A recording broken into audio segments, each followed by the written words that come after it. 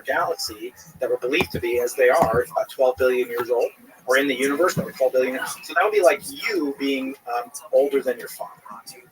It was embarrassing. Can we actually take a tangent on a tangent on a tangent on a tangent? How old is the universe? Can you dig in onto this number? How do we know currently with those? I guess you said 4 or 5 significant digits. So we can come about it from 2 different ways. One, basically, they rely on the most important number in cosmology, which is called the Hubble constant. The Hubble constant is this weird number that has the following units. It has the units of kilometers per second per megaparsec. So it's a speed per distance, which means you multiply it by distance and you get a speed. And what is the speed you're measuring? Well, you're measuring the speed of a distant galaxy at many megaparsecs away. So a galaxy at 1 megaparsec, well, this isn't actually strictly true because of multiple gravitational effects. But if you go out, say, 1 megaparsec away, it would say that galaxy is moving 72 kilometers per second away from you. And every galaxy, except for the very most local group surrounding us, maybe half a dozen galaxies, out of 500 billion galaxies to perhaps 1 trillion galaxies. So 12 out of that number are moving towards us. The rest are moving away from us. So that number, if you invert it, if you say, well, when did those things last touch each other, all those galaxies? Now they're really far apart. We know how fast they're moving away. It's a very simple algebra problem to solve. When were they touching? That's where you get that number from. So there's the local 12 and then the rest. Ignore the 12, yeah. And then ignore the 12 and then look at the others and and then solve the algebra problem. How does the stuff in the beginning, the mystery of that beginning epoch change this calculation? Very little, because actually we understand how there's some other ingredients that go into it, namely how much dark energy there is in the universe, how much dark matter there is in the universe, how much radiation, light, neutrinos, etc. and how much ordinary matter, like neutrons, protons, neutrons. Okay, so let's Borons. Yeah. It appears that the universe is bigger than it is older. How does that make sense? Oh. Yeah, so you're talking about the fact that we can actually see stuff in our observable universe that's located at a distance that is farther than the speed of light times the age of the universe. Yeah. Naively, you would say that. So you're right. If the universe were static, if the universe came into existence, you can conceive of this, the universe came into a big bang in a fixed universe, so the universe just started off. Those galaxies were, they could be moving towards us or away from us, who knows. That you could say, I can see a galaxy that's at a distance of only 13.8 billion years times the speed of light. That would be true. But the fact that the light is expanding along with the expansion of the universe, so imagine there was some very distant past, so we were near a galaxy, it's going to produce some light.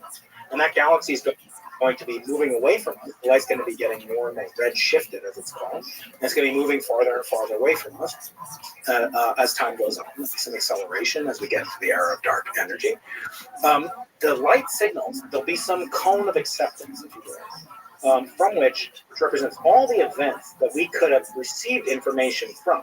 We can't currently communicate with that galaxy. It sent us some light, and now it's moving away, and it sent us some light. And because the space is also dragging the photons with it, if you like, the photons are being participating in the expansion of the universe. That's why they're redshifting. That we can see things out to where the universe first began expanding, not just when it began existing. And because the universe has been expanding for 13.8 billion years, with no sign of slowing down yet, which is a huge surprise there, but it's just a surprise, that we can see things approximately 3 times the age of the universe away from us. So we can see this called the age of the universe, 15 billion years, just to make the math simple. We see things at 45 billion light years distance in that direction. And we see things at 45 billion light years in that direction, just turning our telescopes 180 degrees away. So that means we see things that themselves are 90 billion light years away from each other. That's sort of the diameter of the observable universe. Is there another universe beyond that? We don't know. So in conjecture, there's not only one, there's an infinite number of them. How are you emotionally okay with the fact that our universe is expanding? So like, it's going to be like Annie Hall, like Hal the singer. I grew up in this community. watch propaganda. I realized that you did. Yeah. So there's a Annie famous Hall, is that Annie some Hall. kind of what is the Yes, party. Propagandist. Movie with Woody Allen, certainly canceled, but nevertheless, back when he was not canceled yet, he made a movie called Annie Hall, in which, it's a self-depiction. He's like a Larry David before Larry David was Larry David. Neurotic, typical neurotic young Jew. He's in Brooklyn, and he all of a sudden tells his mother he's not doing his homework anymore. He refuses to do his homework. His mother says, why? Because the universe is expanding, and it keeps on expanding. Everything will rip apart, and we'll never have anything in contact, and everything is meaningless. I assume these are some of the topics we're going to get to. And she goes, what are you talking about? We're in Brooklyn. Brooklyn is not expanding. And that's true. Brooklyn is not expanding. The solar system is not expanding. Oftentimes they get asked, what is the universe expanding into? That's what I'm saying. What is it expanding into? And I say, it's actually an easy question if you think about it. You've seen your friend Elon, he goes out to space, he's got a rocket, right? What's outside of the rocket? If you take this bottle, empty out this bottle, take the cap off it, go outside the rocket, sit in some tank, screw on the cover of it. What's in there? Is it empty? That's just semantics, I guess. Yeah. No, it's definitely not empty. So you step outside the rocket? Yeah, you're in the vacuum of space, the quote-unquote vacuum of space. And there's no more liquid in it? There's no more liquid. No, it's just a container, 1 cubic centimeter. Let's just make it simple. 1 cubic centimeter of box, and you take it out into space, outside the Falcon, whatever. What's inside that box? It's not empty. There's actually, this is going to set your friends up. There's 420 photons from the fusion of the light elements that we call the cosmic microwave background inside that box at any second. Okay. All right. Hold on. What? 420. That's I've heard of that number before. All right. It used to be 69, but then they changed. Wow, physics works in mysterious ways. The millimeter device is 69. What are we talking about here? What's in the box? I'm gonna get. That's right. Let's think outside the box. Now we're thinking inside. So if you every cubic centimeter of our observable universe is suffused with heat left over from the Big Bang, dark matter particles. There's a little ordinary matter in the universe, and every cubic centimeter is a probability to find a proton, a cosmic ray, an electron, etc. There's actually an awful lot of neutrinos inside of that cubic centimeter. Now, just imagine how many cubic centimeters there are in the universe. It's enormous. That's why there's enormous numbers of particles in the universe. It's very rich. But now let's zoom in on that box. So now inside that box, there might be, one. Let's say there might be one ordinary matter like a proton or an electron, a baryon, a lepton. There might be a couple hundred neutrinos, and there'll be a couple hundred photons. As I said, 420. What's between those guys? What's between the protons and the neutrinos and the photons? Just zoom into a cubic micron now. Imagine 420 things inside a box this big. It's actually pretty empty. They're just zipping around. Right? So between them, there's a lot of empty space. And this is outside the kind of physics-based models of fields and all those kinds of things. Yeah. Asking the question of what is this? What's the particle content in the universe in every cubic centimeter of the universe? Outside of the 420, so you have the 420. They have some mass. Well, they have energy. Photons. Energy. That's why they don't bring suitcases. That's true, right? Photons never bring suitcases with them. It's traveling light. See, it's a corny dad joke. You'll appreciate it. No, this is pretty good. It's just I'm laughing on the inside. What's in the box? What's the 420? What's between the photons? That's what space is. That's what the universe is expanding into. Okay, that's the notebook on which the photons are written. That's beautiful. But still, I understand this, but it's still uncomfortable that if the universe is expanding, that this thing is expanding. The canvas is expanding. It's very strange. It's like if we were just sitting there still. I guess if we're in Brooklyn, nothing's expanding. So our cognition, our intuition about the world is based on this local fact that we don't get to experience this kind of expansion. Yeah, and now intuition leads us astray. But you know that gravity is the weakest of the so-called four fundamental forces. And yet it has the longest range pervasiveness. Gravity is, we're being pulled towards the Andromeda Galaxy at some enormous rate of speed because of its massive counter-gravitational force, the force we observe on it. So gravity is enormously long range, but incredibly weak. And because of that, we can think about these effects of expansion as the relationship between as you said, the grid lines on the neighborhood, right? Gravity is a manifestation of the interrelationship between those points, how far they are from each other, and those can change. Those point distances can change over time because of the force of gravity. So it's weak, and what we experience as gravity is the changing of those trajectories from being rectilinear to curvilinear. That's what we experience as gravity. Well, you had this analogy when you talked to Barry Garsh about a bowling ball and a trampoline. And, that's almost right, because it's actually, you have to visualize that now in 4 dimensions, like wrapping a trampoline at every point around the object, including on the sides. It becomes very hard to visualize, so a lot of people use that.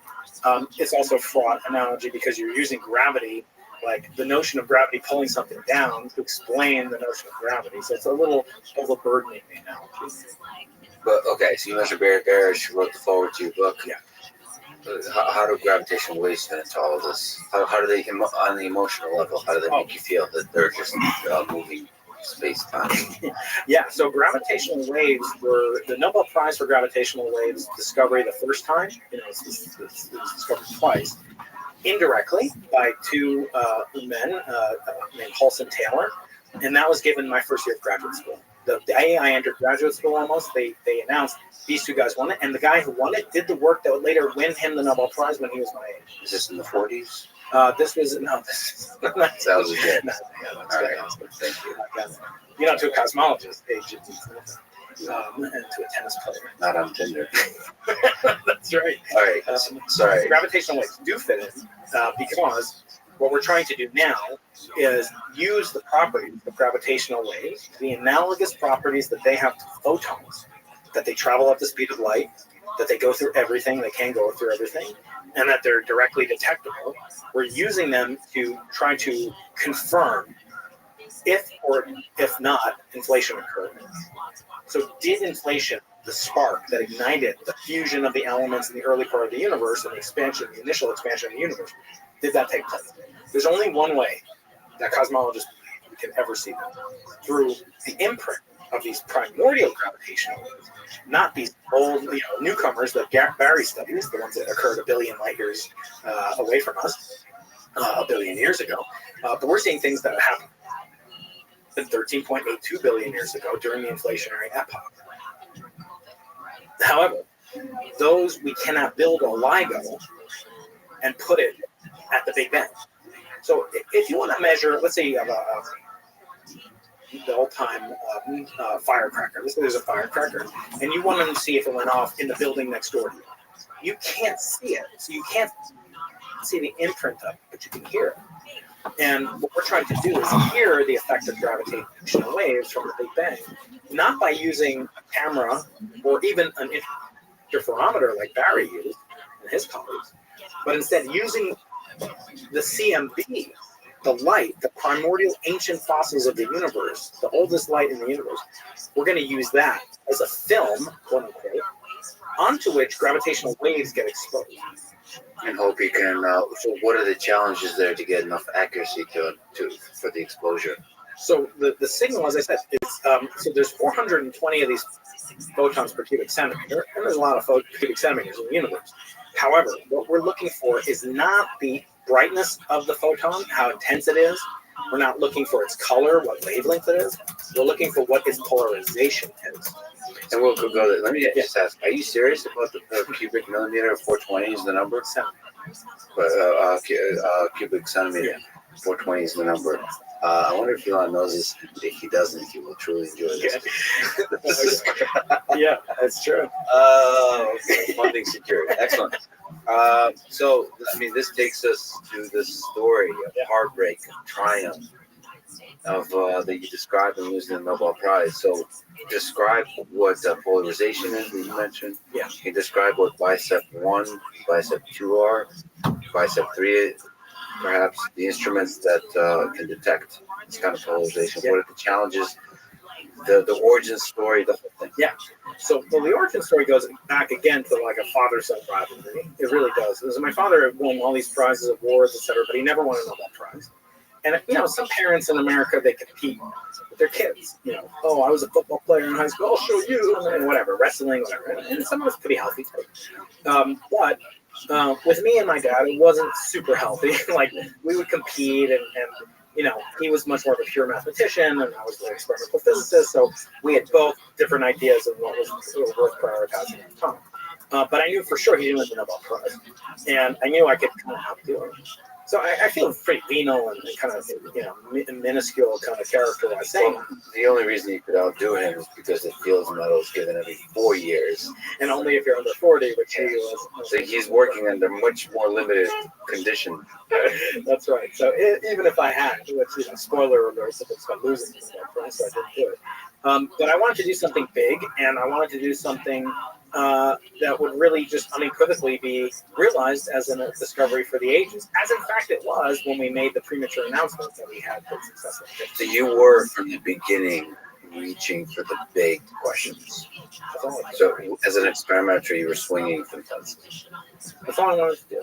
I felt like if it's not, if it's worth spending, perhaps the rest of my life on as a scientist, it better be damn well, it better be interesting to me, to carry me through, to give me I always say, passion is great when people say, oh, follow your passion. But it's not enough. Passion is like the spark that ignites the rocket, but that's not enough to get the rocket into space. So then you swung to the fences with bicep 1. What is this?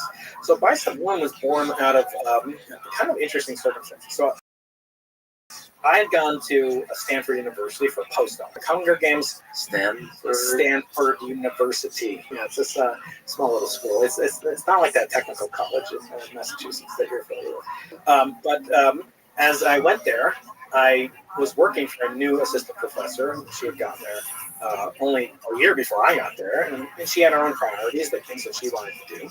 But I kept thinking in my spare time that I wanted to do something completely different. She was studying galaxies at high redshift, and I wanted to study the origin of the universe using this type of technology. And I realized, courtesy of a good friend of mine who's now at Johns Hopkins, Mark Heminkowski, we didn't need this enormous Hubble telescope. We didn't need a 30-meter diameter telescope. We needed a tiny refracting telescope, no bigger than my head, less than a foot across. And that telescope would have the same power as a Hubble telescope, size telescope could have, because the signals that we're looking for are enormous in wavelength on the sky. They're enormous, long, large area signals on the sky. And if we could measure that, it would be proof, effectively, as close as you get to proof. There could be things that mimic it, but that we discovered the inflationary epoch. Inflation being the signal originally conceived by Alan Guth to explain why the universe had the large-scale features that it does. Namely, that it has so-called flat geometry. So there's no way to make a triangle in space in our universe that has 3 interior angles that do not sum to 180 degrees. You can do that with spacecraft, you can do that with stars, you can do that with laser beams, you can do that with 3 different galaxies. All those galaxies, no matter how far you go, have this geometry. It's remarkable. But it's also unstable. It's very unlikely. It's very seemingly finely tuned. And that was one of the motivations that Guth had to kind of conceive of this new idea called inflation in 1979 when he was a postdoc also at Stanford, Slack. And he was trying to get a permanent job. I was trying to make my name for myself. And so I realized I could do this. But I was also being paid by this professor at Stanford to do a job for her. And I was kind of a crappy employee, to be honest with you. And then one day she couldn't take it anymore because I was sketching notebooks and planning these experiments. And I wasn't, you had big ideas in your mind. You were planning big experiments. Yeah. And that was difficult to work with on a small scale for a postdoc type of situation. Yeah. Where you have to, publish basic papers, deliver on some basic deadlines for a project, all those kinds of things. Support your advisor. And so one day I came in, and it actually involved another friend of mine, an astronomer named Jill Tarter, one of the pioneers in the SETI science business of detecting extraterrestrials, which I assume we'd never like to talk about aliens, so I'm sure we won't get into aliens. But Jill was visiting Stanford, and I was like, I really want to meet her. Can you introduce me? And she said, no, in fact, you're fired from my boss. So I was like, this is possibly the best thing that could ever happen. I didn't know where it would lead or what would happen to it, but getting fired from this ultra prestigious university turned out to be the path. I mean, literally, it brings me here today. In that, because of that, I ended up working for another person in Caltech, which is in Pasadena, and she, my original boss there at church, she got me the job with her former advisor, Andrew Lang. And Andrew was like, he was like this, I don't know, like, he was like like Steve Jobs, or charismatic, handsome, persuasive, idea man. Not the guy always in the lab and doing anything, but understood where things are going decades ago. And he had been involved in an experiment that actually measured the universe was flat, very close to flat, along with a preceding experiment done at Princeton by Lionel Page and other collaborators. So the shape of the universe is flat. The geometry of the universe is flat. How did he do that experiment? So he used the cosmic microwave background. And so what I said is you have to look for triangles in the universe. So you can measure triangles on Earth. You can actually, it's hard to show the Earth is curved, but you can show the Earth is curved using triangles, mountaintops, etc. If you have an accurate protractor. Allegedly. Yeah. God, you're like auto canceling. This is great. My ratings are going to go up. Man. This is going to be great. If you want actual science, go listen to Brian. If you want all of these conspiracy theories, or AKA the truth about flat Earth, listen to so what he used was the following triangle. There are proto-galaxy-sized objects in the CMB. The cosmic microwave background has these patches, and so you can make a triangle out of the diameter of one of these blobs of the primordial plasma, the soup that constitutes the early universe, which is hydrogen. It's a very simple material. Understand hydrogen, electrons, and radiation. Very simple. Plasma physicists, son, understand it. The diameter is one base of the triangle, and then the distance to the Earth is the other two legs. So he measured, along with his colleagues at Caltech and University of Rome, and that's other group at Princeton, measured the angle, interior angle, effectively, very, very accurately, and showed that it added up to 180 degrees. Can you localize accurately the patches in the CMB? Can you know where they could trace them back location-wise? You can know where they are, but more than that, there's so many of these patches. They're about 1 square degree on the sky. The sky, you may know, a sphere has about 44,000 square degrees in a sphere. So there's literally 44,000 of these size patches over which he could do these kind of measurements to build up very good statistics. That's not exactly how they do it, or how they did it in this experiment called Boomerang, but they did measure very accurately the what was called the first Doppler peak or acoustic peak in the plasma, the primordial plasma. That's so the sphere has approximately 44,000 square degrees. So to cover a sphere, that's a very kind of important data collection thing when you're sitting on a sphere and you're looking out into the observable universe. So there's a lot of patches to work with. Yeah, and in fact, a lot of the fast kind of algorithmic decomposition of spheres and machine learning in the early 2000s, still used today, was created out of this field by data analysts using this thing called hierarchical equal area triangles called heel picks is what it's called. And so just stitch all of this stuff together, and that's and stitch it together very accurately. Yeah. Get high statistical significance in order to reduce the statistical errors. Very clean signal and measurement device to reduce the systematic errors. Those are the two predominant sources of error in any measurement. Those that can be improved by more and more measurement. If you take more and more measurements in this table, you get slightly better each time, but you only win as the number of the 1 over the square root of the number of measurements. But the square root of 44,000 is pretty big. So they were able to get a very accurate measurement. Again, it's not exactly how they did it. They also have to do a Fourier analysis, decompose that, do a power spectrum, filtration, windows. There's a lot of work that goes into it. Image analysis, and then comparing that with cosmological parameters. Very simple model, just 6 different numbers that you went to a model that made a prediction. And one of those is the geometry of the universe pops out. And that is the universe has 0 spatial curvature. And that was called Boomerang. So he had just come off with this.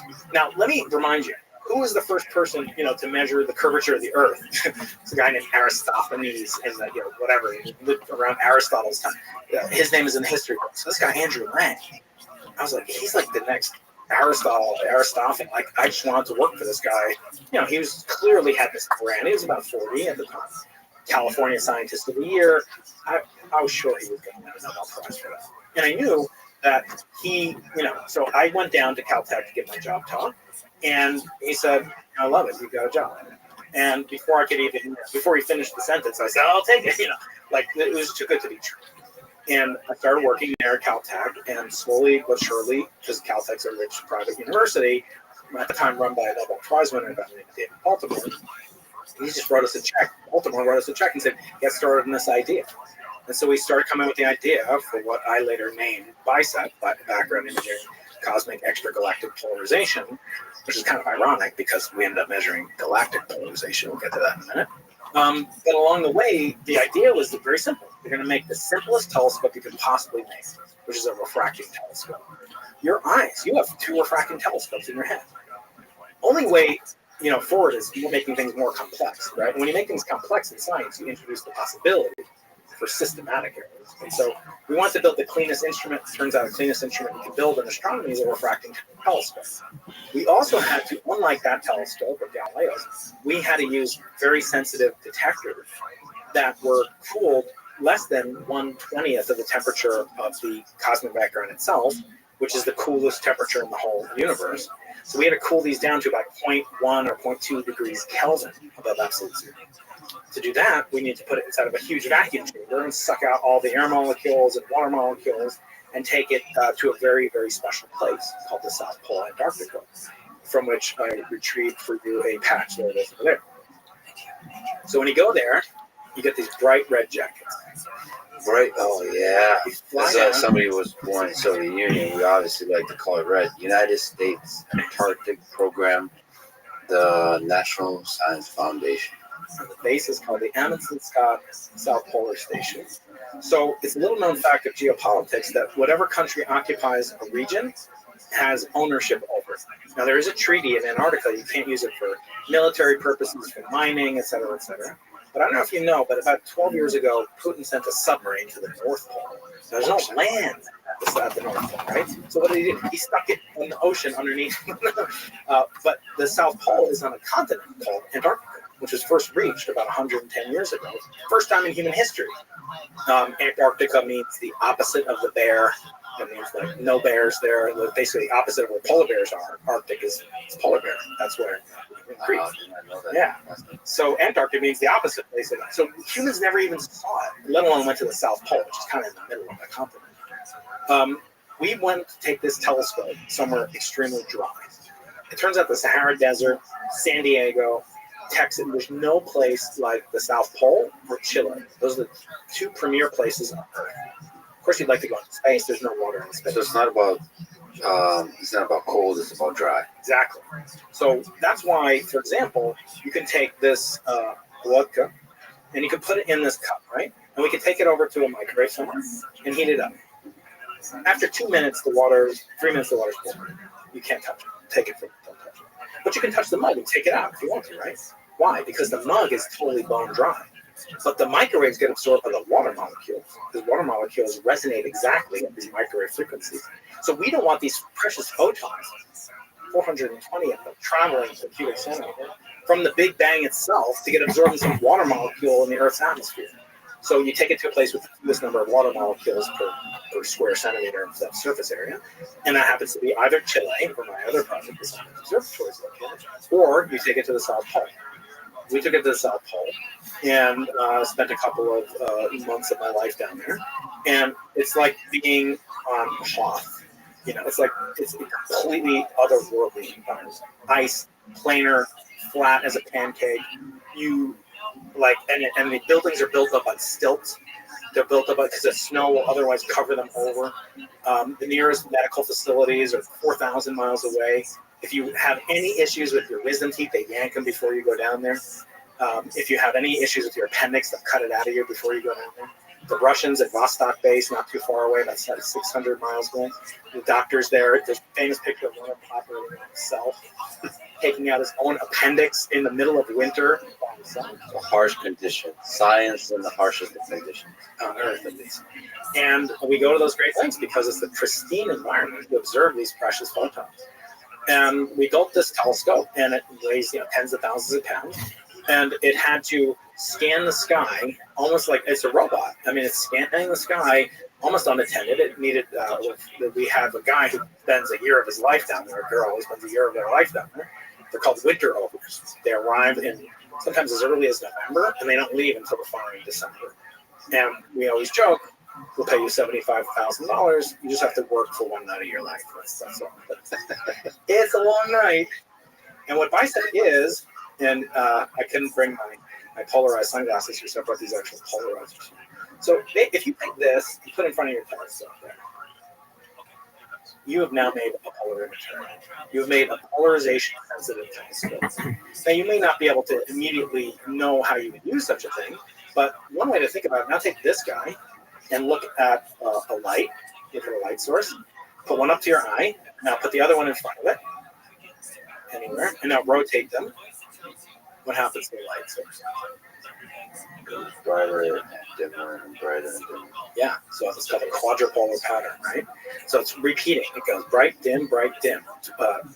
It rotates twice in intensity for every single physical rotation.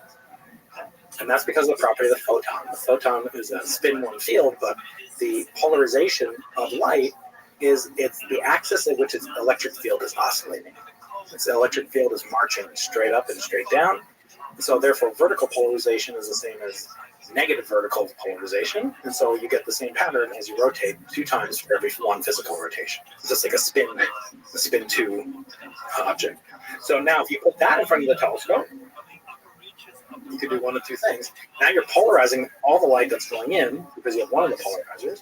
And then you can analyze it as you rotate the other one. You can analyze it and change the amount of polarization. Or you could put this kind of very special crystal in here. There's a crystal called calcite. This is from Lex Luthor, not Lex Friedman. This crystal, put it on top of your printed notes there, and tell me, what does it look like? There's like I could see everything twice. It's a double image. It's a double image. That is a special crystal that has 2 different indices of refraction.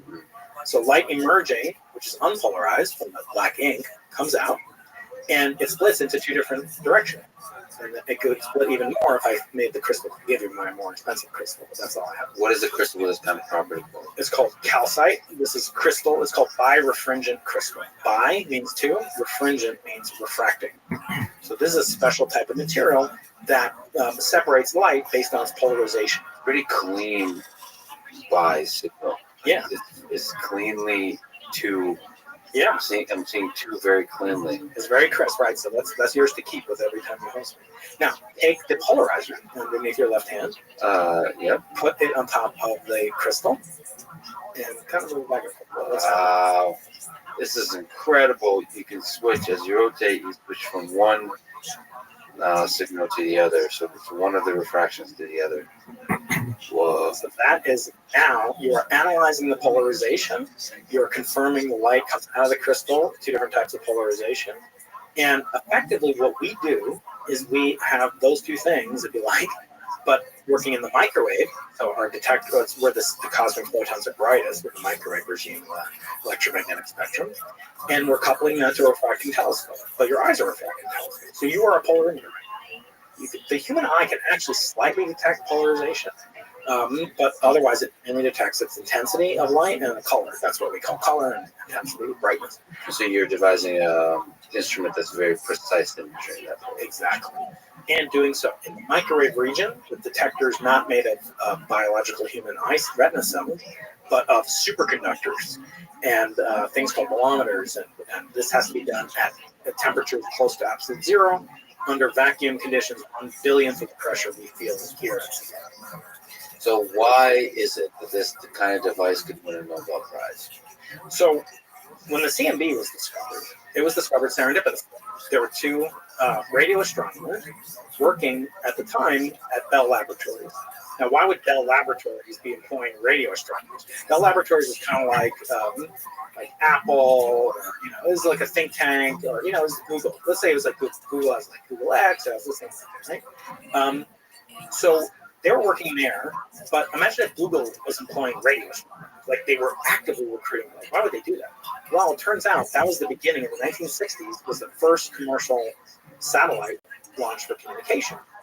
And so Bell Labs, which would later become the telephone, part of AT&T, the early telephone company, later invent the first cell phone, and they would take that 1946, and they would take that telescope technology that radio astronomers had developed, and they would use that to see if they could improve the signal to noise of the satellites that they were seeing. And they found they couldn't. They found that they could not improve the signal noise ratio of the first telecommunications satellite. It was like the equivalent to 1 kilobit per second modem. And they were bouncing signals from the West Coast up to the satellite, bouncing it down, landing it in New Jersey, of all places, in northern New Jersey, Homeville, New Jersey. And these radio astronomers couldn't get rid of the signal. So they said, well, New Jersey's not far from New York. Let's see if the signal's coming from New York. No, not coming from New York. Let's see if it changes with the year. Maybe it's coming from the galaxy, which was also discovered there by Jansky in 1930s. So in the not being able to reduce the signal or increase the signal to noise ratio, the noise was noise. They knew the signal was right. They couldn't get rid of the noise. There's excess noise over the model that had not only been predicted by them, but had been measured by a previous guy by the name of Edward Ohm. He measured the same signal, found that there was this hiss of static, of radio static that he could not get rid of, that had a value of about 3 Kelvin. So you can translate. Remember I said, if you take a radio telescope and you have pointed at an object that's hot, the radio telescope's detector will get to the same temperature as the object. It's a principle of radio thermodynamics. So it's a really interesting thing. The thermometer, you can stick it into Jupiter from here on Earth. It's amazing. So we in radio astronomy characterize our signal not by its intensity, but by its temperature. So he found, this guy, Edward Ohm, there's this 3 Kelvin signal. I can't get rid of it. It must be I did my error analysis wrong, and I would give him an F if he was one of my first-year students. But he just attributed it to lack of understanding. These other guys, Penzias and Wilson, who are also radio astronomers, they said, no, let's build another experiment, put that inside of our telescope, and do what's called calibration. Inject a known source of signal every second that has a temperature of about 4 Kelvin, because the signal that they were trying to get rid of is about 3 Kelvin, and you want to have it as close as possible to the pernicious signal as possible. They did that once a second, so they got billions of measurements, millions of measurements over the course of several months, years, and even by the end of the day, millions of measurements for sure.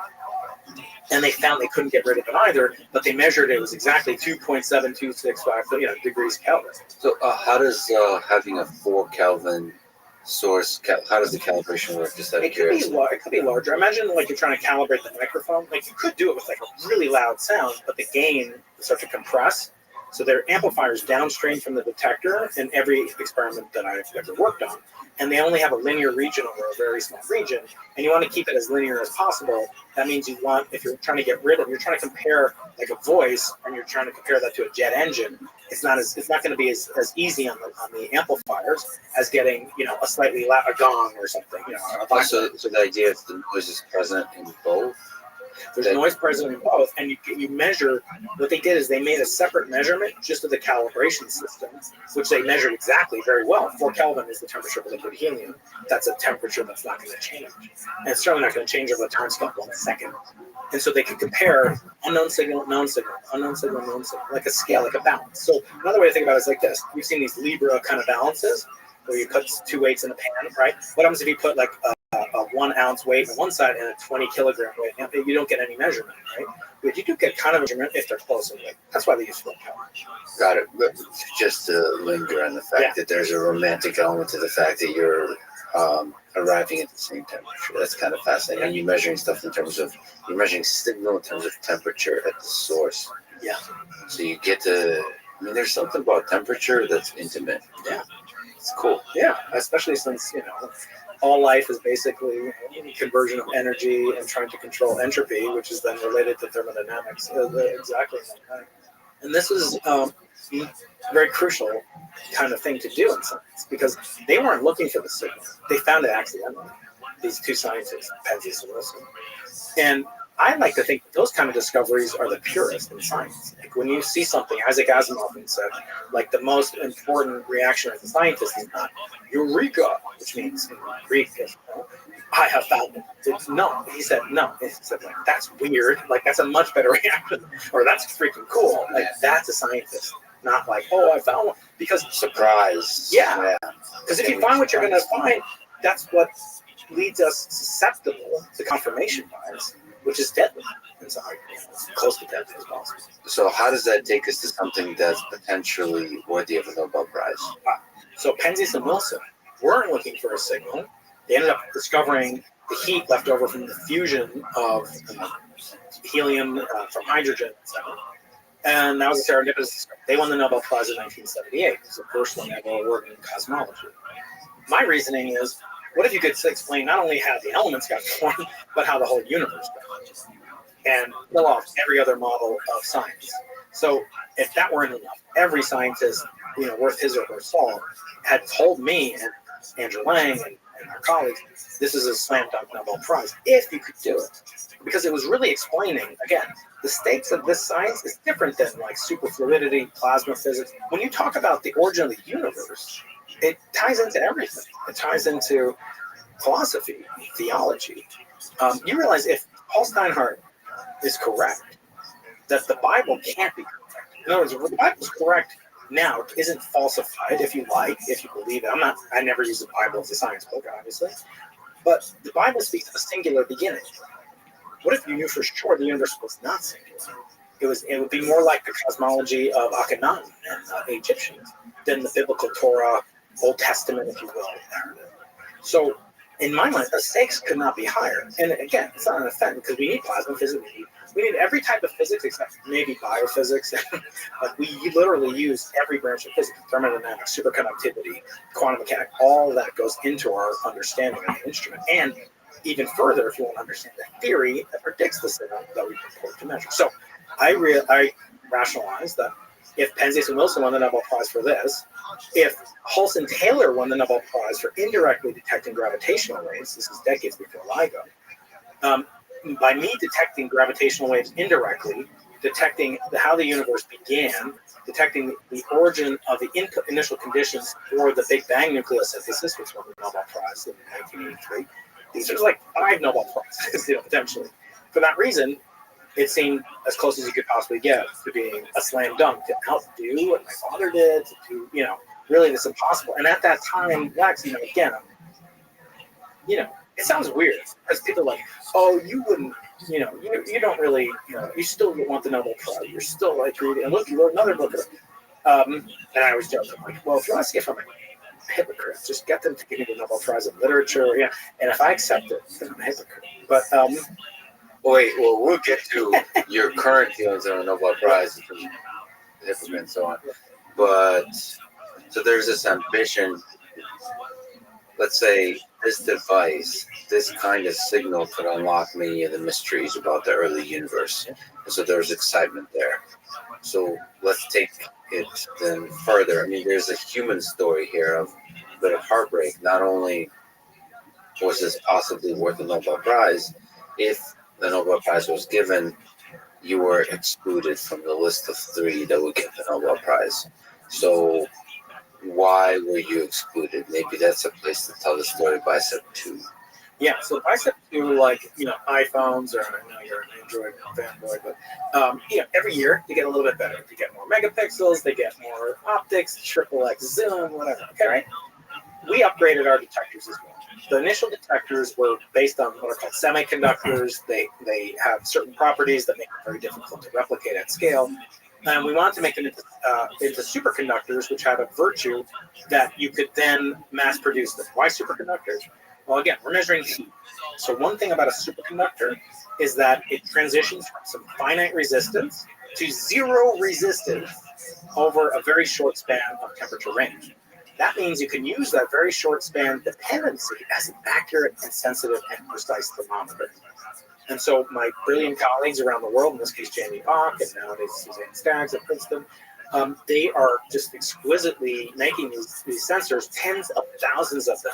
The initial Bicep 1 instrument, of course we just call it Bicep, that only had 98 detectors.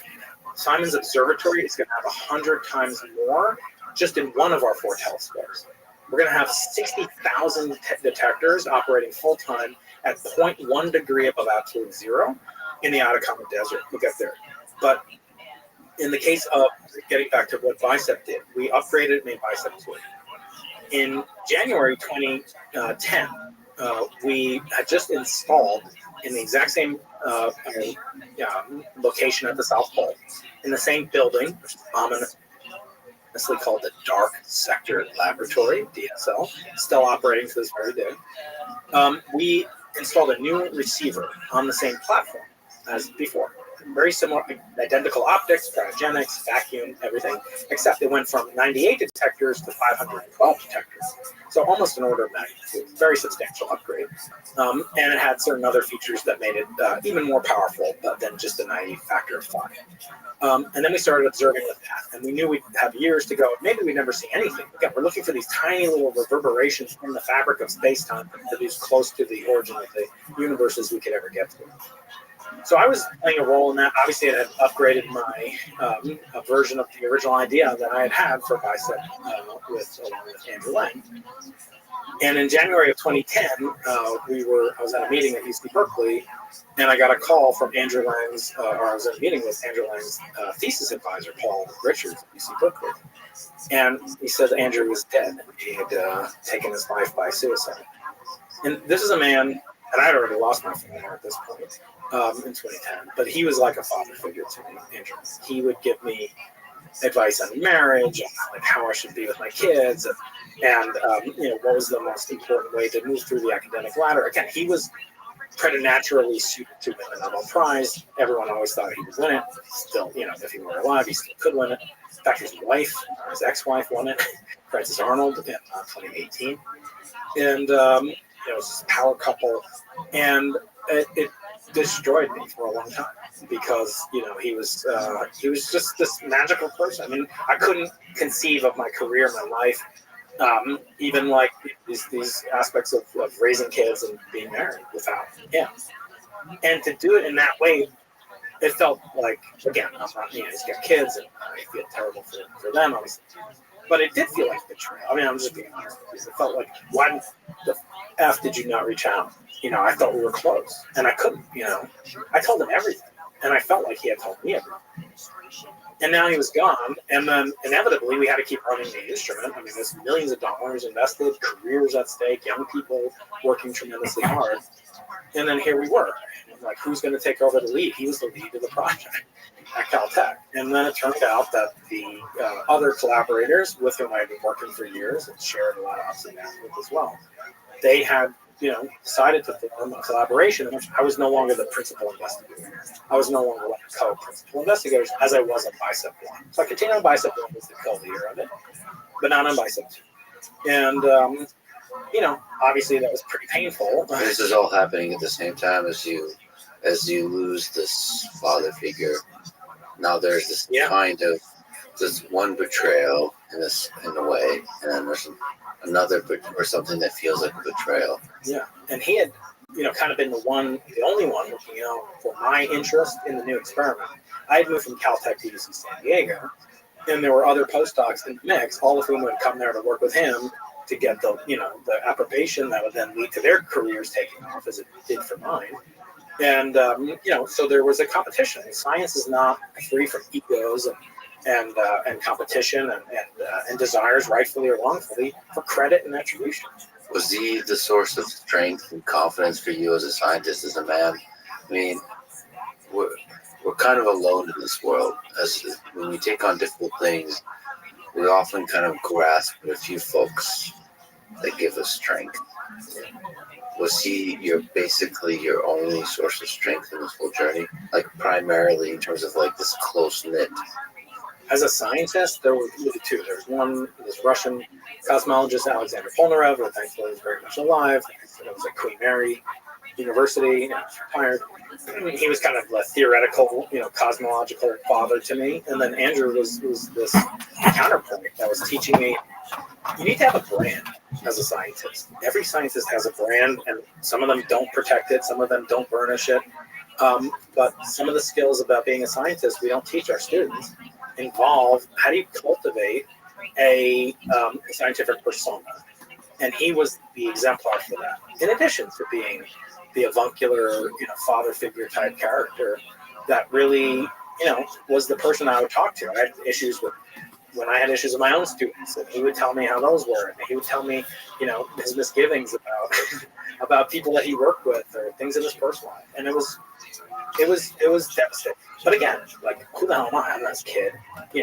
His kids lost father. So I feel guilty talking about it in that sense, but it's just a reality, Well, there is something that's not often talked about is people who collaborate on scientific efforts. I mean, I don't want to compare, but it's sometimes when the collaboration is truly great, it sounds similar as when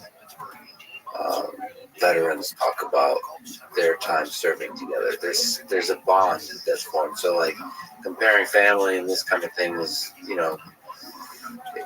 is not productive, but the depth of the bond is nevertheless real, because you're taking on something. You're taking on the impossible.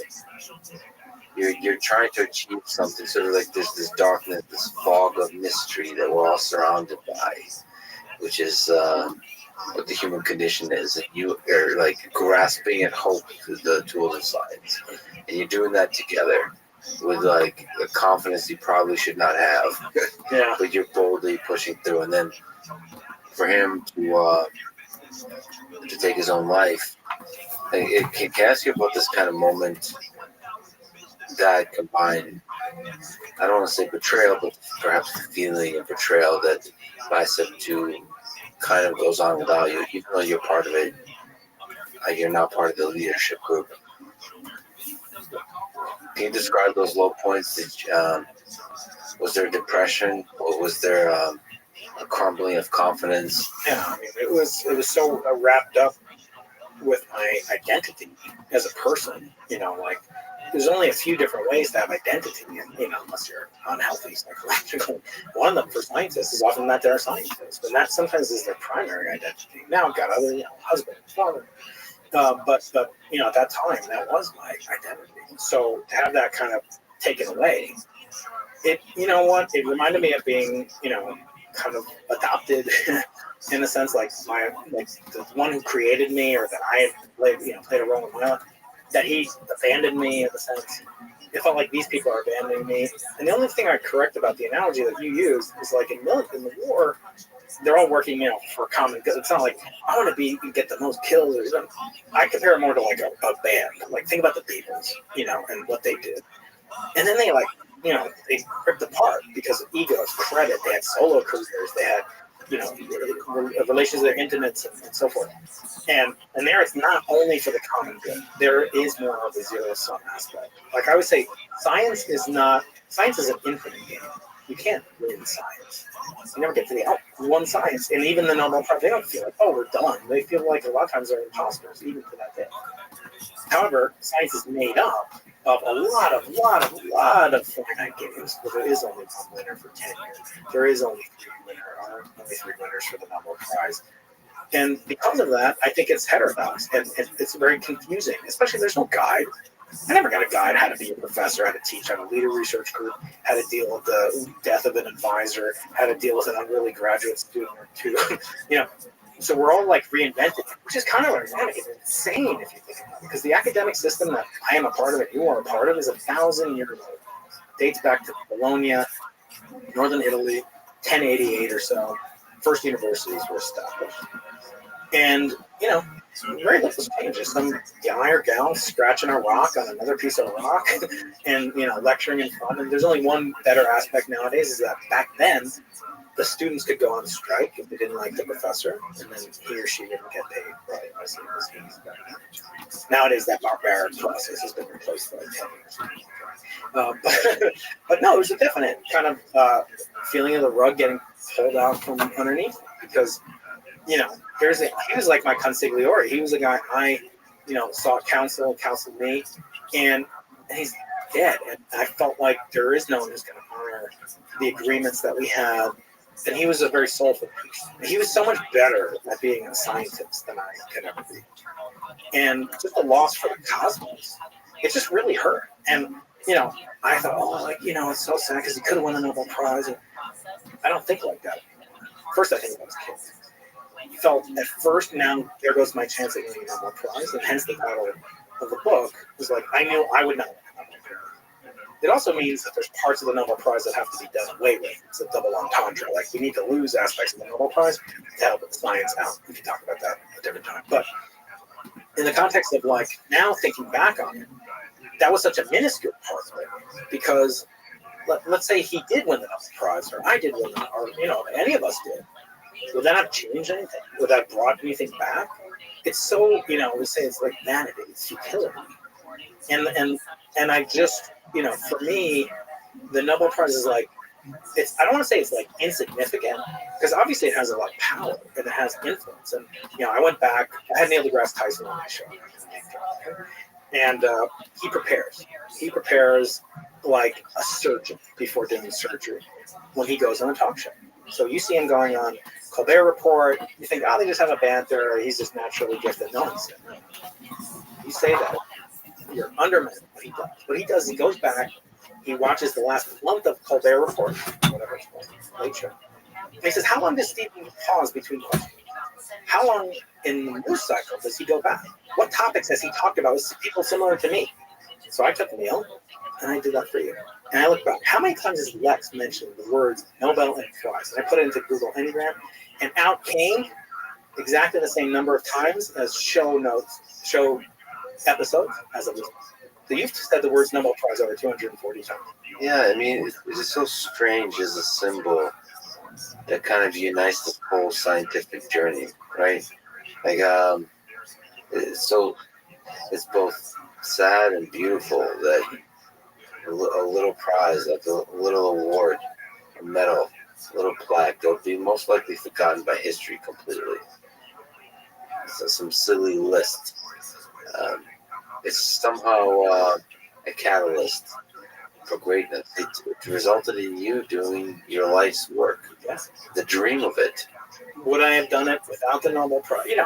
I can't necessarily counterfactually state that would have happened. So no, it definitely has a place. And for me, it is valuable to think about it. But the level of obsession that academics have about it is really, I think it is almost unbalanced and unhealthy. And again, I make no truck with the winners of the obviously. Now I've had 11 on the show.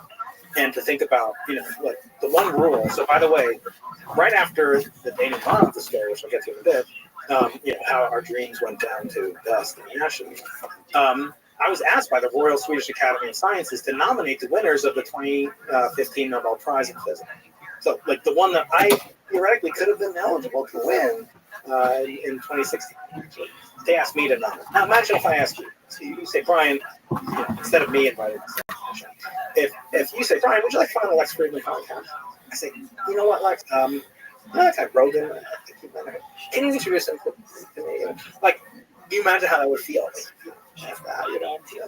So I was asked to nominate, and the one rule that they say, of all the rules that Alfred Nobel stipulated, there's only one rule that they maintain. In other words, he said one person can win it for something they discovered in the preceding year that had the greatest benefit to mankind, made the world better. Right? None of that was mentioned in the letter. It said many people can win it for work done long ago. They didn't mention anything in the letter to me, signed by the Secretary General. Nothing about benefiting mankind. They said just one thing: you can't nominate yourself. So none of these guys nominated themselves. Actually, a little known fact: they sent that exact letter just to you. That rule was created just. That's called the Keating correlate. Yes, exactly. Just to good for them. Rub it in. It's in this particular case, of course, there's like some weird technicality or whatever, but in this particular case, it's kind of a powerful reminder. No, that the Nobel Prize leaves a lot of people behind. Yeah. In that there's stories behind all of that. Yeah, I mean, here's a good example. Again, this is my friend, Barry Barish. He's become like a mentor and a friend. He wrote the foreword to this my book. He won the Nobel Prize because a different guy died. And he admits it. And he said it. And actually, it's funny with him because I've heard you talk, very rhapsodically and lovingly and romantically about Harry Cliff, and that's a wonderful podcast with him, by the way, about the LHC and how wonderful, and how in that, we were about to build the superconducting super collider right here in Texas, and it didn't get built. It got canceled by Congress. And I'd say to Barry, that was the best thing that ever happened. And he's like, what the hell are you talking about? I'm like, if that didn't get canceled, first of all, even though it did get canceled, the Europeans went on to build it themselves, saved the American taxpayers billions of dollars, and we wouldn't have learned anything really substantially new, as proven by the fact that, as you and Harry talked about, nothing besides the Higgs particle of great note has come. And actually, he's had a recent paper that's been an upper limit, along with his collaborators, an LHCb experiment that we talked with him about. But the bottom line is, it was really built to detect the Higgs. So the SSC, for twice as much money, would have sucked up Barry's career, and he would have been working on that. Maybe not. And then he would never have worked on LIGO, and then he wouldn't have won the Nobel Prize. So you look at counterfactual history. That's not actually a big stretch, right? If the SSC had still gone on, he would have worked on it because he was one of the primary leaders of that experiment. Second thing, if imagine the following thing had happened. They won the Nobel Prize because in September 2015, they detected unequivocal evidence for the in-spiral collision of two massive black holes, each about 30 times the mass of the sun, leaving behind an object that had just less than 60 solar masses behind. So one solar mass worth of matter got converted to pure gravitational energy, no light seen by them. This particular date, September 14th, 2015. Okay, that explosion, because of the miracle of time travel that telescopes afford us, that actually took place 1.2 billion years ago in a galaxy far, far away. They actually don't know what galaxy took place. Still, they never will. Okay, if that collision between these two things, which have probably been orbiting each other for maybe a million years or more, if that had occurred 15 days earlier, Barry wouldn't have won the Nobel Prize. Because it's hilarious to think that there's one who would have won the Nobel Prize because two giant things collided. A billion, 200 million years ago, and if it had happened 18 days, 20 days later, because that was the deadline for the Nobel Prize to be announced. They announced the findings in February, but you have to nominate the winners in January. They could have nominated them up until January 30th, but they didn't announce anything, and there were just rumors. And so but the reason that he wouldn't have won it, because there was another guy who was still alive, considered to be the founder, the father of the three fathers, Ray Weiss, who did win it, the strong who did win it. The third gentleman that comes back, he passed away. Again, he was alive in 2016. He died in 2017.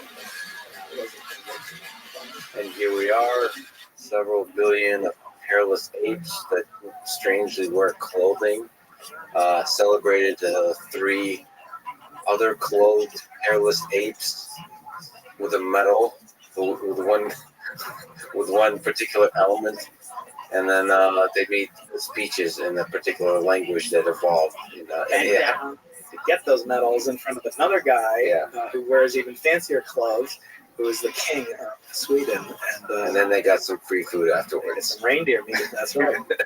Okay, excellent. Since you mentioned Joe Rogan in that little example, what happened to you in terms of Bicep 2? I want to kind of speak at a high level about a particular thing I observed. So I was a fan of Joe Rogan since he started the podcast. I'm just listening to the podcast. I'm a huge fan of podcasts in general.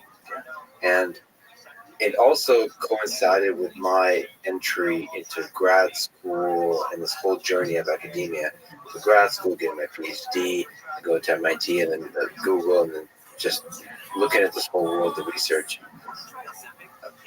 What I really love about how Joe Rogan approaches the world is that he celebrates others.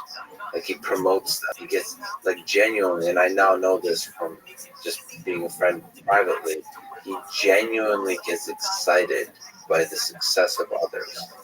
And the contrast of that to how folks in academia often behave was always really disappointing to me. Because the natural, just on a basic human level, there is an excitement, but the nature of that excitement is more like, I'm happy for my friend, but I'm really jealous and I want to even outdo them. I want to celebrate them, but I want to do even better. So even that's even for friends. Yeah. So there's not a genuine, pure excitement for others. And then couple that with just you now as a host of a popular podcast know this feeling, which is like there's not even a willingness to celebrate publicly the awesomeness of others. People in academia are often best equipped technically in terms of language to celebrate others. They understand the beauty, like the full richness of why the cool idea is as cool as it is, and they're in the best position to celebrate it. And yet there's a feeling that if I celebrate others, they might end up on the cover of Nature or whatever, and it's not me. They turn it into a zero-sum game. The reason why I think Rogan has been an inspiration to me and many others is that it doesn't have to be. And forget money and all those kinds of things. That I think there's a narrative told that academics are this way because there's a limited amount of money, so they're fighting for this. I don't think that's the reason it's happening this way.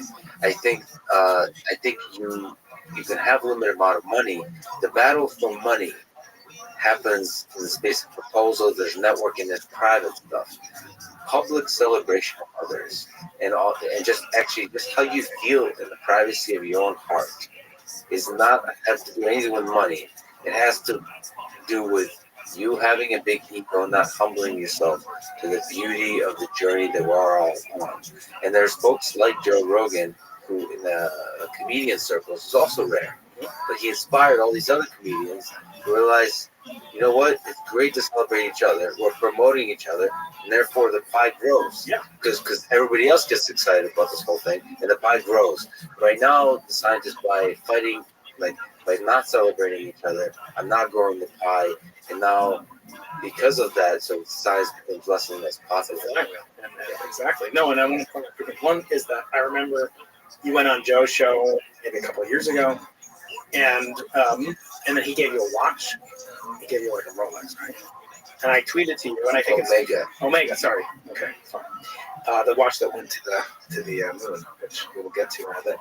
I don't think he could give you what I gave you. And we'll get to what that final gift package is for you. And by the way, I also wanted to mention, because when you said Joe Rogan, I would not be upset, and you should definitely go on Joe Rogan. And we had this conversation with him, because I was like, so moving to Austin, and had a conversation like, don't you think it's weird, like if we have the same guests at the same time or whatever? He's like, fuck that. I want you to be more successful than me. He truly wants everybody, like especially people close to him, to be more successful. Like there's not even a thought like. But you don't know why. And this is what I tweeted to you. One of the few things I have retweeted that I sent you. I said someday you're going to give that to somebody. Today I want to be me. No. Joe's Omega. No, but the point is, he sees in you that same, grandiosity, that same genuine spirit, graciousness, and I think that's true. I mean, you do something very rare. I don't want to talk about this too much of a love fest, but I do want to say, even back to Andrew, who I've almost been hagiographic about, just treating him like a saint. He said to me the same thing in a moment of peak. He said, like, God damn it, like I have to train these guys and women that work for me so that they can be better than me, so that they can go out and compete with me for the same limited amount of funding from the effing NSF. That wasn't who he was. That was just an expression. Like, I am doing something which is fundamentally. But you know what?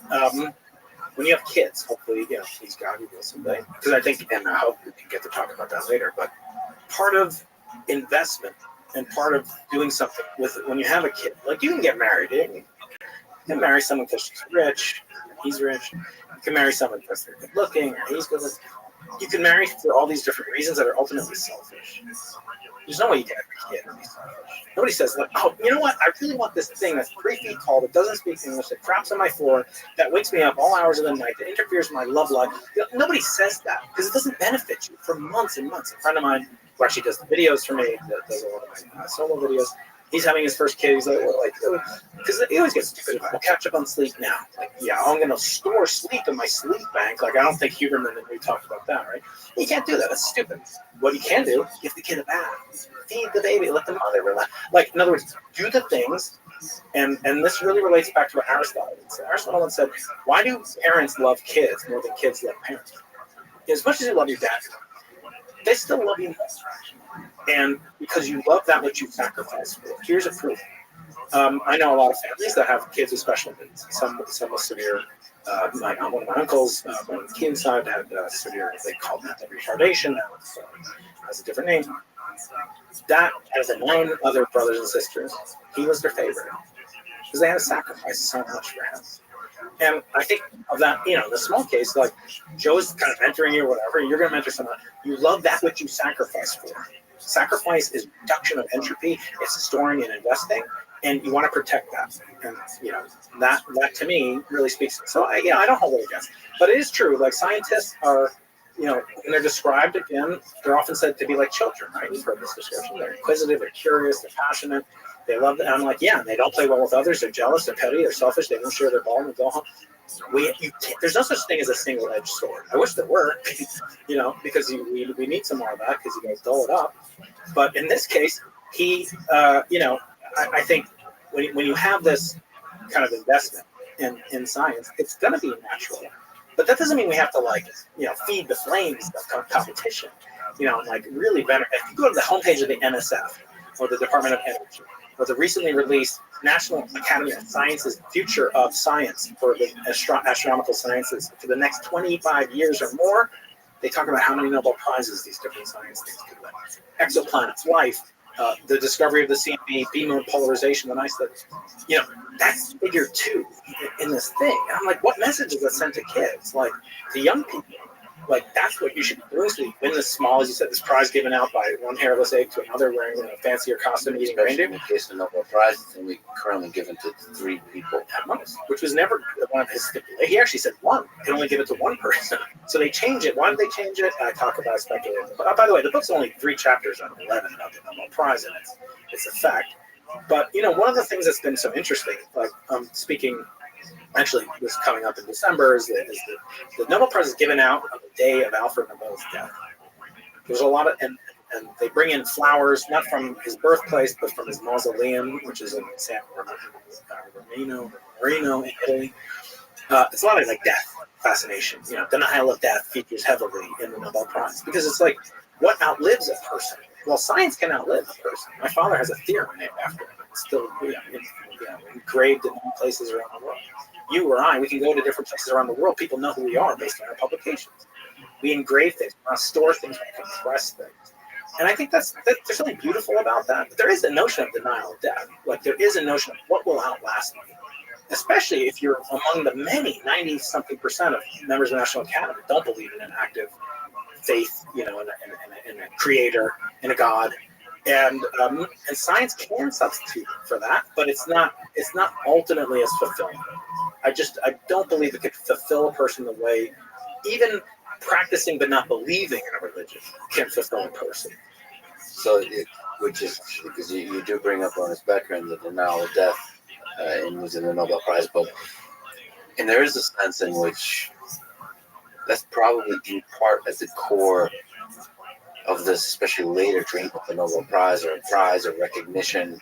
I've interacted with a few, or a large number of scientists that are getting up in age, and there is the feeling of real pride, of happiness in them from winning awards, and getting certain recognition. And probably at the core of that is a kind of immortality, or a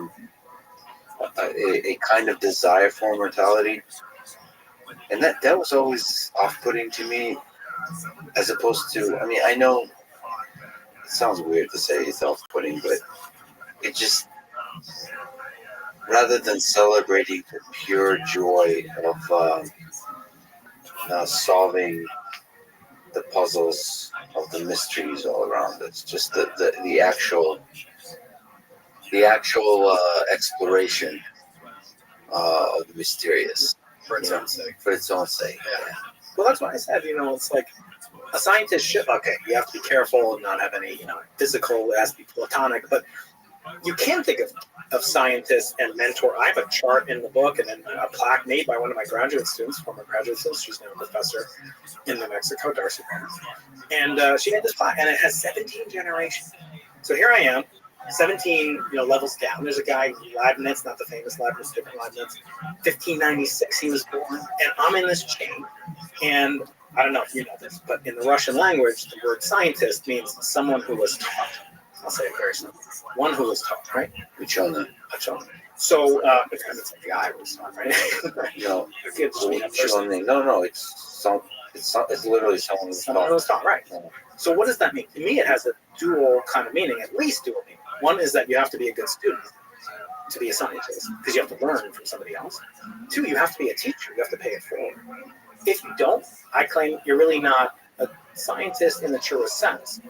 And I feel like with the work that I do in outreach and stuff like that, I'm doing it at scale. I'm influencing more than that, 24 kids I might have in my graduate class or undergraduate class. And they're potentially could reach thousands of people around the world and make them into scientists themselves. Because that's the flywheel that is only beneficial. There is no competition. There's no zero-sum fixed mindset versus growth mindset, because it is an infinite game. Imagine a culture that had none of the trappings of the negativity of the Soviet Union or pre-World War I Germany or Imperial Japan. Science celebrated. And we're just making like a nation of scientists, and like we're not doing it to become multi-billionaires or necessarily, for any military purpose whatsoever. But if we have that, sometimes I'm flying, home at night. Like when you fly into LA, you literally, it's very rare. You can see like the number 10 million. Like it's very hard to like visualize things. You see a brick wall, you ask how many bricks are there. There might be 1,000, 2,000.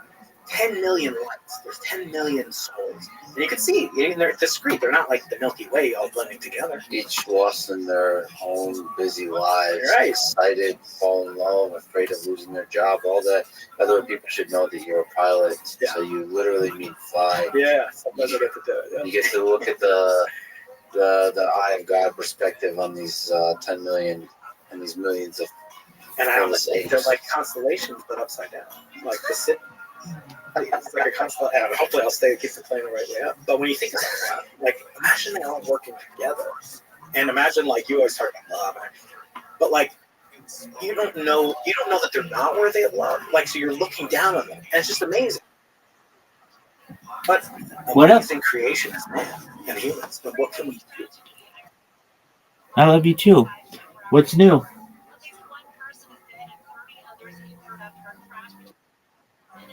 All right, well, I'm about to get some shut-eye, I think.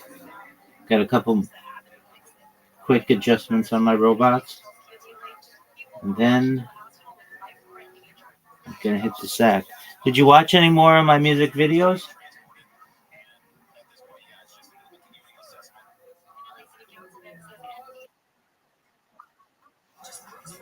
All right, well, you've got treats for another day. All righty, well, sweet. Pardon me?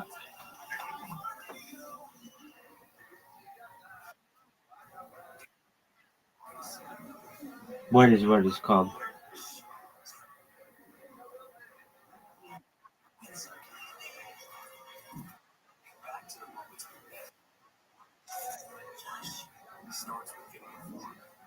All right. Oakley dokley. Well, I'm going to continue watching these podcasts all night. It's a sleepover. Enjoy. Sweet dreams. It's phenomenal. It's so exciting. And then I get to do it, it's a job I say, don't tell Gavin Newsom, but I do it for free. I love what I do. But to think about like, oh, if my student succeeds, and I'm not, no, it is unfortunate that you have experienced it. I've certainly experienced it. And I think there are ways around it. I think it is a vexing problem because people want to, it's very tempting to keep your own kind of, garden fertilized. One thing that's interesting is like, people are like, why are you doing this thing? And, podcasts, and you're supposed to be a serious scientist leading this huge project, and collaborators. And I'm like, well, most of what I do, as I said before, it's for you it's Velcro. For me, it's like, what is the deal with the safety standards on the truck that we're driving up to deliver the diesel fuel that will power the generator that allow the concrete truck to? It has nothing to do with the Big Bang, inflation, the multiverse, God's existence. It has nothing to do with that, right? So those are people I say I have to talk to. The people that come on the show, those are people I want to talk to, and that's super fun. I mean, it's a real honor that I get to do it. I have some unfair advantages, right? I'm at a top university. We have people that's affiliated with the Arthur C. Clarke Foundation, brilliant scientists coming through, but I felt like it would be kind of a shame if I didn't, allow them to teach at scale because they're better teachers than I. Let me ask you a interesting, maybe difficult question. Have you ever considered talking on your podcast with the people who would get the Nobel Prize for Bicep 2 if it turned out to be detecting what it is? Yeah, I mean, I'm still friends with them, and they have still gone on to. So we should say like why we didn't win the Nobel Prize, and then what happened with the group that is now leading it, completely that I'm completely divorced from, and it's secular something. We're friends, we see each other, we send each other emails and stuff like that. I'd love to get their sense of like what the natural heartbreak built into the whole process of the Nobel Prize, what their sense is. I would love to hear an honest, real conversation. I understand you're friends. Yeah. There's some hard truth that even friends will talk about. They weren't happy I wrote the book. I mean, I remember one of them, was like, well, what's this I hear about a book? And, I mean, a lot of people tell me not to write the book. They said it's going to give, too much attention to the Nobel Prize, going to look like sour grapes. Again, I say you could prove I have sour grapes or not. Just give me the next prize. No, if you get a Nobel Prize for literature, you would turn it down? It's funny because Sabina Hassenfelder, who's a fellow kind of YouTube sensation, and she went for the Nobel Peace Prize. You're right. She's so gracious. It's so good. She has that German, just gentleness. She's a little too nice for my taste. I would say. I wish she could really say what she thinks and be snarky on occasion. So she wrote a review of my book when it came out 3 or 4 years ago, and she said, well, Brian Keating, she said, well, it's good. Yeah, it's interesting. He talks about cosmology, but they can do whatever the hell they want, and he, presumably has the problems with it, but it's none of his business. Basically, it's a private. And at the end, she said, but if you want one good thing, he's a really good writer, and who knows, he could win the Nobel Prize in literature. And then she allowed me to publish a rebuttal on her blog, which was kind of fun. But anyway, so getting back to the guys that we were, kind of collaboratemies or frenemies, and look, we don't wish each other active ill. I've visited them. They're welcome to visit me. They have visited me. The thing I have to say is that I just wonder about introspection. Like for me, literally, I don't care about the Nobel Prize other than what it could do to benefit science. But I did. But by the way, I did seriously care about how it benefited Brian Keating early on in my career. Just totally honest. Yeah, I'm not proud of it. It's kind of embarrassing. But now I would hope that people would say, like, okay, the guy is like, it's not, he's obsessed with it. The next book is not about this. It's about something completely different. And, I do feel like people lack introspection a lot of times in science. Like we don't think about why we're doing what we're doing. And I think it comes down to curiosity. One thing about Joe, and again, I've only listened to I have to confess. My father, now confessing my sins to your father, Father Friedman. I haven't listened to that many of your episodes, start to finish. Okay, with our mutual friend Eric, I've listened to a bunch of recent ones. Weinstein. I get them confused with a brother. The brothers care about the both boys. And a few others. I haven't ever listened to a Joe Rogan episode, but from what I've seen with him, he has a preternatural curiosity. He doesn't have passion. There are a lot of podcasts that have passion. I've been on their show. He has curiosity. He's not going to stop talking about something until he hops it, until he understands it, until he gets it viscerally. And I respect that because, as I say in this more recent book, passion's like kind of like the dopamine hit that gets you started. Like, oh, I'm gonna be great. Maybe I can win a Nobel Prize. Like, that's not gonna sustain you. The sustenance comes from the passion converting to curiosity. And what I want to do is convert, as many things as possible to things that I can then, because actually I've had on, people that discuss addiction. And there's an addictive quality to, doing podcasts or whatever. There's an addictive quality to being a scientist. And you get to do things that are very specialized in specialized locations with special people, paid for by other people who have no freaking idea what you do. I mean, imagine you worked in some job, and Feynman said all these contradictory things. Like when he was once said, like, he said, if you can't explain it to your grandmother, you don't understand it yourself. Then the day he won the Nobel Prize, the reporter asked him, what'd you win it for? He said, if I could explain it to you, bud, it wouldn't be worth enough. So let's leave aside his inherent contradiction. But in reality, there is a kind of like dopamine rush that we get from it. But what is ultimately going to be the sustenance of it? So yeah, I do feel like we have to find a way to nucleate that. I don't know if it's like can you turn someone into a scientist? I used to ask this question all the time. Like, can you make someone creative? Like, can you teach someone to be creative? I don't know. Can you teach someone to be curious? I don't know. I do know that kids are naturally curious. As they get older, they get less curious. Just like I heard from the other forward authors, James Altucher, he said once he did a study, kids smile 300 times a day, or smile or laugh. Adults 5 or 6. 5 or 6. No, I'm trying to get you that. But anyway, no, it's true. So somewhere you lose 30, to 50%. I'm not entertained, but that's because I'm an adult. No, and then I do remember there's some distribution on those studies with happier adults smile a little more, but still the kids blow them out of the water. Just crush it. So in other words, should we invest our energy in getting the half-life decay constant and stretched out more for curiosity for kids?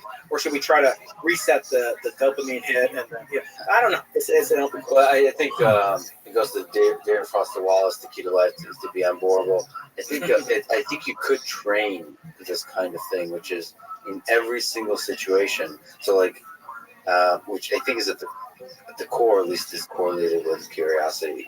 In every situation, try to find the exciting, the fascinating. Like in every situation, you sitting at waiting for something at a DMV or something like that. Find something that excites you, like a thought, like watch people, or start to think about, well, I wonder how many people have to go to the DMV every day. And then try to go into the pothead mode of thinking like, wow, isn't this weird that there's a bunch of people that are having to get a stamp of approval from the government to drive their cars, and there's millions of cars driving every day. How can I do this better? Maybe there's some blockchain, and they could like VIN transfer. Yeah, exactly. Yeah. No, that is a good. And then at every situation, I think if you rigorously just practice that at a young age, I think you can learn to do that, because sometimes people ask me for advice. I'm like, you do this thing or that thing. Is I think you at the core really have to have this muscle of finding the awesomeness in everything, because if you're able to find the awesomeness in everything, like whatever journey you take, whatever weird trip that you take through life is going to be productive. It's going to end up in a great place. So that muscle is at the core of it. And I guess curiosity is central to that. But you didn't win the Nobel Prize. The team Bicep that led to Bicep 2 didn't win the Nobel Prize because of some space dust. Big shots. Which one is the moon? Which one is... That one's dust. The space dust, yeah. What are we looking at? So why is space dust the villain of this whole story? Well, it's funny, you wrote these books, and I don't know about you, but when you get all these books, I'm sure you get books, people sending books, they always come in these dust jackets, right? I was asking, what the hell's a dust jacket? Like, how much dust is raining down at any moment? I mean, this is immaculate. This one is Russian tidiness. But in a normal household, how much dust is raining down? It's not really pretty until I wrote a book. And I realized, I'm writing a story about the origin of the universe, the prologue, to the cosmos. And dust is going to cover this story. It's actually more a story about astrophysics and cosmology than dust. And this is the link between the cosmological and the astrophysical. So what does that mean? So astrophysics is, broadly speaking, the study of physical phenomena manifest in the heavens, astronomical phenomena. Cosmology is concerned with the origin, evolution, composition of the universe as a whole, but it's not really concerned with stars, galaxies, and planets per se, other than how they might help us measure the Hubble constant, the density of the universe, the neutrino constant, etc., etc. So we have a tendency to kind of look a little bit, they're like, not all astronomers or astrophysicists are equal. They're all equal, but some are more equal. So we have kind of a prejudice, a little swagger, right? And cosmologists are studying, we're using Einstein, we're not using Boltzmann. We're thinking of the biggest possible picture. In so doing, you can actually become blinded to otherwise obvious effects that people, would have not overlooked. In our case, when we sought out the signal, we were using the photons that make up this primordial heat bath that surrounds the universe locally only at 3 degrees Kelvin approximately. We're using those as a type of film onto which gravitational waves will reverberate it, make them oscillate preferentially in a polarized way, and then we can use our polarized sunglasses, but in the microwave format, to detect the characteristic twofold symmetry pattern of under rotation. That's the technical way that we undergo it. I mean, there's a lot more to it. But there are more than one thing that can mimic exactly that signal. First of all, when you look at the signal, if inflation took place, big if, but if it took place, the signal would be about 1 or 2 parts per billion of the CMB temperature itself. So a few nanokelvin. The CMB is a few Kelvin. The signal from these B modes would be a few nanokelvin. It's astonishing to think. Penzias and Wilson, 1965, measured something that's 1 billion times brighter. And that was 60 years ago? It's called 60 years ago since they discovered it. Moore's Law, you're more expert on it. It's called every 2 years. So you're talking about 2 to the 30th power, doubling or something like that. At that, let's call it 2 to the 20th, something like that. So that's only 2 to the 10th is a 1,000. Right? Correct my math, I'm wrong. 2 to the 20th is 1,000,000. Right? 2 to the 30th is 1,000,000,000. So we're outpacing Moore's Law in terms of the sensitivity of our instruments to detect these feeble signals from the cosmos. And they don't have to deal with, in the semiconductor factory in Santa Clara, California, they don't have to deal with meteorites and things like coming into a laboratory. It's a clean room, it's pristine, they can control everything about it, right? We can't control the cosmos. And the cosmos is literally littered with particles of schmutz, of failed planets, asteroids, meteoroids, things that didn't coalesce to make either the Earth, the Moon, the planet Jupiter or its moons, or get sucked into them and make craters on them, etc., etc. The rest of it is falling, and it comes in a power spectrum. There's very few, thank God, Chicxulub-sized, impact or progenitors that will take out life.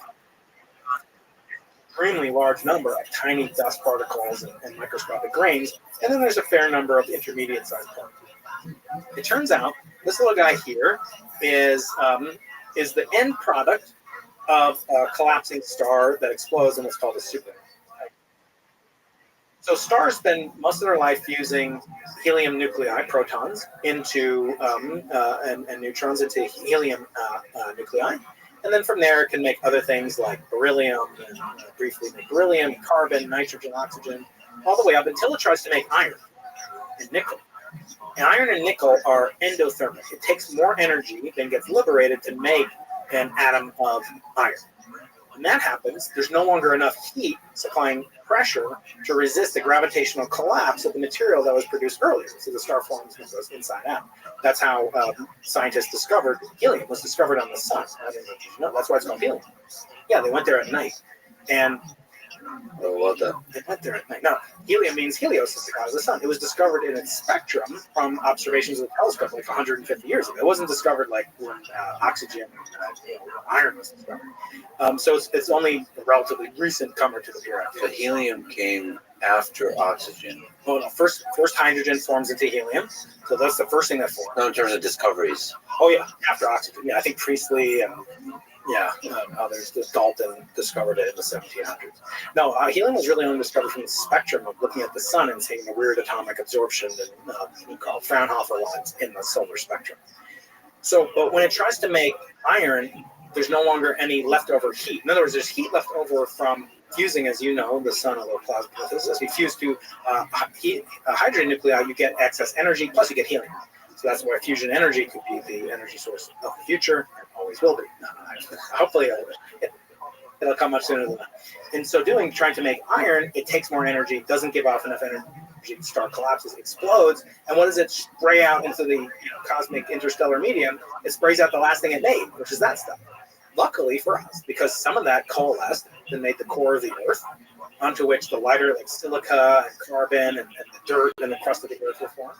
And some of that made its way to the crust, the iron made its way to the crust. Some of that your mother ate and synthesized hemoglobin molecules. And hemoglobin has iron particles in it. It's a quite amazing substance. Without it, we wouldn't have our red blood. We wouldn't exist as we are. Is this a very long, complicated mom joke? I've done enough dad jokes to clear this up. So taking this object, seriously, there's not all of it gets bound up in a planet. In fact, forming planets is very inefficient. And so there's a lot of what's left over, some of which gets in the way of our telescopes looking back to the beginning of time. And some of those molecules, like iron, is used in compass needles, right? They're magnetized. And magnetic fields in our galaxy can align them and make the exact polarization pattern that we're looking for. As if the compass needles get all aligned, that's like the polarization of the dust grain. It's like that filter, that polarizing filter. That means light polarized like this will get absorbed, and light polarized like this will go through. So it's absorbing, it's making 100% polarized light out of an initially unpolarized light source. And that's what happened. And what we ended up claiming on March 17th, and I'm sure if you were there, you might remember this, at the Harvard Center for Astrophysics, there was an announcement. There was like 3 or 4 Nobel Prize winners in the audience. And the Bicep 2 team, which I was no longer leading, I was still a member of it. In fact, in the announcement, the first person they mentioned, besides, thank you all for being here, is me and my team at UC San Diego, although I wasn't invited to go to the press conference because the Harvard complicated. Yes, exactly. It's a little screen right there. Jared. And so they ended up making this announcement that we had discovered the aftershocks of inflation. We had detected the gravitational wave, shaking up the CME. And on that day, past Lex Friedman podcast, back when it was called Artificial Intelligence, Max Tegmark said, "Goodbye, universe, hello, multiverse, and hello, Nobel Prize." So he saw that as confirmatory evidence, not only of inflation, not only of gravitational, but of the multiverse. Goodbye, universe, hello, multiverse. Multiverse is a natural consequence of inflation, according to its supporters. Yeah, and of course leave the poetry to Max, which he does masterfully. Okay, so that the excitement was there. I mean, maybe the initial heartbreak for you is there too. Yeah. That's some of the darker moments you're going through, but broadly for the space of science, there's excitement there. And I often note that this is a problem in what I call the science media complex, because oftentimes you'll see things like past guest Sarah Seeger, Venus life, exists, and that would be really, it's fascinating, right? With the work that she's doing, or her colleagues are doing, Clara, who's on your show as well, and that will be on front page, New York Times, Boston Globe, San Diego Union Tribune. It'll be above the fold, make headlines around the world, and then 6 months, 12 months later, as is the case for us, retraction. Page C17 of the Saturday edition that nobody reads, and underneath the personal. So we have a problem that the, if it explodes, it leads, and we get this huge fanfare. And this is not unique to my experiment. This happened with the earlier discovery of so-called Martian life discovered in Antarctica, which was announced after peer review. We weren't peer reviewed at the point when we made the announcement. We had a press conference and other reasons that the team leaders felt it was important to do that so that we don't get scooped by a referee who's unethical. We thought we had done everything right, but that's confirmation bias. There's like levels to this. Yeah, there's many levels. And there were people, me warning about how it would be interpreted and wanting to also make sure that we cut all the data out, including the maps, which we still haven't released. And so there were a lot of reasons to be skeptical, but the public never knows this. I think so I've made a rule that if I am ever in charge of doling out large amounts of science funding, that when you should keep kind of an option. In other words, you should have money for publicity, fine, have money for your press conference, but hold in reserve in a bond to be used, hopefully never, but if it's to be used, an equal fund for the retraction, if it should occur. So you would like to see, because that's a big part of transparency, is the to me, in the space of science at least, that's as beautiful because it reveals it tells a great story. There's an excitement there's a climax to the triumph, but there's also a climax to the disappointment at the end, because that also eventually leads to triumph again. That's the drama that sets up the triumph. Like with Andrew Wiles moving Fermat's Fermat's theorem, I think it's not last name, whatever. Is like the ups and downs of that, the roller coaster, the whole thing should be done. That is science. And when we don't do that, then we cultivate this aura that excludes other scientists, often from minorities or that have to be Einstein. Like Einstein came out of the womb and he was just like this guy with like curly. No, he wasn't. He wasn't bad at math. That's all nonsense. But he said that you know what he said he attributed his success to, Lex? He said, I never asked my dad what happened when I ran alongside a light beam as a kid. And thank God I didn't, because had I, he would have told me the best answer of the day, which, by the way, he would create 20 years later as a 26-year-old in the patent office, obviously, in Switzerland. And in so doing, by delaying when he asked these questions, he said, I approached it with the intellect of a mature scientist, not a little kid. And I wouldn't have accepted the same explanation.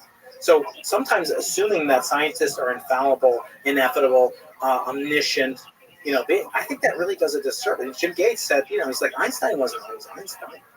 And we cultivate this mystery and allure at our peril because we're humans until we have artificial Einstein, which I don't think will ever exist.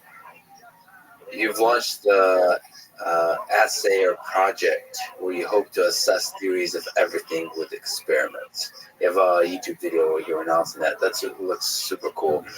Can you describe this project? And you also mentioned you give a shout out to a little known fellow by the name of Galileo Galilei as an inspiration to this project.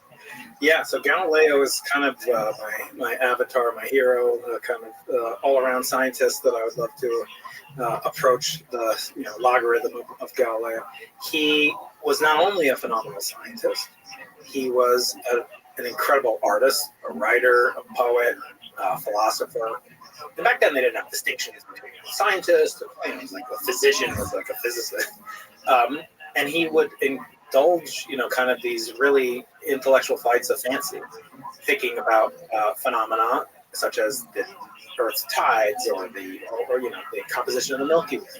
And what's interesting about Galileo is that he was almost as wrong often as he was right. And Galileo was not alone like this. I always say Einstein had at least 7 Nobel Prizes that he could have won for discoveries that later became true.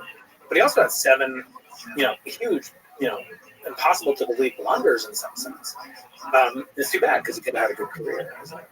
And Galileo was like that too. In other words, he would fall victim to, I think, this confirmation bias that all scientists have to guard their lives against, their careers, their brands, their reputations against, which is the exclusion of evidence that doesn't conform to what you're trying to prove for one reason or another, or the radical acceptance of things that do comport with it in order to bolster your confidence. And both are equally intoxicating. It's confirmation bias is a hell of a drug because it really reinforces this notion, which is partially some cost. You put so much time, effort, money, reputation into it.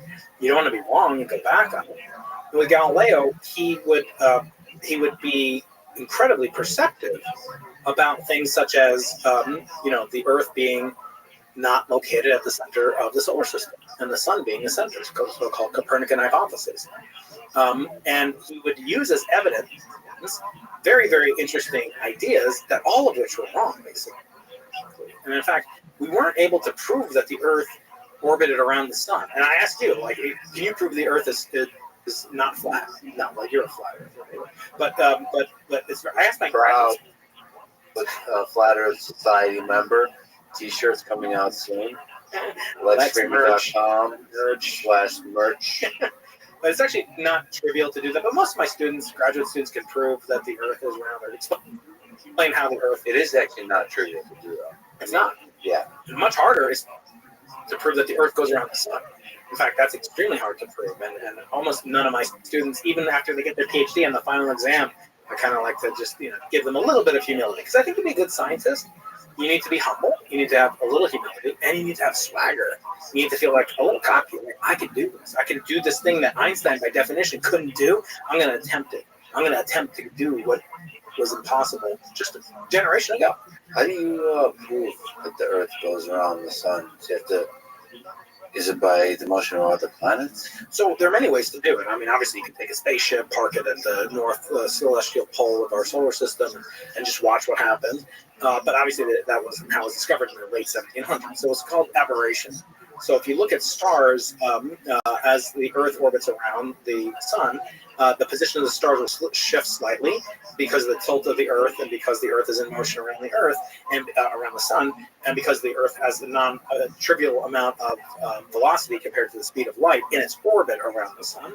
The stars will trace out little tiny ellipses, and those will correspond to the fact that we're moving around, if they're at infinite distance, which we assume that they are. They're not really, but for all intents and purposes in the scale of the solar system, infinitely.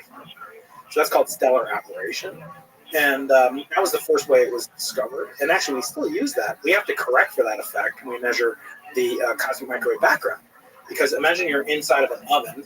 It has a temperature 3 Kelvin, 1,000 Kelvin, whatever.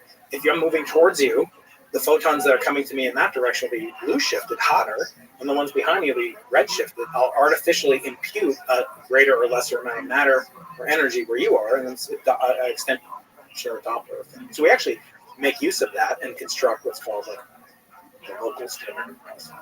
Anyway, so you can do it. But Galileo said, no, I'm not going to wait for that. I have other proofs for it. One of which is that the Earth has tides. And the tides come in and out twice a day, high tide and low tide. And he made the analogy of, because the Earth is moving around the sun, say this is the sun here, and it's moving around the sun, but it's also rotating on its axis. See how the water is sloshing up and down inside the vodka bottle? He said that's what the tides are called. Totally wrong. Most people listen. Just so you know, if you're listening to this, he actually has a bottle of vodka in his hand, half drunk, and we're both drunk and whatever else is possible. So as it sloshed around, he claimed that was it has nothing to do with that. The moon over there, the moon pulls differentially on the Earth and the Earth's ocean. That causes the oceans to bulge slightly towards and away from where the moon is. And the moon is actually the source of the Earth's tides. It has nothing to do with Copernicus, the orbit of the sun. So he was totally wrong about that. He also thought that the Milky Way was comprised only of stars, when it was made of gas, dust, nebulae, and things like that. So he had a fair share of them. Now, one thing I always kind of make note of, and I'm actually producing along with Jim Gates, Fabiola Giannati, Frank Wilczek, and Carlo Rovelli, and Lucio Piccirillo, the first ever audiobook of one of Galileo's dialogue, the one where he claimed to find evidence for the orbit of the Earth around the sun. But it was an error. So you're reading parts of this text. Yeah, it's just incredible. Brilliant book. So this book was written in 1632. It was written and was the one that caused him to go into house arrest and almost threatened to be tortured. And that book laid out his arguments for what was called the Copernican or the non-peripatetic, Aristotelian, etc., notion of the planetary dynamic. And eventually he was forced to recant that he believed in it, and allegedly he said he still believes the Earth moves. Anyway, so we're making it's written in the form of a trilogue. It's actually called a dialogue. It's 3 people. There's one named Salviati, who's espousing Galileo's notions about how the heavens were orchestrated. And Salviati means like the salvation, a savior. Then there's a middleman, Sagredo. So Carlo Rovelli is playing Salviati, brilliant one. I am playing Sagredo, who's like an intelligent interlocutor. I'm kind of just I can appreciate Aristotle, I can appreciate Copernicus. Then there's this guy Simplicio, the simpleton, and he espouses the words of the poet. So you can imagine, like, you're working in the Putin's government, or you're working in whatever, and all of a sudden you're you're kind of putting the words of like the fool, literally calling the fool, but you're using the words of the all supreme powerful being on earth at that time, the Vatican Church, especially for Italian. So he wasn't as brilliant, politically as he was astrophysically. Who's doing Simplicio? Simplicio is a friend of mine in University of Manchester, Lucio Picciarello. He's an Irish guy, but he has full-blooded attack. Well, they all speak English and Italian. I only speak. And the forwards are written by, so one forward, and this place has 3 forwards, which is like a 12 word. Okay. The forwards are written by, yeah, that was a good one. The forward, 3 forwards. One of them is written by Albert Einstein, in which he says Galileo was not only one of the greatest scientists in history. This is Einstein telling Galileo. But he was one of the greatest writers and minds of all of human history. That forward is read by Frank Wilczek. Jim Gates, who you've also had, he reads the translation. The translator, Stillman Drake, is a renowned scientific translator. And then Fabiola Giannati, she reads the introduction and dedication from Galileo to the Duke of Tuscany, and some of the different introductions that Galileo himself had. It's such a thrill to be able to do it. And I only randomly found out because I wanted to study it, and it's like 500 pages long. I was like, let me get the audiobook because I'm an audio medium kind of guy. It didn't exist, so I said, let's do it ourselves. So we did it, and hopefully it'll be out on Galileo's birthday, which is February 15th, 2022. Be a ripe 457. But that's not the only one of his books. Galileo wrote many books, one of which is called The Military Compass. And this is an interesting book for my blockchain and your blockchain aficionados.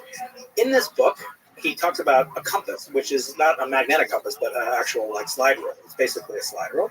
And it's a manual. It's like, imagine if your phone, came with a manual. Nowadays they don't, right? But this was a manual for how to use this slide rule, which is like enormously important. And he gives a whole bunch of worked examples. It's brilliant. One of the examples is how do you convert money? So he does a currency conversion between Ducati and Florentine Ducati, and Scuti and whatever, lira, whatever. He does all these currency conversions. One copy of this book, maybe 2 exist. First printing from 1600 still exists. If Galileo had just kept those in his family, they're worth $100 million. Nowadays, you can't get a Scuti. A Scuti's worth nothing. Like a Ducati's worth nothing. I mean, maybe some collector wants a piece of paper, right? So it's a lesson. Like there are value in physical, non-fungible tokens. This original non-fungible token. So, but then a third one is called the assayer. So what is an assayer? So assayers were kind of like these alchemists, physicists, chemists that would be around a court, and every so often for the treasurer, they would want to accept pieces of gold from the citizens and convert that to script or paper money. And to do that, they needed someone to verify with a standard of gold that they knew to be gold, and do some kind of semi-non-destructive evaluation of the purported object, the metal that was supposed to be gold.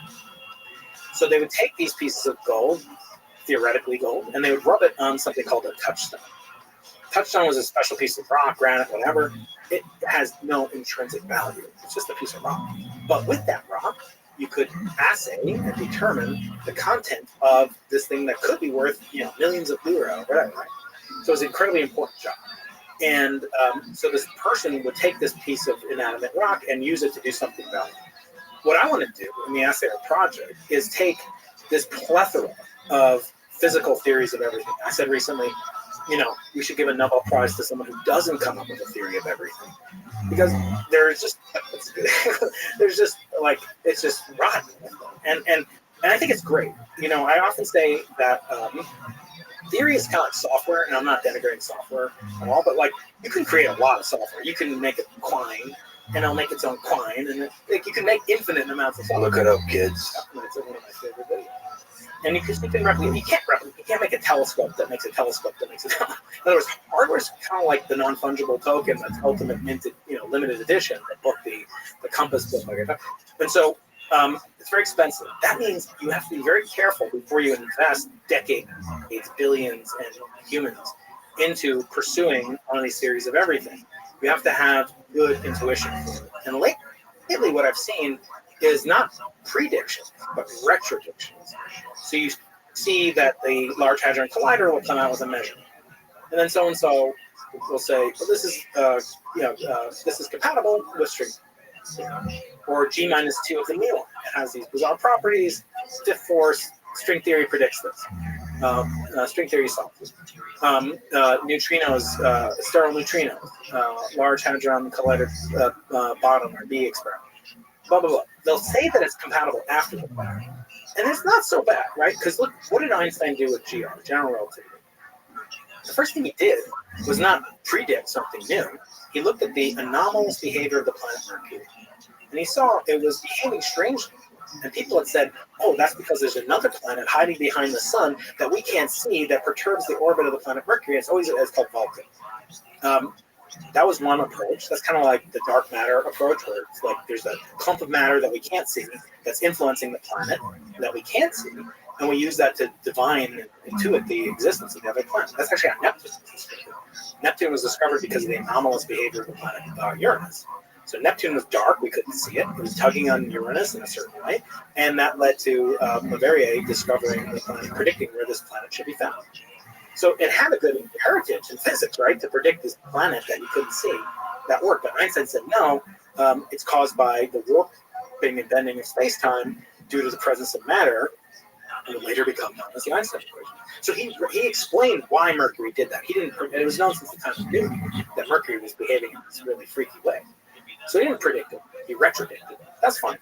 But at some point, you should come up with something new that's uniquely predictive of your theory. As I just said, the theory of dark matter in the context of Neptune is actually a valid theory. It just happens not to make sense in the context of Vulcan. And so if he had kept doing that, maybe perhaps he wouldn't have come up with these other predictions that he would later reject. Like, he rejected the existence of gravitational waves. He already talked about that.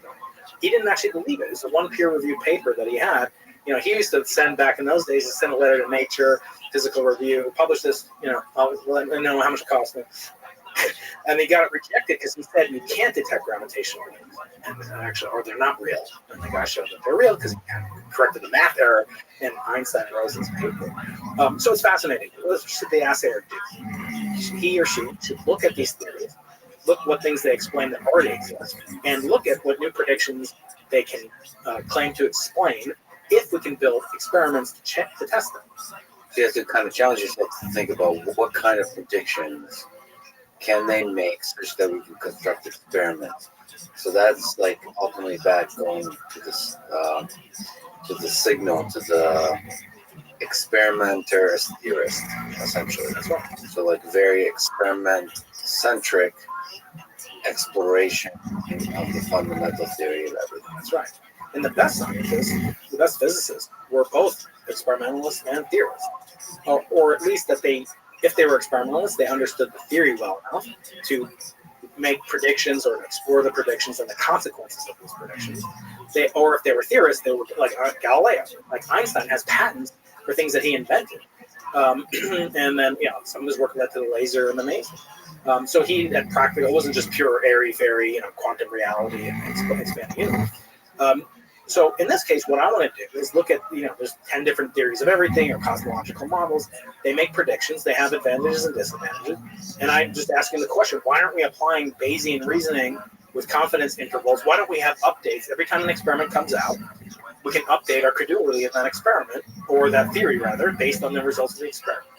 And we shouldn't do it after the fact, or as Michio Kaku has said, well, you have to tell me what the initial conditions are. That's not my job. You're supposed to tell me if string theory is correct. What should it predict if it's true?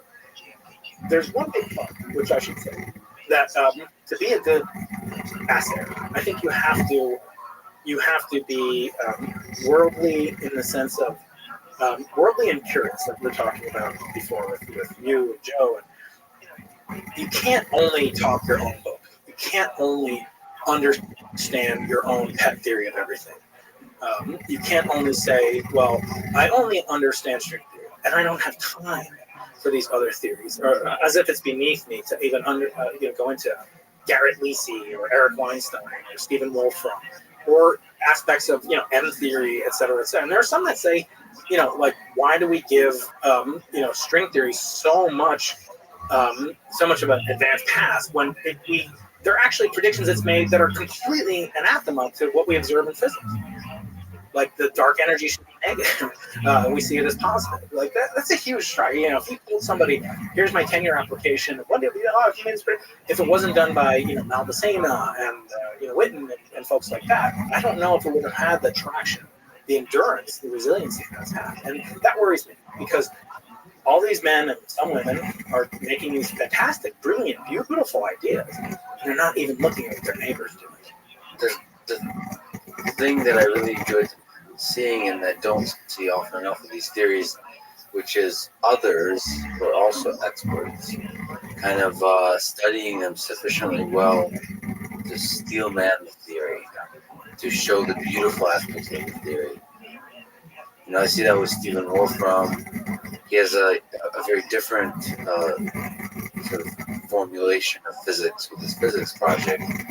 Now it's physics is a foreign land to me, but his formulation, especially in the context of cellular automata, hydrographs, just as objects, as mathematical objects themselves, are familiar. And so I'm able to see the real beauty there, and it saddens me that others in the physics community can't also see the beauty.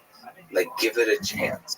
Give it a chance to see the beauty. And that respect. So there is one person who does take time and is what I consider to be a great scientist in terms of what he thinks.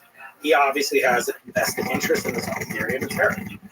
Eric's got a truly encyclopedic knowledge of the history of physics, and he has a great warmth and graciousness when it comes to giving other. And I've witnessed this, and I've had. Look, first of all, I hate debate as pointless. Like, I don't know about you, if you've ever voted like, oh, I saw this debate, and because Trump did so badly, now I'm going to vote for Biden. No, it never happens. You almost never change anybody's mind unless you debate with love, unless you have almost like we're going to win together. Like the red team approach in the military, they are trying to win a war. So they may disagree on the tactics day to day, but the strategy, we have to win this war. I love you and I want to protect you. I don't see that in very many of these physicists from Kaku. I almost see it, and it's embarrassing in some ways because they'll almost mock, with the exception of Eric. Garrett's interesting. His theory is, people have a lot of issues, very technical. But Eric has taken the time to try to understand it. Eric has taken the time to understand Peter Voigt's theory. And I don't see the same graciousness extended from them. I'm sorry. Yes, you're right. You're right. I mean, with Eric, he hasn't. He wants to, but he hasn't done the same for Stephen Wolfram because I think. No, he did. No, actually, no, he did. I had a debate with them live on my show. No, I did. I listened to it, but I just think it's outside of the toolkit that Eric is comfortable with. So it's not that he's not. But the main thing that's often absent, and Eric does have, is like the willingness and not just dismissing and mocking that he's reaching out. But okay, I mean, what if it's not? I made a joke when they were on. I was like, how many theories of everything can there be? Highlander, there can be only one. I don't know. But he, of course, also like the other folks who propose a theory, has an ego. He rides a dragon. The dragon represents the ego. Well, let me ask you about your friend Eric Weinstein.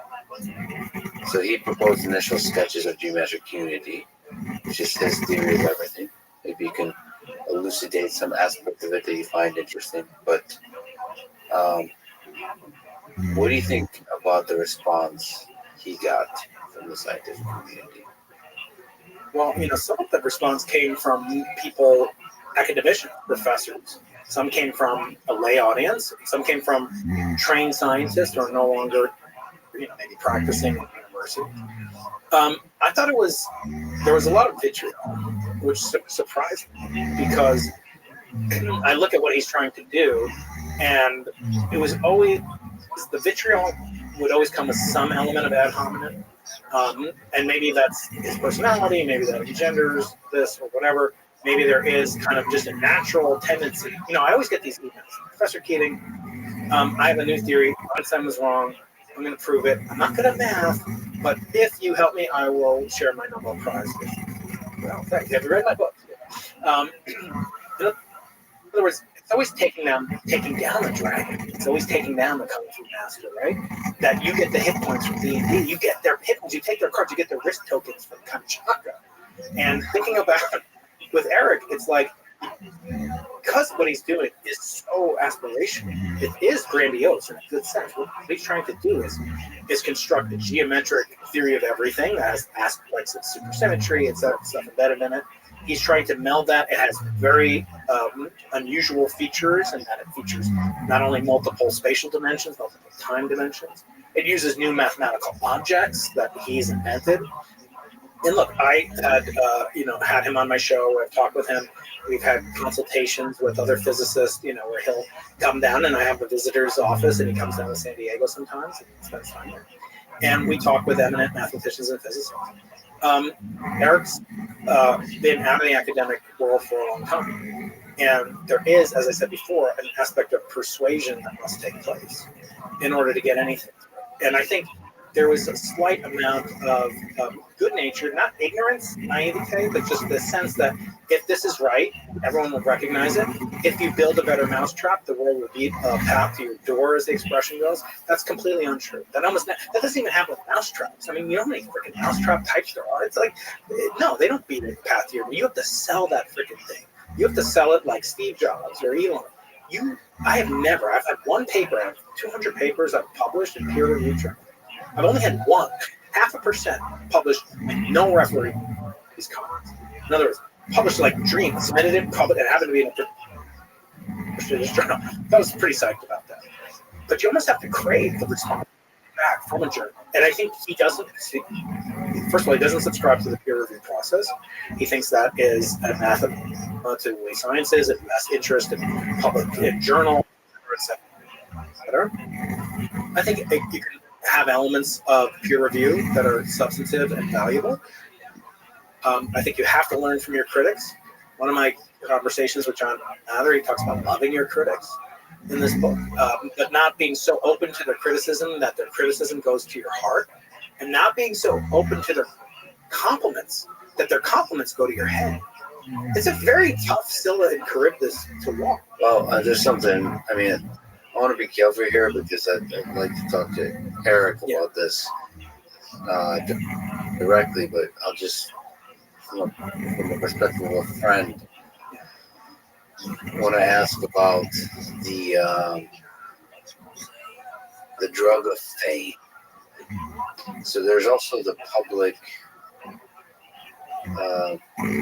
perception of the battles of physics, and so there's a very narrow community.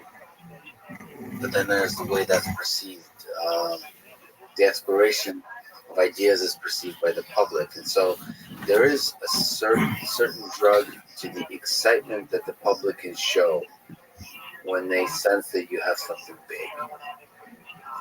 And that in itself might become the thing that gives you pleasure. And I think that with theories of everything, or with any kind of super ambitious project, and this is taking us back to when you were ambitious about trying to understand the origins of the universe, if you convince yourself that you have an intuition about the origins of the universe, and you have a platform like you do now, where you start to communicate your intuition, it's hazy, like all of science, you're still unsure, but you have a sense. I mean, perhaps you don't have that as much as an experimentalist, because you always kind of start going, okay, how can I build a device to see through the fog?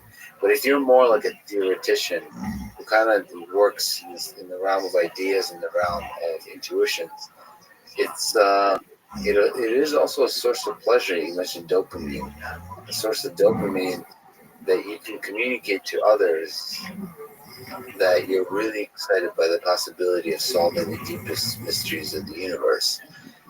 So there's some aspect to which you want to be a Grigori Grisha Perlman and go into the hole and get the work done and shut the hell up about I'm speaking about myself, about, talking about the dream and planning and exploring how great it will be if my intuition turns out to be correct. That's right. If the sketches I have turn out to actually build the bridge that takes us to a whole new place. As a friend of theirs, or a friend of, or my friend, what kind of advice do you give? What is your role? Is it to be a supporter, given that he has many critics? Or is it to be in private, a critic? Like a lot of my friends will say, hey, shut the hell up. Just get it done. Well, first of all, I want to ask you a question I've asked him. And it comes from Animal Farm by Probably my George. favorite book, yeah. So you remember Benjamin the donkey? Yes. And he's talking to the pig. I forget the pig's name. Anyway, the pig system, you got this long, lustrous, beautiful tail.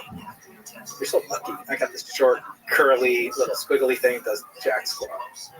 Tell me, how does it feel to have such a lustrous tail? Benjamin says, well, the good Lord, he gave me a tail to swat away the flies. But you know what? I'd rather not have the tail. I didn't have the flies. So I want to ask you, as I've asked Eric, is it worth it?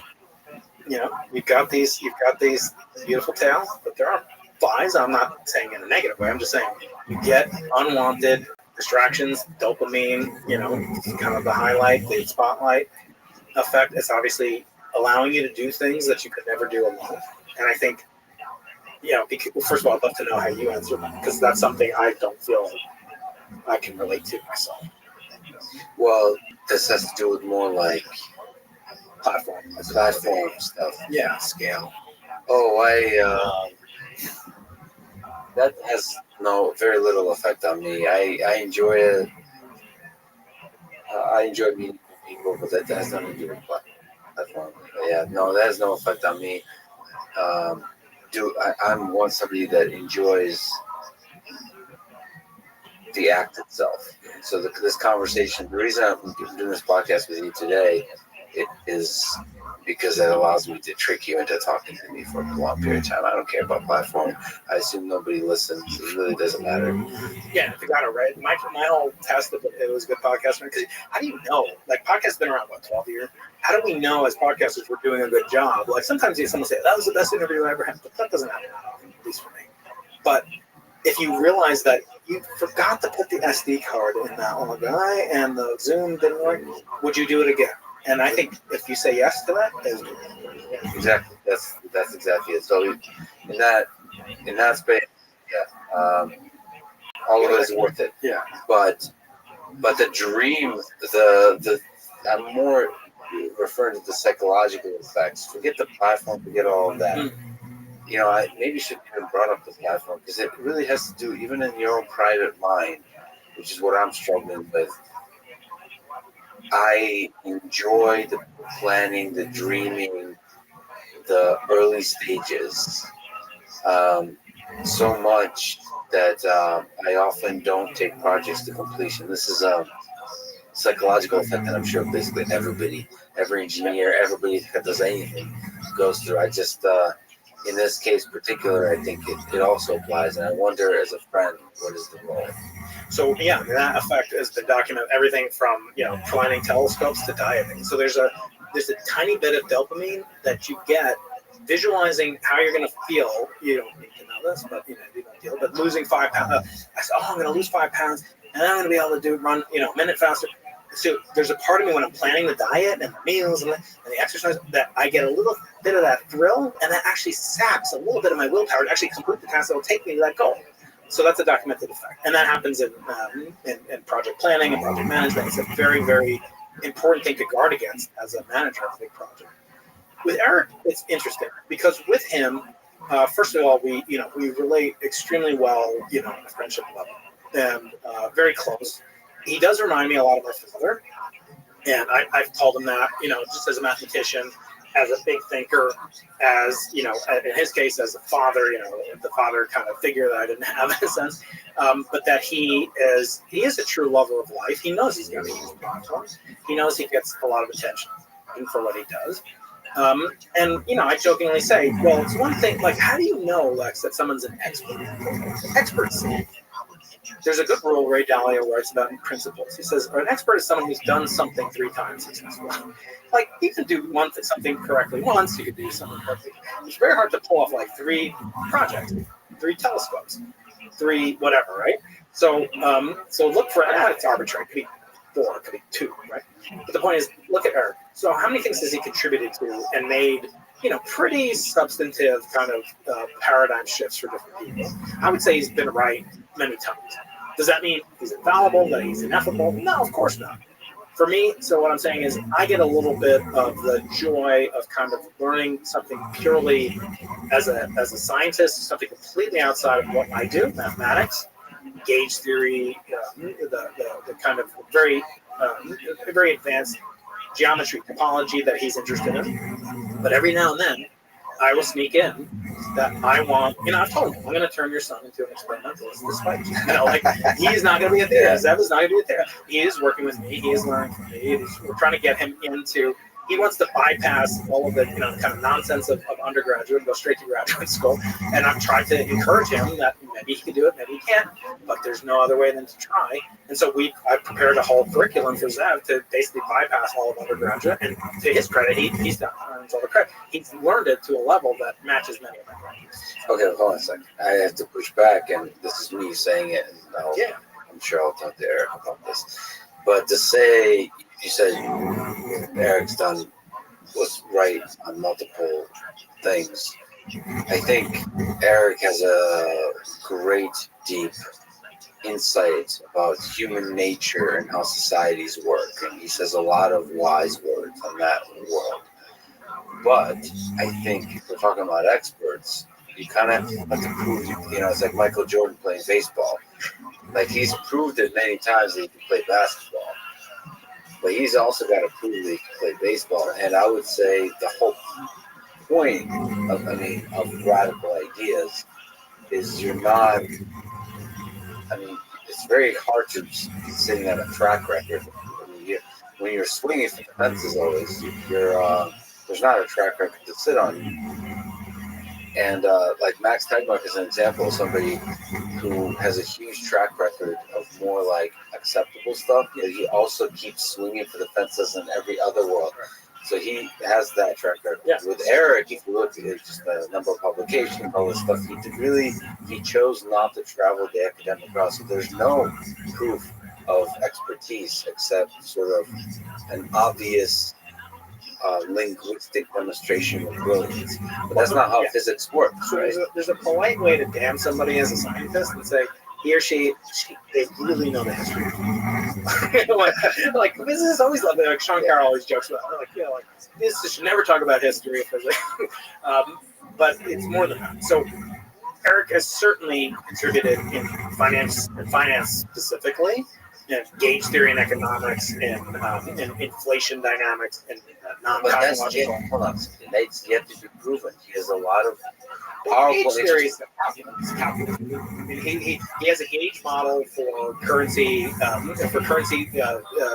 exchanges between different nations that is explanatory. It's not. Is it something? In other words, it's a model and it's used for pedagogical purposes. And it might be. Okay. It's unique to him. To him and Pia. Yes. Yeah. It might be a powerful modeling. It might be one that actually deserves huge amount of applause, celebration, but does not yet receive that. And that's one of the things that Eric talks about. It has not received the attention it deserves. But it has not yet received the attention it deserves.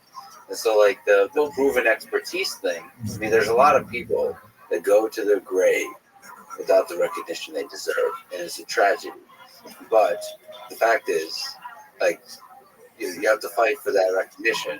The tragedy happens for a reason. You can't just say this person is obviously brilliant and therefore they deserve the credit in every single domain. It doesn't like transfer immediately. There's nobody that's, well, at least I wouldn't argue Eric is one of the special minds in our generation. But you still have to fight the fight of physics and prove it within the community. And I think the same applies in economics. You can't, as somebody that, I've gone through the academic journey, just like you said, the peer review, all of those things, flawed as they are, that's the part of the process.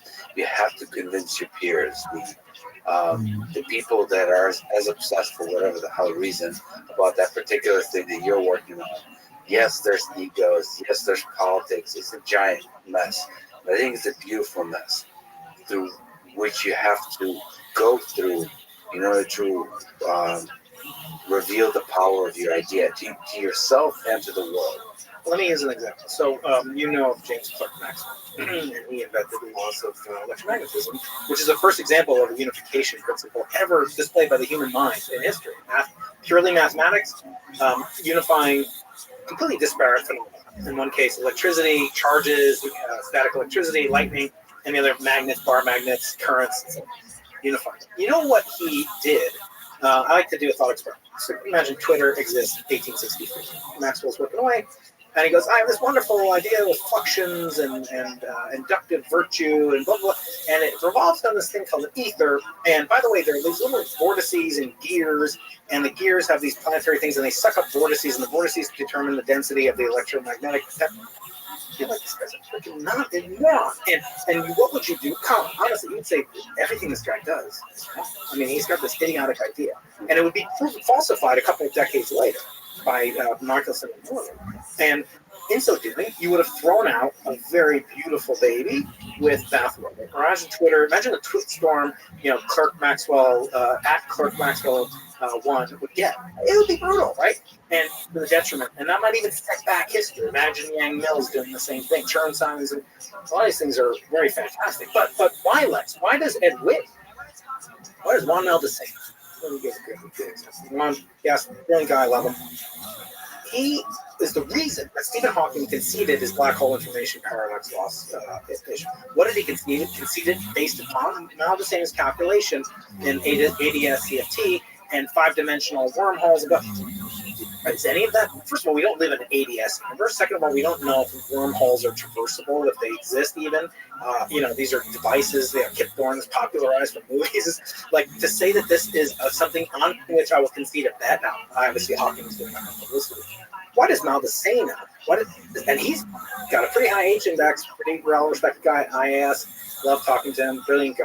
By the way, also had made use of Eric and Pia's work on gauge theory and economics originally, and won, I believe, the breakthrough prize. I can't remember exactly what, but partially, credit some of the work that he did, which appears there's a footnote to Pia Milani's thesis and some conversation with Eric, I think, in it. Anyway, getting back to that, why is there not the same skepticism? Is it because Maldacena, who's an eminent physicist, obviously, has published, realistic work and done. What about Whitten? Whitten gets a pass. I mean, if you Whitten gets a pass on which aspect? The string theory. Well, yeah, the M theory is correct. I mean, let me just say Hawking. Hawking gets the pass. Hawking would say things like M theory. There's zero evidence for it. I mean, there's the famous meme that went around this weekend, like, what does string theory predicted? Nothing. And by the way, that's actually wrong. I talked to Kamran. Kamran says that string theory does make predictions. It predicts the mass of the electron lies between 10 to the minus 1 Planck mass and 10 to the minus 30. Okay, whatever. It's a huge range. Imagine Kamran comes up, and again, he's just some nobody, but he actually, he doesn't have a profile. He's not at Harvard. Has zero H index or whatever Eric says. Why do we not in other words, why are we more harsh on people that are trying? The answer to that. So I get a million emails, just like you said, you yourself, where they prove in my world is artificial intelligence. The equivalence of that is I figured out how to build consciousness, how to engineer intelligence, how to and sometimes you should send your emails to me, and I'll send my emails. And we'll reply to it. I mean, I don't want to sort of mock this because I think it's very possible that there is either kernels of interesting ideas or in whole, like, there is geniuses out there that are unheard, but because there's so much noise, you do have to weigh higher the Ed Wittens of the world when they make statements, and that's why you build up a track record. And as you said with Ray Dalio, you have to show that you can. If you're Pollock and you show us a painting of a bunch of chaos, you have to, and this is a bad example probably because he probably never showed this movie. He could do it, right? Yeah, because it's much more comforting to see that they can paint a good, an accurate picture of still life, of an apple on the table. So there's meteorite. because then there's something about the scientific community that they have perhaps an oversensitive bullshit sensor to where they're not going to give the full effort of their attention if you don't have the training. Now you could say that's a kind of club that only you have to have 10, you have to have this, yes, that exists, but there's some aspect in which you have to play the game a little bit to get the machine of science going. Otherwise, if you're always saying, well, I have my ball and I don't want to play your game sucks, then nobody's going to want to play with you. That's true. And look, inherent in all this is an underlying grandiosity. Look, how could you talk about doing what Kaku said on here and elsewhere? We're looking for the umbilical cord that connects our universe to another universe that will then reveal in a 1-inch equation that will surely win a Nobel Prize, the mind of God. That's like a prerequisite, I guess, to tackle these questions. I think it's detrimental. I think doing that, first of all, I think there's an element of almost snarkiness because none of these scientists are believing, Gnostics. So they're not theists, right? So they're using it as kind of a stand-in. They always talk about Einstein. He was like a Spinozan, and he wasn't a theist. God doesn't play dice. God doesn't play dice. Einstein's mentions of God. Yeah. Yeah, and then Stephen Hawking says that when we get an M theory understood, we'll know the mind of God. That's the title of Kaku's book, The God Particle, The God Equation. Do any of them really believe in God? No. Is that a prerequisite? No, I'm not saying that. But the point being, you're talking about something that has to do with God, right? I mean, where else do you go from there? I mean, I think God for now enjoys a little bit more, kind of PR that Elon or Joe or whatever, right? So like, it's, God's got a pretty good H index himself. He has by the way, a Twitter account, just so you know, it's pretty good. It tweets of God. Yeah. That's right. So if you look at that, you have to go in there. Again, you have to go in with some swagger. You have to have a little bit of arrogance, but you should, I agree, mix with a little bit of humility. So he's doing something. He comes from outside of academia. Now, if he rails against Eric, I'm talking about Eric.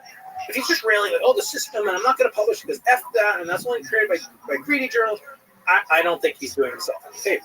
On the other hand, if he's shopping it, if he's talking it, if he's willing to expose it to criticism, and to even embrace people who may not have the purest intentions, perhaps, but in the sense of like they're not arguing solely to get to the truth with a capital T. What they're trying to do is take down Eric. Hopefully those people aren't out there. But on the other hand, looking at what Eric does for other people, looking at the fact that he has courtesy, he will look at Wolfram, he will look at Lacey, who's one of his closest friends. I mean, he calls him his Nemesis. Right. Yeah. I think that's interesting that they're loving friends. I really enjoyed that Portal conversation between Gary Lisi. Eric has torn about that conversation because of the nemesis of the beautiful dance of minds playing these ideas and theories of everything. And some of these things, so fundamentally, now I might disagree with him, Eric, on a different aspect, which is the only one I'm capable of. But let me say one thing, which is experimental. But let me say one thing. I understand probably a third of what Eric's talking about with GE. I understand, GR, I understand mathematics, I understand some group theory, fiber bone. I can get a little out of age theory. But I also understand what I don't understand. And I understand that there are people like Witten, Aldacena, Nima, other people that can understand it. And they're not trying to understand. Sabina, she can understand. She makes all these, I don't understand it. I don't want to understand it. I don't have time. And then she makes a music video, kind of mocking Eric and Steven and Garrett. Yeah. I'm like, you have a time to do. And I love Sabina, and I've actually promoted my show on her. And I love her, and she's doing a wonderful job. But you have a video that you said yourself takes 8 weeks to produce from start to finish, and you couldn't spend 30 minutes, 2 hours. I hate Brian Keating of them as an experimental cosmologist, and I have enough to say, like, this is interesting. It's part of the Assayer project, and it actually, I shouldn't say that there are no people. They're very serious. Louis Alvarez Gomez at Stony Brook Science Center, Virginia Physics. So he and I are running this seminar. Hopefully this summer, we're going to reenact the famous Shelter Island conferences in 1900. where Feynman got together and they calculated the Lamb shift. But what did that feature? The harmony, the resonant minds behind the best experimentalists in cosmology, particle physics, condensed matter physics is now teaching us tremendous things about lower dimensional systems that can be applied. Theorists and experimentalists, observers, cosmologists, astronomers, we all will get together, and we're just going to do it out of a spirit of love. But if it's just like, oh, this guy's like loud mouth, I don't have time for that. I really don't. I don't think it's interesting the way to spend it. There's an aspect that I hope to see, and it goes back to our sort of discussion about Joe Rogan. I do hope to see sort of love and humility in the presentation. Like, let go of this kind of fear of your ideas being stolen and the ego that's inherent to the scientific pursuit. And now that everybody is established and known entities, let go of that a little bit so we can explore and celebrate ideas. I would love to see more of that. Yeah. Just because you're saying, especially with these big ideas and theories of everything. I mean, this isn't talking tales out of school, but I mean, he has made claims that I fundamentally disagree with, in terms of like, he's had this Twitter baiting, loving trolling of Elon. Why are you spending all this money to get to Mars? We should be spending money on interdimensional travel and we can unlock it. And I said to him, like, and he makes the point, that, the atomic theory, that unleashed the nuclear age, and that could lead to planetary destruction. But I make the point pushing back with love on him, and I say, look, nobody looked into the equations, like Fermi didn't look into all these equations of unification, which still doesn't exist, by the way. We spend all this time, Lex, and I don't know why it is. It's phenomenal, purely and theoretical. People are looking for the toe, and they're overlooking the gut. In other words, they're spending all this time on the theory of everything, the God equation, and there's this gut that unifies the three stronger forces. We don't have a single theory for that. And people like Glashow, they tried and failed at it. Yeah, for people who don't know, there's four forces, gut, grand unification theories that unifies the three forces stuff, and I'm trying to get a shortcut to the theory of everything, which unifies the four. And then there's this whole thing that maybe quantum gravity is not even a thing. So, so we're trying to solve. We're trying to solve the puzzle of everything at the physics level, and then already before solving it, already saying once we solve it, here's going to be all the beautiful. Or just like level jumping it, going to level 256. Mm-hmm. Yeah. I mean, I suppose you need that kind of ego, that confidence, that ambition in order to even have a chance. The only two people in this book of 9 Nobel laureates who told me they don't have the imposter syndrome were two theorists, Frank Wilczek and Sheldon Glashow. And, Frank is pretty interesting. I know eventually we're going to talk about the meaning of life, but you talk about Frank. Frank invented this theory along with his advisor and then another third person in the early 1970s, which from 1974 through when he was at Princeton, all the way up until 2004 when he won the Nobel Prize. Every day of his life, imagine this, like, you're going to have this startup. Sometimes you're going to win a lottery. You're going to win a lottery. What becomes your singular focus in your life from now until the next 40 years? Well, I'm not sure. I mean, would it be winning a lottery, or if I'm so confident? You're guaranteed to win a lottery. Yeah. Here's this wallet, Bitcoin wallet. It's going to guarantee to have this money in a stable coin, whatever. You're going to win it 40, but you have to wait 40 years. To me, it would be surviving for the next 40 years. You wouldn't leave your house. You would go out in a bubble wrap hat. You wouldn't go out without 20 masks on, right? Your whole life would be consumed with. Now imagine, everyone's telling you you're going to win the Nobel Prize, which is bigger than the lottery. I mean, many prizes are worth more than the Nobel Prize, and every person who wins a prize that's worth 3 times the money, like Maldacena, he would trade that breakthrough prize for a Nobel Prize in a heartbeat. So these guys had to wait 40 years. Imagine the excruciating pain. What got him through it? He didn't feel like he didn't deserve it. He felt like, hell yeah, I earned it. He has that swagger. And what I'm looking for in this assay is to try to find ways that we can test stuff now, because I don't know if I'm going to be here in 40 years, I hope I am, but can we bypass, can we get shortcuts with what's called a low energy regime? And to me, that's what's interesting. Like, what can we do now? I don't care. Like, Isaac Newton came up with color theory, and he did something really interesting. Next time I come, I'll bring you some prisms. So what did he do? He took a white light, he took a prism from the sun, actually. He put it through a slit, put it through a prism, and it made a beautiful rainbow, like you see. And then he took another prism, and he put it upside down, like dark side, and the light went through the first prism, turned into a rainbow, and then the rainbow went into a prism and came out a white light. That's pretty cool. Then he took a popsicle stick or whatever, pipe tobacco, and he put it in the beam, like blocked out the orange, and it didn't make white light. He showed like colors of synthesis. It's a combination. He didn't use like the Large Hadron Collider to do that. He used a very low energy experiment to prove a unification. This color physics, different kind of color physics, the chromodynamics. But nevertheless, can we find things like that? Are we spending way too much time and energy thinking about the future circular collider, which even if it gets built will cost $30 billion just to build? By the way, anytime now on, if I leave you with anything, anytime an experimental physicist tells you a number, always double it, maybe triple it.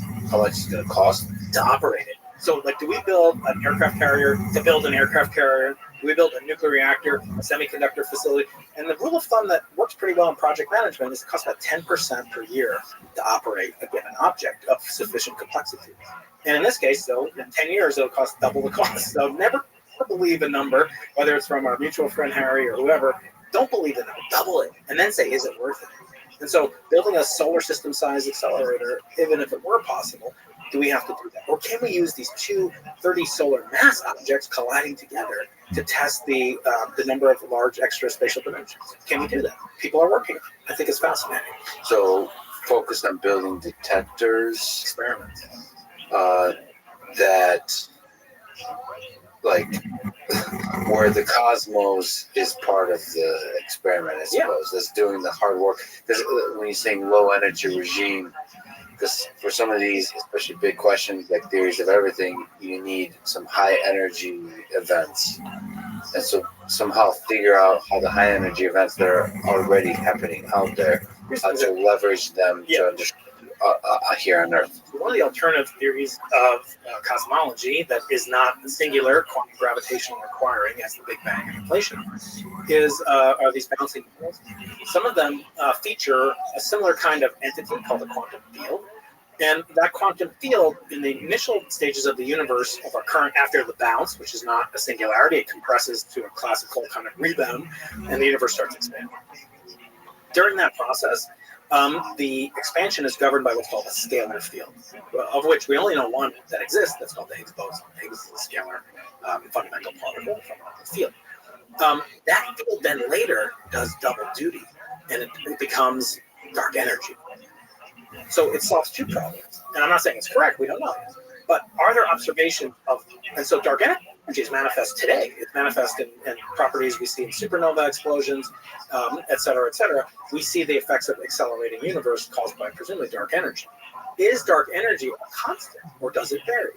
That has to vary in order for this theory to be true, because that eventually has to decay so that the universe can not support itself and collapse again classically. So we could use low energy phenomena. It's hard to think of supernova as being a low energy phenomenon, but we use that as a tracer of the cosmic expansion field and see, does it change or is it constant? That's an example of a low energy limit to prove a high energy phenomenon like this collapsing universe in the single model. Speaking of things that cost a lot but are super exciting, Page 2. No, we'll wrap it up. Calm down. This more than page 2. What do you think this is? This is Louis de Broglie's thesis is 3 pages long. The Nobel Prize for the wave particle. So size matters in different dimensions in life. I think the lessons I've learned about life is the shorter the paper or the shorter the thesis. Actually, the shorter the paper. Some of the greatest papers ever written are short. Like I feel like some of the best ideas in this world. Now, not to sound like a contradiction or Feynman, a contradiction on top of a contradiction, but it could be written on a napkin. Honestly, it just kind of tells you something about ideas. What are your thoughts about the James Webb Space Telescope?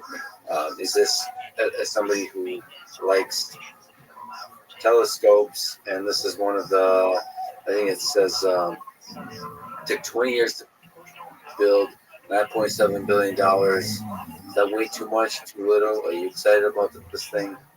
It's sufficiently different from what I do in my field that it's incredibly interesting to me. because it's I have no horse in that race, and so I'm not competing with them for time or money or resources or people or whatever.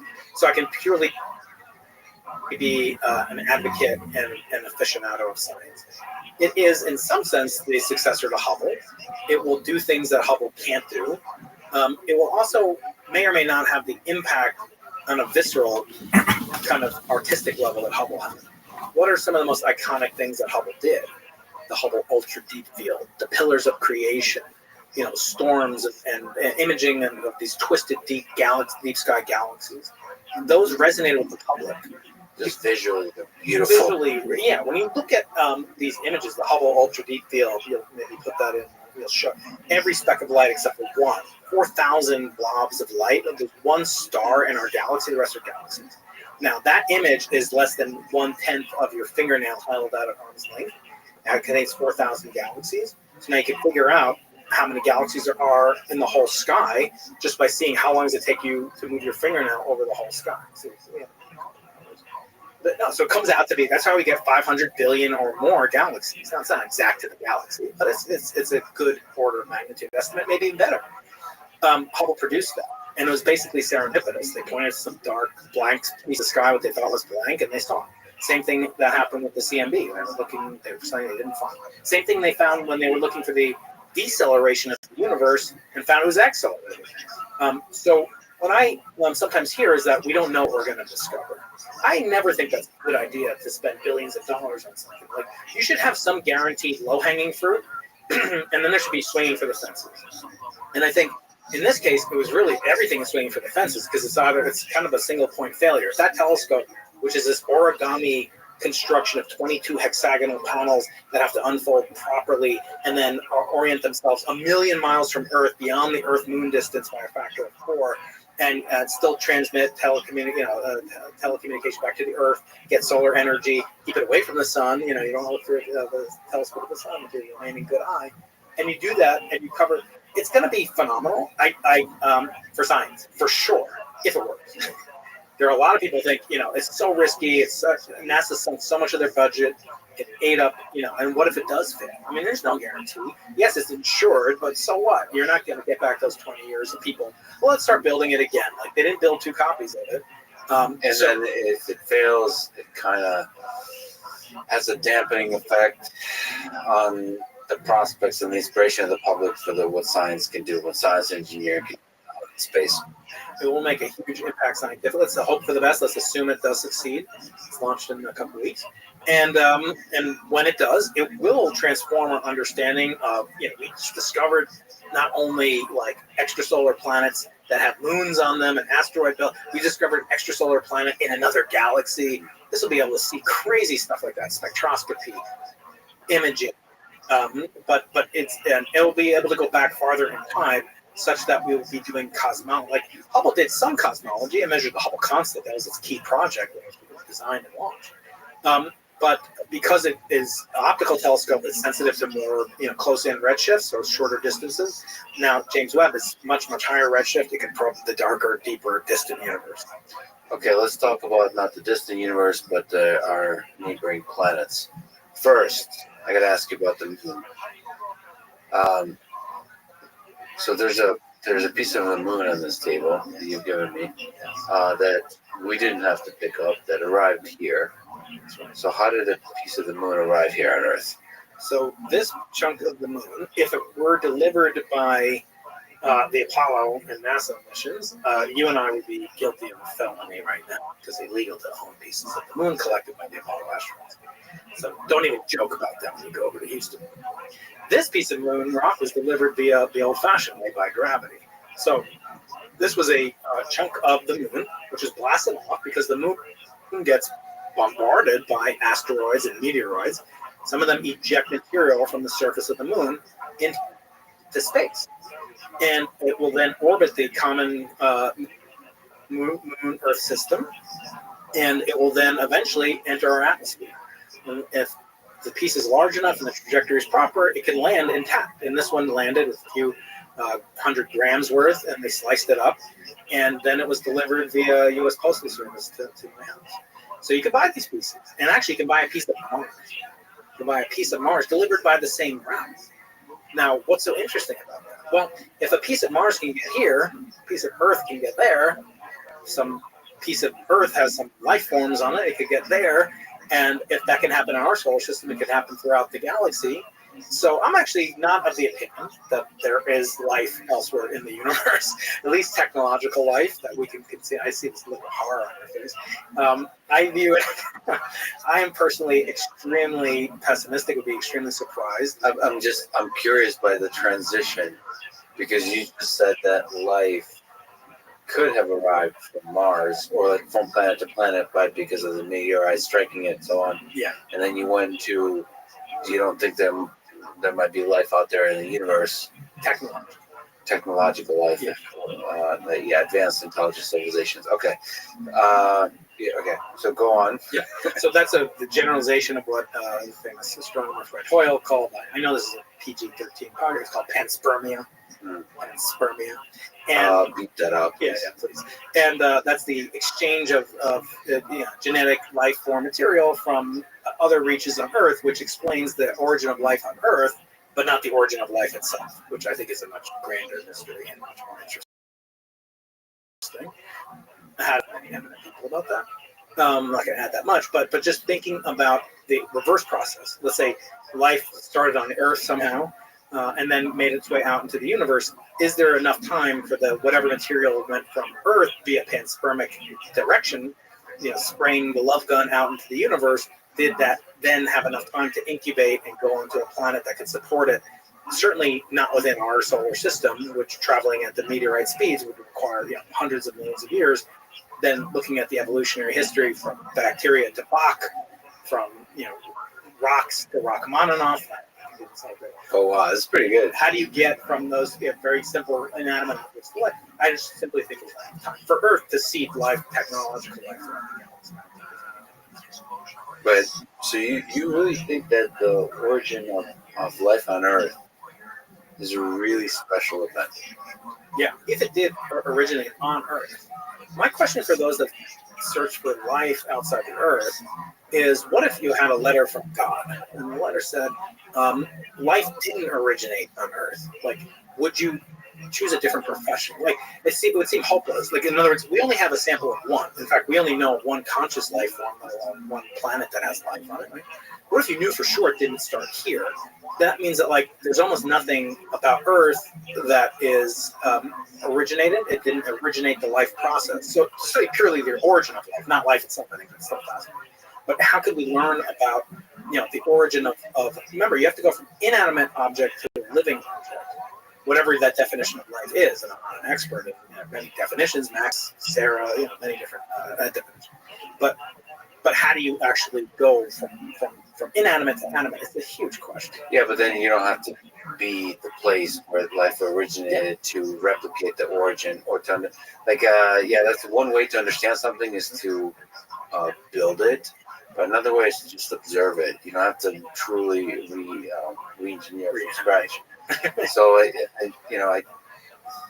but then yes, if it didn't originate on Earth, then your intuitions about the basic prerequisites of life are off. That's the governing principle.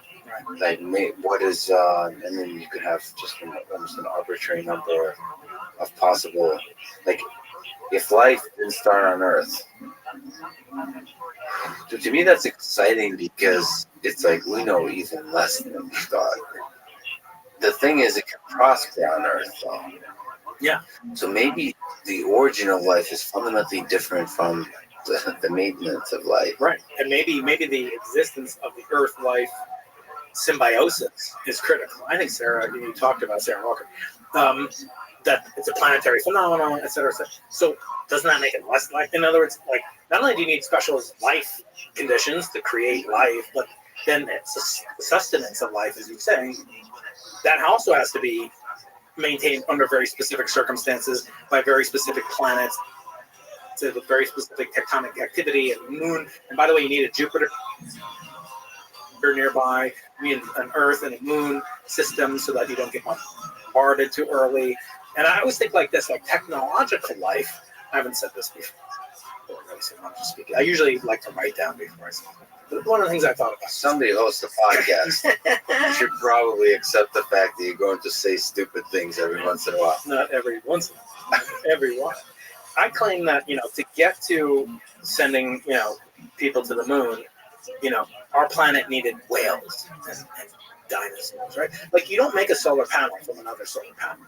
Like, you made a solar panel from a factory that melted down glass, silica, aluminum, extruded that using fossil fuels. Where do those fossil fuels come from?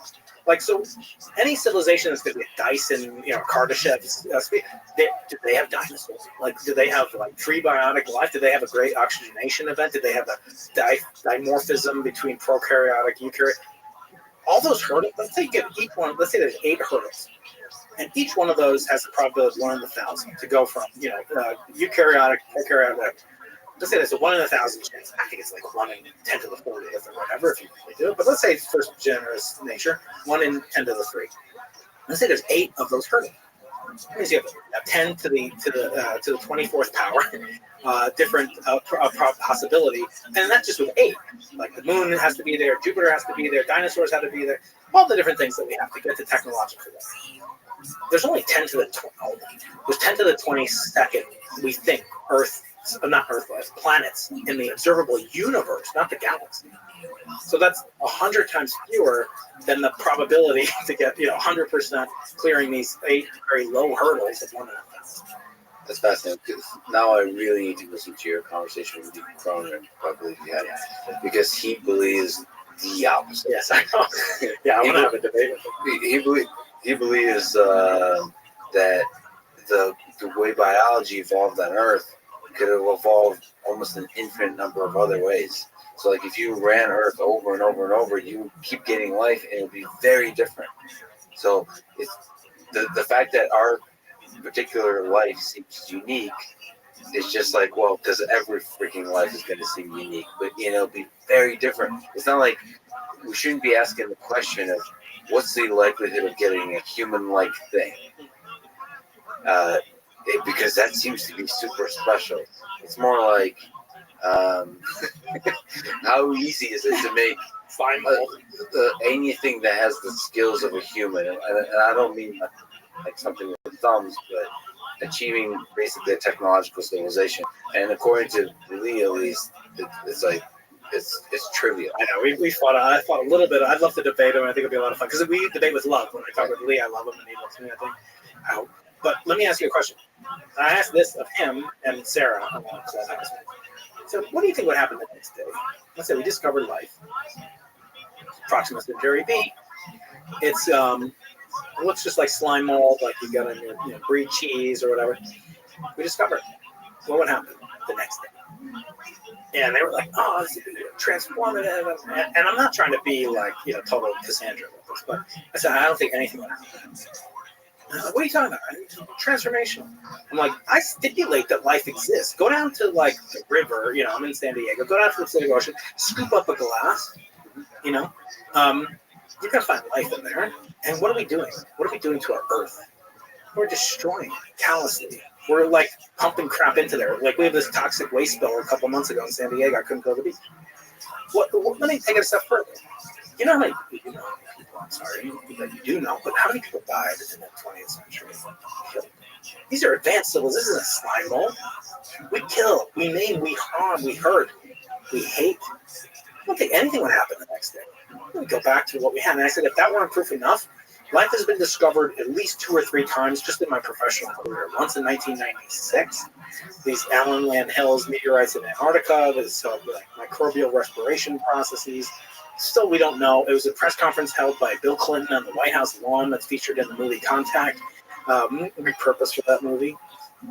And then there's this this phosphorus life, this toxic life in the pools of Mono Lake.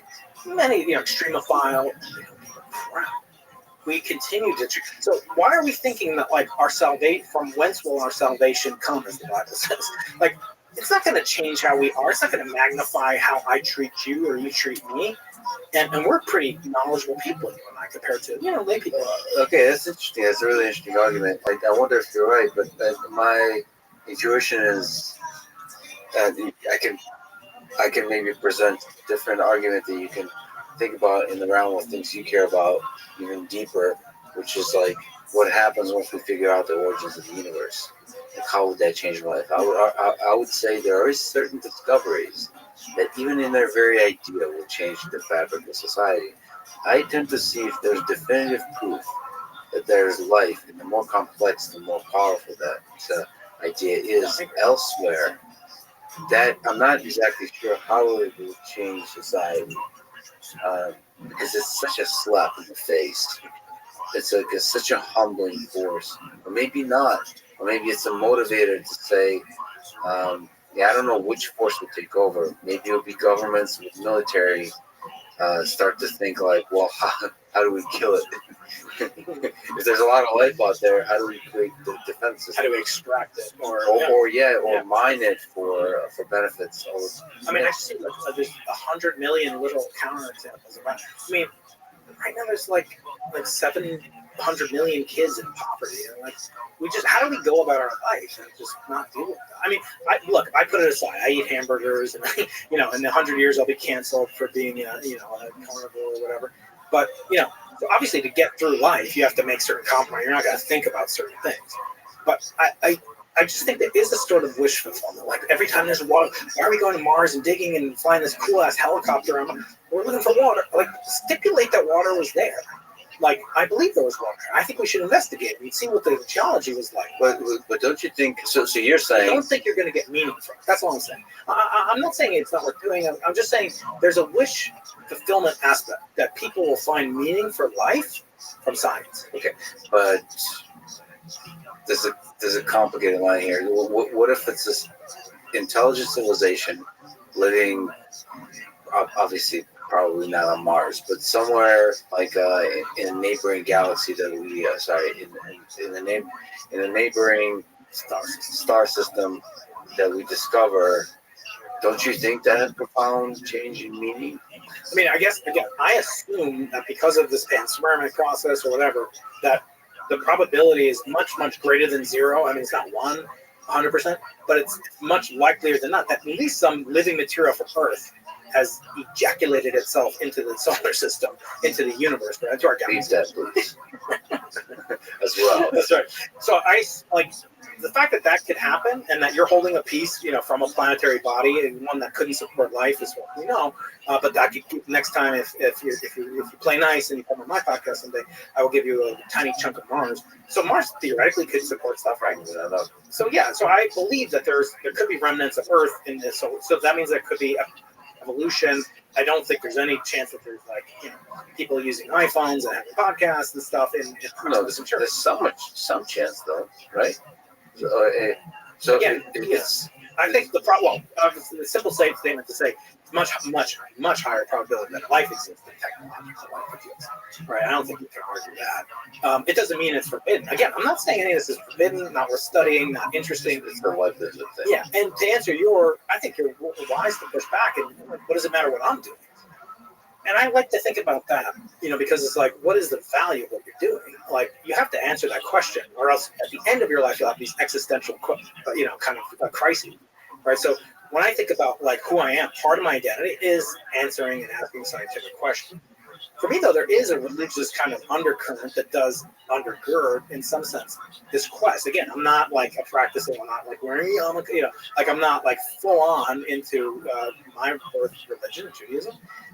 But at the same token, I think one of the things Einstein did say is that religion without science is blind or is lame, and science without religion is lame. It's blind and lame. Anyway, the point is that you can't get meaning, from just knowing facts. Wikipedia knows more than all of us will ever know, right? It has no wisdom. Wisdom, it means sapient. The word wisdom in Latin is sapient. We are wise. And by the way, do you know what our real name is? Homo sapiens sapiens. So it's man who knows that he knows. Do you know what he knows? Do you know what the thing is? It's that he's going to die. We're the only creatures that know that we are going to die. We don't know when we're going to die. But I have a cat, a fierce attack cat. It's beautiful. She doesn't know she's going to die. Doesn't mean I'm more valuable. The survival instinct is fundamentally different from the knowledge of death, and that's where the Ernest Becker comes in with the terror of death, and that's a creative force that seems to be more feature than bug about the human condition. Is that it's a gift of knowing our own mortality. To me, that's why I agree with you in some sense in terms of the aliens not being a thing that solves all mysteries. That's why my love has always been the human mind, so understanding who we are, what the hell are we, and I think your love has been an echo of that, which is where did we come from? Yeah. Or basically, as cheesy as it sounds, Michio Kaku is a word. If you could just like enjoy the, he speaks in complete. He's like Sam Harris of Cosmology. He speaks in complete paragraphs. But like also unapologetically, he says, we will know God, or we will know the mind of God, or whatever the quotes, those kinds of things. That's exciting. That physics might be able to find equations that unlock our origins at the very core, and like the fabric of it all too, not just our origins. What's up? What's at the beginning. Something tells me we're too dumb to truly understand what's at the beginning. But I think we should be humble in that way. I mean, again, another thing is, you ever hear the saying, like, we share 99% of our DNA with chimps or bonobos or whatever? I share, like, probably more than that. Sometimes I wish we shared, like, 100%. Like, that'd be so much more interesting. Like, there's 50% of a fruit fly or a banana. Like, no. There's something, but that should make us feel more precious. And I almost feel like discovering life on another planet, whatever solar system, would cause a diminution of humanity. Like, the one thing I do hold fast to from religion, I don't know where I am with God. Like, do I believe in God? I think that's an unanswerable question. But I have some thoughts about it. But by the same token, I think the one thing I do get from religion is that every human has infinite worth, because we are, in religious capacity, considered to be equal to God. In other words, we are gods, not to be like, but we can contemplate what God did. We have aspects of God. We have free will. God had free will. If he exists, I can't prove that God exists. Otherwise, you wouldn't have any credit for believing in God. This is interesting. I mean, it's like I'm talking to Einstein here, but let me ask anyway. Can you clip that for my clip shot? For somebody looking at the young universe, at the early universe, and are talking about God and are agnostic, who do you think is God? So I thought you had just like one of the best podcasts. It was Sam Harris this past summer. And one of the things I liked about that conversation is he talked a lot about happiness and meditation. And he said something that's really resonated with me, and I've been working around and trying to work on it my way. He said, like, you can never be happy. You can only become happy. And I'm trying to take it a little bit further than that, because I think it's interesting. Like, meditation is like, you're not like, oh, I'm happy, and now like, oh, my kid came in, now I'm not happy. Like, no, like, you can be satisfied. Kurt Vonnegut said, like, you ever catch this sometimes, Alex, you're like walking around, you're like, life is freaking amazing. Like, I'm happy. And Kurt Vonnegut said, you should say to yourself every time that happens, like a little mantra, like, if this isn't goodness, if this isn't happiness, nothing is. Just remind yourself how awesome it is, every breath, everything that you do, when you make an impact, even some of the bad stuff that happens. Good. It's good. So Sam said that, and it made me think, because I was like, well, what does it really mean to be happy?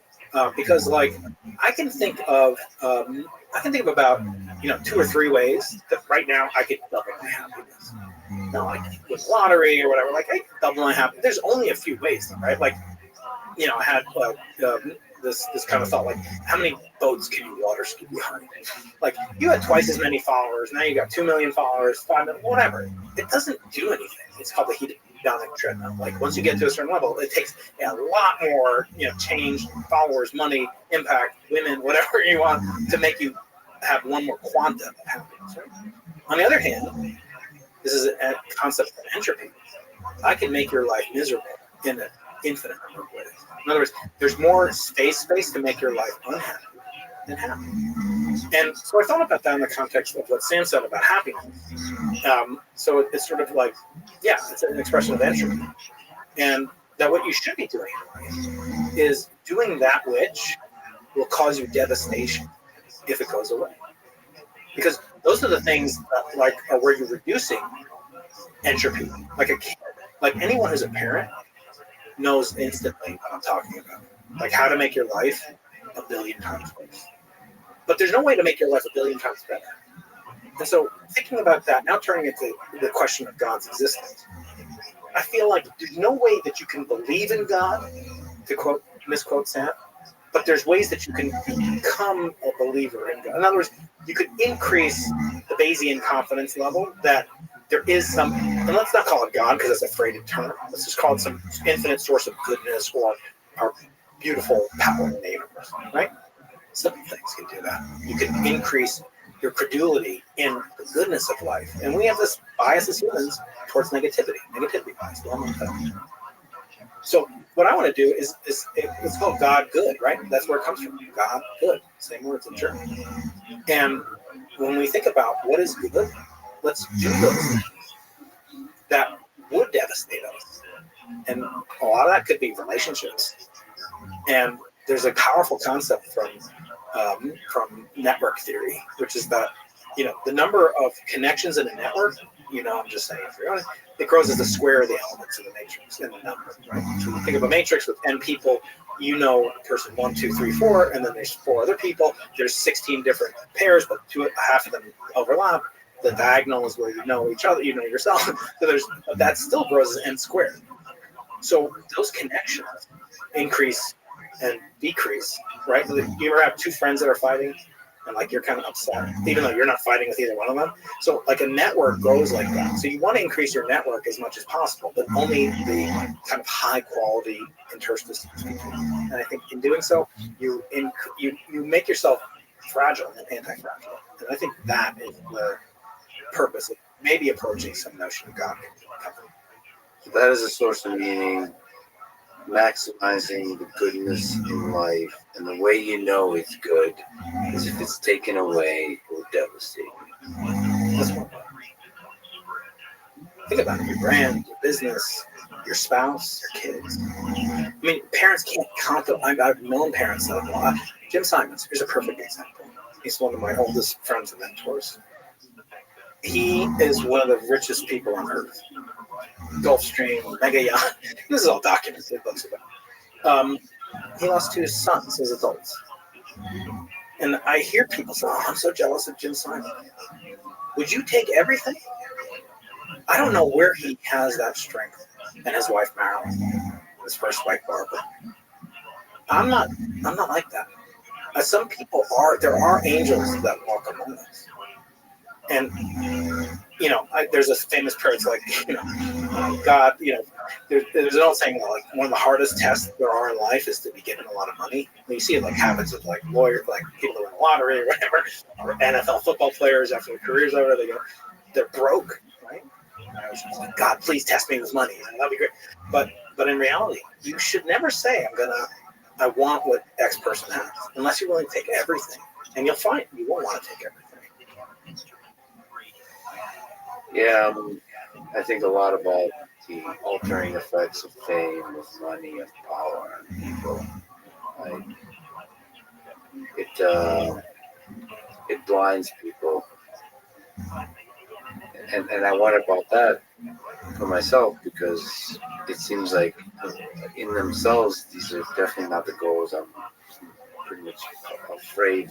I'm not desirous, and I'm definitely afraid of each of those things: money, fame, power. But it seems the dreams I have as consequences can often have these things. And I'm really afraid of becoming something that would disappoint me when I was younger, that I wouldn't recognize. Because change happens gradually. But are you using yourself as the touchstone, to use the assay or not? Like, what is your rubric to apprise if you have lived up to that 12-year-old, whatever-year-old Lex? Like, how will you know or not know if you've let yourself down, or Like, I always think, live to impress yourself. Like, I don't care if I have followers. Like, it's nice or whatever, but it's hedonic and it's just never ending because you'll always see the next level.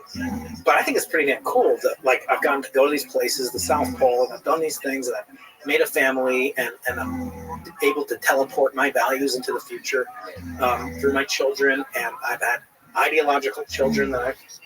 So by what metric, have you not already A, impressed yourself, and B, could you let yourself down? I don't want to throw something therapist. I just think some of it is psychology. For me, I'm very much just never highly self-critical. I'm never happy with what I've done, but I'm always happy in the way that you described, which is that the Vonnegut thing, where you just often during the day, I will feel, I don't know, I just remember just eating beef jerky and being truly happy. That was just last night, and I have that all the time. And that, to me, is why, I mean, that feels to me like a healthy way to live life. And at least for me, it's the one I really enjoy. A lot of people tell me that maybe being so self-critical, so hard on yourself is not a good way to go. But more and more as I get older, I realize this is just who I am. You have to a certain point accept this is how I'm always going to be this self-critical. It's like the Oracle of Delphi, right? You know thyself. But I want to leave you with one last thing, it's just to say, just on this topic, it could be different, right? We could go down to the ocean and get some krill instead of the 7-Eleven. It could be that we have no other taste buds. And Eric's talking the 4 dimensions of, the vibration of your tongue, right? It could be like this one, and it's just like not, Memphis barbecue or whatever you like in your Slim Jim. It could be something. It could be very boring. Similarly, what if that's a clue? Like, what if that's giving us evidence? Here's another clue. There are many animals. Most animals have single monocolor vision. They only see in black and white intensity. They only have rods and cones. We could be not. Why is that not a clue? Like, if God's not gonna hit you over the head and say here I am, because then everybody would believe in it. And there's very simplistic. I've had debates even with famous atheists like Lawrence Krauss. He's self-declared militant atheist. And I was like, well, I don't believe in the same God you don't believe in. Some guy in a white beard in a chair. That's infantile. I gave that away a long time ago. But what if there are clues? What if Yang Mills theory and Maxwell's equation? Those are beautiful. If you've ever seen expressed in tensor notation, Einstein's equations or Maxwell's equations, and then Maxwell's equations riding on Einstein's, it's unbelievably beautiful. It doesn't have to be that way. And we can comprehend it. That's a crack. Maybe that's where the light gets hit. And the light is what reveals what's beautiful. So I don't believe in God. I think that's a stupid notion. Do I believe in God? Sometimes I wonder if God believes in me, more than if I believe in he needs Brian Keating, what would it's one of my friends is Rabbi. He's what would I be doing if I were God?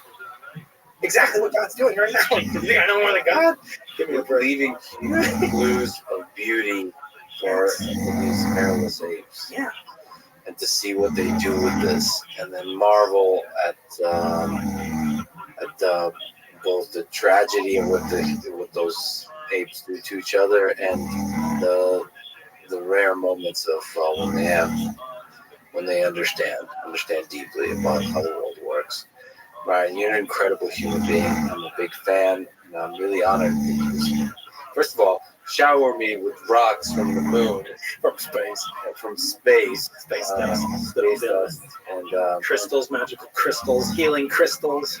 Yeah, that you can use for good. And tell me your story and spend a really valuable time with me today. This was amazing. It was a great pleasure for me, Lex. Thank you so much. Thanks for listening to this conversation with Brian Keating. To support this podcast, please check out our sponsors in the description. And now, let me leave you with some words from Galileo Galilei. In questions of science, the authority of 1,000 is not worth the humble reasoning of a single individual. Thank you for listening, and hope to see you next time. All right. Joe, let's say hi to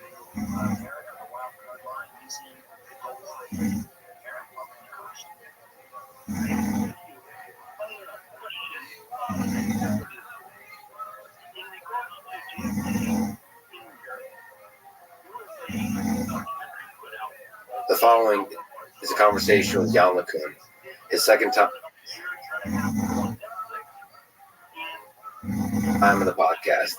He is the chief AI scientist at Meta, formerly Facebook, professor at NYU, Turing Award winner, one of the seminal figures in the history of machine learning and artificial intelligence, and someone who is brilliant and opinionated in the best kind of way, and so it's always fun to talk to. This is the Lex Friedman Podcast. To support it, please check out our sponsors in the description. And now, here's my conversation with Jan LeCun. You co-wrote the article, Self-Supervised Learning, the Dark Matter of Intelligence. Great title, by the way. With Ishan Mizra. So let me ask, what is self-supervised learning, and why is it the dark matter of intelligence? I'll start by the dark matter part. There is obviously a kind of learning that humans and animals are doing that we currently are not reproducing properly with machines, with AI, right? So the most popular approaches to machine learning today are, or paradigms, I should say, are supervised learning and reinforcement learning. And they're extremely inefficient. Supervised learning requires many samples for learning anything. And reinforcement learning requires a ridiculously large number of trial and errors for a system to run anything. And that's why we don't have self-driving cars. That's a big leap from one to the other. Okay, so that to solve difficult problems, you have to have a lot of human annotation for supervised learning to work. And to solve those difficult problems with reinforcement learning, you have to have some way to maybe simulate that problem so that you can do that large-scale kind of learning that reinforcement learning requires. Right. So how is it that most teenagers can learn to drive a car in about 20 hours of practice, whereas even with millions of hours of simulated practice, a self-driving car can't actually learn to drive itself properly. And so obviously we're missing something, right? And it's quite obvious for a lot of people that the immediate response you get from many people is, well, humans use their background knowledge to learn faster. And they're right. Now, how was that background knowledge acquired? And that's the big question. So now you have to ask, how do babies in the first few months of life learn how the world works? Mostly by observation, because they can hardly act in the world. And they learn an enormous amount of background knowledge about the world. That may be the basis of what we call common sense. This type of learning is not learning a task, it's not being reinforced for anything, it's just observing the world and figuring out how it works. Building world models, learning world models.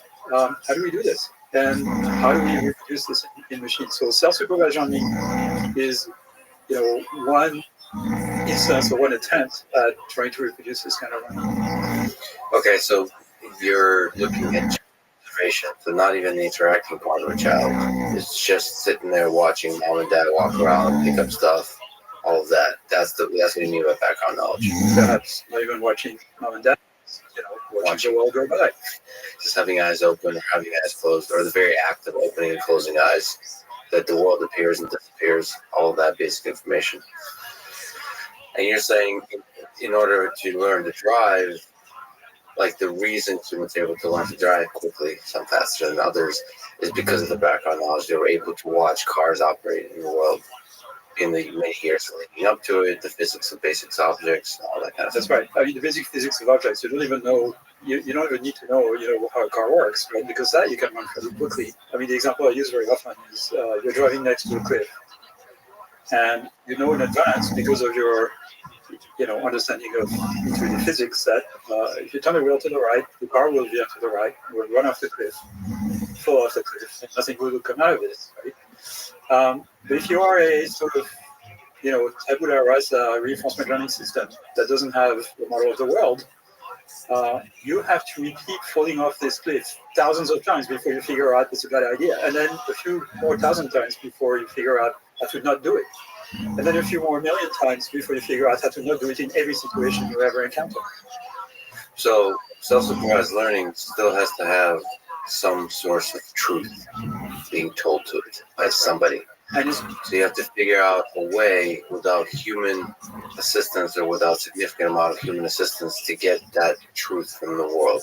So the mystery there is how much signal is there, how much truth is there that the world gives you, whether it's the human world, like you watch YouTube or something like that, or it's the more natural world. So how much signal is there? so here's the trick. There is way more signal in sort of a self-supervised setting than there is in either a supervised or reinforcement setting. And this is going to my analogy of the cake. The cake, as someone has called it, where when you try to figure out how much information you ask the machine to predict and how much feedback you give the machine at every trial, in reinforcement learning, you give the machine a single scalar. You tell the machine you did good, you did bad, and you only tell this to the machine once in a while. When I say you, it could be the universe telling the machine, right? But it's just one scalar. So as a consequence, you cannot possibly learn something very complicated without many trials. We get many feedbacks of this type. Supervised learning, you give a few bits to the machine at every sample. Let's say the training image system on recognizing images on ImageNet with 1,000 categories. That's a little less than 10 bits of information per sample. The self-supervised learning, there is a setting. Ideally, you don't know how to do this yet, but ideally you would show a machine a segment of the video and then stop the video and ask the machine to predict what's going to happen next. And so you let the machine predict, and then you let time go by and show the machine what actually happened, and hope the machine will, learn to do a better job at predicting next time around. There's a huge amount of information you give the machine because it's an entire video clip of the future after the video clip you fed it in the first place. So both for language and for vision, there's a subtle, seemingly trivial construction, but maybe that's representative of what is required to create intelligence, which is fill in the gap. So it sounds dumb, but it is possible you can solve all of intelligence in this way, just for both language.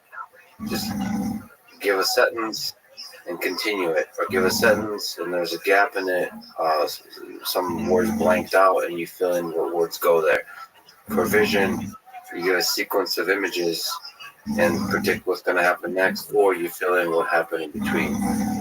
Do you think it's possible that formulation alone, as a signal for self-supervised learning, can solve intelligence for vision and language? I think that's our best shot at the moment. So whether this will take us all the way to human level intelligence or something, or just cat level intelligence, is not clear. But among all the possible approaches that people have proposed, I think it's our best shot.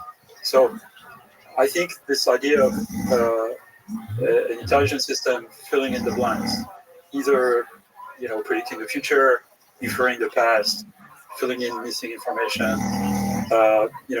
I'm currently filling the blank of what is behind your head and what your head looks like, from the back, because I have basic knowledge about how humans are made. And I don't know if you're gonna, what word you're gonna say, at which point you're gonna speak, whether you're gonna move your head this way or that way, which way you're gonna look. But I know you're not gonna just dematerialize and reappear 3 meters down the hall. Because I know what's possible and what's impossible according to physics. So you have a model of what's possible. It's impossible, and then you'd be very surprised if it happens, and then you'll have to reconstruct your model. Right. So that's the model of the world. It's what tells you, what fills in the blanks. So given your partial information about the state of the world, given by your perception, your model of the world fills in the missing information, and that includes predicting the future, predicting the past, filling in things you don't immediately perceive. And that doesn't have to be purely generic vision or visual information or generic language. You can go to specifics like predicting what control decision you make when you're driving in a lane. You have a sequence of images from a vehicle, and then you have information, if you record it on video, where the car ended up going, so you can go back in time and predict where the car went based on the visual information. That's very specific, domain specific.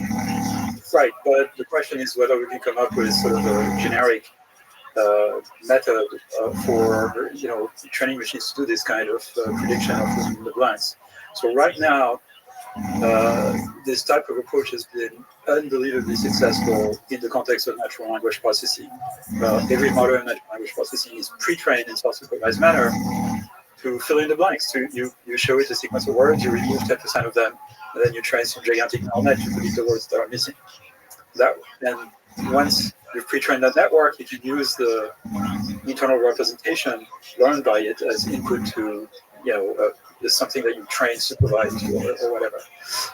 That's been incredibly successful. Not so successful in images, although it's making progress. And it's based on sort of manual data augmentation. We can go into this later. But what has not been successful yet is training from video. So getting a machine to learn to represent the visual world, for example, by just watching video. I think it's really succeeded in doing this. Okay, well, let's kind of give a high-level overview. What's the difference in kind and in difficulty between vision and language? So you said people haven't been able to really kind of crack the problem of vision open in terms of self-supervised learning, but that may not be necessarily because it's fundamentally more difficult. Maybe like when we're talking about achieving, like passing the Turing test in the full spirit of the Turing test in language might be harder than vision. That's not obvious. So in your view, which is harder, or perhaps are they just the same problem?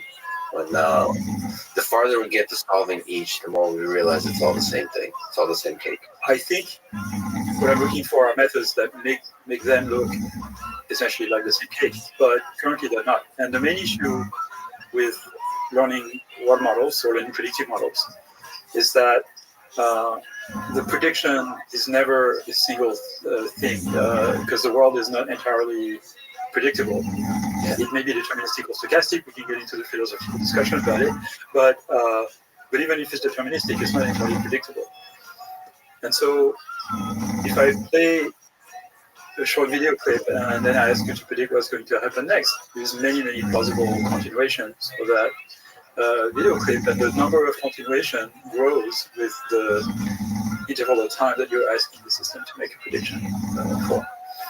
And so, one big question with self-supervised learning is how you represent this uncertainty, how you represent multiple discrete outcomes, how you represent this sort of continuum of possible outcomes, etc. And if you are a sort of a classical machine learning person, you say, oh, you just represent a distribution, right? And that we know how to do when we're predicting words, missing words in a text, because you can have a neural net give a score for every word in the dictionary. It's big, it's a big list of numbers, maybe 100,000 or so. You can turn them into a probability distribution that tells you when I say a sentence, the cat is chasing the blank in the kitchen. There are only a few words that make sense there. It could be a mouse, or it could be a laser spot, or something like that, right? And if I say the blank is chasing the blank in the savannah, you also have a bunch of plausible options for those two words, right? That because you have kind of a underlying reality that you can refer to sort of fill in those blanks. So you cannot say for sure in the savannah if it's a lion or a cheetah or whatever. You cannot know if it's a zebra or a deer or whatever wildebeest. But you can represent the uncertainty by just a long list of numbers. Now, if I do the same thing with video, when I ask you to predict a video clip, it's not a discrete set of potential frames. You have to have somewhere representing a sort of infinite number of plausible continuations of multiple frames in a high-dimensional continuous space, and we just have no idea how to do this properly. Finite high-dimensional. So like it's finite high-dimensional, yes. Just like the words, I try to get it to down to a small finite set of like under 1 million, something like that. Something like that. I mean, it's kind of ridiculous that we're doing a distribution over every single possible word for language, and it works. It feels like that's a really dumb way to do it, Like there seems to it seems to be like there should be some more compressed representation of the distribution of the words. You're right about that. And so, I agree. do you have any interesting ideas about how to represent all of the reality in a compressed way such that you can form a distribution over it? That's one of the big questions. How do you do that? Right. I mean, what's kind of another thing that really is stupid about I shouldn't say stupid, but like simplistic about current approaches to self-supervision in NLP in text is that not only do you represent a giant distribution over words, but for multiple words that are missing, those distributions are essentially independent of each other. And you don't pay too much of a price for this, so you can't. So the system, in the sentence that I gave earlier, if it gives a certain probability for a lion and cheetah, and then a certain probability for gazelle, wildebeest, and zebra, those two probabilities are independent of each other.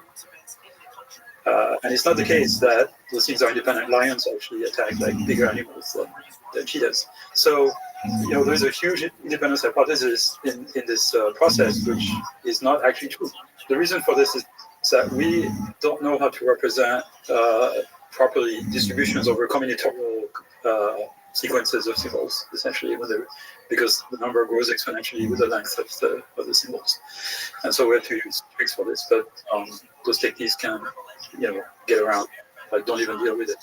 So the big question is, like, would there be some sort of abstract latent representation of text that would say that, when I switch lion for gazelle, lion for cheetah, I also have to switch zebra for gazelle. Yeah, so this independence assumption, let me throw some criticism at you that I often hear and see how you respond. So this kind of filling in the blanks, just statistics. You're not learning anything like the deep underlying concepts. You're just mimicking stuff from the past. You're not learning anything new such that you can use it to generalize about the world. Let me just say the crude version, which is just statistics. It's not intelligence. What do you have to say to that? What do you usually say to that if you kind of hear this kind of thing? I don't get into those discussions because they're kind of pointless. So first of all, it's quite possible that intelligence is just statistics. It's just statistics of a particular kind. Yes. Where this is the philosophical question. Is it possible that intelligence is just statistics? Yeah.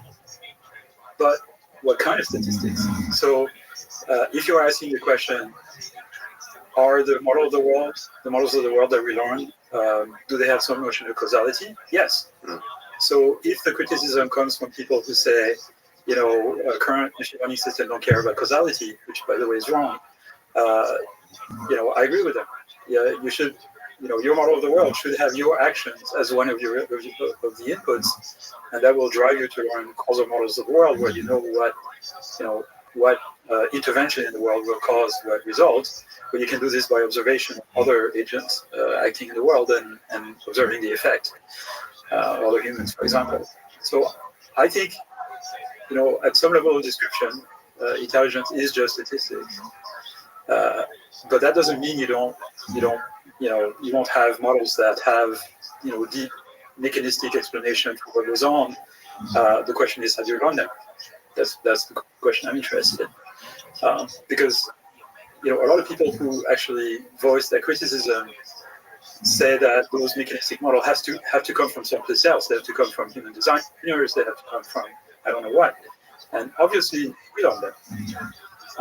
Or if we don't run them as an individual, nature run them for us using evolution. So regardless of what you think, those processes have been learned somehow.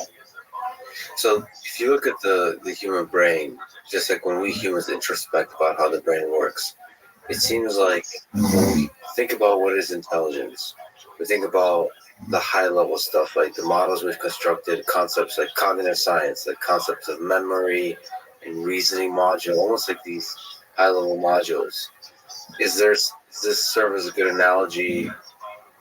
Like, are we ignoring the the dark matter, the basic low-level mechanisms, just like we ignore the way the operating system works. We're just using the high-level software. We're ignoring that at the low level, the neural network might be doing something like statistics, like meaning, sorry to use this word probably incorrectly and crudely, but doing this kind of fill in the gap kind of learning and just kind of updating the model constantly in order to be able to support the raw sensory information to predict it and then adjust to the prediction when it's wrong. But like when we look at our brain at the high level, it feels like we're playing chess, like we're like playing with high level concepts and we're stitching them together and we're putting them into the long-term memory. But really what's going underneath is something we're not able to introspect, which is this kind of simple large neural network that's just filling in the gaps. Right. Well, okay. So there's a lot of questions that are answers there. Okay. So first of all, there's a whole school of thought in neuroscience, computational neuroscience in particular, that likes the idea of predictive coding, which is really related to the idea I was talking about in self-supervised learning. So everything is about prediction. The essence of intelligence is the ability to predict, and everything the brain does is trying to predict everything from everything else. Okay, and that's really sort of the underlying principle, if you want, that self-supervised learning is trying to kind of reproduce this idea of prediction as kind of an essential mechanism of task-independent learning, if you want. The next step is, what kind of intelligence are you interested in reproducing? And of course, we all think about, trying to reproduce sort of, high-level cognitive processes in humans, but like in machines, we're not even at the level of even reproducing the learning processes in a cat brain. The most intelligent or more intelligent systems won't have as much common sense as a house cat. So how is it that cats learn? And cats don't do a whole lot of reasoning. They certainly have causal models. They certainly have, because many cats can figure out like how they can act on the world to get what they want. They certainly have a fantastic model of intuitive physics, certainly of the dynamics of their own bodies, but also of praise and things like that, right? So they're pretty smart. They only do this with about 800 million neurons. We are not anywhere close to reproducing this kind of thing. So to some extent, I could say, let's not even worry about like the high-level cognition and kind of long-term planning and reasoning that humans can do until we figure out, like, can we even reproduce what cats do? Now that said, this ability to learn world models, I think, is the key to the possibility of learning machines that can also reason. So whenever I give a talk, I say there are three main challenges in machine learning. The first one is getting machines to learn to represent the world and using self-supervised learning. The second is getting machines to reason in ways that are compatible with essentially gradient-based learning, because this is what deep learning is all about, really. And the third one is something we have no idea how to solve, at least I have no idea how to solve, is can we get machines to learn hierarchical representations of action plans? Like we know how to train them to learn hierarchical representations of perception, with convolutional nets and things like that, and transformers. But what about action plans? Can we get them to spontaneously learn good hierarchical representations of actions? Also gradient-based.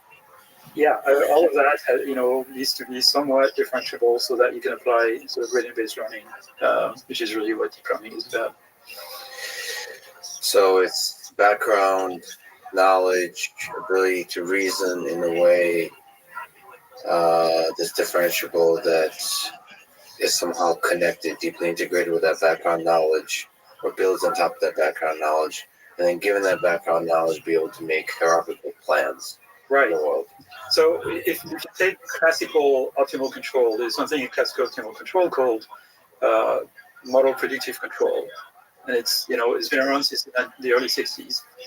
NASA uses that to compute trajectories of rockets. And the basic idea is that you have a predicted model of the rocket, let's say, or whatever system you intend to control, which, given the state of the system at time t and given an action, that you're taking the system. So for a rocket, it would be thrust and all the controls you can have. It gives you the state of the system at time t plus delta t, right? So basically a differential equation, something like that. And if you have this model, and you have this model in the form of some sort of neural net or some sort of set of formula that you can backpropagate gradient through, you can do what's called model predictive control or gradient-based model predictive control. So you have you can unroll that model in time. You feed it a hypothesized sequence of actions, and then you have some objective function that measures how well at the end of the trajectory the system has succeeded or matched what you wanted to do. Is the robot harm? Have you grasped the object you want to grasp? If it's a rocket, are you at the right place near the space station? Things like that. And by backpropagation through time, and again, this was invented in the 1960s by optimal control theorists, you can figure out what is the optimal sequence of actions that will, get my system to the best final state. So that's a form of reasoning. It's basically planning, and a lot of planning systems in robotics are actually based on this. And you can think of this as a form of reasoning. So, to take the example of the teenager driving a car again, you have a pretty good dynamical model of the car. It doesn't need to be very accurate, but again, that if you turn the wheel to the right and there is a cliff, you're going to run off the cliff, right? You don't need to have a very accurate model to predict that. And you can run this in your mind and decide not to do it for that reason, because you can predict in advance that the result is going to be bad. So you can sort of imagine different scenarios and then employ or take the first step in the scenario that is most favorable, and then repeat the process of planning. That's called receding horizon model predictive control. So all those things have names, going back decades. And so if you're now in classical optimal control, the model of the world is not generally learned. There's sometimes a few parameters you have to identify. That's called systems identification. But generally, the model is mostly deterministic and mostly built by hand. So the big question of AI, I think the big challenge of AI for the next decade is how do we get machines to learn predictive models of the world that deal with uncertainty and deal with the real world in all this complexity. So it's not just trajectory of a rocket, which you can reduce to first principles. It's not even just trajectory of a robot arm, which again you can model by careful mathematics, but it's everything else, everything we observe in the world. People behavior. Physical systems that involve collective phenomena like water or trees and branches in a tree or something, or like complex things that humans have no trouble developing abstract representations and predictive model for, but we still don't know how to do with machines. Where do you put in these three, maybe in the planning stages, the game theoretic nature of this world, where your actions not only respond to the dynamic nature of the world, the environment, but also affect it? So if there's other humans involved, is this point number 4, or is it somehow integrated into the hierarchical representation of action in your view? I think it's integrated. It's just that now your model of the world has to deal with, it just makes it more complicated, right? The fact that humans are complicated and not easily predictable, that makes your model of the world much more complicated. That much more complicated. Well, there's a chess. I suppose chess is an analogy. So Monte Carlo tree search. Right. If there's I go, you go, I go, you go. Like Andrej Karpathy recently gave a talk at MIT about car doors. I think there's some machine learning too, but mostly car doors. And there's a dynamic nature to the car, like the person opening the door checking. And he wasn't talking about that. He was talking about the perception problem of what the ontology of what defines a car door, this big philosophical question. But to me, it was interesting because, it's obvious that the person opening the car doors, they're trying to get out, like here in New York, trying to get out of the car. You slowing down is going to signal something. You speeding up is going to signal something. That's a dance. It's a asynchronous chess game. I don't know. So it feels like... it's not just, I guess you can integrate all of that into one giant model, like the entirety of these little interactions, because it's not as complicated as chess. It's just like a little dance. We do like a little dance together. and then we figure it out. Well, in some ways, it's way more complicated than chess because it's continuous, it's uncertain in a continuous manner. It doesn't feel more complicated. But it does feel more complicated because that's what we've evolved to solve. This is the kind of problem we've evolved to solve, and so we're good at it because nature has made us good at it. Nature has not made us good at chess. We completely suck at chess. Yeah. In fact, that's why we designed it as a game, is to be challenging. And if there is something that recent progress in chess and Go has made us realize, is that humans are really terrible at those things, like really bad. There was a story right before AlphaGo that the best Go players thought they were maybe 2 or 3 stones behind an ideal player that they would call God. In fact, no, they're like 9 or 10 stones behind. I mean, we're just bad. Yeah. So we're not good at, and it's because we have limited working memory. We're not very good at doing this tree exploration. Computers are much better at doing that. We are, but we are much better at learning differentiable models of the world. I mean, I say differentiable in a kind of, I should say, not differentiable in the sense that we run backprop through it, but in the sense that our brain has some mechanism for estimating gradients of some kind. Yeah. And that's what makes us efficient. So if you have an agent that consists of a model of the world, which in the human brain is basically the entire front half of your brain, an objective function, which in humans is a combination of 2 things. There is your sort of intrinsic motivation module, which is in the basal ganglia, the base of your brain. That's the thing that measures pain and hunger and things like that, like immediate feelings and emotions. And then there is, the equivalent of what people in reinforcement learning call a critic, which is a sort of module that predicts ahead what the outcome of a situation will be. And so it's not a cost function, but it's sort of not an objective function, but it's sort of a trained predictor of the ultimate objective function. And that also is differentiable. And so if all of this is differentiable, your cost function, your critic, your world model, then you can use gradient-based type methods to do planning, to do reasoning, to do learning, to do all the things that we'd like an intelligent agent to do. And the gradient-based learning, like what's your intuition? That's probably at the core of what can solve intelligence. So you don't need like logic-based reasoning in your view. I don't know how to make logic-based reasoning compatible with efficient learning. Yeah. And okay, I mean, there is a big question, perhaps a philosophical question. It's not that philosophical, but that we can ask is that all the learning algorithms we know from engineering and computer science proceed by optimizing some objective function. Yeah. Right. So one question we may ask is does learning in the brain minimize an objective function? It could be a composite of multiple objective functions, but it's still an objective function. Second, if it does optimize an objective function, does it do it by some sort of gradient estimation? It doesn't need to be backprop, but some way of estimating the gradient in an efficient manner, whose complexity is on the same order of magnitude as actually running the inference. Because you can't afford to do things like perturbing a weight in your brain to figure out what the effect is, and then sort of you can do sort of estimating gradient by perturbation.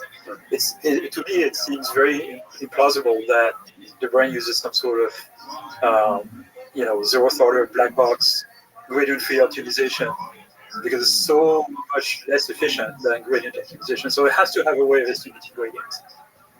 Is it possible that some kind of logic-based reasoning emerges in pockets as a useful, like you said, if the brain is an objective function, maybe it's a mechanism for creating objective functions.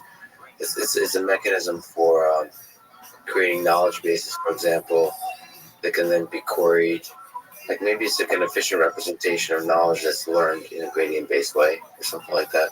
Well, so I think there is a lot of different types of intelligence. So first of all, I think the type of logical reasoning that we think about, that we are, maybe stemming from, sort of classical AI of the 1970s and 80s, I think humans use that relatively rarely and are not particularly good at it.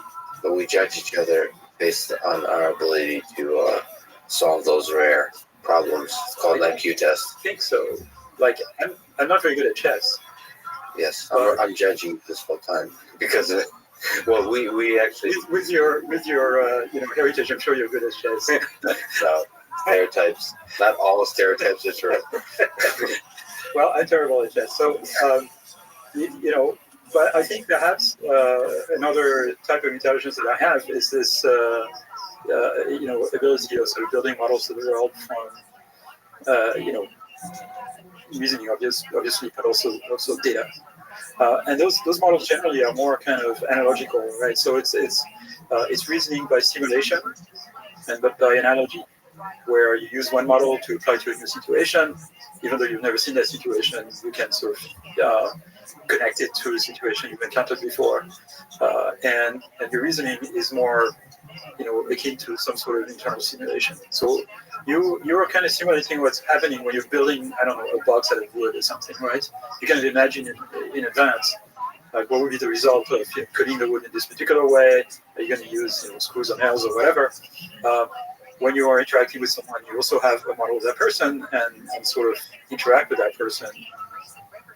Having this model in mind to kind of tell the person what you think is useful to them. So I think this ability to construct models of the world is basically the essence of intelligence, and the ability to use it then to plan actions that will fulfill a particular criterion, of course, is necessary as well. So I'm going to ask you a series of impossible questions as we keep asking, as I've been doing.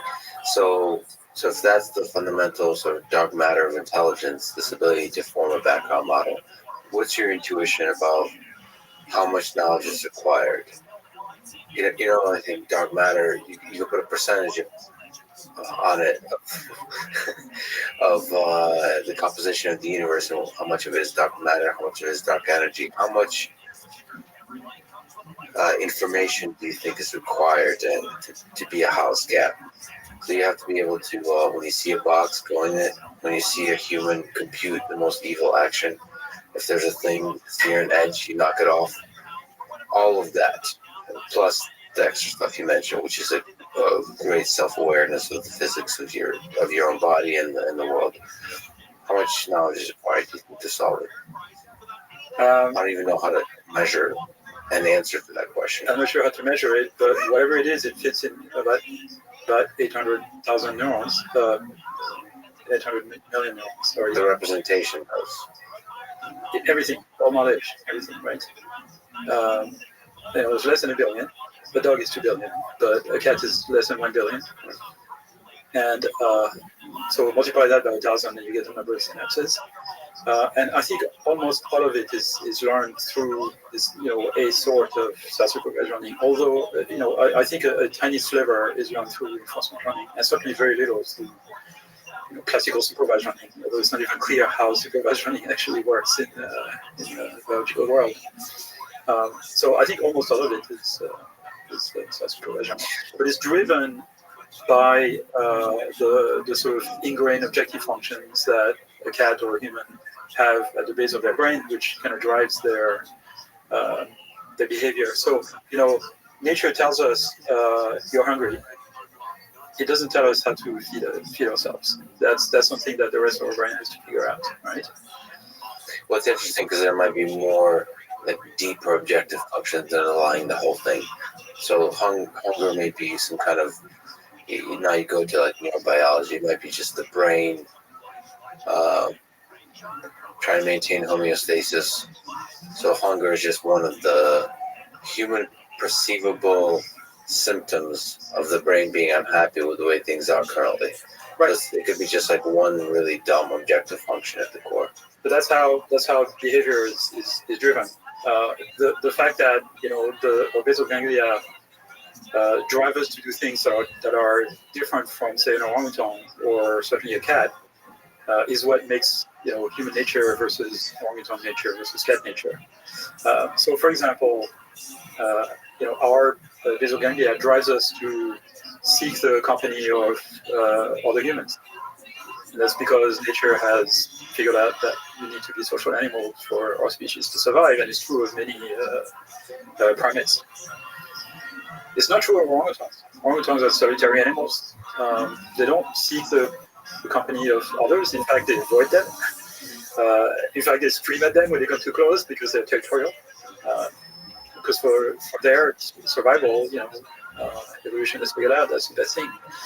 I mean, they're occasionally social, of course, for reproduction and stuff like that. Yeah. But they're mostly solitary. So all of those behaviors are not part of intelligence. People say, "Oh, you're never going to have intelligent machines because human intelligence is social." But then you look at orangutans, you look at octopus. Octopus never know their parents. They barely interact with any other, and they get to be really smart in less than a year, in like half a year. In a year they're adults, in 2 years they're dead. So there are things that we think as humans are intimately linked with intelligence, like social interaction, like language. I think we give way too much importance to language as the substrate of intelligence as humans, because we think our reasoning is so linked with language.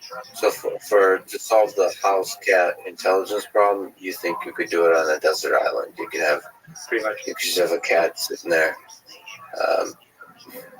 looking at the waves, at the ocean waves, figure a lot of it out.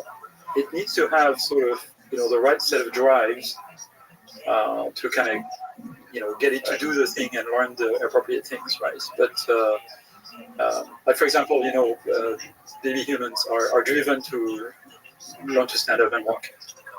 That's kind of this desire is acquired. How to do it precisely is not that's right. But the desire to walk, move around, and stand up, that's sort of. It's very simple to hardwire this kind of stuff. Like the desire to. Well, that's interesting. You're hardwired to want to walk. That's not there's got to be a deeper need for walking. I think it was probably socially imposed by society that you need to walk, while the other bipedal. No, like a lot of simple animals that will probably walk without ever watching any other members of the species. It seems like a scary thing to have to do because you suck at bipedal walking at first. It seems crawling is much safer, much more like, why are you in a hurry? Well, because you have this thing that drives you to do it, which is sort of part of the sort of human development. Is that understood actually? Not entirely. No. What's the reason to get on 2 feet? It's really hard. Like most animals don't get on 2 feet. Well, they get on 4 feet. Many mammals get on 4 feet. Yeah, they very quickly. Some of them extremely quickly. But I don't, like from the last time I've interacted with a table, that's much more stable than the thing on 2 legs. It's just a really hard problem. Yeah, I mean, birds have figured it out with 2 feet. Well, technically, you can go into ontology. They have 4. I guess they have 2 feet. They have 2 feet. Chickens. Dinosaurs have 2 feet. Many of them. Allegedly. I'm just now learning that T-Rex was eating grass, not other animals. T-Rex might have been a friendly pet. What do you think about, I don't know if you looked at the test for general intelligence that Rothschild put together. I don't know if you got a chance to look at that kind of thing. Like, what's your intuition about how to solve like an IQ type of test? I don't know. I think it's so outside of my radar screen that it's not really relevant, I think, in the short term. Well, I guess one way to ask, another way, perhaps more closer to your work, is like, how do you solve MNIST with very little example data? That's right, and that's the answer to this probably is self-supervised learning. Just learn to represent images, and then learning, to recognize handwritten digits on top of this will only require a few samples. So we observe this in humans, right? You show a young child a picture book with a couple of pictures of an elephant, and that's it. The child knows what an elephant is. And we see this today with practical systems that we train image recognition systems with enormous amounts of images, either completely self-supervised or very weakly supervised. For example, you can train a neural net to predict whatever hashtag people type on Instagram, right? And you can do this with billions of images because there's billions per day that are showing up. So the amount of training data there is essentially unlimited. And then you take the output representation, a couple layers down from the output of what the system learned, and feed this as input to a classifier for any object in the world that you want, and it works pretty well. So that's transfer learning, okay, or weakly supervised transfer learning. People are making very, very fast progress using self-supervised learning for this kind of scenario as well. And my guess is that's going to be the future. For self-supervised learning, how much cleaning do you think is needed for filtering malicious signal, or what's a better term? But like a lot of people use hashtags on Instagram to get like good SEO that doesn't fully represent the contents of the image. Like they'll put a picture of a cat and hashtag it with like science, awesome, fun. I don't know, all the why would you put science? Also, that's not very good SEO. The way my colleagues who worked on this project at Facebook, now Meta AI, a few years ago dealt with this, is that they only selected something like 17,000 tags that correspond to kind of physical things or situations, like that has some visual content. So you wouldn't have like HTTP or anything like that. Also, they keep a very select set of hashtags. Is what you're saying? Yeah. Okay. But it's still on the order of 10 to 20,000. So it's fairly large. Okay. Can you tell me about data augmentation? What the heck is data augmentation, and how is it used? Maybe contrasted learning for video. What are some cool ideas here? Right, so data augmentation, first, data augmentation, is the idea of artificially increasing the size of your training set by distorting the images that you have in ways that don't change the nature of the image. Right? So you do NNIS, you get data augmentation on NNIS, and people have done this since the 1990s, right? You take a NNIS digit and you shift it a little bit, or you change the size, or rotate it, skew it, etc. Add noise, etc. And it works better. If you train a supervised classifier with augmented data, you're going to get better results. Now, it's become really interesting over the last couple of years because a lot of self-supervised learning techniques to pre-train vision systems are based on data augmentation. And the basic techniques is originally inspired by techniques that I worked on in the early 90s and Jeff Hinton worked on also in the early 90s. There was sort of parallel work. I used to call this Siamese network. So basically you take two identical copies of the same network, they share the same weights, and you show two different views of the same object. Either those two different views may have been obtained by data augmentation, or maybe it's two different views of the same scene from a camera that you moved, or at different times or something like that, right? Or two pictures of the same person, things like that. And then you train this neural net, those two identical copies of this neural net, to produce an output representation, a vector, in such a way that the representation for those two images are as close to each other as possible, as identical to each other as possible, right? Because you want the system to basically learn a function that will be invariant, that will not change, whose output will not change when you transform those inputs in those particular ways, right? So that's easy to do. What's complicated is how do you make sure that when you show two images that are different, the system will produce different things? Because if you don't have a specific provision for this, the system will just ignore the inputs. When you train it, it will end up ignoring the input and just produce a constant vector that is the same for every input. Right? Yes. That's called a collapse. Now, how do you avoid collapse? So there's two ideas. One idea that I proposed in the early 90s, my colleagues at Bell Labs, Jane Bromley and a couple other people, which we now call contrastive learning, which is to have negative examples, right? So you have pairs of images that you know are different, and you show them to the network, and those two copies, and then you push the two output vectors away from each other. And it will eventually guarantee that things that are semantically similar produce similar representations, and things that are different produce different representations. we actually came up with this idea for a project of doing the signature verification. So we would collect signatures from like multiple signatures on the same person, and then train a neural net to produce the same representation, and then force the system to produce different representation from different signatures. This was actually the problem was proposed by people from what was a subsidiary of AT&T at the time called NCR, and they were interested in storing representation of the signature on the 80 bytes of the magnetic strip of a credit card. So we came up with this idea of having a neural net with 80 outputs, that we would quantize in bytes so that we could encode the And that encoding was then used to compare whether the signature matches or not. That's right. So then you would, sign would run through the neural net, and then you would compare the output vector to whatever is stored on the card. Did it actually work? It worked, but they ended up not using it. Because nobody cares, actually. I mean, the American financial payment system is incredibly lax in that respect compared to Europe. Oh, the signatures. What's the purpose of signatures anyway? This is nobody looks at them. Nobody cares. It's yeah.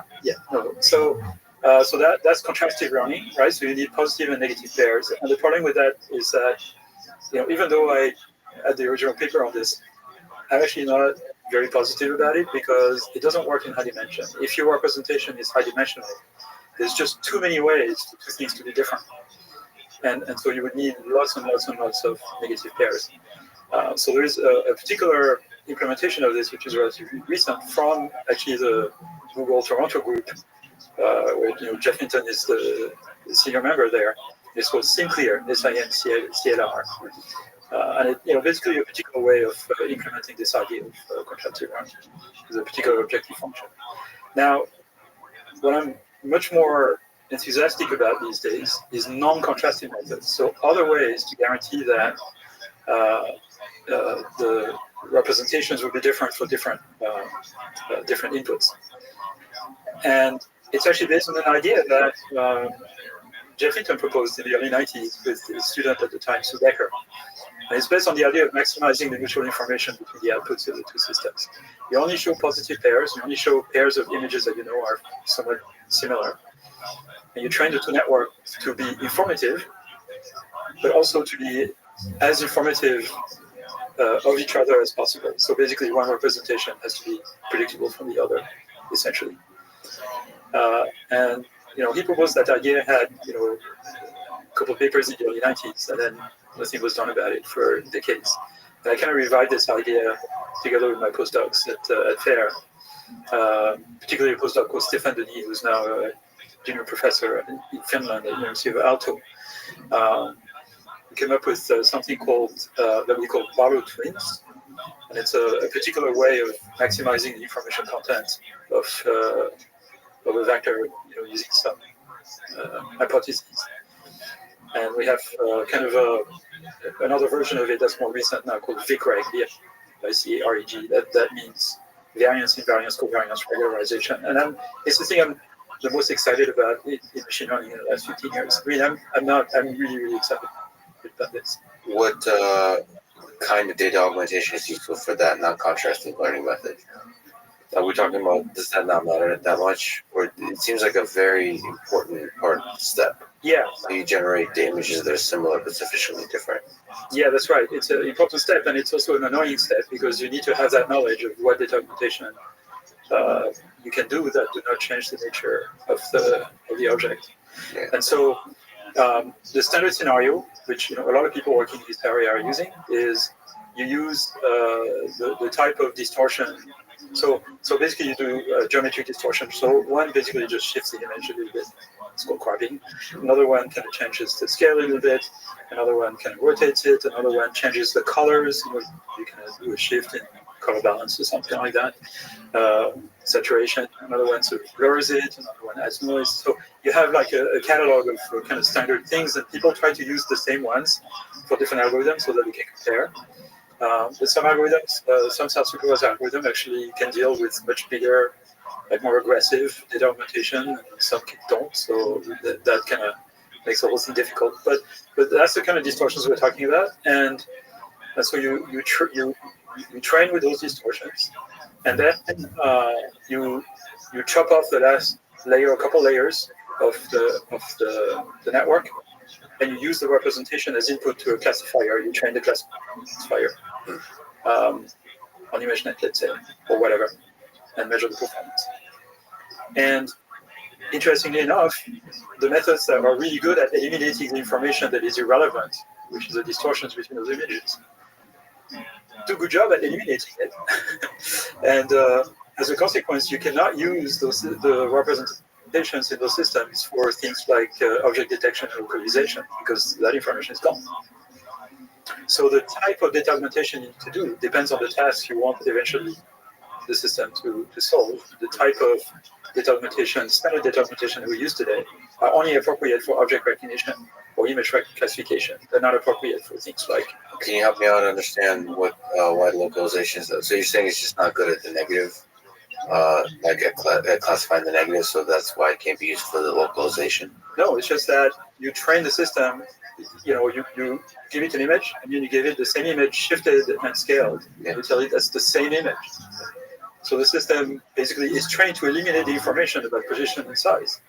So now you want to use that to like figure out where an object is and what size it is. It's like a bounding box. They'd be able to actually, it can still find the object in the image. It's just not very good at finding the exact boundaries of that object.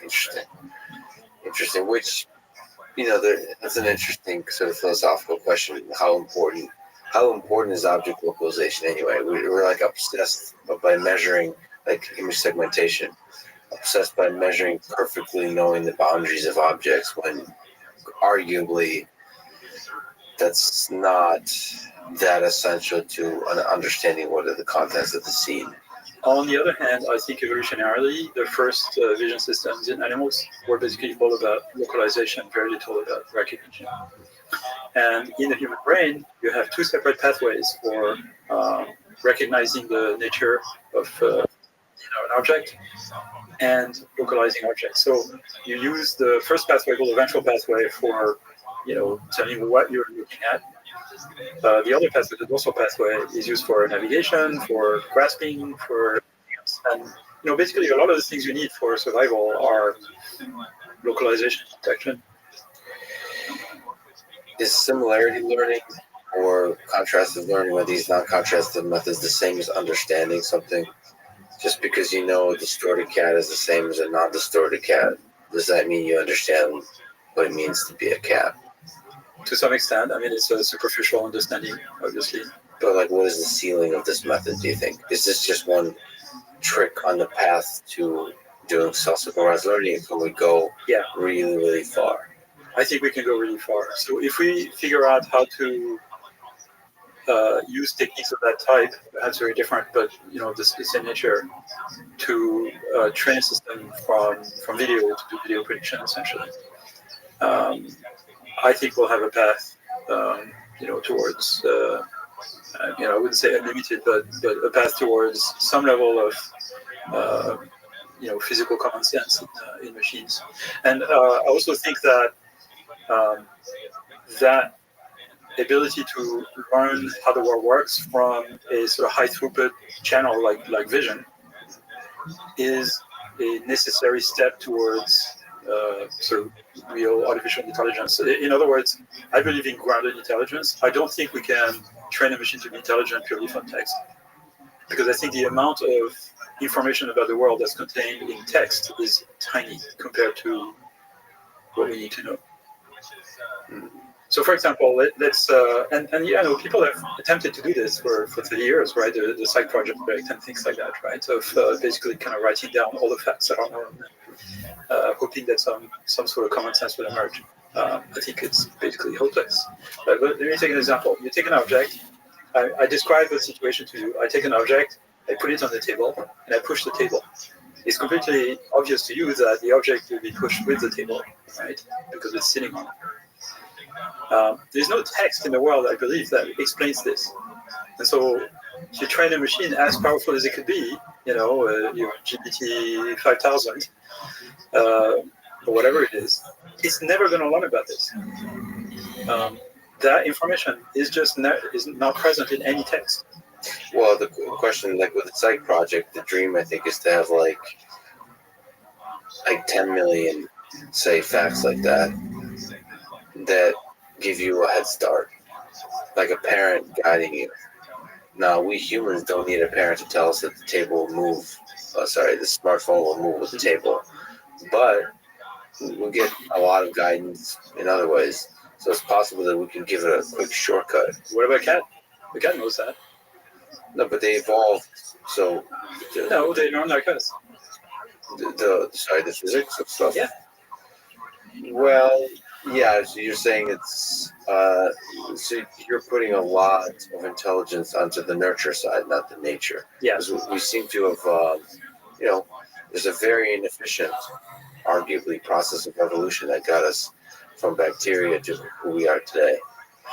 Started at the bottom, now we're here. So the question is how. Okay, so the question is how fundamental is that the nature of the whole hardware, and then is there any way to shortcut it if it's fundamental? If it's not, if it's most of intelligence, most of the cool stuff we've been talking about is mostly nurture, mostly trained. We figured out by observing the world. We could form that big, beautiful, sexy background model that you're talking about just by sitting there. Then you need to maybe it is all supervised learning all the way down. Self-supervised learning, say. Whatever it is that makes human intelligence different from other animals, which a lot of people think is language and logical reasoning and this kind of stuff. It cannot be that complicated because it only popped up in the last million years. Yeah. It only involves less than 1% of our genome, right? Which is the difference between human genome and chimps or whatever. So it can't be that complicated. It can't be that fundamental. I mean, most of the complicated stuff already exists in cats and dogs and certainly primates, non-human primates. Yeah, that little thing with humans might be just something about social interaction and ability to maintain ideas across like a collective of people. It sounds very dramatic and very impressive, but it probably isn't, mechanistically speaking. It is, but we're not there yet. Like we have. I mean, this is number 634. In the list of problems we have to solve. So basic physics of the world is number one. What do you just a quick tangent on data augmentation. So a lot of it is hard-coded versus learned. Do you have any intuition that maybe there could be some weird data augmentation, like generative type of data augmentation, like doing something weird to images, which then improves the similarity learning process? So not just kind of dumb, simple distortions, but by you shaking your head, just saying that even simple distortions are enough. I think data augmentation is a temporary necessary evil. So what people are working on now is two things. One is the type of self-supervised learning, like trying to translate the type of self-supervised learning people use in language, translating this to images, which is basically the Zima autoencoder method, right? So you take an image, you block, you mask some parts of it, and then you train some giant neural net to reconstruct the parts that are missing. And until very recently, there was no working methods for that. All the autoencoder type methods for images weren't producing very good representation. But there's a paper now coming out of the FAIR group at Menlo Park that actually works very well. So that doesn't require data augmentation, that requires only masking. Only masking for images. Okay. Right, so you mask part of the image and you train a system, which, in this case, is a transformer because you can the transformer represents the image. It does non-overlapping patches, so it's easy to mask patches and things like that. Okay, then my question transfers to that problem, the masking. Like, why should the mask be a square or a rectangle? Yeah, so it doesn't matter. Like, I think we're gonna come up probably in the future with sort of ways to mask that are kind of random, essentially. Well, I mean, they are random already, but but like something that's challenging, like optimally challenging. So like I mean, maybe it's a metaphor that doesn't apply, but it seems like there's an data augmentation or masking. There's an interactive element with it. Like you're almost like playing with an image. Yeah. And like it's like the way we play with an image in our minds. No, but it's like dropout. It's like muscle machine training. You every time you see a preset, you also you can perturb it in some way, and then the principle of the training procedure is to minimize the difference of the output of the representation between the clean version and the corrupted version, essentially, right? And you can do this in real time, right? So most of the machine work like this, right? You show a preset, you tell the machine that's a good combination of activities of your input neurons, and then you either let them go their merry way without clamping them to values, or you only do this with a subset. And what you're doing is you're training the system so that the stable state of the entire network is the same regardless of whether it sees the entire input or whether it sees only part of it. The noisy autoencoder method is basically the same thing, right?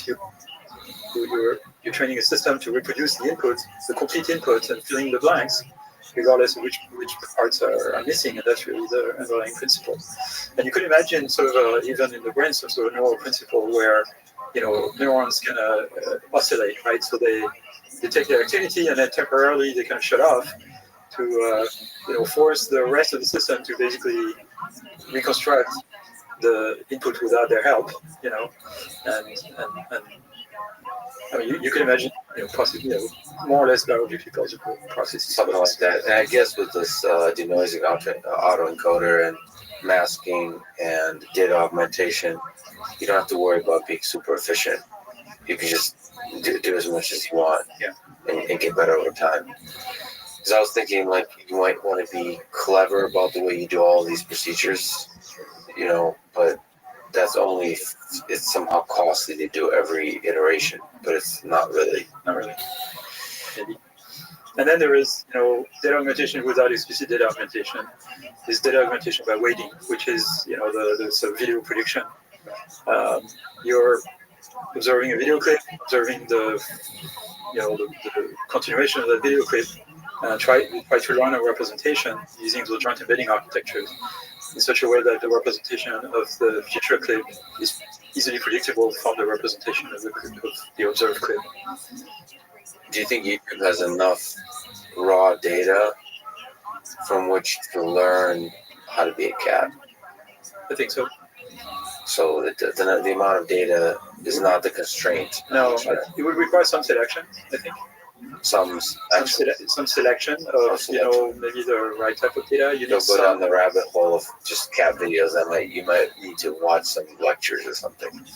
No, how meta would that be if it watches lectures about intelligence and then watches your lectures and learns from that how to be intelligent? I don't think there would be enough. What's your do you find multimodal learning interesting? We've been talking about visual and language, combining those together, maybe audio and all those kinds of things. There's a lot of things that I find interesting in the short term, but are not addressing the important problems that I think are really kind of the big challenges. So I think things like multitask learning, continual learning, adversarial issues. I mean, those have great practical interests in the relatively short term. Possibly, but I don't think they're fundamental. Active learning, even to some extent reinforcement learning.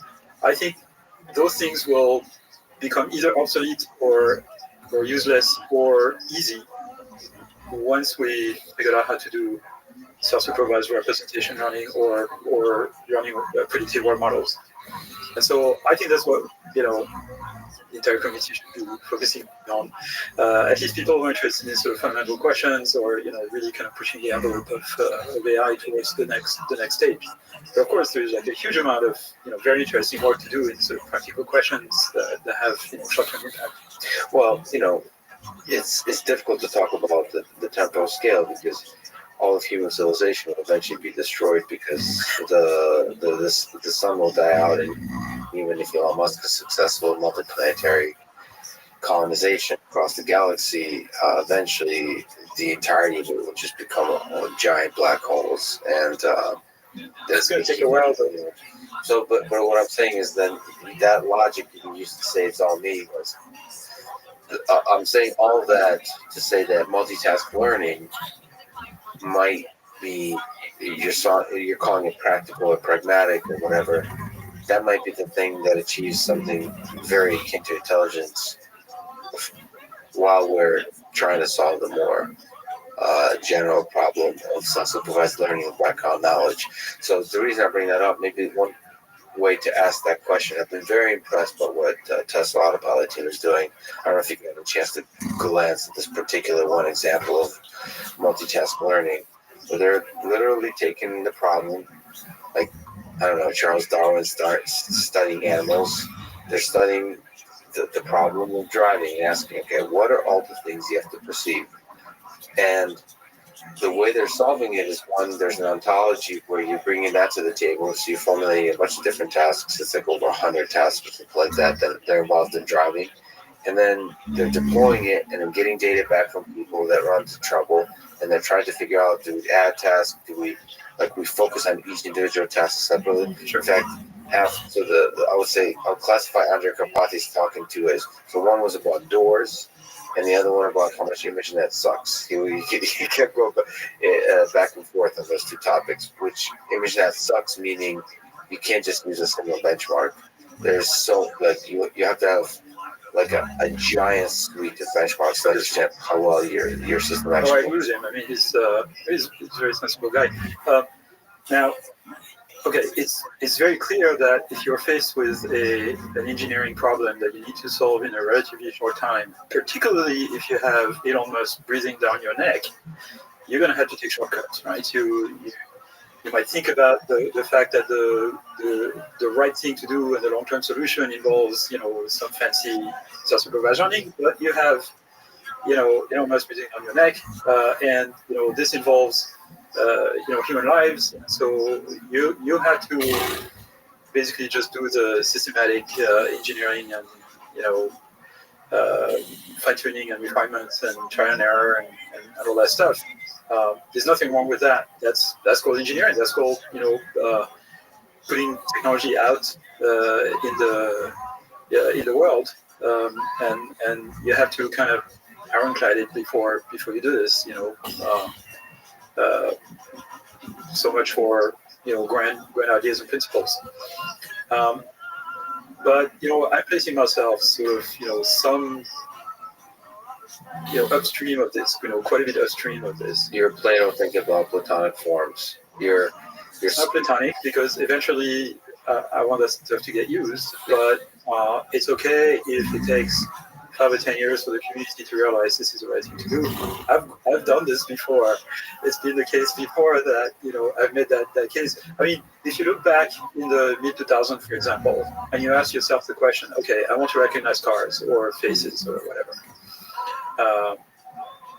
I can use convolutional nets, or I can use more conventional kind of computer vision techniques, using interest point detectors or dense SIFT features, sticking an SVM on top. At that time, the data sets were so small that those methods that use more hand engineering work better than COMNETs. There was just not enough data for COMNETs. And COMNETs were a little slow with the kind of hardware that was available at the time.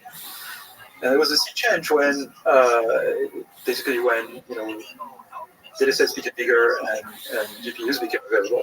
That's what,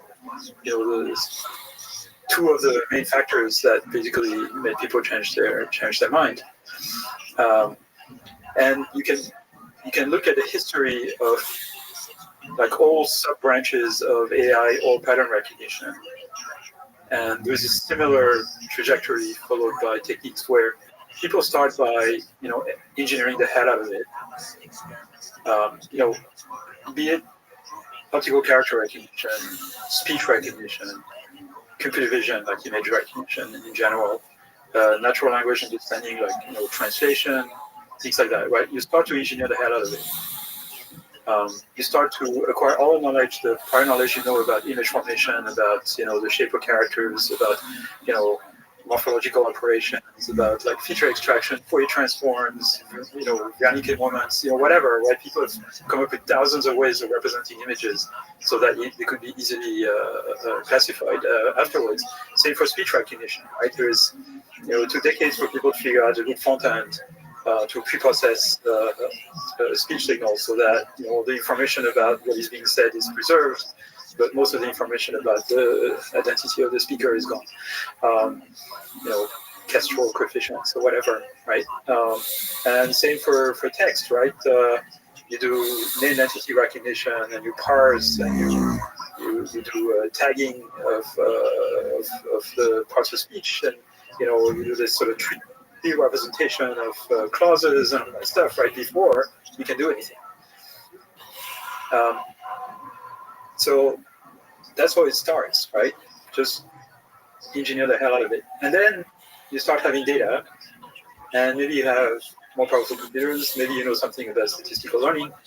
So you start using machine learning, and it's usually a small sliver on top of your kind of handcrafted system where you extract features by hand.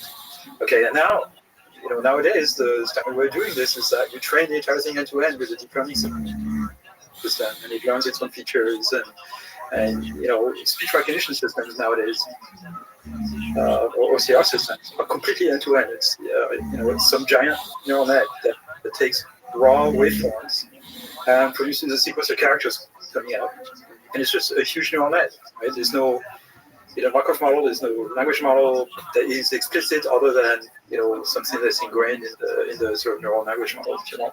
Same for translation, same for all kinds of stuff. So you see this continuous evolution from less and less handcrafting and more learning, and I think it's true in biology as well.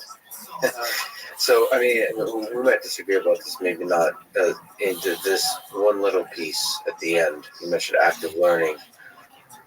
It feels like active learning, which is the selection of data and also the interactivity, needs to be part of this giant neural network. You cannot just be an observer to do self-supervised learning. You have to, self-supervised learning is just a word, but whatever this giant stack of a neural network that's automatically learning, it feels, my intuition is that you have to have a system, whether it's a physical robot or a digital robot, that's interacting with the world and doing so in a flawed way and improving over time in order to form the self-supervised learning.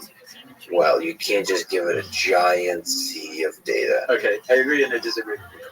I agree in the sense that I think I agree in 2 ways. The first way I agree is that if you want, and you certainly need, a causal model of the world that allows you to predict the consequences of your actions. To train that model, you need to take actions, right? You need to be able to act in the world and see the effect for you to learn causal models of the world. Well, so that's not obvious because you can observe others. You can observe others, and you can infer that they're similar to you, and then you can learn from that. Yeah, but then you have to kind of hardwire that part, right? Yeah. Mirror neurons and all that stuff, right? So, and it's not clear to me how you would do this in a machine. So, so I think the action part would be necessary for having causal models of the world. The second reason it may be necessary, or at least more efficient, is that active learning basically goes for the jugular of what you don't know, right? This obvious areas of uncertainty about your world and about how the world behaves, and you can resolve this uncertainty by systematic exploration of that part that you don't know. And if you know that you don't know, then it makes you curious. You kind of look into situations that, and across the animal world, different species at different levels of curiosity, right? Yeah. Depending on how they build, right? So, cats and rats are incredibly curious. Dogs not so much. I mean, less. Yeah. So it could be useful to have that kind of curiosity. So it'd be useful, but curiosity just makes the process faster. It doesn't make the process exist. So what learning process is it that active learning makes more efficient? And I'm asking that first question. we haven't answered that question yet. So, I worry about active learning once this question is. So it's the more fundamental question to ask. And if active learning or interaction increases the efficiency of the learning, see, sometimes it becomes very different if the increase is several orders of magnitude, right? Like, That's true. but fundamentally, it's still the same thing. And building up the intuition about how to, in a self-supervised way, to construct background models, efficient or inefficient, is the core problem. What do you think about Yoshua Bengio's talking about consciousness and all of these kinds of concepts? Okay. I don't know what consciousness is, but It's a good opener. and to some extent, a lot of the things that are said about consciousness remind me of the questions people were asking themselves in the 18th century or 17th century when they discovered that, how the eye works and the fact that the image at the back of the eye was upside down, right? Because you have a lens.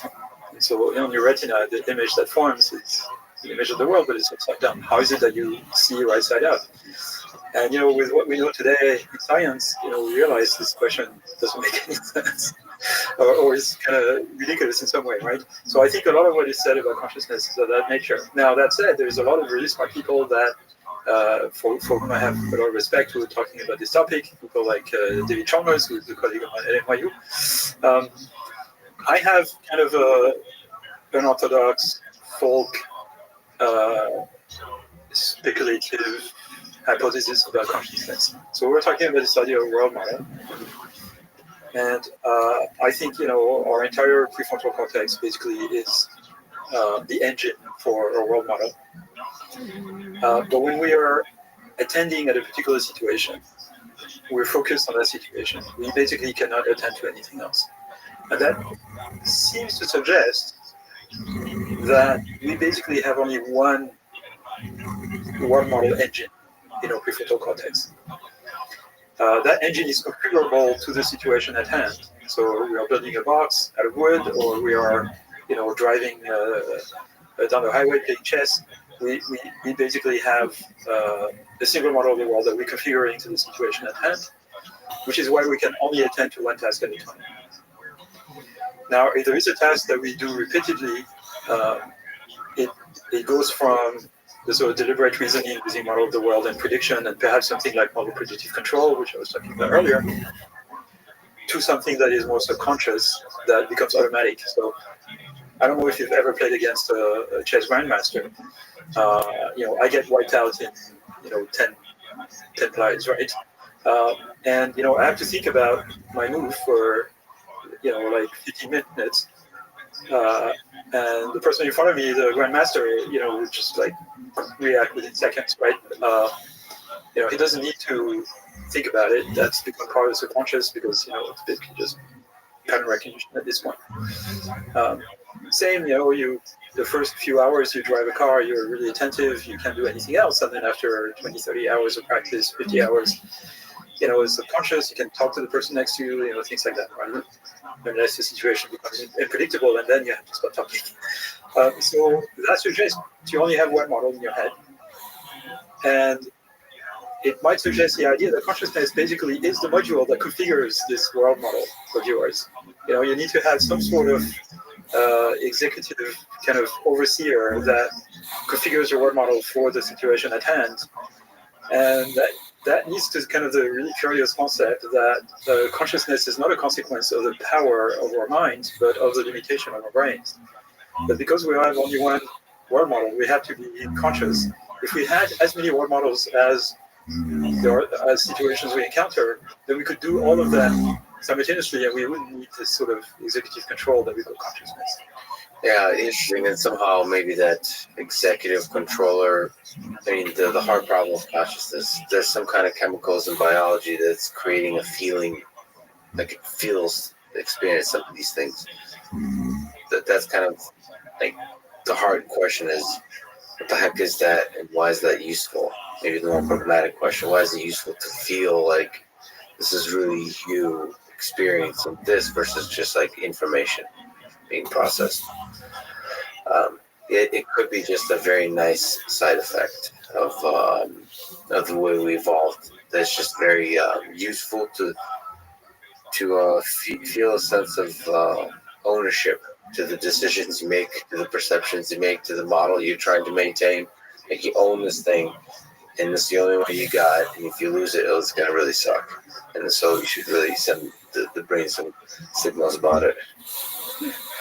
What ideas do you believe might be true that most, or at least many people disagree with you with?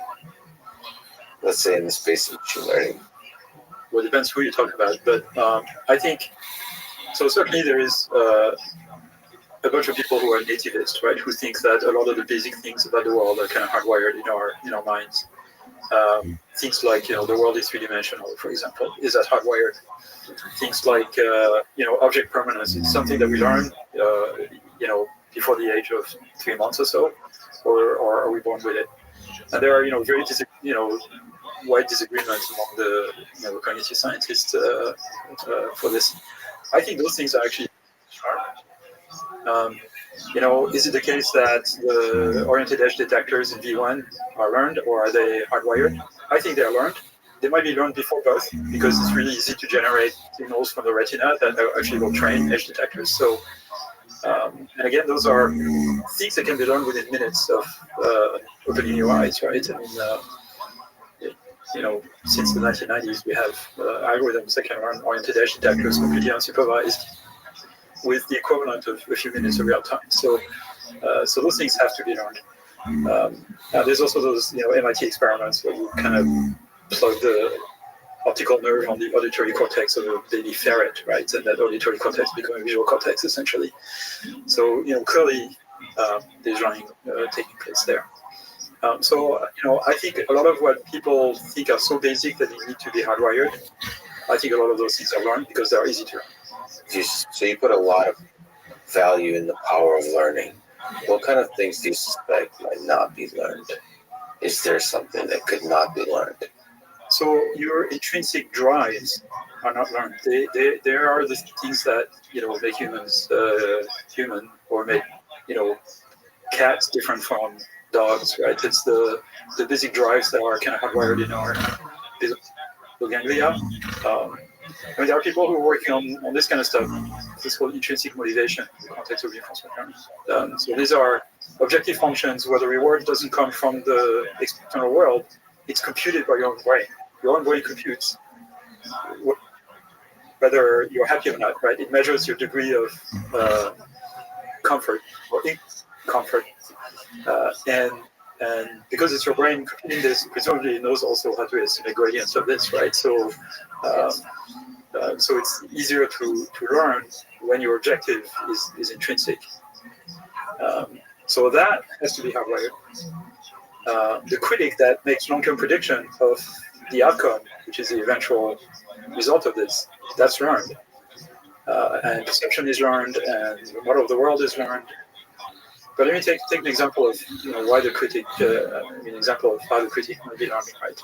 If I come to you, I reach across the table and I pinch your arm, right? Complete surprise for you. You would not have expected this. I was expecting that the whole time, but yes, right. Let's say for the sake of the story, yes. Okay, your basal ganglia is going to light up because it's going to hurt, right? And now your model of the world includes the fact that I may pinch you if I approach my don't trust humans. Right, my hand to your arm. So if I try again, you're going to recoil, and that's your critic, your predictive, your predictor of your ultimate pain system that predicts that something bad is going to happen and recoil, right, to avoid it. So even that could be learned. That is learned, definitely. This is what allows you also to, define the goals, right? So the fact that, you're a school child, you wake up in the morning and you go to school, and, it's not because you necessarily like waking up early and going to school, but you know that there is a long-term objective you're trying to optimize. So Ernest Becker, I'm not sure if you're familiar with the philosopher. He wrote the book Denial of Death, and his idea is that one of the core motivations of human beings is our terror of death, our fear of death. That's what makes us unique from cats. Cats are just surviving. They do not have a deep under like cognizance, introspection that over the horizon is the end.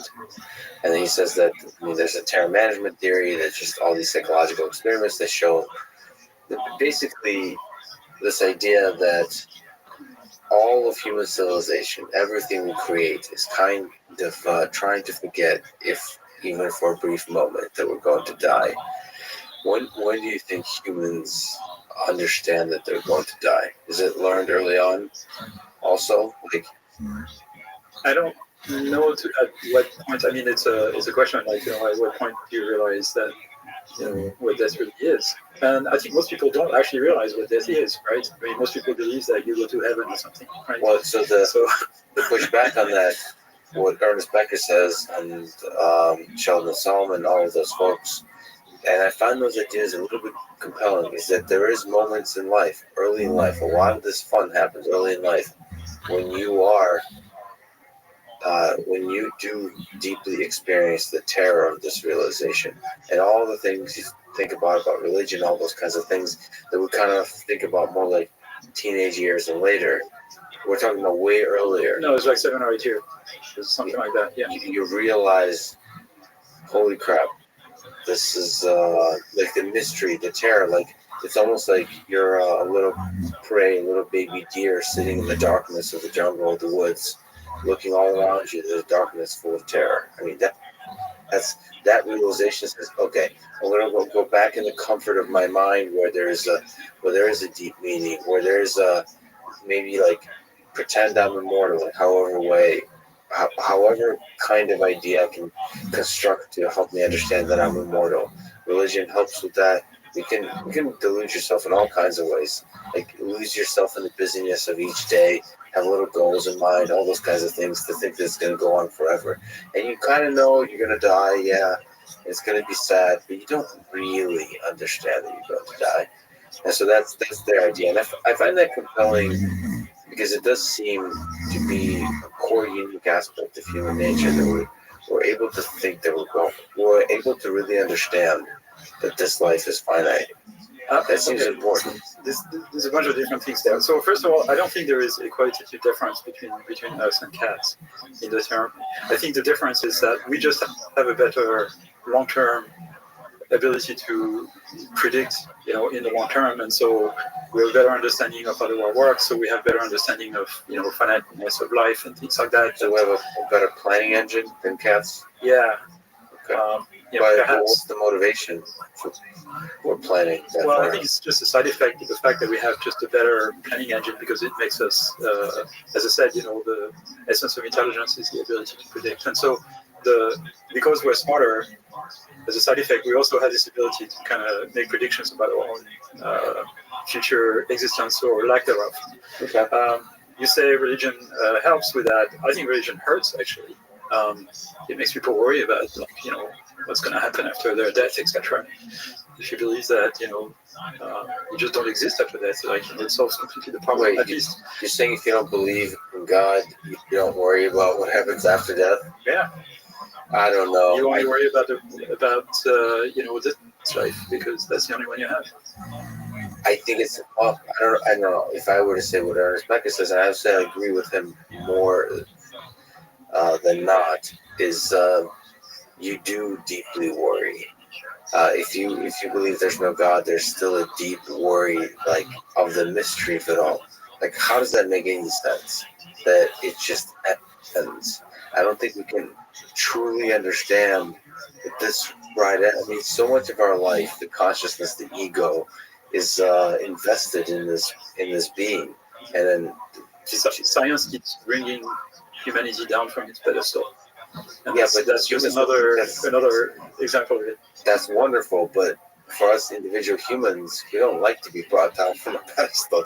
You're saying, like, but see, you're fine with it because, so what Ernest Becker would say is you're fine with it because that's just a more peaceful existence for you, but you're not really fine. You're hiding from. In fact, some of the people that experience the deepest trauma earlier in life, they often, before they seek extensive therapy, will say that I'm fine. It's like when you talk to people who are truly angry, how are you doing? I'm fine. The question is, what's going on? I had a near-death experience. I had a very bad motorbike accident when I was 17. So, And but that didn't have any impact on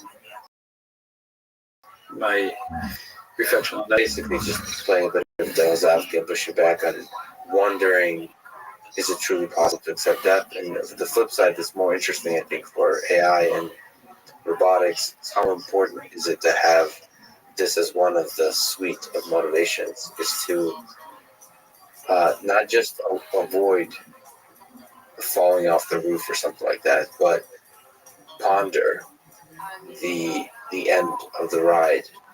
Well, if you listen to the Stoics, it's a great motivator. It adds a sense of urgency. So maybe to truly fear death or be cognizant of it might give a deeper meaning and urgency to the moment to live fully. Well, maybe I don't disagree with that. I mean, I think what motivates me here is knowing more about human nature. I mean, I think human nature and human intelligence is a big mystery. It's a scientific mystery, in addition to philosophical, etc. But I'm a true believer in science. So, and I do have kind of a belief that for complex systems like the brain and the mind, the way to understand it is to try to reproduce it with artifacts that you build, because you know what's essential to it when you try to build it. The same way, I've used this analogy before with you, I believe. The same way we only started to understand aerodynamics when we started building airplanes, and that helped us understand how birds fly. So I think there's kind of a similar process here where we don't have a full theory of intelligence, but building intelligent artifacts will help us perhaps develop some underlying theory that encompasses not just artificial implements, but also human biological intelligence in general. So you're an interesting person to ask this question about sort of all kinds of different other intelligent entities or intelligences. What are your thoughts about kind of like the Turing or the Chinese room question? If we create an AI system that exhibits a lot of properties of intelligence and consciousness, how comfortable are you thinking of that entity as intelligent or conscious? So you're trying to build now systems that have intelligence, and there's metrics about their performance, but that metric is external. Okay, so are you okay calling a thing intelligent, or are you going to be like most humans and be once again unhappy to be brought down from a pedestal of consciousness/intelligence? No, I'll be very happy to understand more about human nature, human mind, and human intelligence through the construction of machines that have similar abilities. And if the consequence of this is to bring down humanity one notch down from its already low pedestal, I'm just fine with it. That's just the reality of life. So I'm fine with that. Now, you were asking me about things that, opinions I have that a lot of people may disagree with. I think if we think about the design of an autonomous intelligence system, so assuming that we're somewhat successful at some level of getting machines to learn models of the world, predicting models of the world, we build intrinsic motivation objective functions to drive the behavior of that system. The system also has perception modules that allows it to estimate the state of the world, and then have some way of figuring out the sequence of actions that to optimize a particular objective. If it has a critic of the type that I was describing before, the thing that makes you recoil your arm the second time I try to pinch you, intelligent autonomous machine will have emotions. I think emotions are an integral part of autonomous intelligence. If you have an intelligence system that is driven by intrinsic motivation, by objectives, if it has a critic that allows it to predict in advance whether the outcome of a situation is going to be good or bad, it's going to have emotions. It's going to have fear. When it predicts that the outcome is going to be bad and something to avoid, it's going to have elation when it predicts that it's going to be good. if it has drives to relate with humans, in some ways, the way humans have,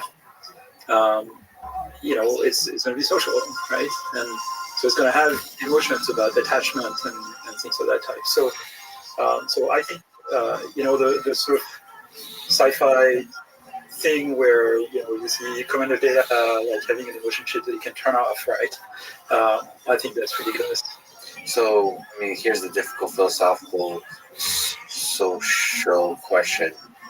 Do you think there would be a time, like a civil rights movement for robots, where, okay, forget the movement, but a discussion, like the Supreme Court, that particular kinds of robots, particular kinds of systems, deserve the same rights as humans because they suffer just as humans can, all those kinds of things. Well, perhaps not. Like, imagine that humans were that you could die and be restored. Like, you could be sort of be 3D reprinted, and your brain could be reconstructed in its finest details. Our ideas of rights will change in that case. If you can always just there's always a backup you can always restore. Maybe like the importance of murder will go down one notch. That's right. But also the your desire to do dangerous things like skydiving or race car ride, car racing, that kind of stuff, would probably increase. Or American aerobatics or that kind of stuff, right? You're fine to do a lot of those things, or explore, dangerous areas and things like that. It will kind of change your relationship. So now it's very likely that robots will be like that because they'll be based on perhaps technology that is somewhat similar to today's technology, and you can always have a backup. So it's possible. I don't know if you like video games, but there's a game called Diablo, and my sons are huge fans of this. Yes, and in fact, they made a game that's inspired by it. Awesome, like built a game. My three sons have a game design studio between them. Yeah, that's awesome. They came out with a game. Like it just came out last year. No, this was last year, early last year, about a year ago. That's awesome. But in Diablo, there's something called hardcore mode, which if you die, you're gone. Right. That's it. And so it's possible with AI systems for them to be able to operate successfully, and for us to treat them in a certain way, because they have to be integrated in human society. They have to be able to die. No copies allowed. In fact, copying is illegal. It's possible with humans as well. Like cloning would be illegal, even though it's possible. Cloning is not copying, right? I mean, you don't reproduce the mind of the person and the experience. Right. It's just a delayed twin. But then it's what we were talking about with computers, that you'll be able to copy. You'll be able to perfectly pickle the mind state, and it's possible that would be illegal because that goes against that will destroy the motivation of the system. Okay, so let's say you have a domestic robot. Yeah. Okay, sometime in the future. Yes. And domestic robot, comes to you kind of somewhat pre-trained, can do a bunch of things. Yes. But it has a particular personality that makes it slightly different from the other robots because that makes them more interesting. And then because it's lived with you for 5 years, you've grown some attachment to it, and vice versa. And it's grown a lot about you. Or maybe it's not a household robot. Maybe it's a virtual assistant that lives in your augmented reality glasses or whatever, right? The Her movie type thing, right? And that system, to some extent, the intelligence in that system is a bit like your child or maybe your PhD student, in the sense that there's a lot of you in that machine now, right? And so if it were a living thing, you would do this for free if you want, right? If it's your child can, then live his or her own life, and the fact that they learn stuff from you doesn't mean that you have any ownership of it, right? Yeah. But if it's a robot that you've trained, perhaps you have some intellectual property claim about. intellectual property. Oh, I thought you meant like permanent value in the sense that's part of you is in. But there is permanent value, right? So you would lose a lot if that robot were to be destroyed and you had no backup. You would lose a lot. You would lose a lot of investment. Kind of like a person dying. That a friend of yours dying, or a coworker or something like that. But also, you have like intellectual property rights in the sense that system is fine tuned to your particular existence. So that's now a very unique instantiation of that original background model, whatever it was that arrived. And then there are issues of privacy, right? Because now imagine that robot has its own kind of volition and decides to work for someone else, or thinks life with you is untenable or whatever. Right. Now all the things that system learned from you, how can you like delete all the personal information that system knows about you? Yeah. I mean, that would be kind of an ethical question. Like, can you erase the mind of a intelligent robot to protect your privacy? Yeah. You can't do this with humans. You can ask them to shut up, but you don't have complete power over them. Can't erase humans. Yeah, it's the problem with relationships. If you break up, you can't erase the other human. With robots, I think it will have to be the same thing with robots. That risk that there has to be some risk to our interactions to truly experience them deeply. It feels like so you have to be able to lose your robot friend, and that robot friend to go tweeting about how much of an asshole you were. But then, are you allowed to, murder the robot to protect your private information? Yeah, probably not. Decides to leave? I had this intuition that for robots with certain, like it's almost like a regulation. If you declare your robot to be, let's call it sentient or something like that, like this robot is designed for human interaction, then you're not allowed to murder these robots. It's the same as murdering other humans. Well, but what about you do a backup of the robot that you preserve on a hard drive or the equivalent in the future? That might be illegal. It's like piracy. Piracy is illegal. No, but it's your own robot, right? But you can't. You don't. But then you can wipe out its brain, so this robot doesn't know anything about you anymore. But you still have, technically, it's still in existence because you backed it up. And then there'll be these great speeches at the Supreme Court by saying, oh, sure, you can erase the mind of the robot just like you can erase the mind of a human. We both can suffer. There'll be some epic, like, Obama-type character with a speech that we like, the robots and the humans are the same. We can both suffer. We can both hope. We can both, all those kinds of things. Raise families, all that kind of stuff.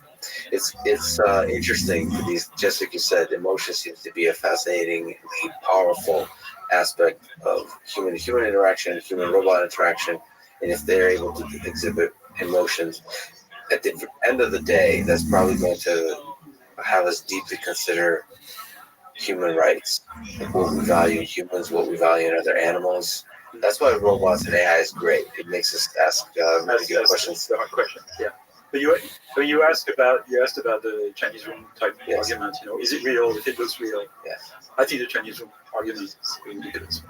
So for people who don't know, Chinese room is you can I don't even know how to formulate it well, but basically you can mimic the behavior of an intelligent system by just following a giant algorithm code book that tells you exactly how to respond in exactly each case. But is that really intelligent?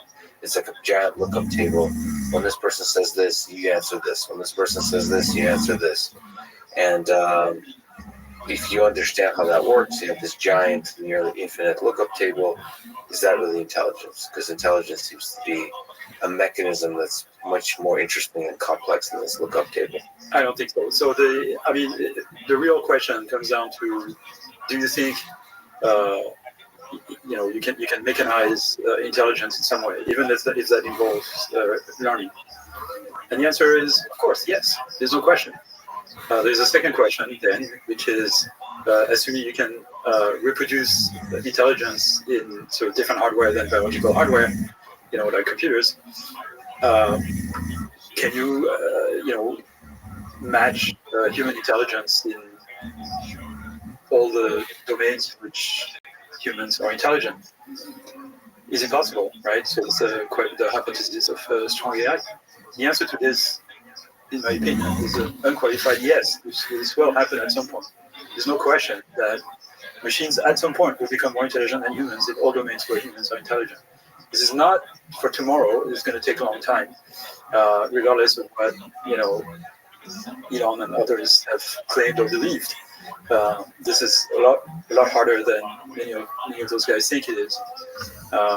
And many of those guys who thought it was simpler than that 5 years ago, now think it's hard because it's been 5 years. They realize it's going to take a lot longer. That includes a bunch of people at DeepMind, for example. But They haven't actually touched base with the DeepMind folks, but some of it, Elon or Dennis House. I mean, sometimes your role, you have to kind of create deadlines that are nearer than farther away to kind of create an urgency. You have to believe the impossible is possible in order to accomplish it. And there's, of course, the flip side to that coin, but it's a weird. You can't be too cynical if you want to get something done. Absolutely, I agree with that. But you have to inspire people, right, to work on certain ambitious things. So it's certainly a lot harder than we believe, but there's no question in my mind that this will happen. And now people are kind of worried about what does that mean for humans. They are going to be brought down from their pedestal, a bunch of notches with that, and is that going to be good or bad? I mean, it's just going to give more power, right? It's the amplifier for human intelligence, really. So speaking of doing cool, ambitious things, FAIR, the Facebook AI research group, has recently celebrated its 8th birthday, or maybe you can correct me on that. Looking back, what has been the successes, the failures, the lessons learned from the 8 years of FAIR? And maybe you can also give context of where does the newly minted Meta AI fit into, how does it relate to FAIR? Right, so let me tell you a bit about the organization of all this. FAIR was created almost exactly 8 years ago. It wasn't FAIR yet. It took that name a few months later. And at the time I joined Facebook, there was a group called the AI group that had 12 engineers and a few scientists, like 10 engineers and 2 scientists or something like that. I ran it for 3.5 years as a director. Hired the first few scientists and kind of set up the culture and organized it. Explained to the Facebook leadership what fundamental research was about and how it can work within industry and how it needs to be open and everything. I think it's been an unqualified success in the sense that FAIR has simultaneously produced top-level research and advanced the science and the technology, provided tools, open source tools like PyTorch and many others. But at the same time has had a direct or mostly indirect impact on Facebook at the time, now Meta, in the sense that a lot of systems that Meta is built around now are based on research projects that started at FAIR. So if you were to take out deep learning out of Facebook services now and Meta more generally, the company would literally crumble. I mean, it's completely built around AI these days. It's really essential to the operation. So what happened after 3.5 years is that I changed role. I became chief scientist. So I'm not doing day-to-day management of FAIR anymore. I'm more of a kind of think about strategy and things like that. And I conduct my own research. I have my own kind of research group working on self-supervised learning and things like this, which I didn't have time to do when I was director. So now FAIR is run by Joël Pinault and Antoine Bob together, because FAIR is kind of split in two now. There's something called FAIR Labs, which is sort of bottom-up sciences-driven research, and FAIR Excel, which is slightly more organized for bigger projects that require a little more kind of focus and more engineering support, things like that. So Joël leads FAIR Lab and Antoine Bob leads FAIR Excel. Where are they located? It's delocalized all over. So there's no question that the leadership of the company believes that this was a very worthwhile investment, and what that means is that it's it's there for the long run, right? So there is, if you want to talk in these terms, which I don't like, there's a business model, if you want, where FAIR, despite being a very fundamental research lab, brings a lot of value to the company, either mostly indirectly through other groups. Now, what happened 3.5 years ago when I stepped down was also the creation of Facebook AI, which was basically a larger organization that covers FAIR, so FAIR is included in it, but also has other organizations that are focused on applied research or advanced development of AI technology that is more focused on the products of the company. So less emphasis on fundamental research. Less fundamental, but it's still research. I mean, there's a lot of papers coming out of those organizations, and people are awesome, and wonderful to interact with. But it serves as kind of a way to kind of scale up, if you want, so AI technology, which may be very experimental and sort of lab prototypes into things that are usable. So FAIR is a subset of Meta AI. Is FAIR become like KFC? It'll just keep the F. Nobody cares what the F stands for. We'll know Nobody soon knows enough by probably by the end of 2021. This is not a giant change, Mayor. FAIR. Well, Mayor doesn't do it, but the brand people are kind of deciding on this. And they've been hesitating for a while now, and they tell us they're going to come up with an answer as to whether FAIR is going to change name or whether we're going to change just the meaning of the F. That's a good call. I would keep FAIR and change the meaning of the F. That would be my preference. I would turn the F into fundamental. Oh, that's fundamental good. AI research. Oh, that's really good. Yeah. Within Meta AI. So this would be Meta FAIR. Sort of Meta FAIR. Yeah. But people would call it FAIR, right? Yeah, exactly. I like it. And now Meta AI is part of the Reality Lab. So, Meta now, the new Facebook, right, is called Meta, and it's kind of divided into, Facebook, Instagram, WhatsApp, and Reality Lab. And Reality Lab is about, AR, VR, telepresence, communication technology, and stuff like that. It's kind of you can think of it as the sort of a combination of sort of new products and technology part of Meta. Is that where the touch sensing for robots? I saw that you were posting about But touch sensing for robots is part of FAIR, actually. That's a Oh, it is. Okay. Yeah. There's also but there is the other way, the haptic glove, right? Yes. That has That's more Reality Lab. That's Reality Lab research. Reality Lab research. But by the way, the touch sensors is super interesting. Integrating that modality into the whole sensing suite is very interesting. So, what do you think about the metaverse? What do you think about this whole kind of expansion of the view of the role of Facebook and Meta in the world? Well, metaverse really should be thought of as the next step in the internet, right? Sort of trying to kind of make the experience more compelling of being connected either with other people or with content. And we are evolved and trained to evolve in 3D environments where we can see other people, we can talk to them when we're near them, or and other people are far away can hear us, things like that, right? So there's a lot of social conventions that exist in the real world that we can try to transpose. Now, what is going to be eventually how compelling is it going to be? Is it going to be the case that people are going to be willing to do this if they have to wear a huge pair of goggles all day?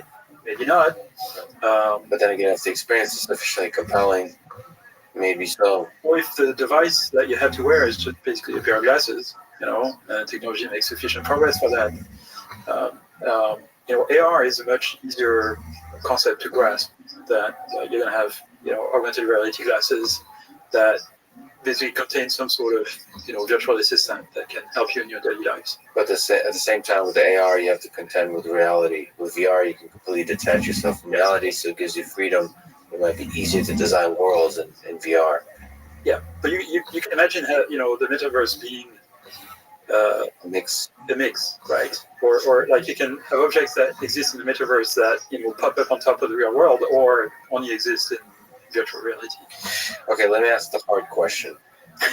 So because all of this was easy. So This was easy. The Facebook, now Meta, the social network, has been painted by the media as net negative for society, even destructive and evil at times. You've pushed back against this, defending Facebook. Can you explain your defense?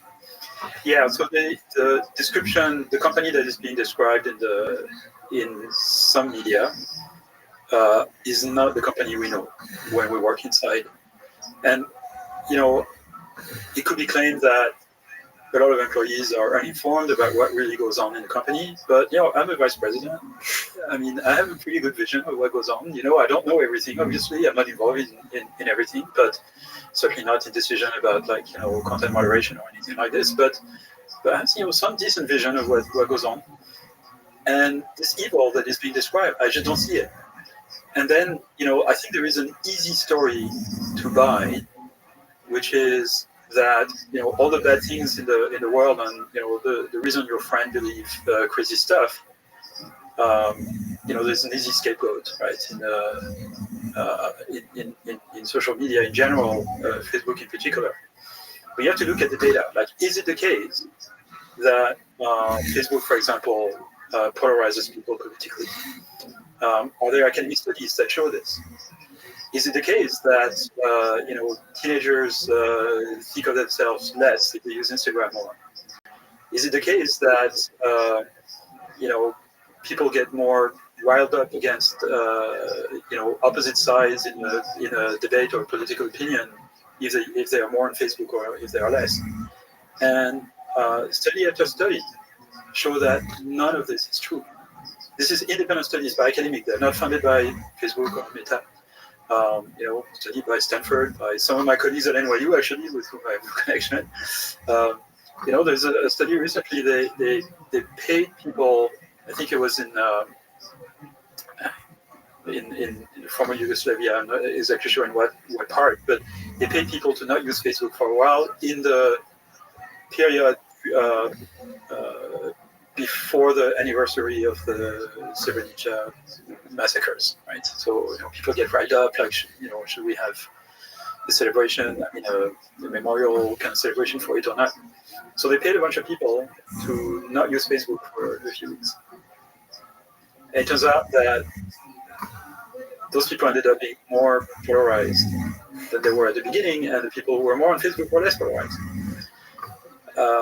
There's a study, from Stanford of economists at Stanford that tried to identify the causes of increasing polarization in the U.S.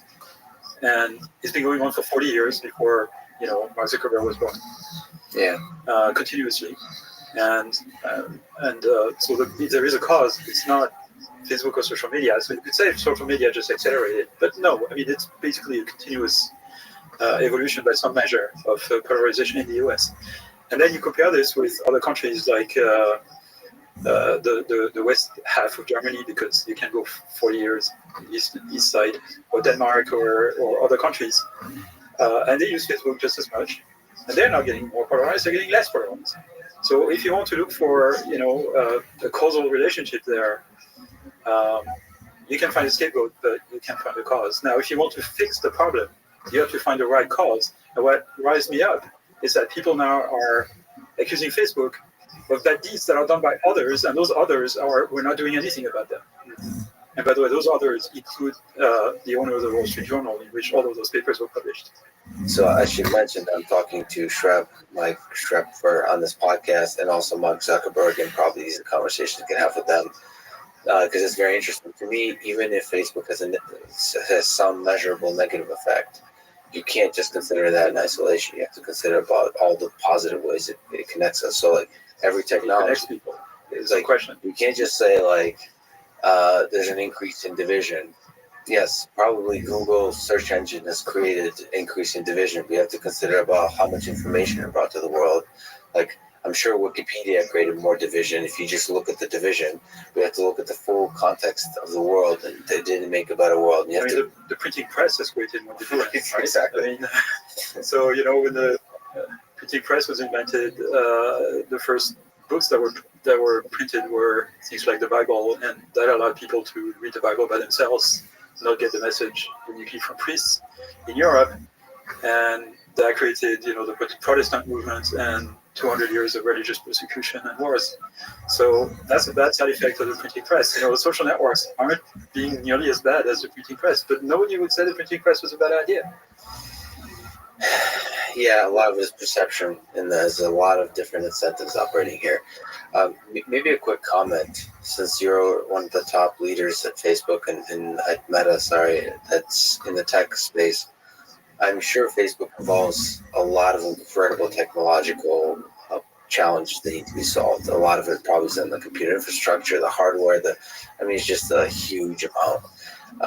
Maybe can you give me context about how much of Shrep's life is AI and how much of it is low-level compute, how much of it is flying all around doing business stuff, and the same with Mark Zuckerberg. They really focus on AI. Certainly in the run-up of the creation of FAIR, and for at least a year after that, if not more, Mark was very, very much focused on AI and was spending quite a lot of effort on it. And that's his style. When he gets interested in something, he reads everything about it. He read some of my papers, for example, before I joined. So he learns a lot about it. Like notes. Right. Shrep was really to it also. Shrep is really kind of, has something I've tried to preserve also despite my not so young age, which is a sense of wonder about science and technology. And he certainly has that. He's also a wonderful person. In terms of as a manager, dealing with people and everything. Mark also actually. So they're very very human people. In the case of Mark, it's shockingly human. Given his trajectory. The personality of him that is painted in the press is completely wrong.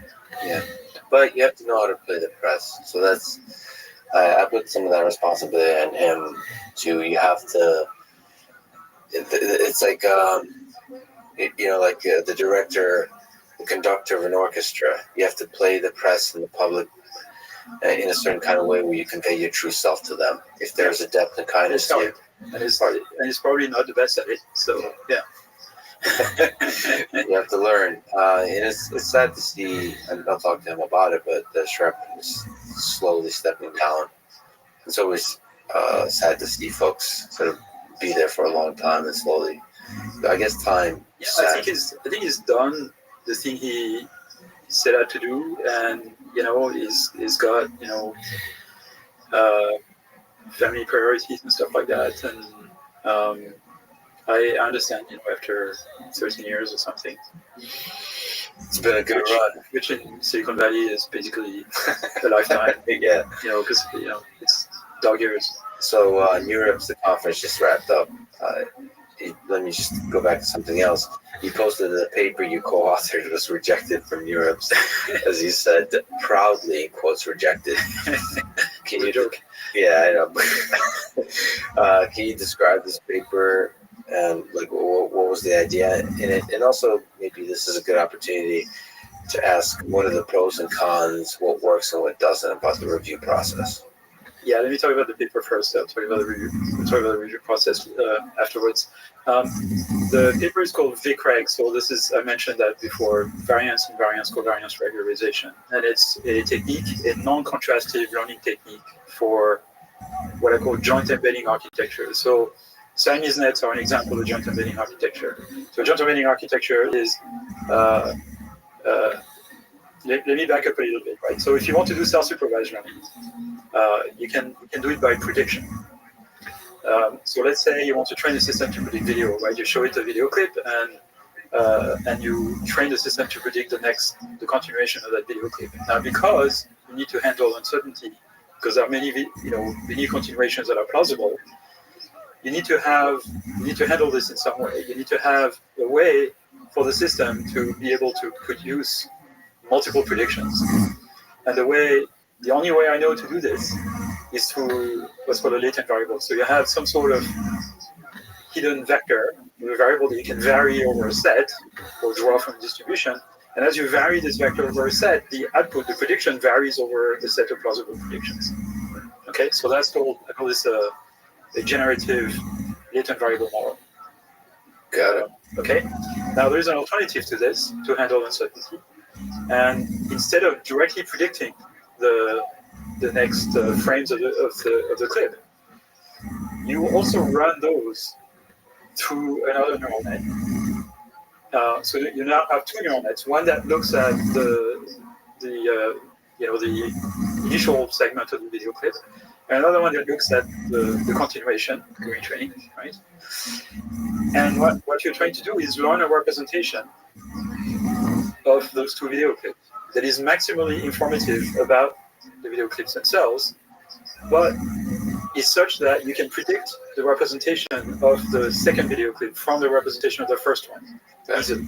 Okay, and you can sort of formalize this in terms of maximizing mutual information and some stuff like that, but it doesn't matter. What you want is informative representations of the two video clips that are mutually predictable.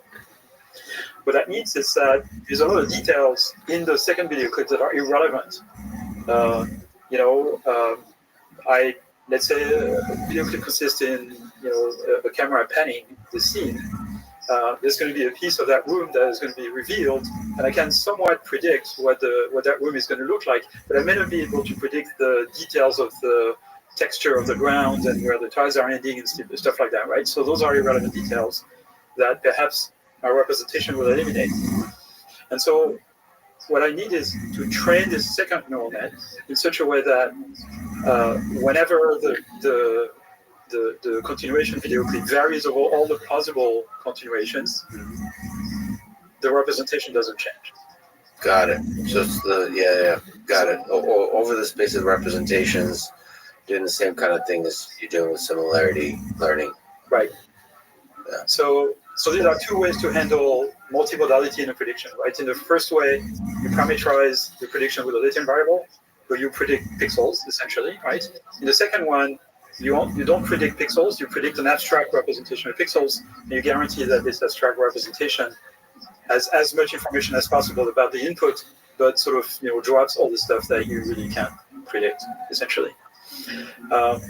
I used to be a big fan of the first approach, and in fact, in this paper with Ishan Mishra, this blog post, The Dark Matter Intelligence, I was kind of advocating for this. And in the last year and a half, I've completely changed my mind. I'm now a big fan of the second one. And it's because of a small collection of algorithms that have been proposed over the last year and a half or so, 2 years, to do this, including VCREG, its predecessor called Barlow Twins, which I mentioned, a method from our friends at DeepMind called BYOL, and there's a bunch of others now that kind of work similarly. So they're all based on this idea of joint embedding. Some of them have an explicit criterion that is an approximation of mutual informations. Some others at BYOL work, but we don't really know why. And there's been like lots of theoretical papers about why BYOL works. No, it's not that, because we take it out and it still works. And blah, blah, blah. I mean, so there's like a big debate, but the important point is that we now have a collection of non-contrastive joint embedding methods, which I think is the best thing since sliced bread. So I'm super excited about this because I think it's our best shot for techniques that would allow us to kind of build predictive world models and at the same time learn hierarchical representations of the world where what matters about the world is preserved and what is irrelevant is eliminated. And by the way, the representations, the before and after, is in the space in a sequence of images, or is it for single images? It would be either for a single image, for a sequence. It doesn't have to be images. This could be applied to text. This could be applied to just about any signal. I'm looking for methods that are generally applicable that are not specific to one particular modality. It could be audio or whatever. Got it. So what's the story behind this paper? This paper is what? It's describing one such method? This VCREG method. So this is co-authored. The first author is a student called Adrien Barbe, who is a resident PhD student at FAIR Paris, who is co-advised by me and Jean Ponce, who's a professor at École Normale Supérieure, also research director at INRIA. So this is wonderful program in France where PhD students can basically do their PhD in industry, and that's kind of what's happening here. And this paper is a follow-up on this Barlow-Tween paper by my former postdoc now, Stéphane Denis, with Yijing and Yorish Montar and a bunch of other people from FAIR. And one of the main criticism from reviewers is that BigReg is not different enough from Barlow-Tweens. But my impression is that it's Barlow-Tweens with a few bugs fixed essentially, and in the end, this is what people will use.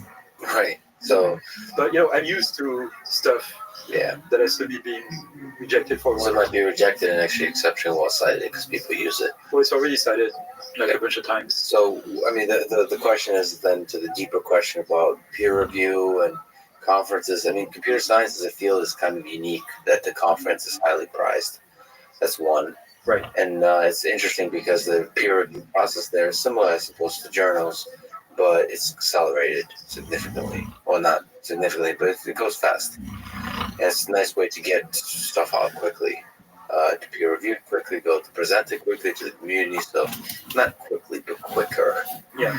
But nevertheless, it has many of the same flaws of peer review because it's a limited number of people look at it. There's bias and the following, like that. If you want to do new ideas, you're going to get pushback. There's self-interested people that kind of can infer who submitted it and kind of, be cranky about it, all that kind of stuff. Yeah, I mean, there's a lot of, social phenomena there. There's one social phenomenon, which is that because the field has been growing exponentially, the vast majority of people in the field are extremely junior. Yeah. So as a consequence, and that's just a consequence of the field growing, right? So as the size of the field kind of starts saturating, you will have less of that problem of reviewers being very inexperienced. The consequence of this is that, young reviewers, I mean, there's a phenomenon which is that reviewers try to make their life easy, and to make their life easy when reviewing a paper is very simple. You just have to find a flaw in the paper, right? So basically they see their task as finding flaws in papers, and most papers have flaws, even the good ones. Yeah. So it's easy to, to do that. Your job is easier as a reviewer if you just focus on this. But what's important is, is there a new idea in that paper that is likely to influence? It doesn't matter if the experiments are not that great, if the protocol is, so-so, things like that. As long as there is a worthy idea in it that will influence the way people think about the problem, even if they make it better, eventually, I think that's really what makes a paper useful.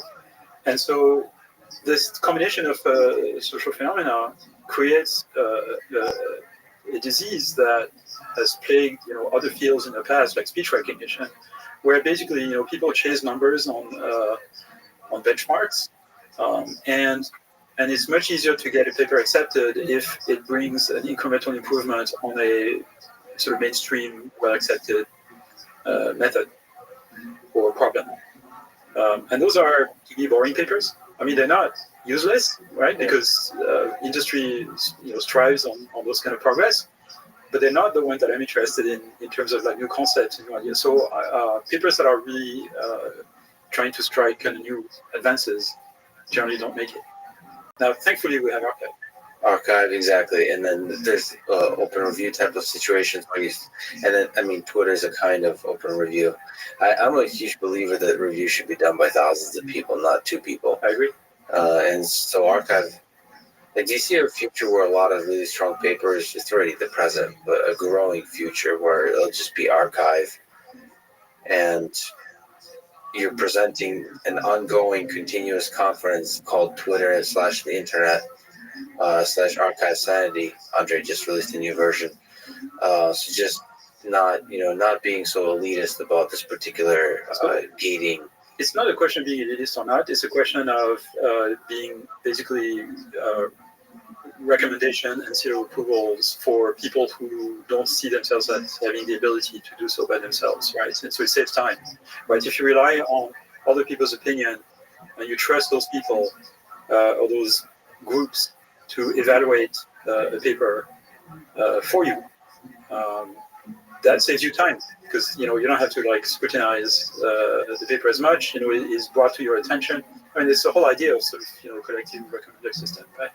So I actually thought about this a lot, about 10, 15 years ago, because there were discussions at NIPS, and and we were about to create iClear with Yosha Benjo, and so I wrote a document kind of describing a reviewing system, which basically was, you post your paper on some repository, let's say Archive, or now it could be Open Review, and then you can form a reviewing entity, which is equivalent to a reviewing board, of a journal or a program committee of a conference.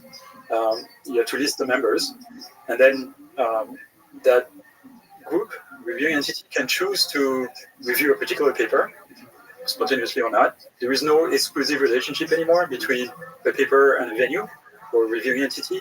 Any reviewing entity can review any paper, or may choose not to.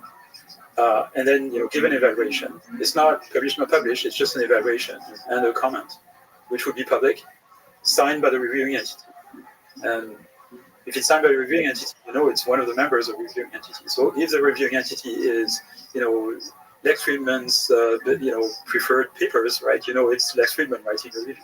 Yes. So for me, that's a beautiful system, I think. But what's in addition to that, it feels like there should be a reputation system for the reviewers. Absolutely. For the reviewing entities, not the reviewers individually. The reviewing entities, sure. But even within that, the reviewers too, because there's another thing here. It's not just the reputation. It's an incentive for an individual person to do great.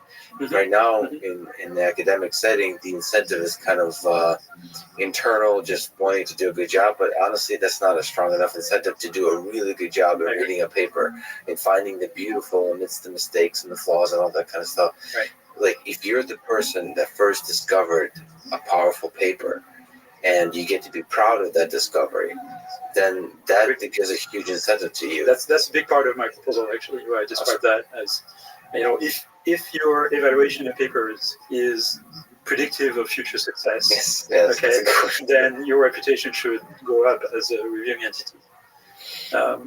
So yeah, exactly. I mean, I even had a master's student who was a master's student in library science and computer science actually kind of work out exactly how that should work with formulas and everything. But so in terms of implementation, do you think that's something that's doable? I mean, I've been sort of talking about this to sort of various people like Andrew McCallum, who started Open Review. And the reason why we picked Open Review for iClear initially, even though it was very early for them, is because my hope was that iClear was eventually going to kind of inaugurate this type of system. So iClear kept the idea of open reviews. So where the reviews are, published with the paper, which I think is very useful. But in many ways, that's kind of reverted to kind of more of a conventional type conferences for everything else. And that, I mean, I don't run iClear. I'm just the president of the foundation, but people who run it should make decisions about how to run it, and I'm not going to tell them because they are volunteers, and I'm really thankful that they do that. So, but I'm saddened by the fact that we're not being innovative enough. Yeah, me too. I hope that changes. Because the communication science broadly, but communication and computer science ideas is how you make those ideas have impact, I think. Yeah, and I think a lot of this is because people have in their mind kind of an objective, which is fairness for authors and the ability to count points basically and give credits accurately. But that comes at the expense of the progress of science. So to some extent, we're slowing down the progress of science. And are we actually achieving fairness? And we're not achieving fairness. We still have biases. We're doing double-blind review, but the biases are still there. They're different kinds of biases. You write that the phenomenon of emergence, collective behavior exhibited by a large collection of simple elements in interaction, is one of the things that got you into neural nets in the first place. I love cellular automata. I love simple interacting elements and the things that emerge from them. Do you think we understand how complex systems can emerge from such simple components that interact simply? No, we don't. It's a big mystery. Also, it's a mystery for physicists. It's a mystery for biologists. How is it that the universe around us seems to be increasing in complexity and not decreasing? I mean, that is a kind of curious property of physics, that despite the second law of thermodynamics, we seem to be, evolution and learning and etc. seems to be kind of, at least locally, to increase complexity and not decrease it. So perhaps the ultimate purpose of the universe is to just get more complex. Have these, small pockets of beautiful complexity. Do cellular automata, these kinds of emergence in complex systems give you some intuition or guide your understanding of machine learning systems and neural networks and so on? Or are these for you right now disparate concepts? Well, it got me into it. I discovered the existence of the perceptron when I was a college student. By reading a book on, it was a debate between Chomsky and Piaget, and Seymour Papert from MIT was kind of singing the praise of the perceptron in that book, and it was the first time I heard about the learning machine. Right, so I started digging the literature, and I found those books, which were basically transcription of workshops or conferences from the 50s and 60s about self-organizing systems. So there was a series of conferences on self-organizing systems, and these books on this. Some of them are, you can actually get them at the Internet Archive, the digital version. And there are fascinating articles in there there's a guy whose name has been largely forgotten, Heinz von Förster.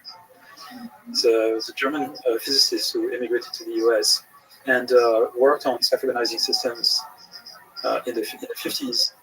And in the 60s, he created, at University of Illinois Urbana-Champaign, he created the Biological Computer Laboratory, BCL, which was all about neural nets.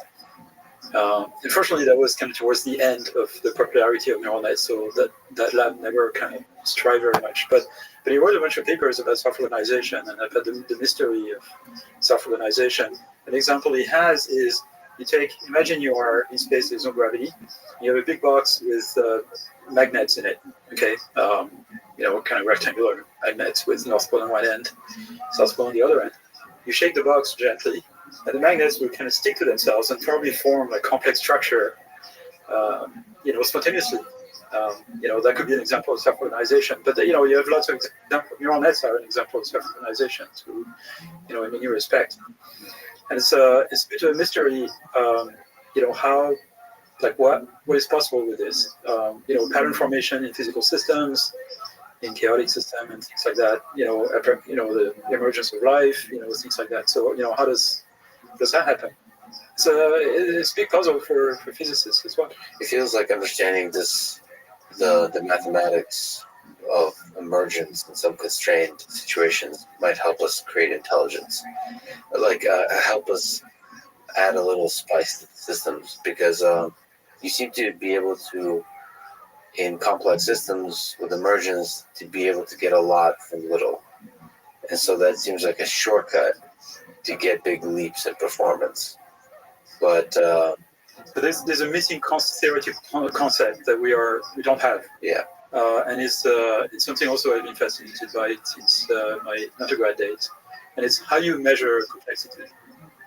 Right, so we don't actually have good ways of measuring, or at least we don't have good ways of interpreting the measures that we have at our disposal. Like, how do we measure the complexity of something, right? So there's all those things, Kolmogorov-Chaitin, Solomonov complexity of, the length of the shortest program that would generate a bit stream can be thought of as the complexity of that bit stream.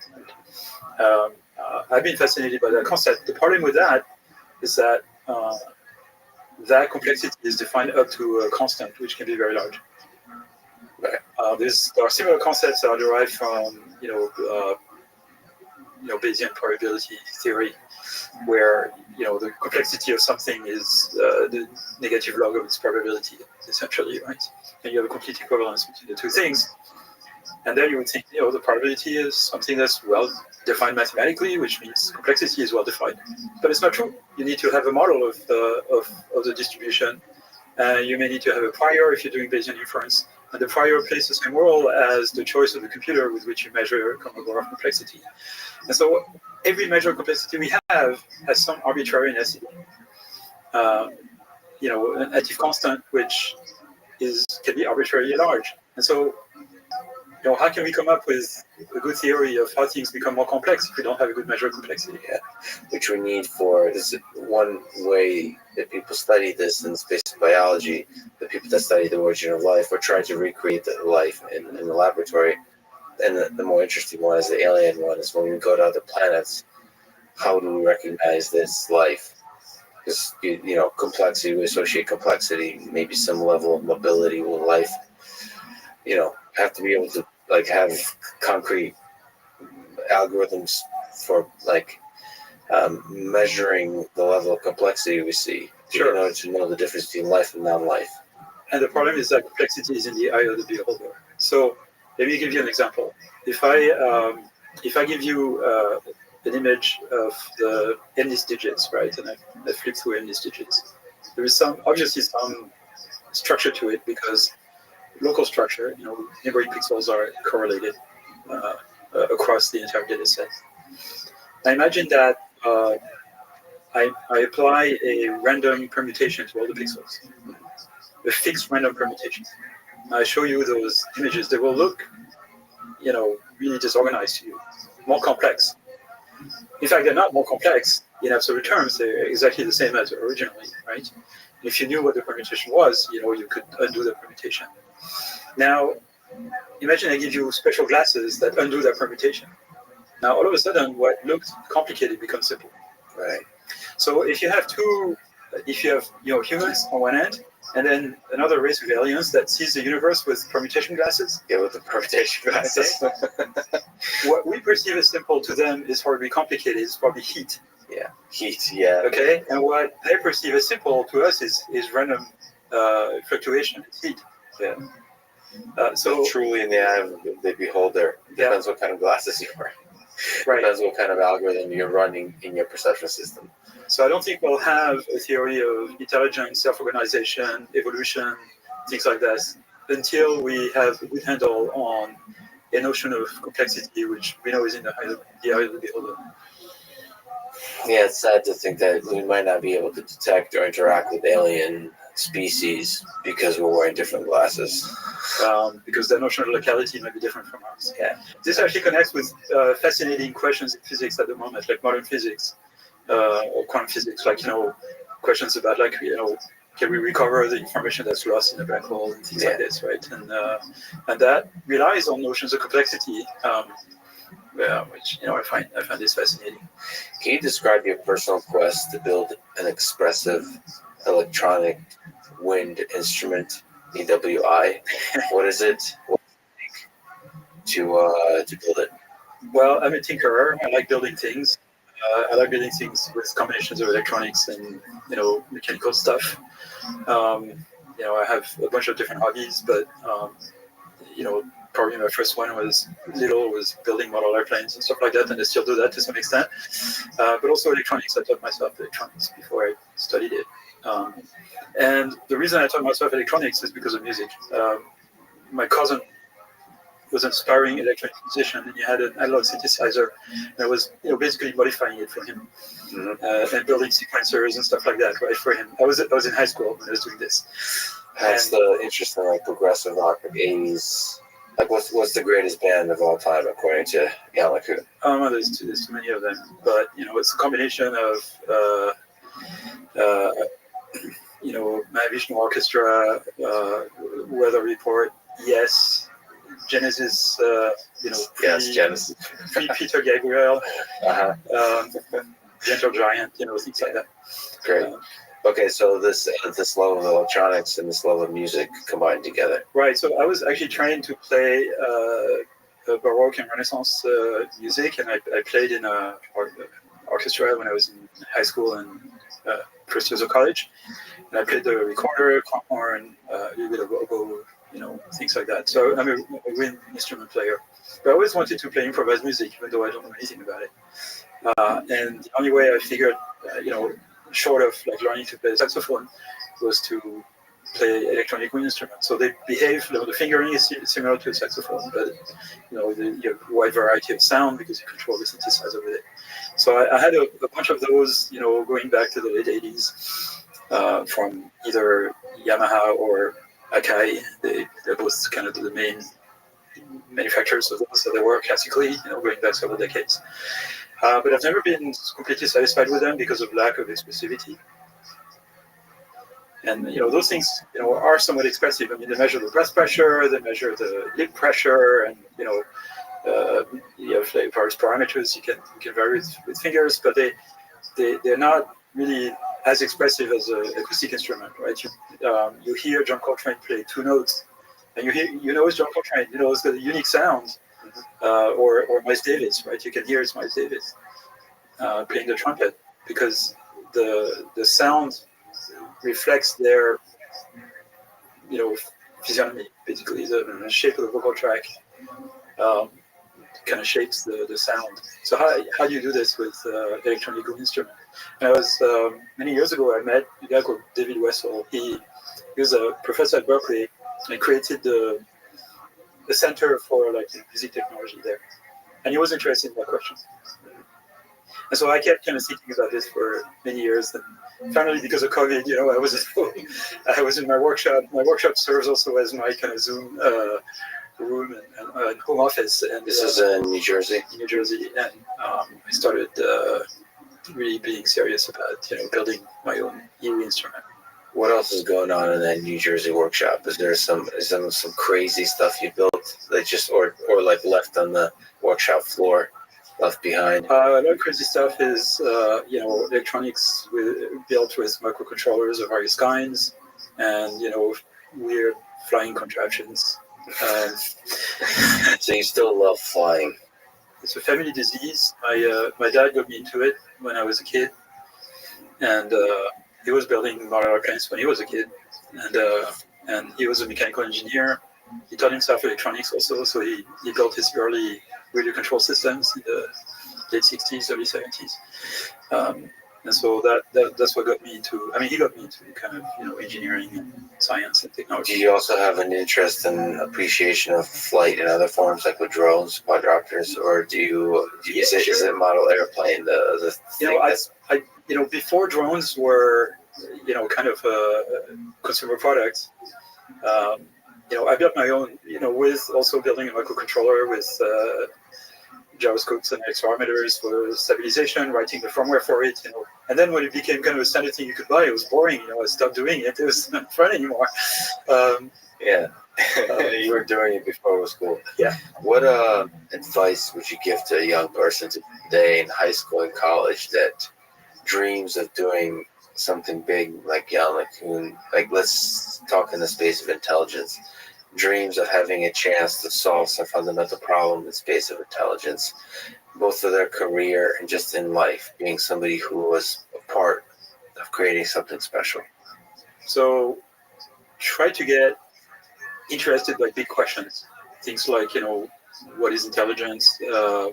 What is the universe made of? What's life all about? Things like that. Even crazy big questions like what's time? Nobody knows what time is. And then learn basic things, like basic methods, either from math, from physics, or from engineering. Things that have a long shelf life. If you have a choice between learning mobile programming on iPhone or quantum mechanics, big quantum mechanics. Because you're going to learn things that you have no idea exist.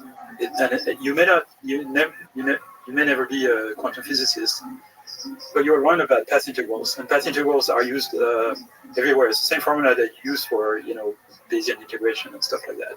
So the little ideas within quantum mechanics, within some of these kind of more solidified fields, will have a longer shelf life. You'll somehow use indirectly in your work. learn classical mechanics, like you learn about Lagrangians, for example, which is like a hugely useful concept for all kinds of different things.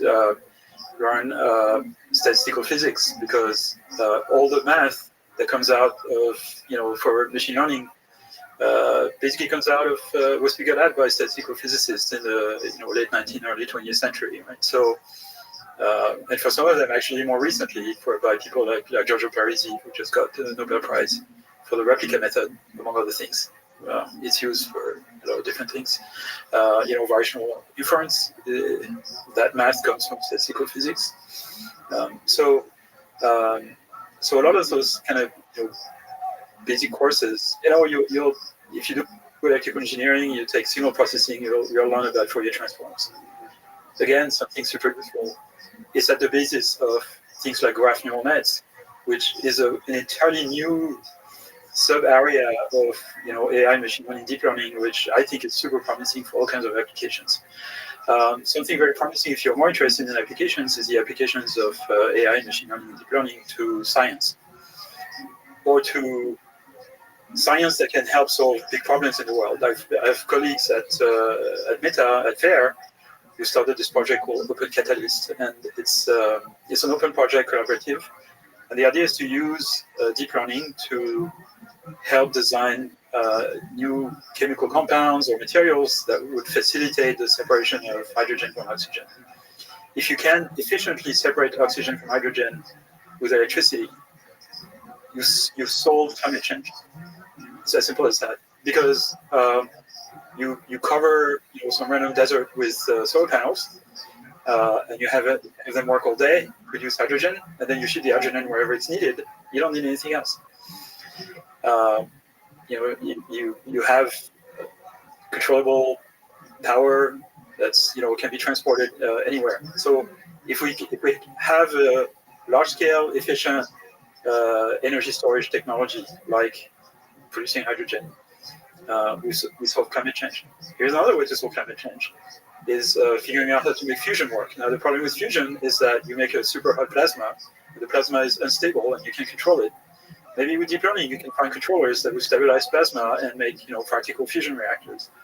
I mean, that's very speculative, but it's worth trying, because the payoff is huge. There's a group at Google working on this, led by John Platt.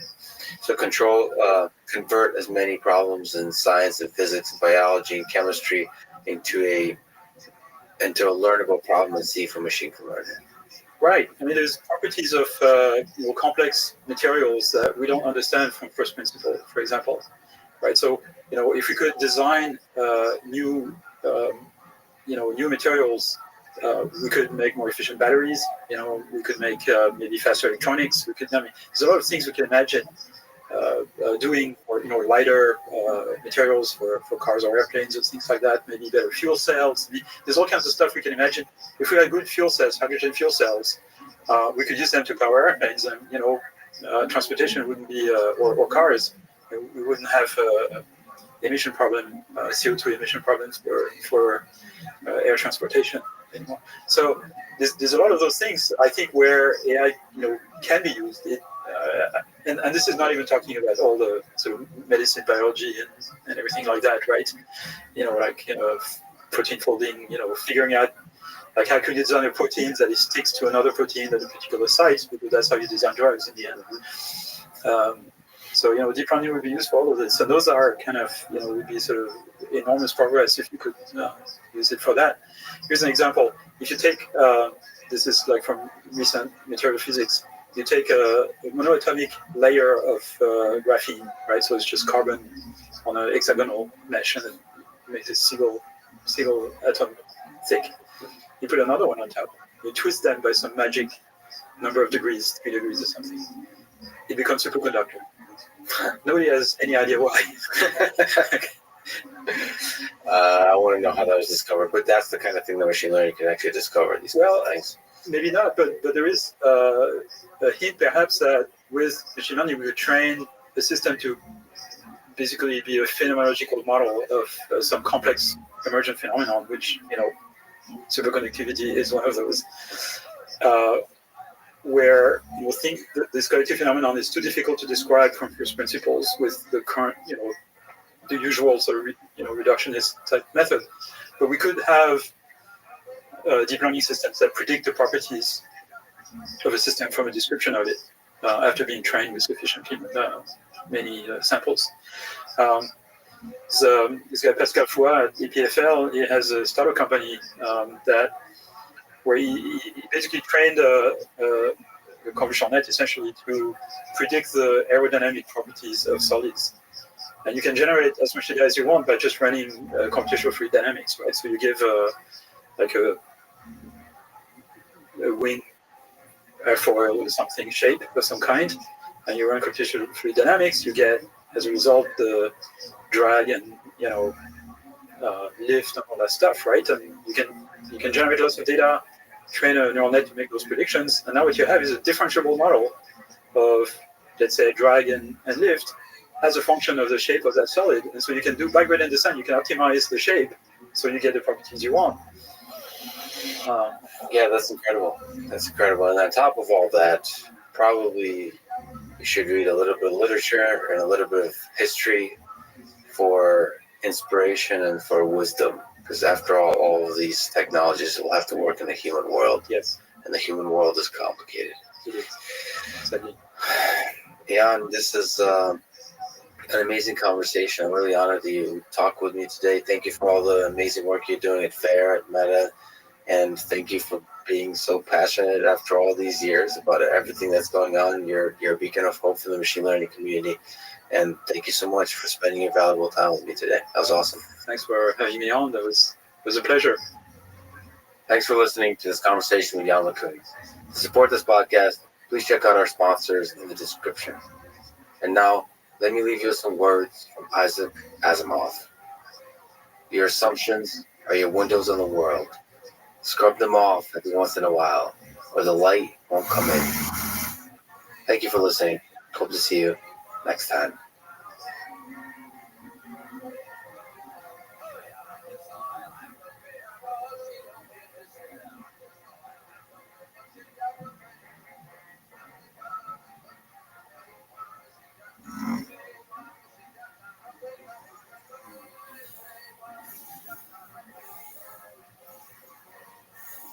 The following is a conversation with Thomas Tull, founder of Legendary Entertainment, known for producing blockbusters like Batman's Dark Knight trilogy, the Hangover franchise, Godzilla, Inception, Jurassic World, 300, and many more. He runs Talco, which is an investment company that focuses on how artificial intelligence can revolutionize large industries. He is part owner of Pittsburgh Steelers. He's the guitarist for the band Ghost Hounds that tours with the Rolling Stones. But most importantly, he's humble, down to earth, and someone who has quickly become a mentor and friend. This is a Let's Freak podcast. To support it, please check out our sponsors in the description. And now, here's my conversation with Thomas Tull.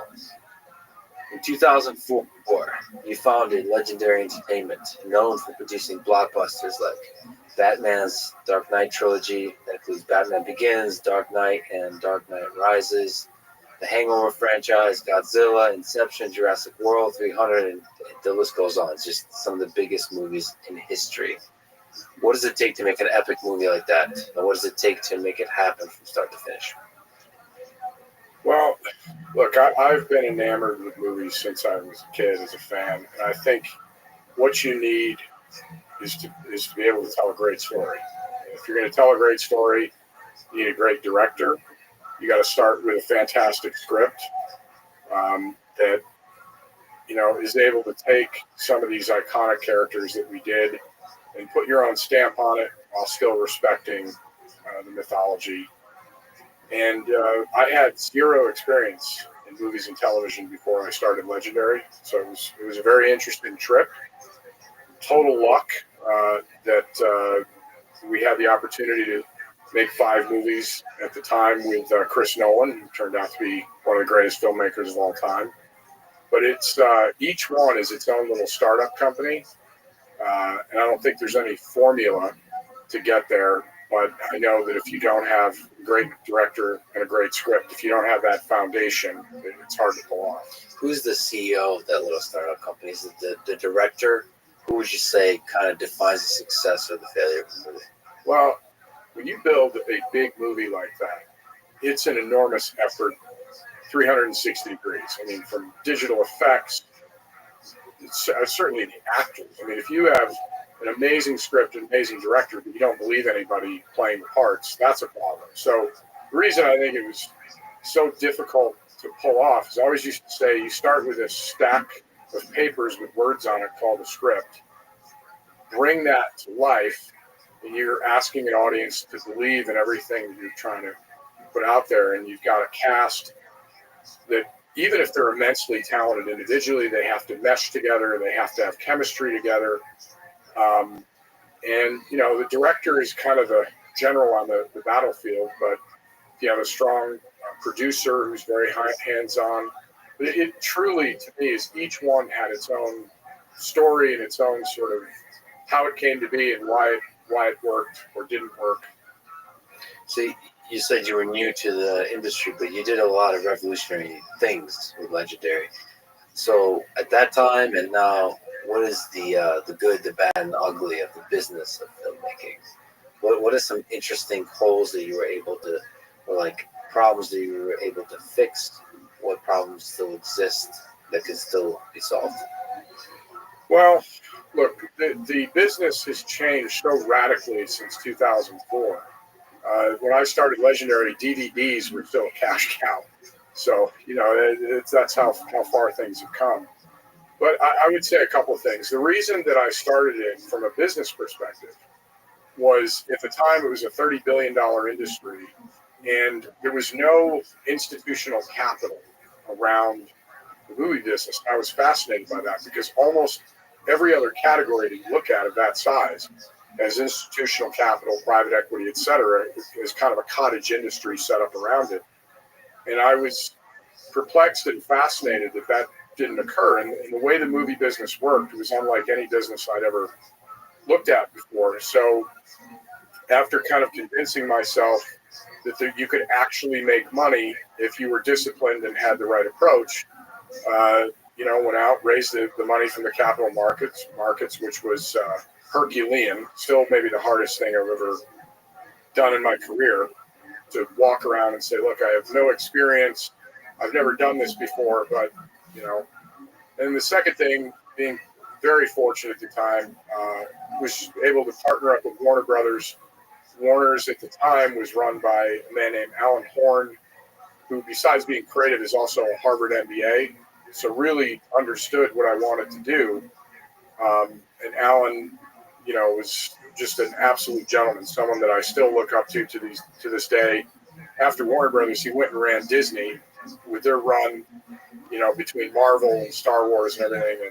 And so between Alan being responsible for Harry Potter, the Dark Knight stuff, and then on to all the Disney stuff, he probably had as great a career as anyone I've ever heard of in the movie business. So my first focus was around sort of two concepts: global, worldwide, large tentpole films and franchises, and then the business aspect of bringing long-term institutional capital to bear. I'm going to ask you dumb questions, which is part of the style, I guess.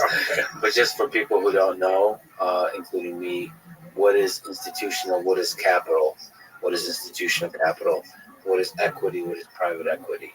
Got it. Okay.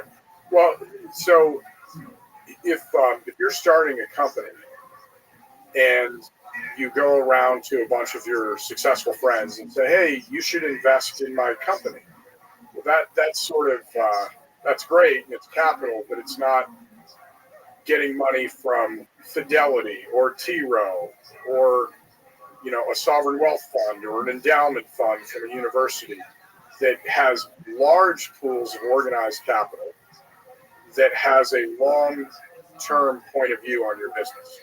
So if you get money from your neighbor who's a successful dentist, next year the dentist may say, "Hey, times are hard. I need my money back." If you're partners with Fidelity or Morgan Stanley or any of these institutions, they have the capital and the wherewithal to say, okay, I'm looking at this over the next 5 to 10 years. And I thought there was an opportunity to bring that type of capital to the movie business, to be patient.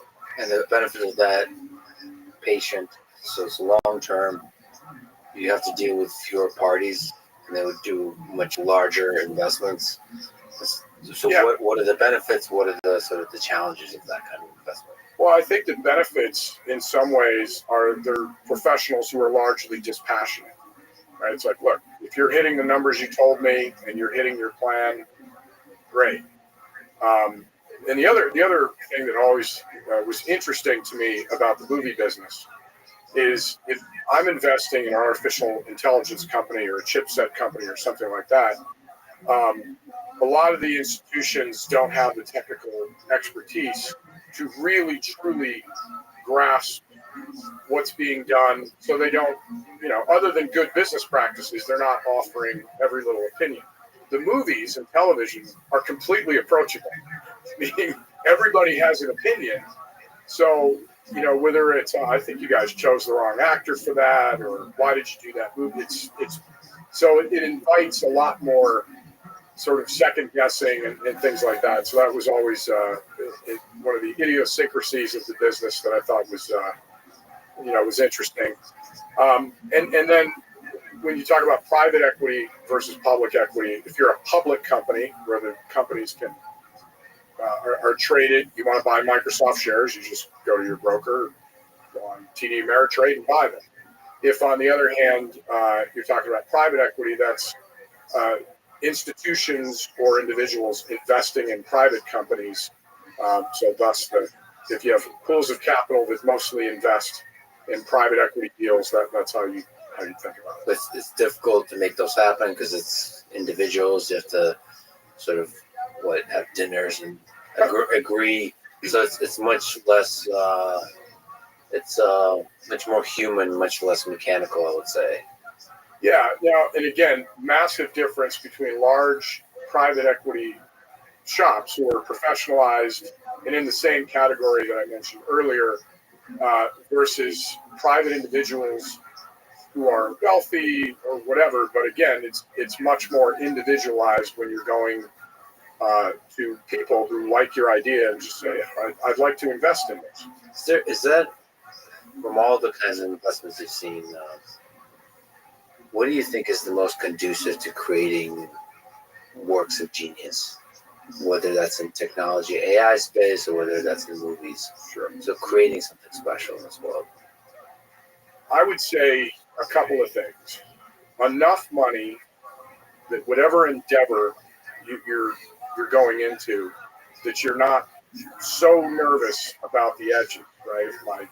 If I have $100 to spend and I think I can create a perpetual motion machine or something for $104, I can't do it because they're all over me about the budget. So I would say making sure that you have enough capital, making sure that capital is patient enough so that it's, if you're going to do things that are extraordinary, it takes some time.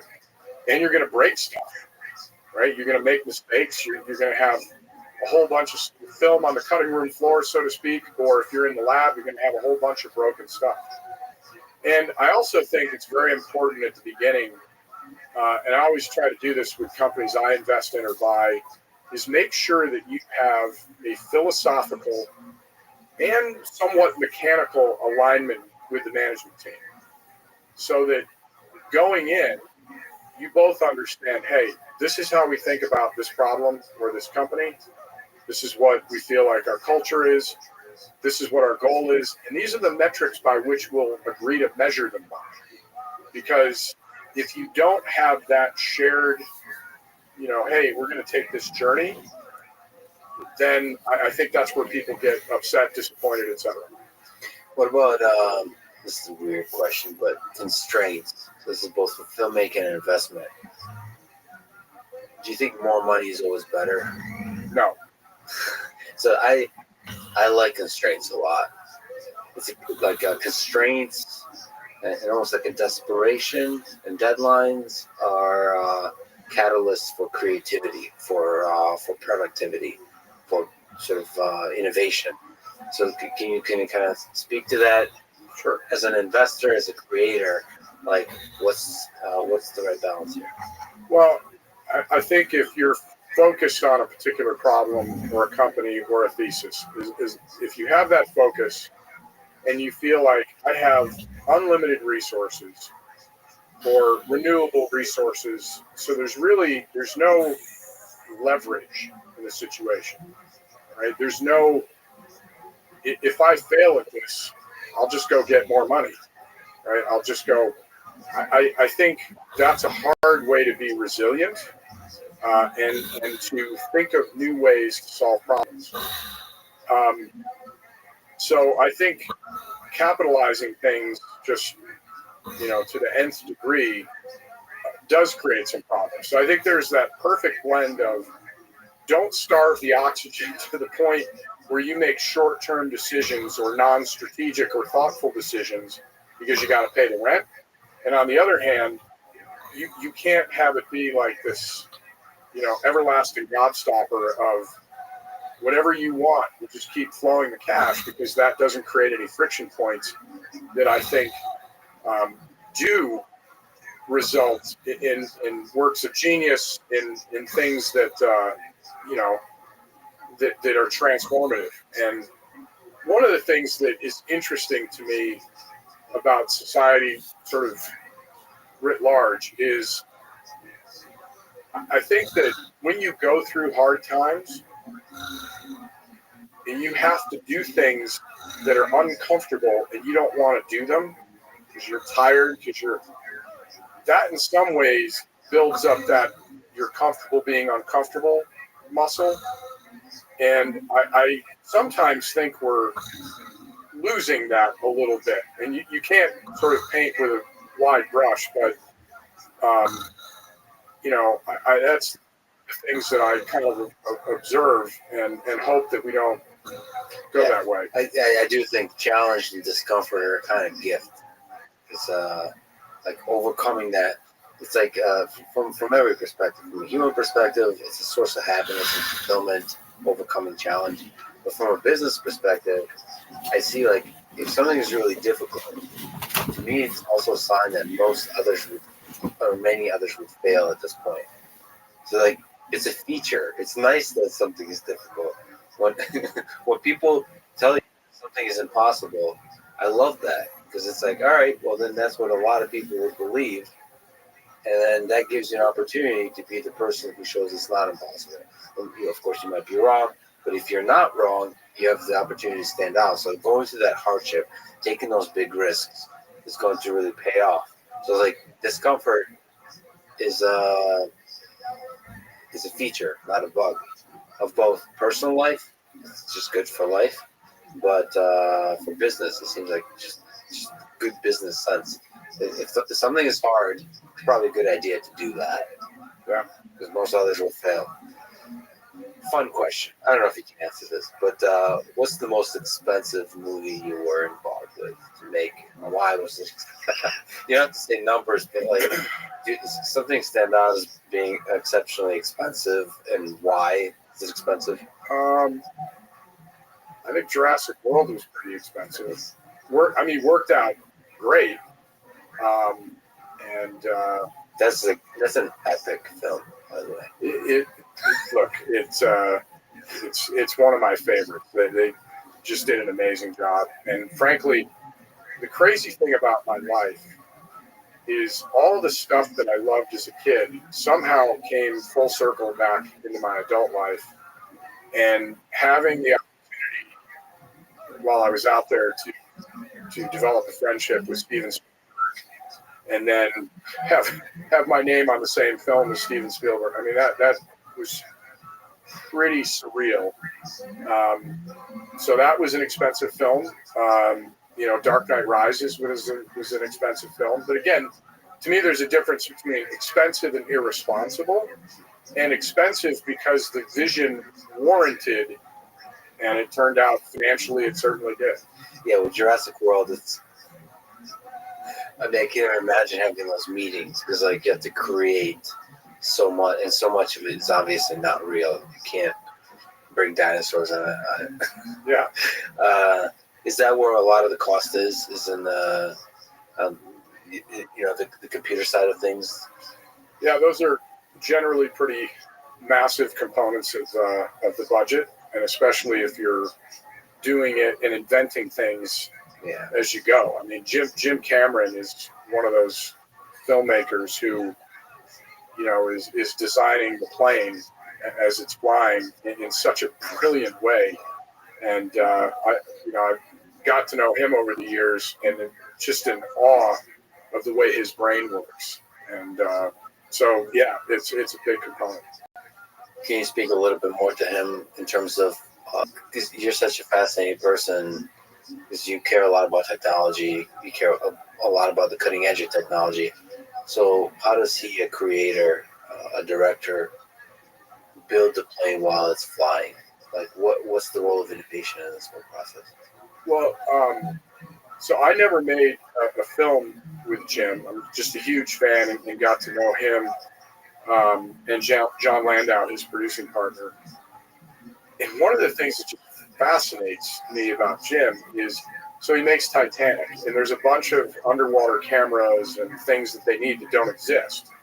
So he goes and invents them, and has a good grasp of engineering, and has not only the imagination but the ability to lead a team to build them. I got to go down early when they were shooting Avatar at a warehouse, I think it was, where they were shooting. And as they were explaining to me how they were capturing it and that they could go back later because they created the environment, it blew my mind. And I said, okay, this is truly, people talk about a big leap. This certainly is one. So he has continued to push the envelope in terms of the art of the possible. And I just think he is an incredible genius in that way. Again, another hard question. So you, in the realm of music, care about storytelling.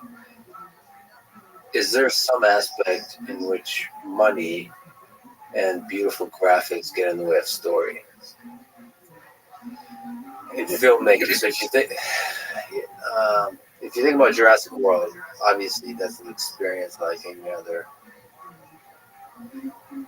Like, what do you think about the tension between story, experience, and like visual effects?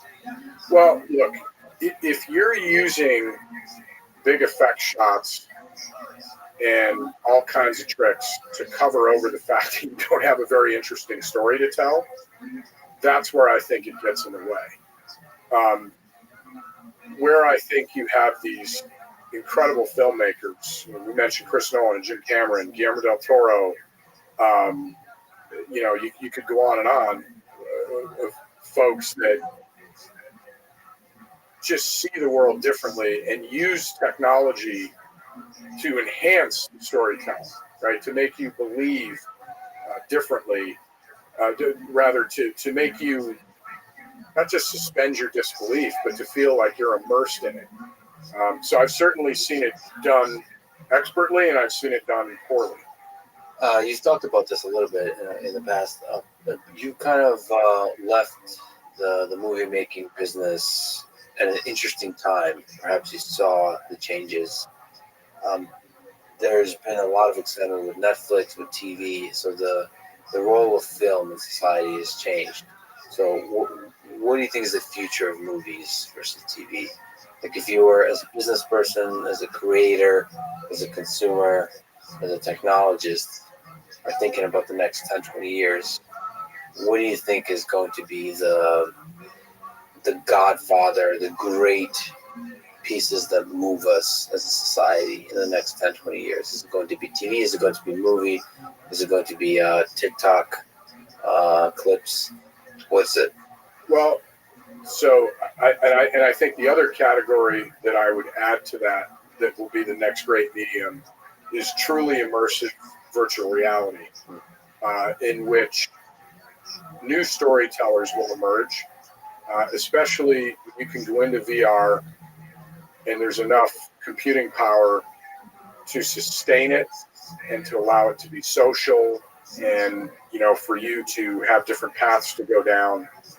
That'll be, I think, the next realm of what storytelling and experience will look like. So do you think video game kind of world, or is it more movies, or is it more social network, or is it all of it kind of blending reality and gaming and movies?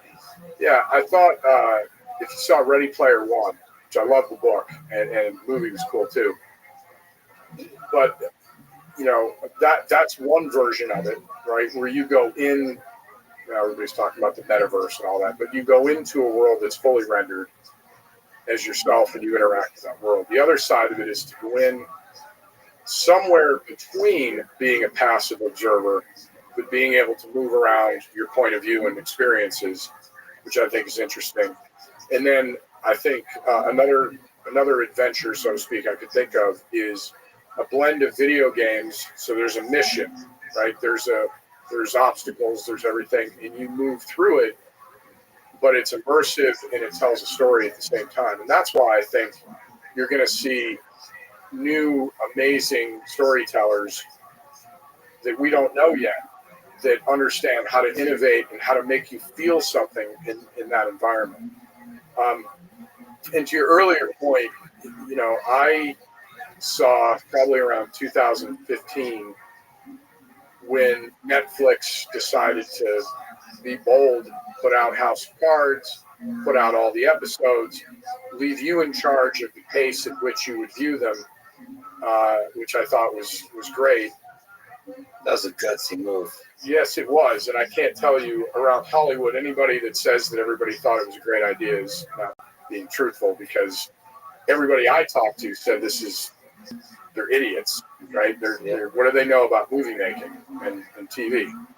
And what I saw happening was, if you look at what Netflix pulled off and they realized that there isn't really a moat around the studios, you really could make stuff. And really good stuff. And so they started to create their own content that pulled in Amazon, which pulled in Google through YouTube, and then you had Hulu, then you had Disney deciding that they're going to have Disney Plus, and the next thing you know, you have some of the biggest companies with the largest balance sheets on the planet being in the creative business. That's, if you're an independent, that's bringing a knife to a gunfight, to be sure. And so, I thought that was interesting. The other thing that it used to be that movies were where the big things happened, and television was sort of, small screen, different experience. Then you had something like Game of Thrones come out, which was not only on the same epic level visually and storytelling wise, but had the budget to be able to do it. And now, I think you're seeing all kinds of different storytelling taking place. And I also like that you're not pigeonholed into a time. Like, you got 2 hours to tell the story. You can do a 3-part miniseries, a 5-part miniseries. You can do television. It's all kinds of different format. That I think is. Allows creators to do a lot more interesting things. It is also interesting to consider the role of companies that enable that, like the capital that enables that. Without Netflix, and HBO, you wouldn't have some of these epic shows. And so if we're thinking about the virtual reality world that you're talking about, it's interesting to consider who will enable that. Now, like you said, Facebook is talking about meta and metaverse, but it's unclear that just having money is enough. Netflix did a lot of really revolutionary stuff. There's Amazon has money. There's a lot of companies that have money that don't quite do as good of a job yet at enabling creators of creating revolutionary new content that changes the whole industry. And that's probably going to be the case with virtual reality. There is a lot of money needed to enable experiences, like in terms of compute infrastructure. There needs to be a huge amount of money there, but you also need to somehow give freedom to creators that have fun to do their best work, and at the same time like provide the perfect amount of constraints, all of that together. Like however Netflix makes it happen, they do a pretty good job because it's a very constrained platform. But yet, all the creators I've ever talked to, comedians and so on, that work with Netflix are really happy because they feel free to create their work. Yeah, and I think a lot of times, companies are a letterhead, but it boils down to the people. Yeah. And I think I've known Ted Sarandos a long time, who ran the studio at Netflix and now took over for Reed running the company. But Ted, very smart, talented guy, and understood early how to cultivate talent and relationships with talent, which is important. When you're dealing with creative people, their motivations and their goals are not always the same, right? They're not always capitalistic, right? And so in terms of being able to communicate with creative people that are not always A to B to C is a talent. And so I think they did a great job. Ted did a great job with that early. But I think that you're going to see different formats. I don't think, going to a theater to see a massive movie on that screen in that format is a fundamentally different experience. Yeah. And I think you're going to find movies, my old shop, Legendary, just put out Dune, which I thought was phenomenal. When we secured the rights to Dune years ago, I was over the moon because I love the book. I love the entire world that is Dune. And that's a movie that I think you see on the big screen. I think when Avatar 2 comes out, I want to see that on a big screen. But I think you're going to see a ton of content is obviously being produced, and it's not all going to go to a theater-going experience. So you're going to see, I think, different versions of this over the next 5 to 10 years.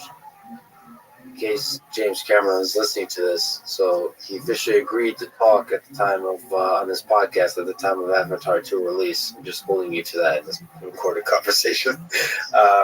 Also, just super excited, both the movie and the director. There's something special about movies. They win Oscars. They're historic in nature. There's something about TV shows, even when they're epic like Game of Thrones, that they're forgotten much quicker in history. I don't know. Maybe that's because we haven't had enough of them. But, the De Niro performances and, the Scorsese films, all the great films that kind of we think of throughout the generations that define generations are films. Is that just old school thinking? Is that always going to be the case? Look, to me, going in a darkened theater with a bunch of strangers and the lights go down and you go on this journey, there is something special and magical about that. And I think movies have been a part of our cultural fabric forever. And for some reason, Hollywood in America was, uniquely positioned to do a great job with it, right? And not that there aren't great foreign movies, but far and away, American movies, are dominate not only the world market, but and so whatever it is that we do well or Hollywood does well, there's something in the water apparently. But I agree that I love movies, and I will, for the rest of my days. It's interesting how creators can move back and forth now as well. That used to be a complete no-no. You're either a movie guy or you're a person or or you're a TV director, and that's that. But those lines have completely blurred. And they're also blurring. They're blurring all kinds of lines. Like they're moving to TikTok and Instagram, and I know right now it's just ridiculous to consider that these 1 minute things could be considered even in the same realm creatively as a film, but maybe that changes over time too. Maybe experiences can completely become fluid in terms of their size, as long as they have some deep, lasting impact on you as a human being, as a consumer. Look, to me, the whole thing is about either the moving image or even sometimes a picture will bring out an emotion, a reaction, something. So, short form is harder because you have less time to set things up and all that. But I'm sure there will be short videos and creators that come up with things. And if a moving image can get a reaction out of you and make you feel a certain way and stay with you or inspire you, well, that to me is just the next evolution of whatever it's going to be between humans and cameras, etc. See, I think that's why we've talked offline about this. That's why I love robots, is I think there's certain things in the short form with robots that immediately can bring out a feeling in people. There's something about our consideration of our own intelligence, of our own consciousness, of all the fears and hopes, the beautiful things about human nature, the dark things about human nature that somehow, especially legged robots, bring out. Because we have both fear and excitement towards that. Are these going to be our overlords, our gods that overtake humanity? Are these going to be things like horses or something like that, something that empower humanity? Like, you don't know what to make sense of it. That's why they're super exciting. Speaking of robots in film, you've gone into traditional industries and disrupted them quite a few times. Is there a system for deciding which industry is right for disruption? When you look at the world and see what are the big problems you would like to solve, do you have a system of how you see which problems to solve? How do you look at the world? Yeah, well, on the business side of that, so I have a holding company called Tulco, very imaginatively named. And part of that is literally every name ever is now taken, registered, and all that stuff. So we're a holding company. What's a holding company? So instead of being a fund that has money flowing in and out of it, and there's what's called a vintage year, I raise capital and I agree to invest that capital for so long, and then I give it back to you, which sometimes creates artificial time pressures and things like that. A holding company is more permanent capital. So the idea was behind Tulco was to buy almost always whole companies or majority stakes with great management teams in spaces that not traditionally have a lot of innovation. And to have our labs group, who were data scientists, AI practitioners, engineers, machine learning, etc., and to be able to bring that wherewithal to that company. So to provide them with the right capital and to provide them with access to technology that would be hard to individually recruit for that company. So I would say that the thesis was to look for industries that were large enough that hadn't traditionally had access to that type of technology or innovation, and to try to look for companies that not only looked that part, but had management teams that embraced it and wanted to take that kind of journey. So, yeah, there is quite a few industries like that, but that finding the industries and the management pair, because like those industries often have a lot of old school folks who don't. It takes quite a bit of work for them to leap into technology. I work quite a bit with the autonomous vehicles and just the automotive industry. Depending on the company, there's old school folks. It's like Detroit thinking versus like what do you call it? I don't know, California thinking. Well, you have to. I think you have to look at the nexus of two things there. One is just plain old human behavior. If I am uncomfortable and this isn't a comfort zone for me, and it's not something I have as a field of expertise, I'm going to shy away from it. Right? Especially if I'm successful and I feel good about myself and it's a big successful company or person or whatever it might be. And the second thing is that, especially if you're a public company and you're being weighed and measured every quarter, you are rewarding the managers of that company to hit metrics and to be reliable and to say, hey, I'm counting quarter to quarter that you're going to deliver what you say. It's difficult to say, you know what, everybody, for the next 2 years, I wouldn't count on our financial projections at all, because we're going to reinvent what we're doing.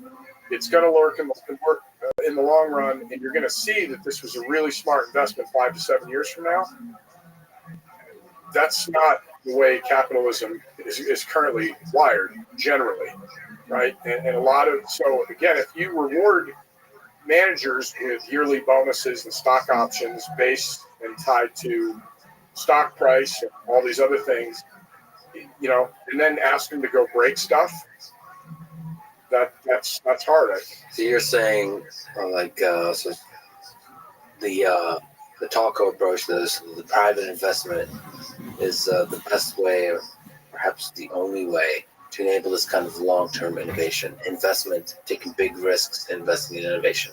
Well, we certainly are not by any means the only one doing it. I'm just saying that when you think about big companies, more successful, that are in old line businesses, and I hear people sort of talk about, well, why can't they just pivot? They recognize they need to be in the technology business. Well, because it's hard. It's hard to steer a ship and turn it that big, and especially if it's not part of your DNA of that company. So, I just think that what we tried to do is to enable management teams that know where they want to go, and to be patient with capital, and to also, again, bring innovation to bear that they have access to. There's plenty of capital structures doing interesting things. That's one of the things I love about our country. This country innovates, and this country invents things, and I'm constantly in awe of just the human ability to innovate and to iterate. I get to hang around some universities, including your old shop, MIT, and it's like, Still there. yeah, Still there, Still teaching there. still teaching. But that place is like Hogwarts. I mean, it's just it's inspiring, Yeah. right? And certainly the energy in Silicon Valley, which now Austin, Texas, where we're sitting, has its own incredible ecosystem. So that's one of the things I love about America, is the ability, and that really is, I think, in the American DNA, to create things and invent things. And I think that's invigorating. And I think that's even bigger than capitalism, sort of the machine of how capitalism works. That's just human nature. Capitalism is just one of the ways to sort of make that human nature shine, I suppose. But it's like you mentioned MIT. There's a drive there to invent, to innovate. Purely human. That human spirit to sort of build something new. It's like that hopeful, optimistic spirit, especially in the engineering space. Like if you pay attention to the internet, like Twitter and all that kind of stuff, intellectuals and so on, there's a cynicism to when we talk about stuff, but there's an optimism to when we do stuff. And the doing part, when you actually build things, especially, like you care a lot about manufacturing too, like you actually build physical products, that's where we truly shine. Yeah, no question about it. And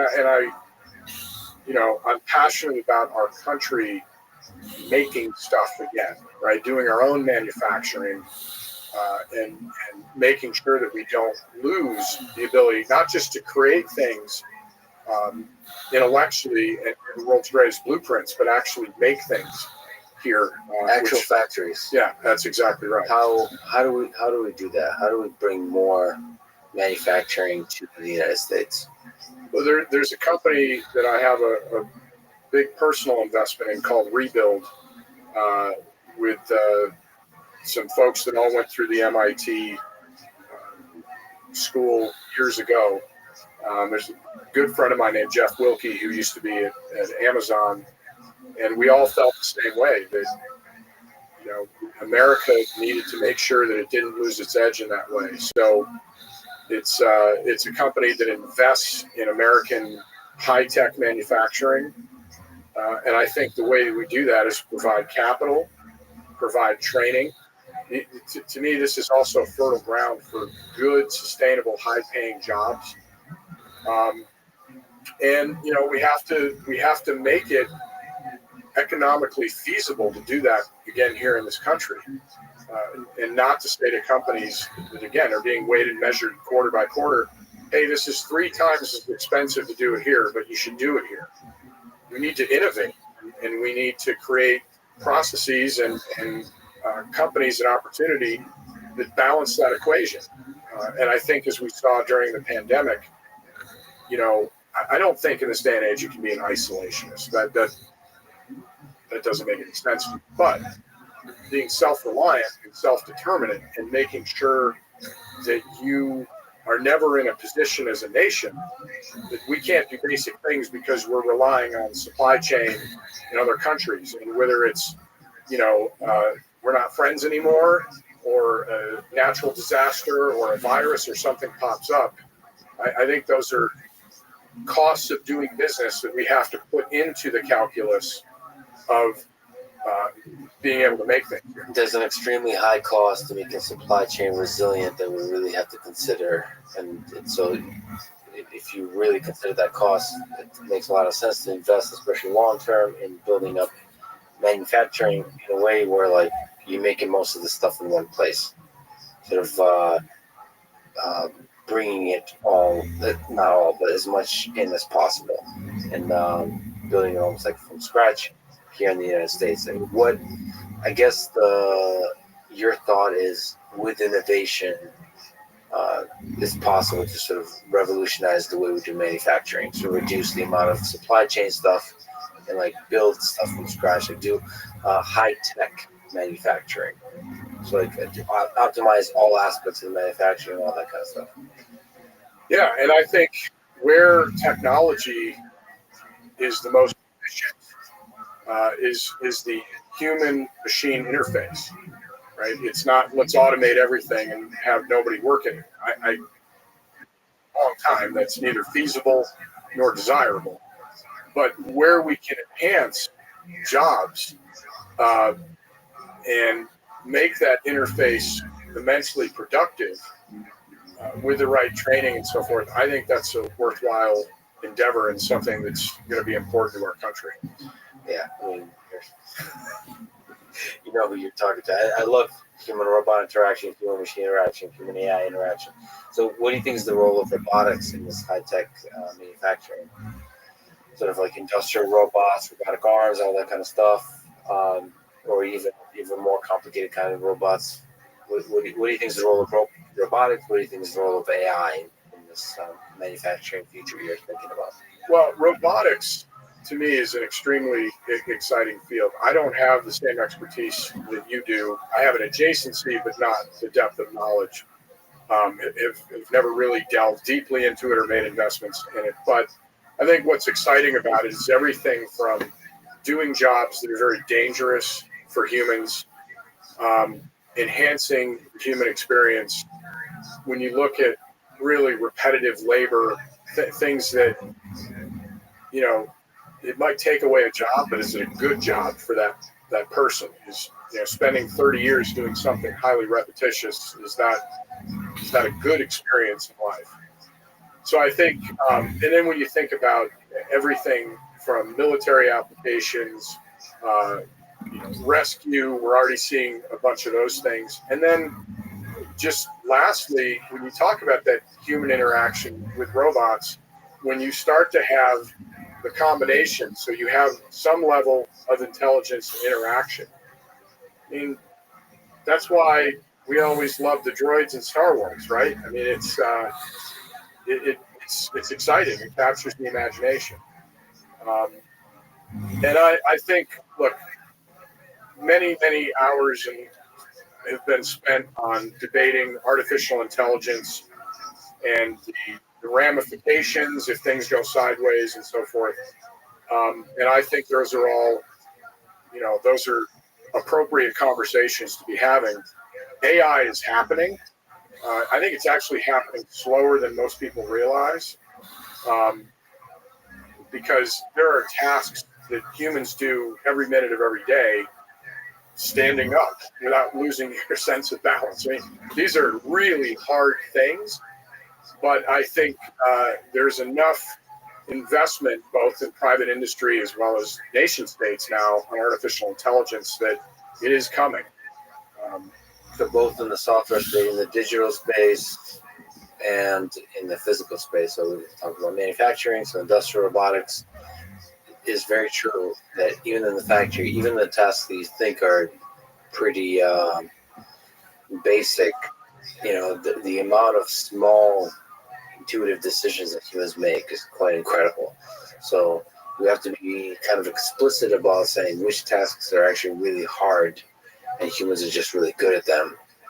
And so on the flip side, in the digital space, which is the social networks with recommender systems, with all kinds of like personal assistants in terms of voice or voice-based AI systems, all of that. There's opportunities there to find niches where AI can really have a transformative effect.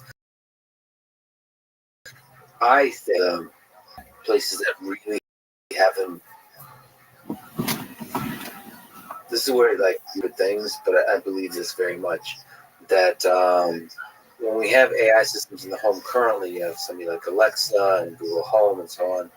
They're kind of very basic servants. They tell you about the weather. They can play some music. They can turn the lights on and off. All the kind of like smart home stuff. I think there's a lot of value in systems that form relationships with us in the way that pets do, dogs and cats. I don't know, cats, just for people who have cats, cats don't care about you. They really don't. They don't form any kind of relationship. I don't know why you have a relationship with them. It's one way. Anyway, sorry to throw some shade. I'm just kidding, by the way. That's a basic kind of connection you have with another living being. Then there's also just friends. You have different levels of friends, acquaintances. You have lifelong friends. All that friendship you have. I really believe that there is some aspect of the human experience that is deeply enriched by interacting with other beings. And for systems, computing systems, artificial intelligence systems in our world, to have the capability to engage in some of that, I think, is not just an opportunity to help people grow, become better people, but it's also just a good business opportunity too. And that hasn't really been explored enough. So that to me is really, that's a whole exciting space that I think will enable better industrial robotics. It will empower a better Facebook or a better social network, a competitor to Facebook that overthrows Facebook. So it'll create better technologies that currently don't have that human robot interaction touch. So I don't know. That's super exciting to me. But that has to deal with the mess of human nature. The reason that most robotics people and AI people stay away from humans, they stay away from the human robot interaction problem, is because humans are complicated. They're messy. They're hard to control. They're hard to predict stuff about. They're hard to make sense of or like test repeatedly because one human can be drastically different from another human. And so to deal with that as a robotics problem is super hard. And so one of the questions is which problems can you remove the human from consideration when you're trying to solve the problem? So like Elon Musk is an example of somebody who believes autonomous driving, we can remove the human from consideration. We can solve autonomous driving as a robotics problem. It's stay in the lane. When there's a red light, you stop at a red light. If there is humans in the picture, like pedestrians, that's a ballistics problem.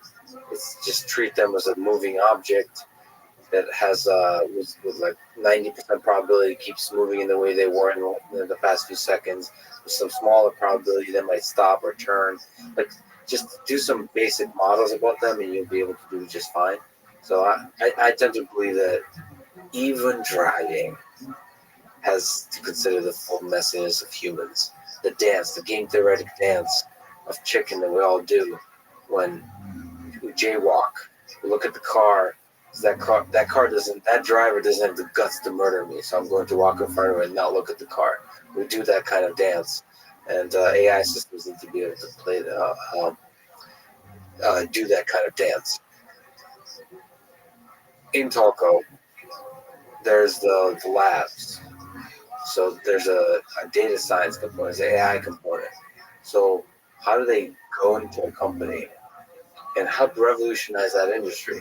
Well, there's different examples. So one of our companies, Figs, makes healthcare workwear, started by these two brilliant women, and early days helping to build the platform and recruit and make sure that everything that we did at the company embraced technology, and at the same time they were obsessive about their customer, which is doctors, nurses, healthcare workers who are putting it on the line every day, and obsessive about their product. And when you have those two things come together, you get the result that we did at Figs. We have a company called Acrisure, which its AI lab and base is down here in Austin, Texas.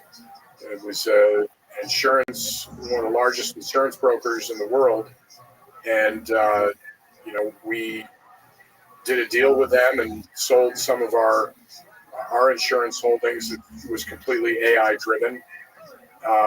And in that case, you basically put the team inside the company, right? Because it's a massive company we've gone into all kinds of things. So it just depends on the different situations. But the biggest thing was just to make sure whatever the company needed, they had access to the talent. Sometimes we build it, sometimes we help recruit for it. You know how in technology, it's whatever works, right? There's no one way to do things.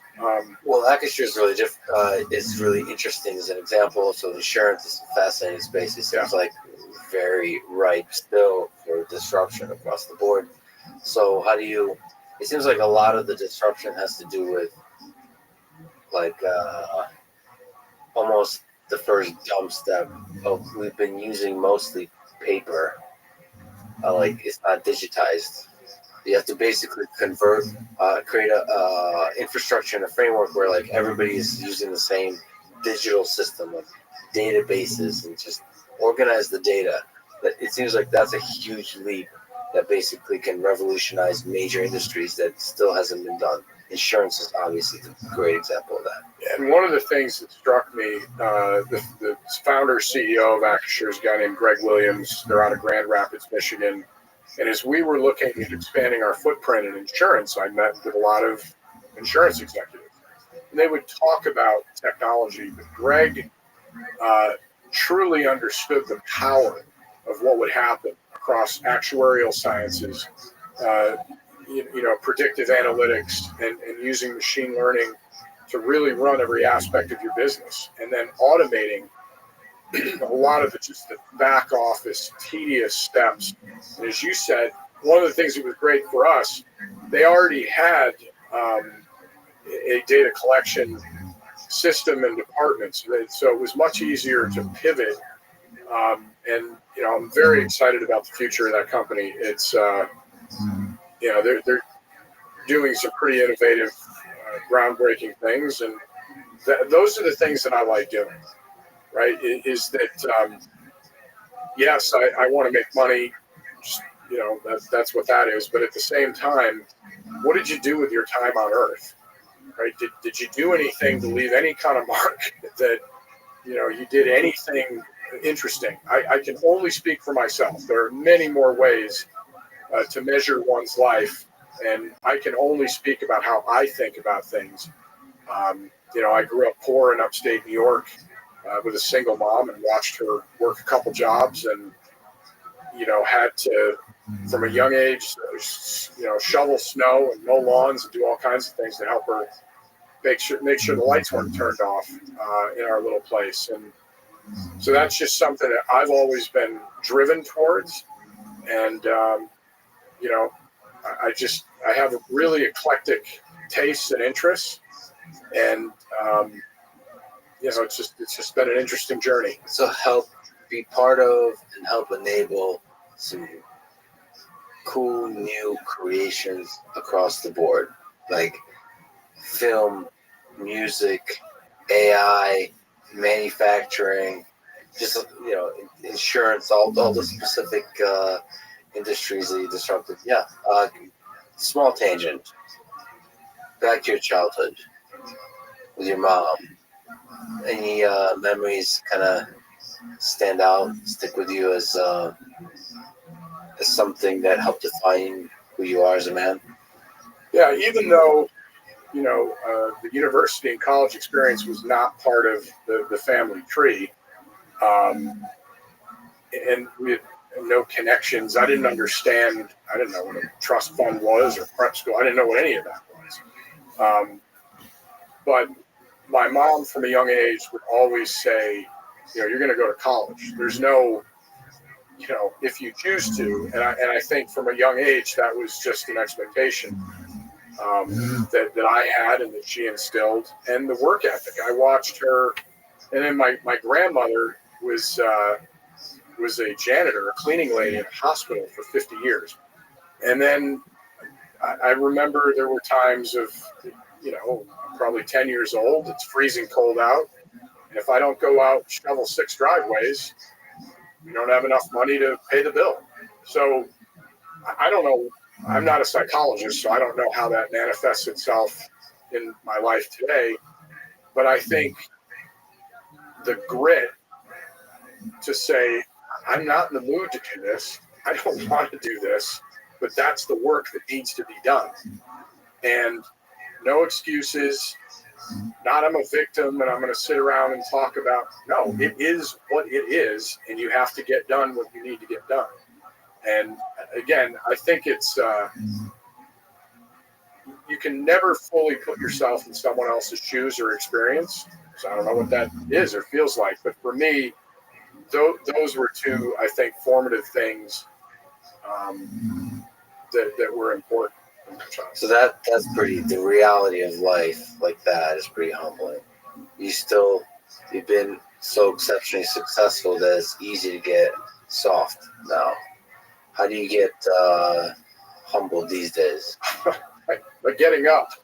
I think for me personally, trying to push the envelope and being weighed and measured, right? That's why I always love sports too. There's a scoreboard.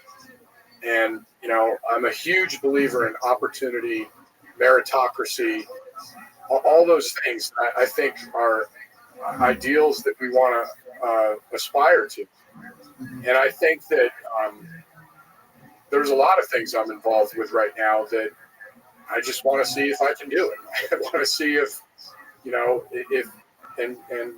my own little mantra is cause the outcome, right? As much as you can. And at the same time, have the humility and not to have the hubris or arrogance to say, I'm always going to cause the outcome. Because you'll get your ass kicked pretty quickly and humbled. The world and the universe is a big place with forces, beyond. But I think, I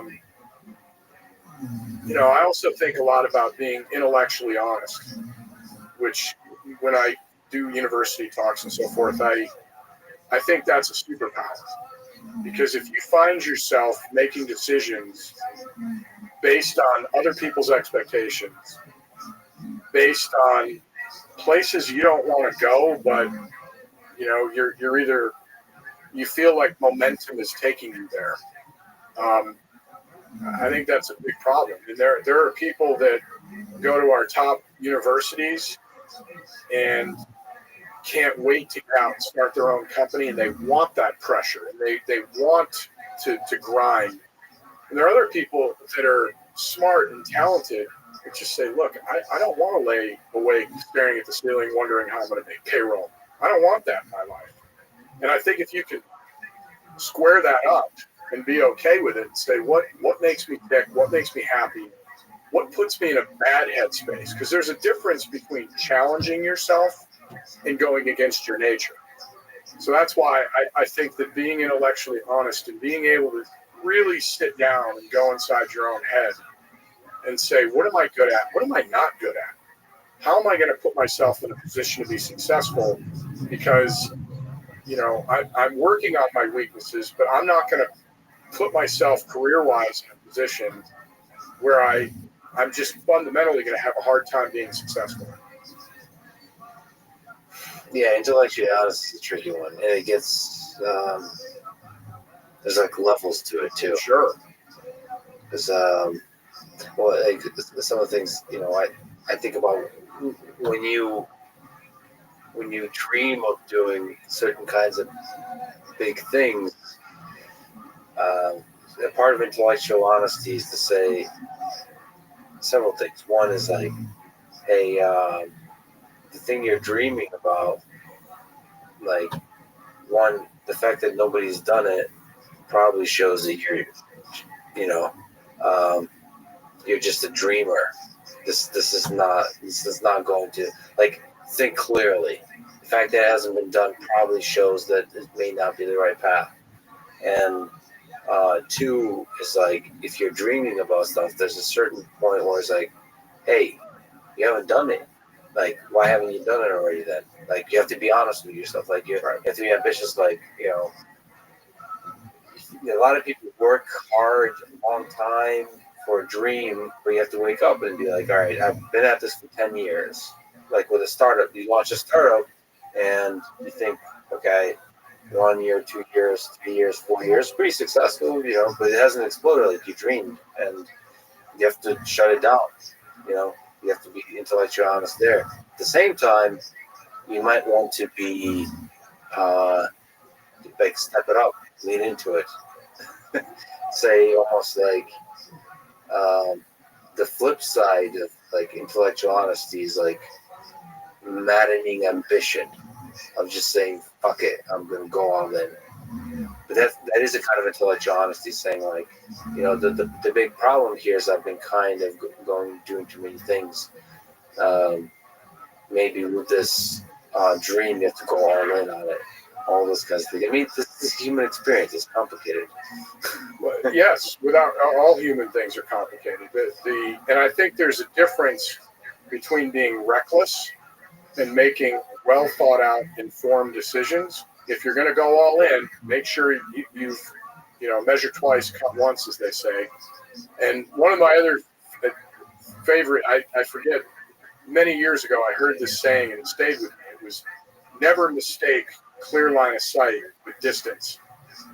And so I think that the key, whether you're starting a business or you're thinking about leaving the company you're at and starting a business, or just leaving for another job, any of these things is as much as you can, right? And psychologists, I think, would tell us it's hard to be self-aware completely, right? That's the rub. That if we were all completely self-aware of everything that we did and strengths and weaknesses, it'd be a different world. But I do think you can work on that and at least challenge yourself to think about it and not be in a position where I'm going to medical school because that's what you do in my family. And even though I'm miserable doing it, things like that. So definitely you don't want to be sort of, because you don't think, fall victim to conformity and just go on doing the same thing over and over. That's right. But at the same time, there is measure twice and cut once. It does feel like some of the biggest leaps taken are where you cut once and measure later. Is you leap in first. Sure. It's almost like a gut. I suppose that is a measurement, but you build up a good gut instinct of like what to do, and then you just do it, and then you figure out as the building the airplane as you're flying it. Right. Well, and I think each one of those instances that you could probably cite has its own unique circumstances. Right. I don't have a deep biotech background, so if I suddenly stood up and said, I'm going to put everything I have into this idea, well, that's, those are right? It's game theory, right? What are the odds of success? If, on the other hand, you're brilliant in your field, or you've seen some opportunity that you think is wide open, and you're going to go for it and break stuff, that's great. You just want to wait. To me, always say, like, how crazy is this on the spectrum of, do I have any expertise? What is the downside if I fail? Right? If you're at a certain point in life with young children and you got a mortgage and whatever else, that is one circumstance versus I just got out of Stanford or I just got out of whatever and I'm gonna go for it. It's just the whole thing, right? It is complex, as you point out, and sometimes you just want to have the right matrix in your head of decision-making process to try to arrive at the right place. And even if you get close, that's where I think you say, you know what, the hell with it. I'm doing this. Yeah. I do want to ask you about one specific idea that sounds super fascinating that you're involved with recently. You led the $50 million seed round for a company called Colossal that is focused on de-extinction. This is funny relative to our connection and conversation about Jurassic World. They're seeking to restore lost ecosystems and use gene editing to restore the woolly mammoth to the Arctic tundra. How are they going to do that? Well, I met this fascinating guy at Harvard named George Church 5-6 years ago, and found him to be incredibly smart, have an imagination, and he partnered up with a guy named Ben Lamb, who's an entrepreneur. And basically, the press and to me the imaginative, like you're capturing my imagination by telling me you're going to bring back the woolly mammoth and other extinct animals. And we'll see where that road leads. I was more interested in an investor in the things that they're working through around understanding genes and more in proteins and CRISPR and all these other things, because being adjacent to George Church and his team as these things unfold over the next decade, I thought was the right thing to do. People are important here, just like investing in people and seeing what the hell they come up with. Absolutely. I mean, you can look through history, and great things are done by great people, right? And companies, they end up over time becoming a logo and immediately what you think of them. But they started out with a person, with an idea, and a team that cultivated that and made that happen.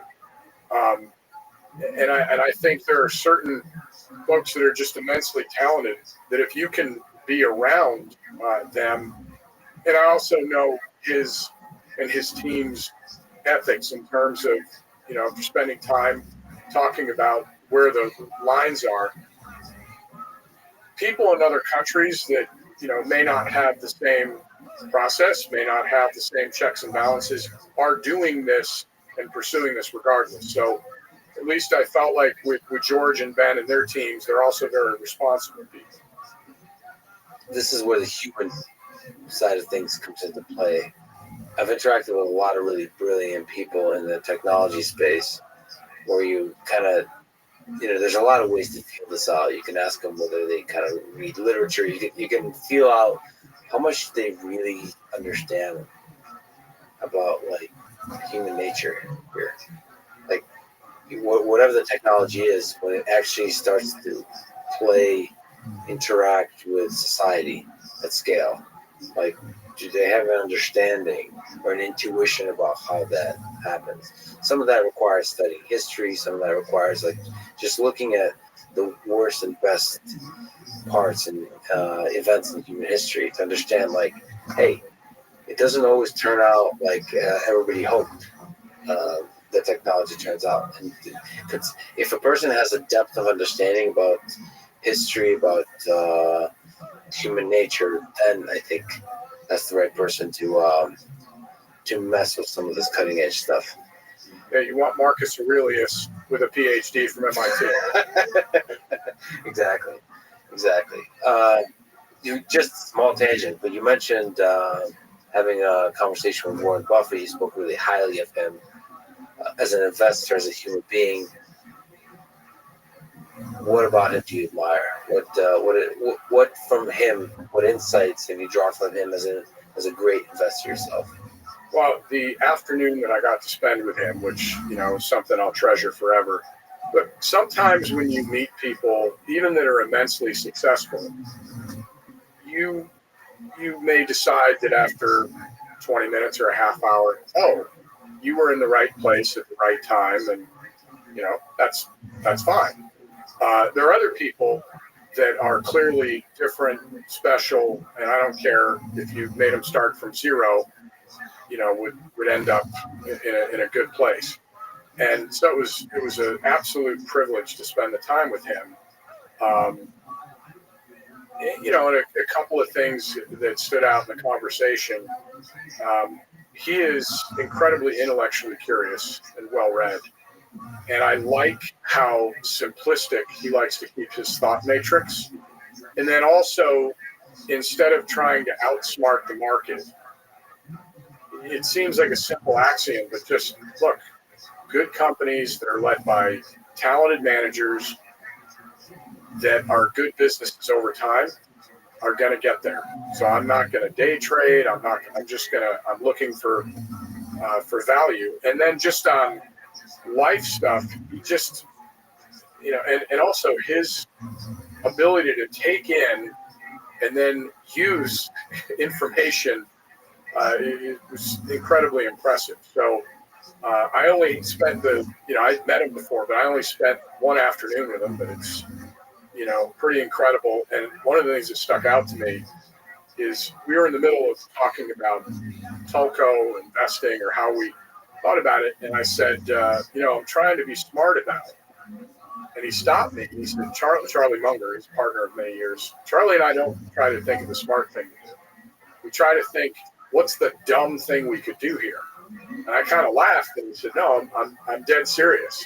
We think about it from the standpoint of what could we do in this situation that later we'd be like, that was a really dumb thing to do. And I actually thought that was, it got in my head. I still think a lot about that as I'm dissecting problems. So there is that's kind of long-term thinking. If you just avoid the dumb things, or if you simplify it, just focus on those simple steps. All it takes is to do that for a long period of time, and you'll be successful. But it certainly worked for him. That's all I can say. What about you? You've been a great investor yourself. How do you know when you judge people? So whenever I go to San Francisco, I was thinking of moving to San Francisco. That's why I decided to, after really giving it some thought, talking to people, decided to move to Austin. Everybody's dreaming big and they have big plans, and it's actually, I don't envy the job of an investor of any kind, because everybody has big dreams, and it's hard to know who exactly, what idea is going to materialize, what team is going to materialize into something great. How do you make those decisions about people, about ideas? Well, if I had any kind of a lattice work on this, it absolutely starts with the people. And I think the reason for that is your business plan is going to change, right? There's very few businesses I know of that say, we're going to make a widget in this location, 30 years later, we're successful and we just make a widget. That's what it is. Things happen, right? And today they happen with such velocity that you have to be able to make hard decisions based on imperfect information. And how are you going to calculate those answers? How self-interested are you going to be? What kind of ethics will you apply? What's your short-term versus long-term thinking? Are you able to give an honest assessment of a situation? Because the thing that you can count on is problems are going to happen. things you didn't anticipate are going to happen. How pliable, right? How much elasticity is there in your ability to be successful? And I think it's important when you invest in something that you both see, you understand the roadmap ahead and agree to it, right? Doesn't mean there won't be twists and turns, but you're not like, well, wait a minute, what did we do here? This isn't what was in the thing I signed up for. And then I think honesty and communication is a huge thing to me. With, I always tell people, if bi-directional, if there's something going on, start the conversation with, Lex, we have a problem. Okay, now I'm sitting up. You have my full attention. We're going to talk about whatever it is. Bad news should travel faster than good news. And because it's going to happen, being in business with someone that is going to shoot you straight and sometimes say, I don't know. Yeah. I don't know what the answer is. I got to go figure it out. That I can process a lot better than, look, I don't want you mad at me or disappointed, or I can't handle not having success, so we're just going to kick the can. And I think, especially in today's business environment, that's very, very dangerous. So that's a bad sign, not just because it's good to communicate and be honest, but if they're not willing to do that, then it goes back to the intellectual honesty. They're probably not also able to be brutally honest with themselves when they look in the mirror about the direction of the company. Well, look, I wasn't there, so I don't know, but I think if you unpack many situations that turned out negatively, most of the people, whether you're faking lab results, right? You have a biotech company, everybody's staring at Theranos these days. Do I think in a lot of cases you're either the villain, like you started out saying, I'm going to screw my shareholders over and I'm going to be a liar? That isn't my experience. Most things are little incremental moves that you say, we're going to get this right next week, but today we got to make the presentation, so we're going to just tweak things a little bit. That's a slippery slope, right? And so that's why I think from a standpoint of people, you want to go into the foxhole with folks that, understand things are going to happen, and I'm going to let you know about them, and we're going to try to solve them together. And then just in terms of the idea, I always ask, like, okay, if this company executed the way, that's the other thing that always cracks me up about financials. Whenever somebody pitches you, inevitably they'll say, our projections are really, really conservative. I'm still waiting for somebody to come in and say, look, my projections are wildly optimistic. We'll never hit these numbers, but anyway, it's, if this company did what it says and executes, and does it matter, right? Does it move the needle enough? And what are the things that uniquely position this company to be successful? And you just have to be able to answer, I think, a number of those questions pretty crisply. But at the end of the day, it's still a big risk. So you just try to minimize. The risk. Let me jump to another topic. You're an incredible human being that you're involved with this. Your band, Ghost Hounds, is touring with the Rolling Stones. So before we talk about your band, let me ask about that. What's that like, playing with the Rolling Stones? Surreal, just because they're my favorite band of all time. To me, the greatest rock and roll band. It's not even close of all time. And to share the same stage, to be on tour, and to go out and get that energy from the crowd. And every night I'm off stage and later when they go on and you hear that iconic, ladies and gentlemen, the Rolling Stones, and then it's incredible. And what's amazing to me about the band, next year will be their 60th anniversary, 60 years.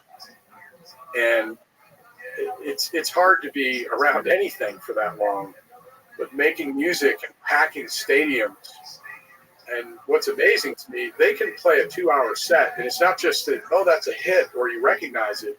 It's like every song is an anthem, right? Yeah. So, so it's been amazing. We got to play with them in 2019, and when they asked us to do this again, it's just an absolute privilege. I asked you this offline, so I know you are a kind of rock star, Yeah. but just me, maybe I'm projecting, but do you get nervous? Such a large audience with the Rolling Stones. It feels like there would be a lot of pressure. Yeah, I mean, you definitely don't want to screw it up. I think the band, our band, is tight knit and all that stuff. And I think that the individual nervousness dissipates when you go out as a group and you're making music together, and you sort of, okay, we're all in this, and we're doing a thing. Which is why even in sports, I always look at individual events like ice skating or anything where it's just you out there alone, and that's different than being with a team and nerve wracking. So I'm sure if it was me with an acoustic guitar just going out, it would feel different. Absolutely, you get the right kind of butterflies, I would call it, and just the energy of playing music and having it be this relationship. And look, I get it. I've been to a ton of concerts where I'm like, look, can we just get to the band, please? But what's been great is just an amazing reception. And we have this guy named Trey Nation, the lead singer, who's just incredibly talented. I mean, he's just not only an amazing voice, but just has that charismatic thing. So It's great. it's fun. What's it feel like to play in front of a huge audience? What's it as a guitarist? Like, what's the feel? Are you lost in the music? Like, you almost don't feel the audience? Does it add extra energy? Does it extra anxiety? What's it feel like? Stadiums are interesting just because it's so big and cavernous. And because you want to protect your ears, so we use an in-ear system so that you are a little disconnected from the crowd, because if you're playing that loud and you're standing in front of your amps without ear protection, that's bad. How are you monitoring the sound? Are the in-ear stuff, is that producing sound, or is it strictly earplugs? No, it's producing the sound. So it's like putting ear pods in and listening to a song and you're playing to it, right? It's just us playing, but it protects your ears. But the energy from the crowd when they get going and get into it, which, knock on wood, so far has been amazing. There's nothing like it. I mean, it's just this bi-directional thing that happens, and I love music. Music and sports were kind of my first loves, and it's very difficult to describe, I think, accurately, because it's like no other feeling. Musically, how is it different than playing in a garage with a band by yourself practicing? Like, is it? Do you feel like you're creating something different when you got the guitar and the amp and just the sound dissipating out and everybody's listening? Is that? Yeah, it's listen. The first time we did it, there's nobody in the stadium. First time I ever played in the stadium, and I'm just like, I'm out there in front, just hitting different chords and playing different licks, and I'm like, it's like I won a contest and I get to do this. Yeah. But what's different about it, and each venue is different. So if you we went on the road with ZZ Top a few years ago, which was incredible. Love Billy Gibbons. He's a Texan. Incredible person and guitar player. But, when you're playing in like 5,000 to 7,000 seats, it's really, it's, you're right there with them, with the crowd. And then when you play in an arena, we toured with Bob Seger on his last tour, which was cool. Played some shows with him. And again, the arena, like, they're all kind of packed on top of you, and it's super loud, which was cool. being the crowd is. Stadiums is a completely different animal, and it's just a completely different experience. Do you enjoy it versus like a smaller room? What's as a guitarist, as a musician, what's your favorite like room to play? The size? Any room that'll have me. Look, I think arenas are the perfect blend. Yeah. If I had to say, because it's loud and 20, 30,000 people, but like right up on you. The stadium. Look, playing the stadiums with the Rolling Stones, it just is going to go on the head marker somewhere. Is one of the more. I say this, and I really mean it. My life is like a punk episode. It just hasn't. No one's burst in yet. Yeah. But yeah, it's as cool as you think it. For 60 years, how do you think Mick Jagger still got it? How do you how do you explain it? I got to tell you something. I mean, the funny thing is, wherever there is excellence, people want to know how'd you do it, right? What's the secret? Not only is Mick Jagger, and I think the songs that Keith Richards and Mick Jagger wrote together, if you go back and listen to the lyrics, it's just incredibly poignant, and I'm just a huge Stones fan. So, but he works out like a maniac, right? And it's that 10,000 hours thing, and it's that, hey, maybe I don't feel my best today, but I'm going to get up and do my routine and work out so that at his age, which I mean, you can look at people at different ages chronologically that are, maybe we're both at this age, but I'm a lot older than you are, and vice versa.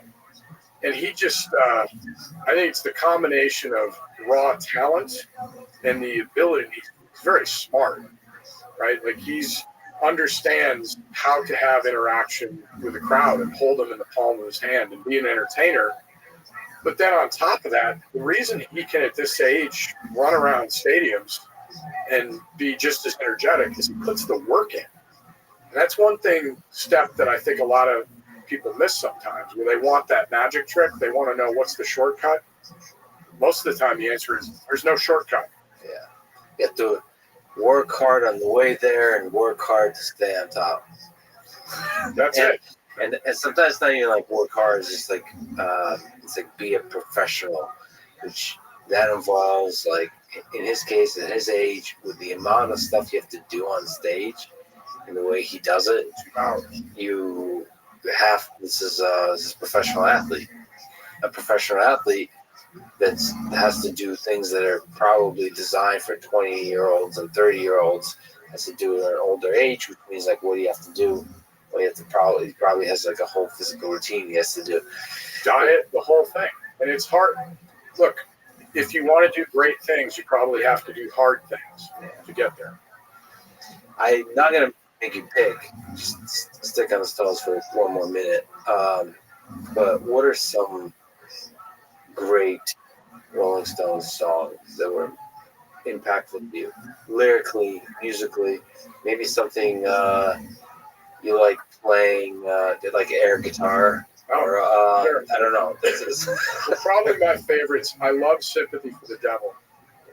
It's a very, I don't know, sort of Faustian. I love the lyrics. I love how almost a voodoo beat just kind of builds throughout the song. That's always been one of my favorites. So in that song, he never mentions devil, does he? No, wait, sorry.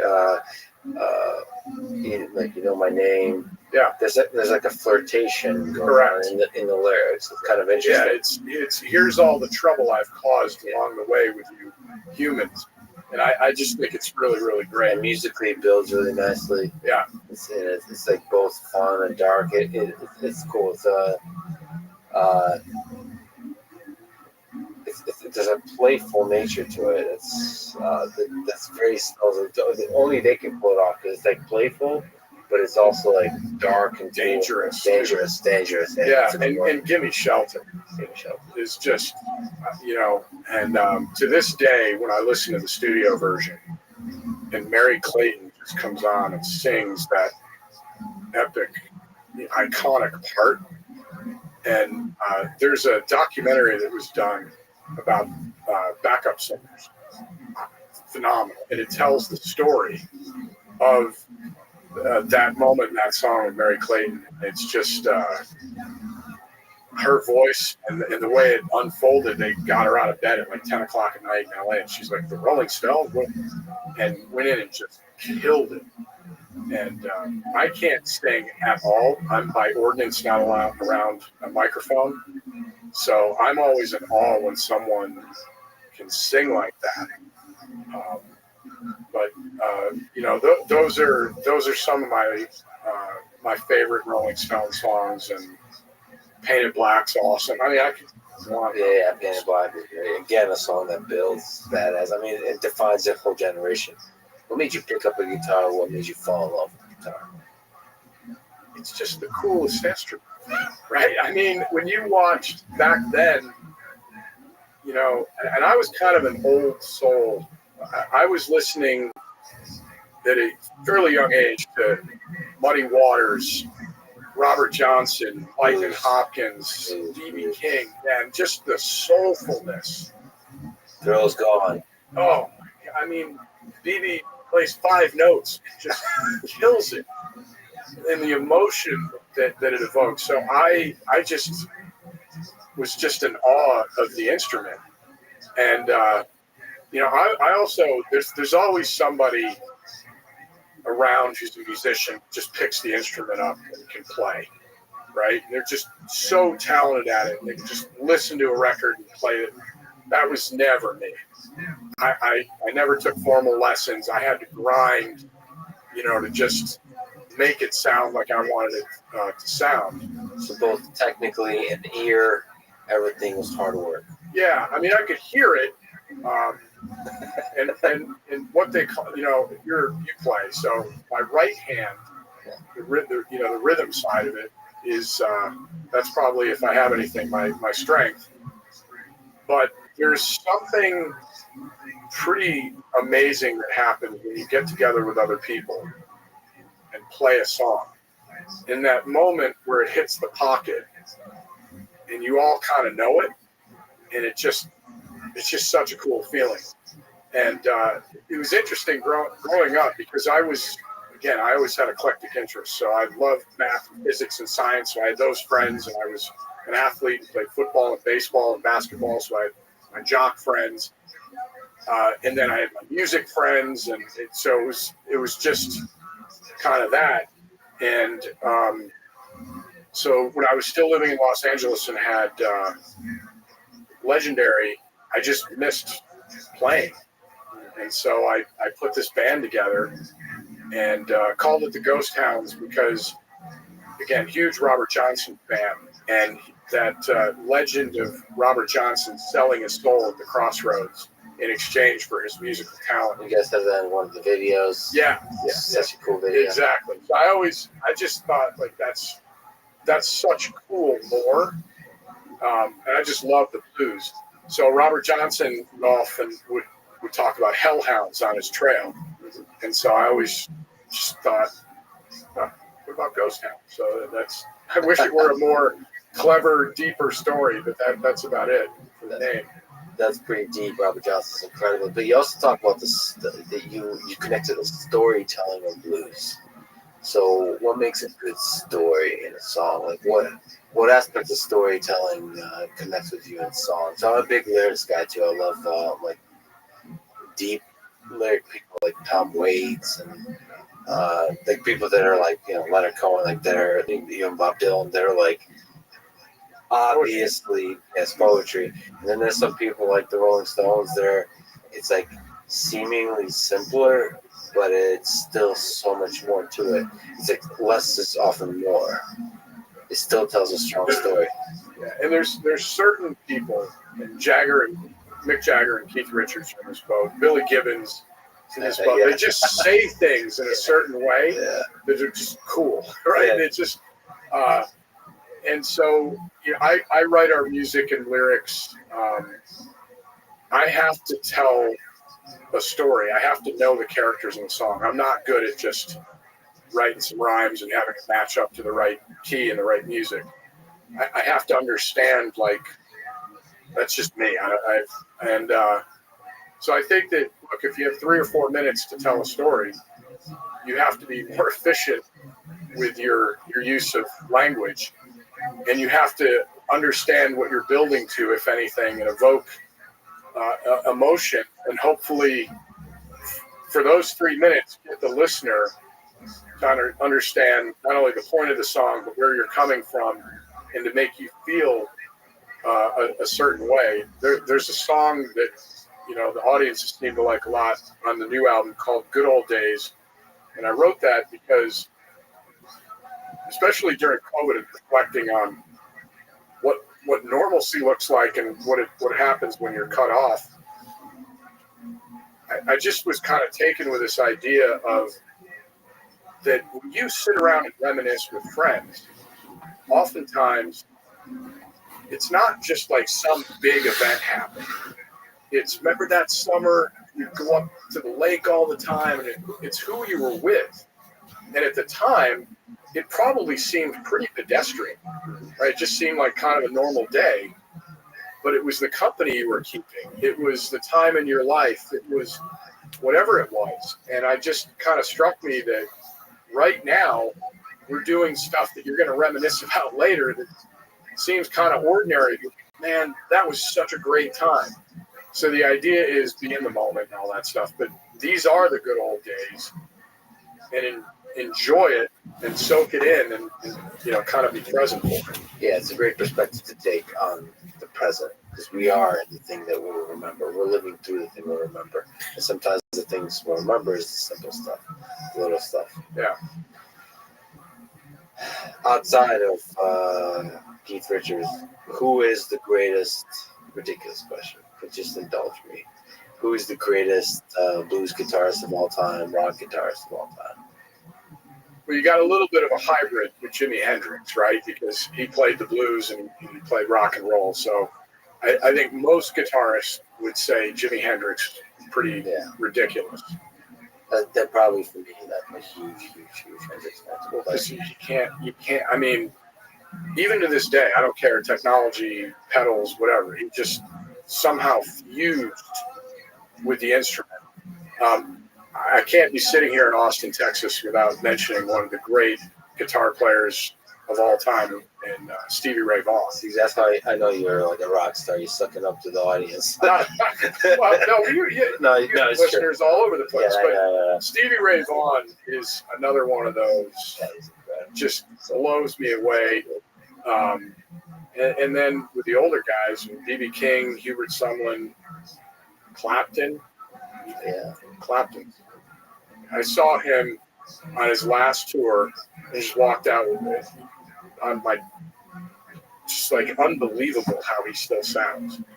And both electric and acoustic. Yeah, it's a vast range, absolute vast. And the greatest storyteller, Mr. Bob Seger. That's an interesting one. He almost doesn't get enough credit, I feel like, for how great he is. Obviously, he's super famous, but no, he's in his voice. I had the privilege of getting friendly with John Fogerty, John Fogerty and CCR fame, and he's another one that's just the way he phrases things, and you just look at the catalog of stuff he wrote. Amazing talent.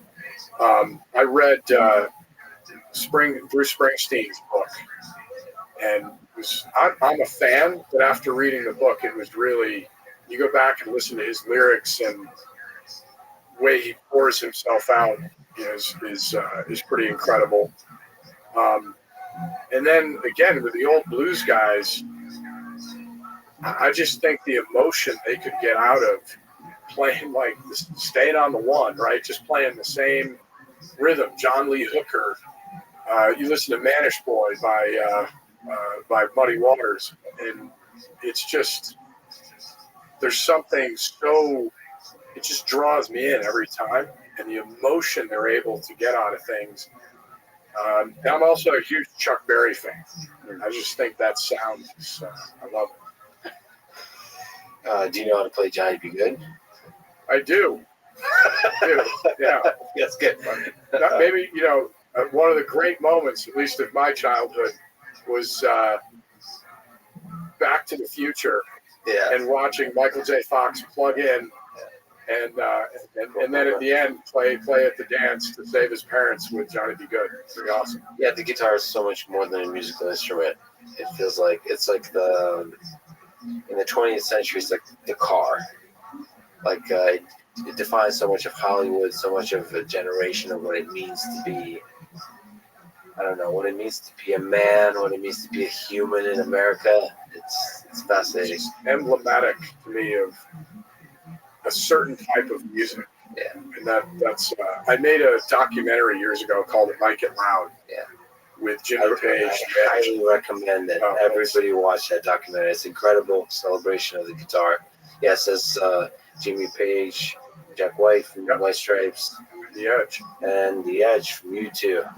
Okay, all right. Well, now you have to tell the story of that one, because how the heck did that all come together? Because it's so fascinating. Such different musicians all coming together, talking about their story, talking about how they approach the music, and also playing together a little bit in this casual kind of setting. Well, look, one day I came downstairs and Rolling Stone magazine is sitting there. It was the 50 top guitarists of all time, their list.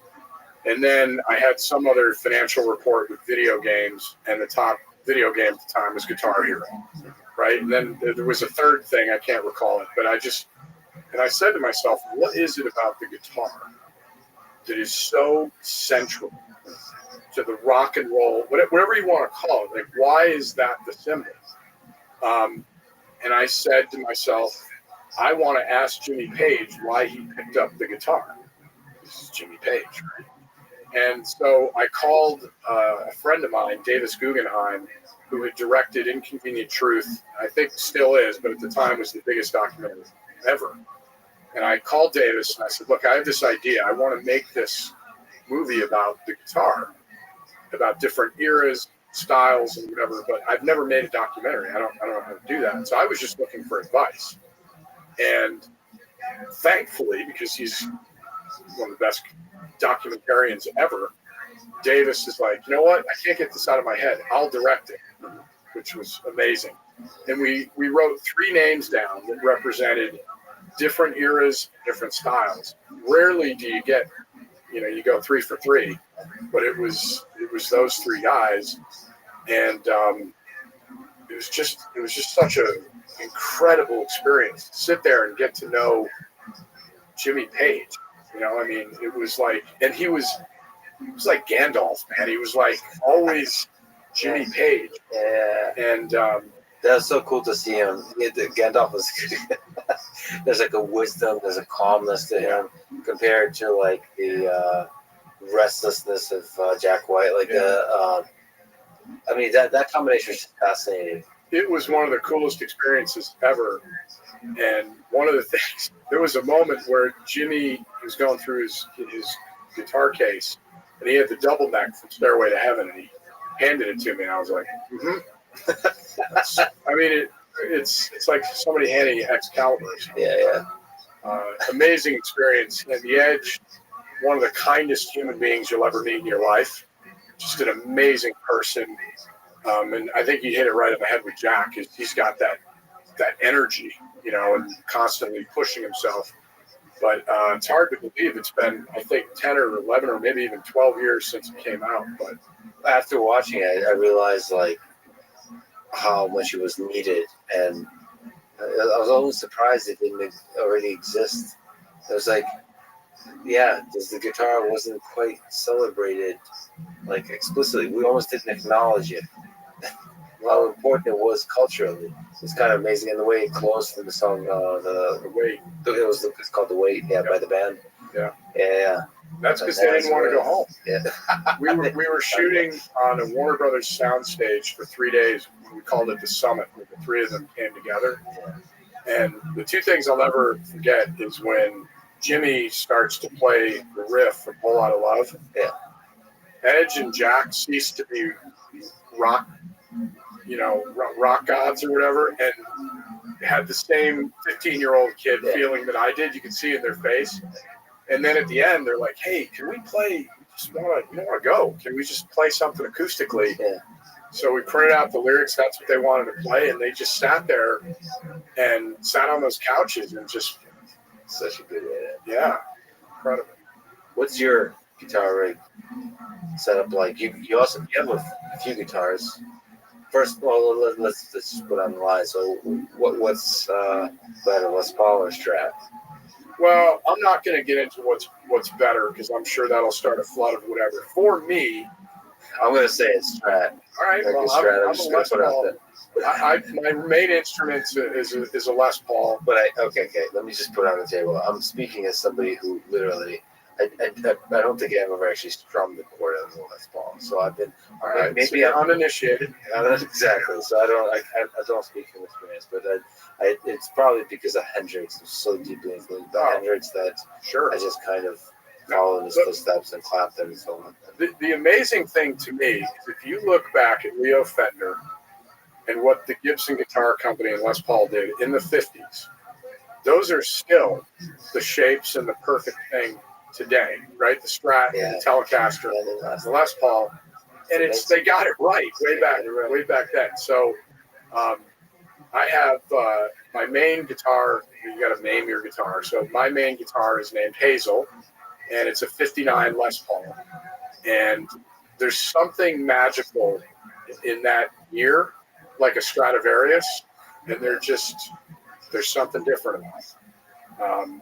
So I play that, and then I play it through sort of my main rig is either a '59 Fender Twin or a '65 Marshall. And then when we're on the road now, because when you use older vintage stuff, you just got to be super careful with tubes and everything. It has to be reliable. So very nicely, the guys from Two Rock sent me some of their amps, and they're really, because I don't use any new stuff, but the Two Rock stuff is pretty great. So that's actually what I'm. It gets close to the sound that you like with the Yeah, Marshall. yeah, it's new and reliable. So that's what I'm using on the road. Do people use like emulation? Do they use software? Or is it still? They do. I personally don't. I go, I don't have many pedals. I use a Klon, an old, vintage Klon, straight into the amp. That's cool. That's as old school as possible. Yeah. Is there other cool guitars you have that kind of stand out? I have a bunch of what they call Blackguard Telecasters from the 50s, which are pretty great. What are those Blackguard Telecasters? Yeah, so they just, it's in the 50s, they actually legit have a Blackguard. Blackguard. Got it. But they're incredible. So what's the color of the Telecaster itself? most of them are yellow with black, and then they got into different configurations. But there's something. I have a '51 Telecaster that I play in open G on end songs with open G. That just, again, there's something, and I'll take all the help I can get in terms of, making it sound great. So I'll try to find the magic ones. What's your writing process like for the music and the lyrics? Do you have to go to the mountains? Is there whiskey involved? What do you have to do? Or do you just write a little bit whenever you have a moment of free time? I'm a boring guy because I don't drink. I'm just, I figure I can screw things up plenty on my own without adding anything. Good call. But for me, it either starts with a riff, just something that I think is interesting, riff or tone that I can kind of sink my teeth into a little bit. And then a lot of times I'll write a title and love a title and then start to Cool. backfill. So the title is almost like an idea. Yeah, like this is where I want to be, and then start kind of writing it out. And again, I just have to know, am I writing from a character's point of view? Am I writing about someone or something, as like the narrator? And, what is this person? Are they happy? Are they sad? Where are they in life? I don't know if all that, like great writers, I'm sure would say, why don't you just write? You don't need all that. But for me, that's my process. Well, I'm not so sure about that. I bet you quite a lot of writers have create a world in their mind before they even put the simplest of words down. So yeah, there's quite a lot to that. What's your favorite song to play?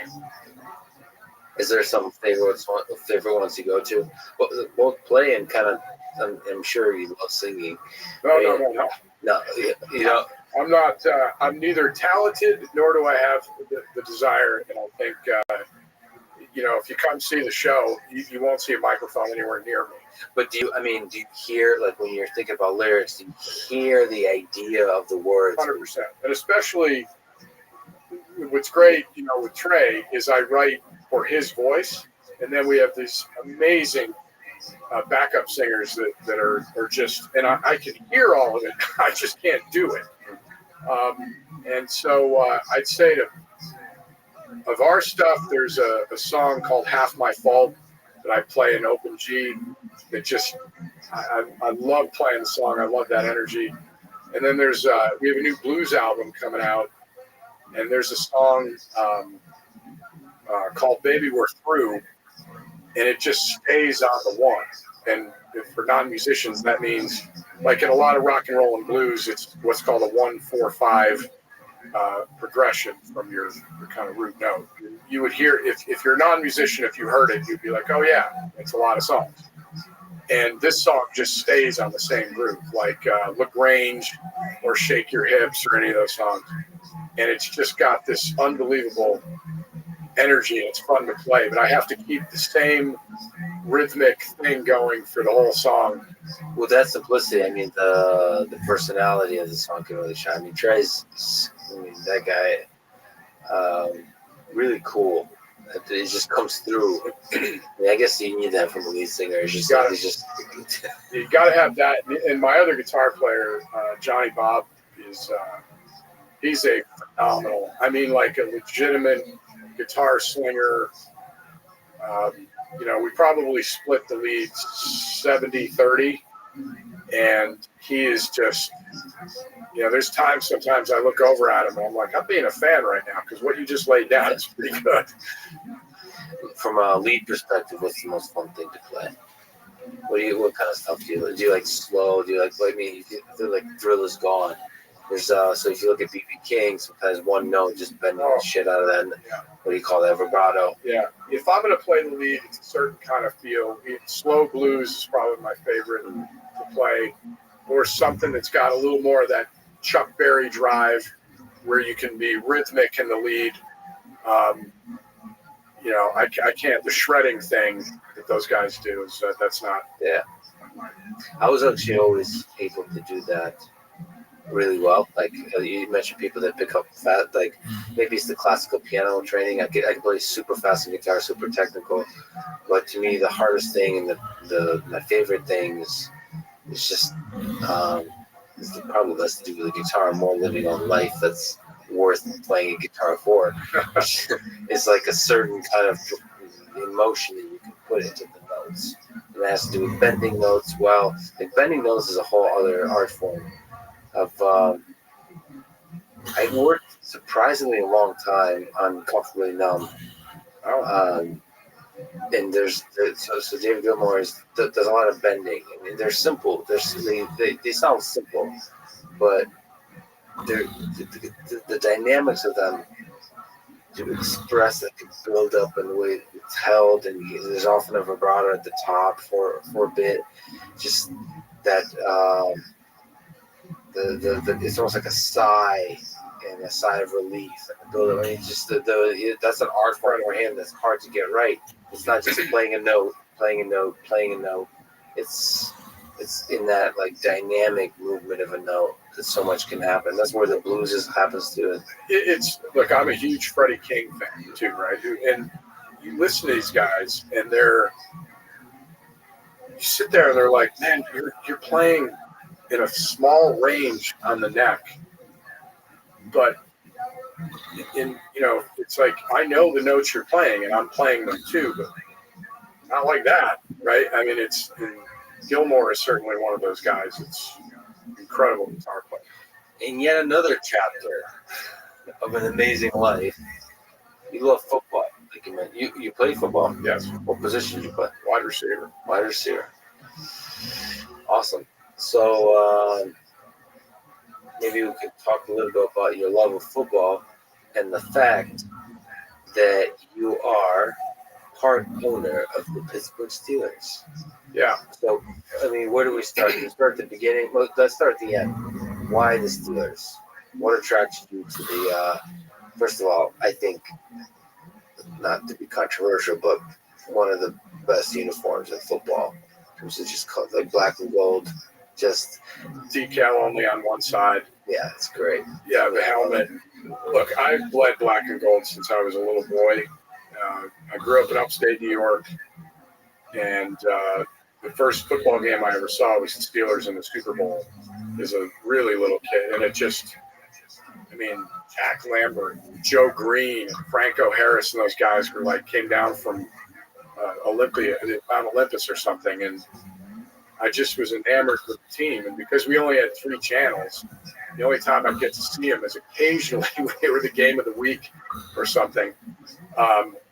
And I just loved, to me, what they stood for, the toughness, and they played football, you know, the way that I thought was great. I was a huge Jack Lambert fan, our Hall of Fame linebacker who just intimidated everybody.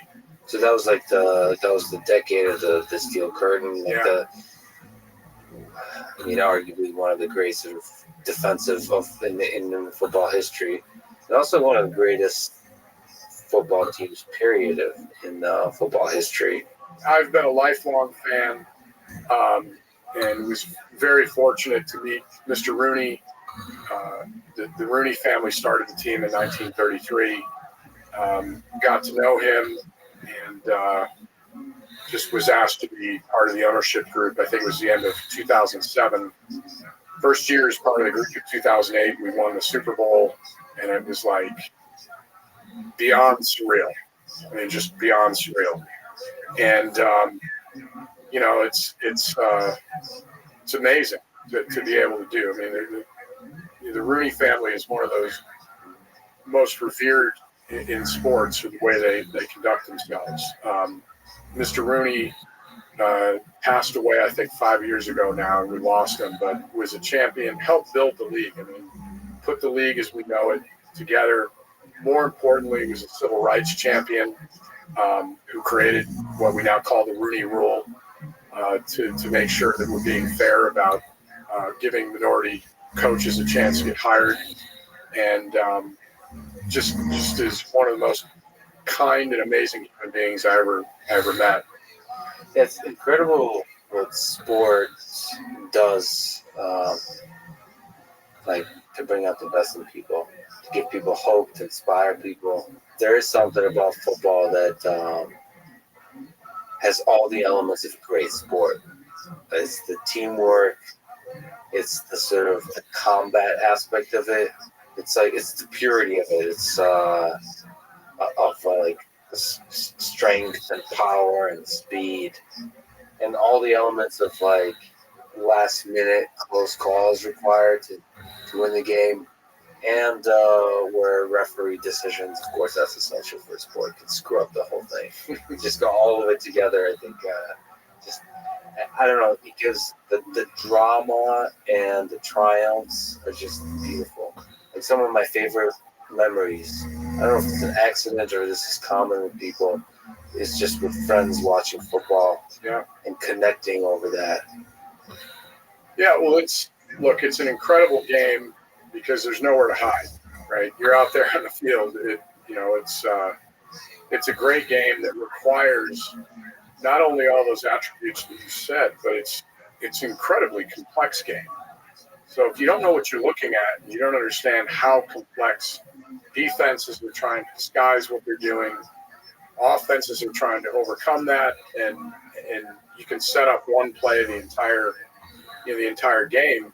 But a team that plays well together, right, knows their plays inside and out, knows their assignments inside and out, can overcome and beat a more physically gifted team because of that, that aspect of working together. One of the things that I always love about sports is just you're out there There's a set of rules and there's a scoreboard. So at the end of that game, it says, and you can make excuses about the refs or this happened or that happened, but at the end of the day, did you go out and compete? And when you went out and were a competitor, how did it work out? Right? And the simplicity of that and the purity of that is something that I always have been drawn to. What about the business of sort of owning a team or putting together a team or trying to build up a team that's going to be a great team? What are some interesting aspects that people might not realize that you can carry over from all the other experience you have in business? I think the hardest thing about professional sports right now, it's individuals getting paid money to play a sport, which is certainly different than amateur. And, the decisions that are hard is when you get to know somebody who's a player on the team and either they're at the end of their career or you need to go in a different direction. And that person who's done everything that you've asked, whatever the coaches have asked of that person, and you get close to them. And when they have to be traded, released, or whatever happens, it's, that's sad. And being able to stand back and in some ways be dispassionate and not be a fan, right?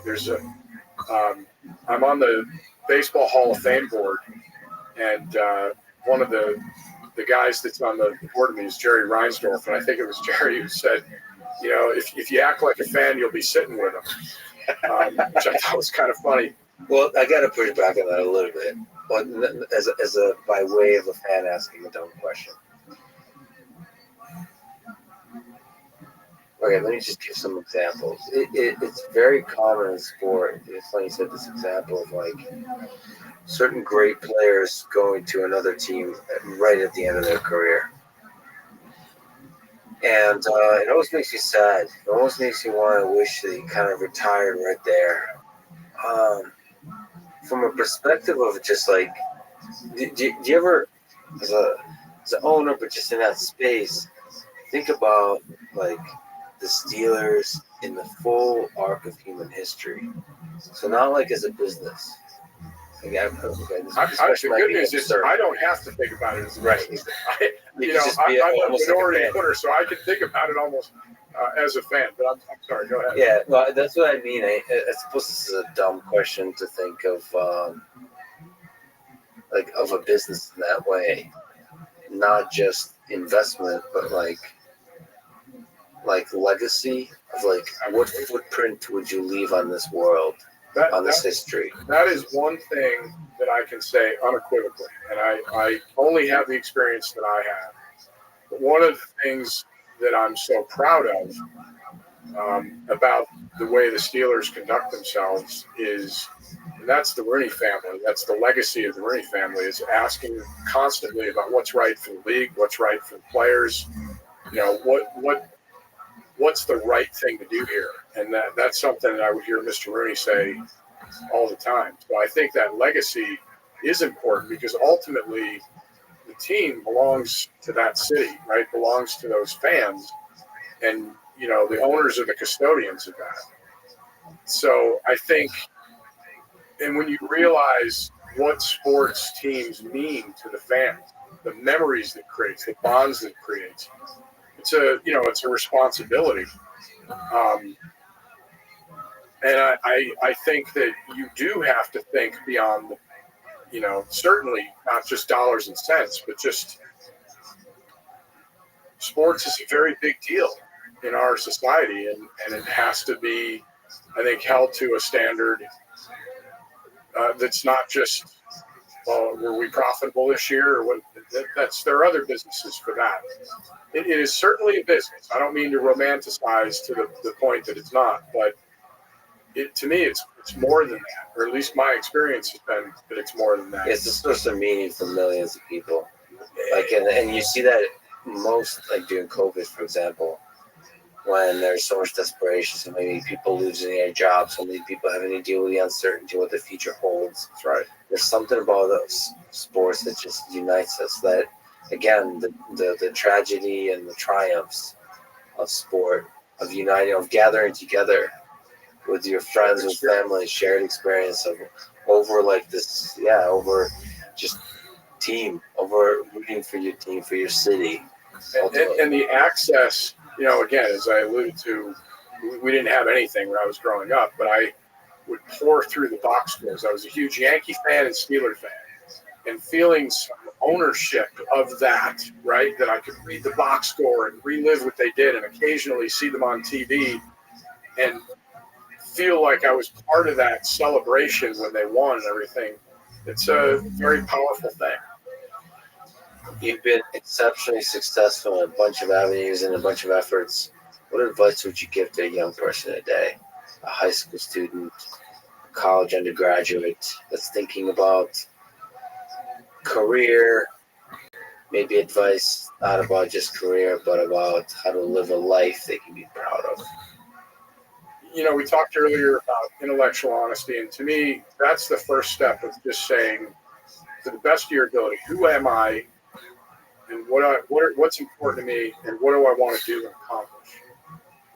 If you can start with that and develop some sort of rules-based, philosophical, here's what I'll do, what I won't do, and that way you can be flexible and pliable, and you're going to need to be. But if you still have a compass that tells you, hey, at least I know this is the path I'm going to take, I think that's very important. The rules you're referring to, the principles, that's kind of like underlying integrity. So knowing what lines you don't cross on this path. That's exactly right. Because if you have those absolutes, there are many decisions that come into focus very quickly, right? Because, hey, that's not for me. Or, hey, I'm willing to do whatever it takes to do X, Y, and Z. And it has to do with the thing you're talking about.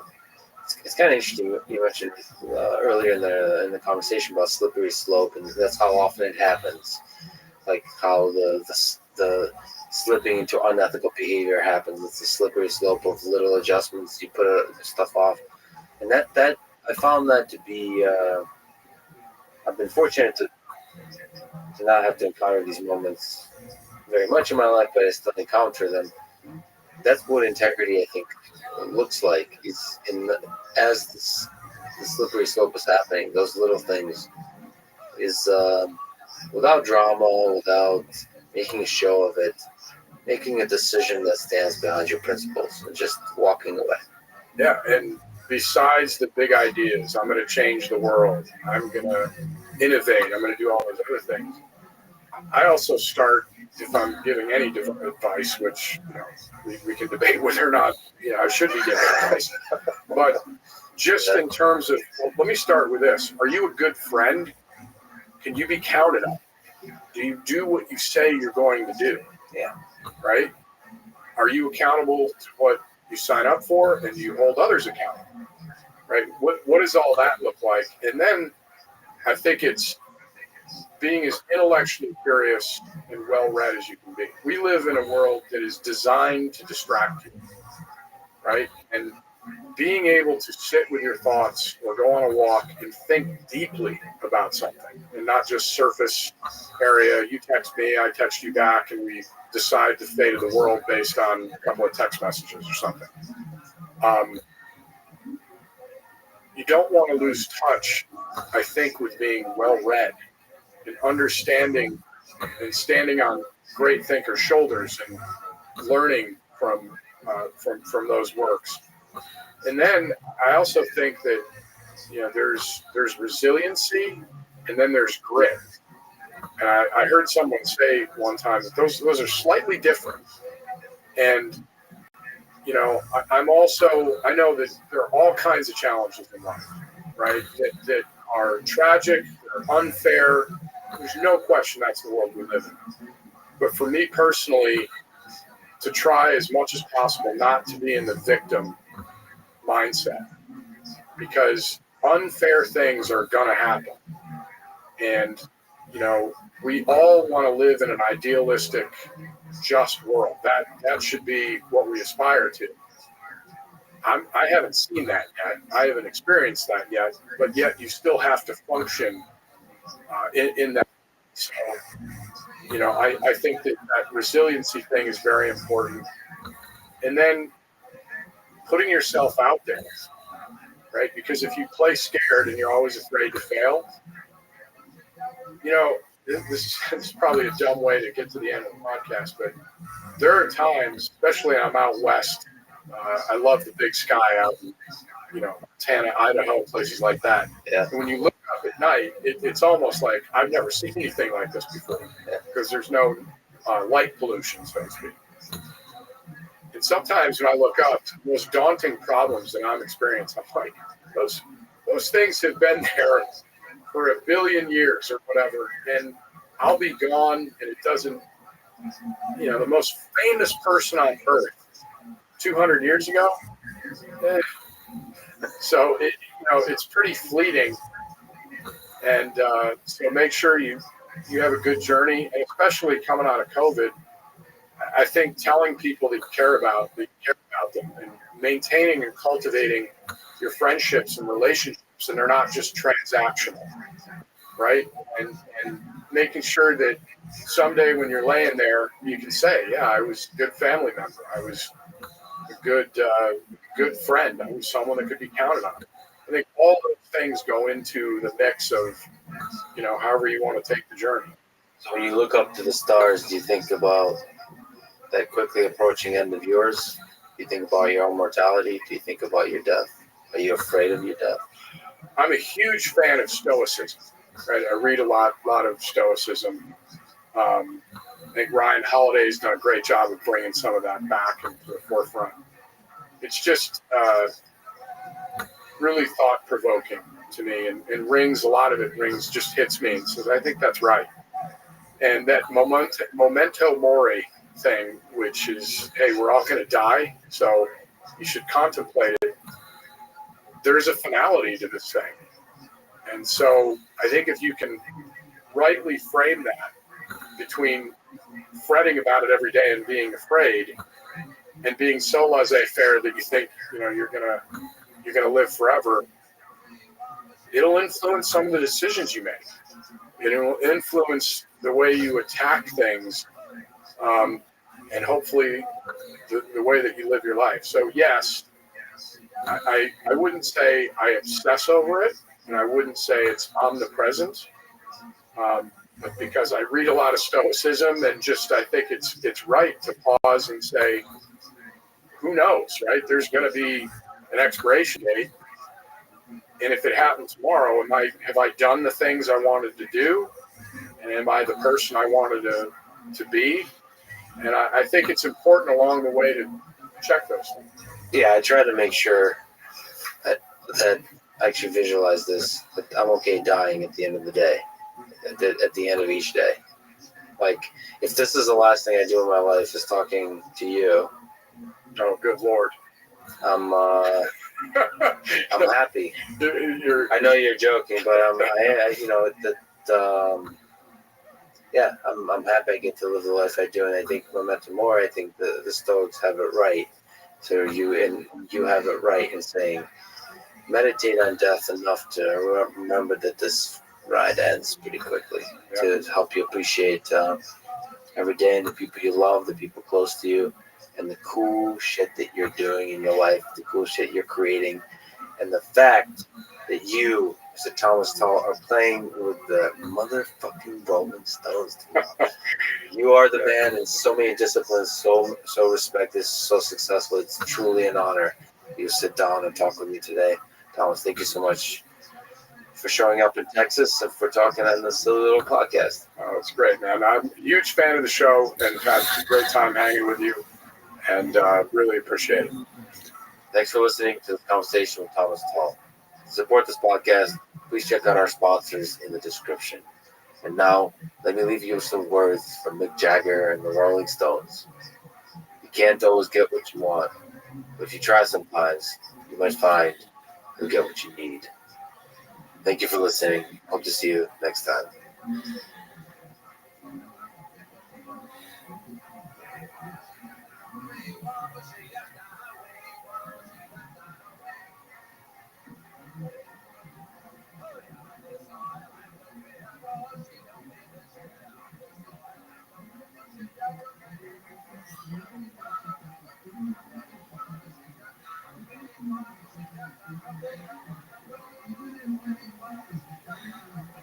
Humans are fascinated by violence, and you've got to ask yourself, why? Is it the rash guard? Yes. And I talk so much shit that I'm like, man, if I lose, this is going to be rough. You're learning this. Shut the fuck up. I got you, man. You were powered by McDonald's and Coca-Cola. I want more. And then I smacked him, and he didn't want to fight anymore. I'm not impressed by you. If George St. Pierre and Khabib Nurmagomedov face each other in their prime, who wins? I'm here with 3 individuals, each of whom are considered by many to be the greatest of all time in each of their respective disciplines. The greatest MMA fighter of all time, George St. Pierre. The greatest martial arts coach of all time, John Danaher. And the greatest submission grappler of all time, Gordon Ryan. So let me ask the first question. You guys didn't see the question, no preparation here. What is the key to your success, each of you? One thing or multiple things that come to mind. John, go first.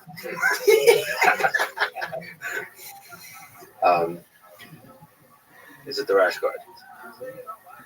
Yes. I like that you choose John right off the bat. He seemed the most nervous. Please inspire us to give the right answer. For me, it's about finding a way to work in a world where most of the answers are already known. Okay, in any developed sport, by the time you enter that sport, most of the basic precepts, the major techniques, the major mechanical understandings of the sport are long since worked out. And so, in a highly developed world, the key to success is to be able to identify some area of the industry that you're in, which is currently undervalued, to do what the other people are not doing. Deeper than that, everyone has a view of, okay, these are the main skills of the industry I work in. At any given time, some set of skills, attributes, will always be somewhat undervalued. They're underappreciated by the people in the game.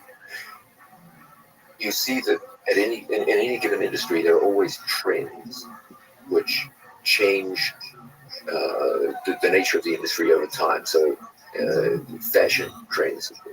And in the clothing industry, you'll see at any given time there's a general wave of fashion which pushes most of the people in the industry in a given direction at a given time. What makes people stand out is the ability to look at the various possibilities out there and say, here is something which is genuinely useful, but which is currently being underused, underutilized. And I want to bring that back in and develop it.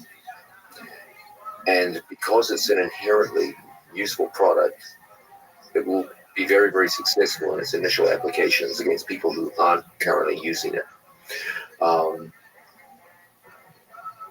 If you can do this in whatever industry you're in, I believe you'll be highly successful.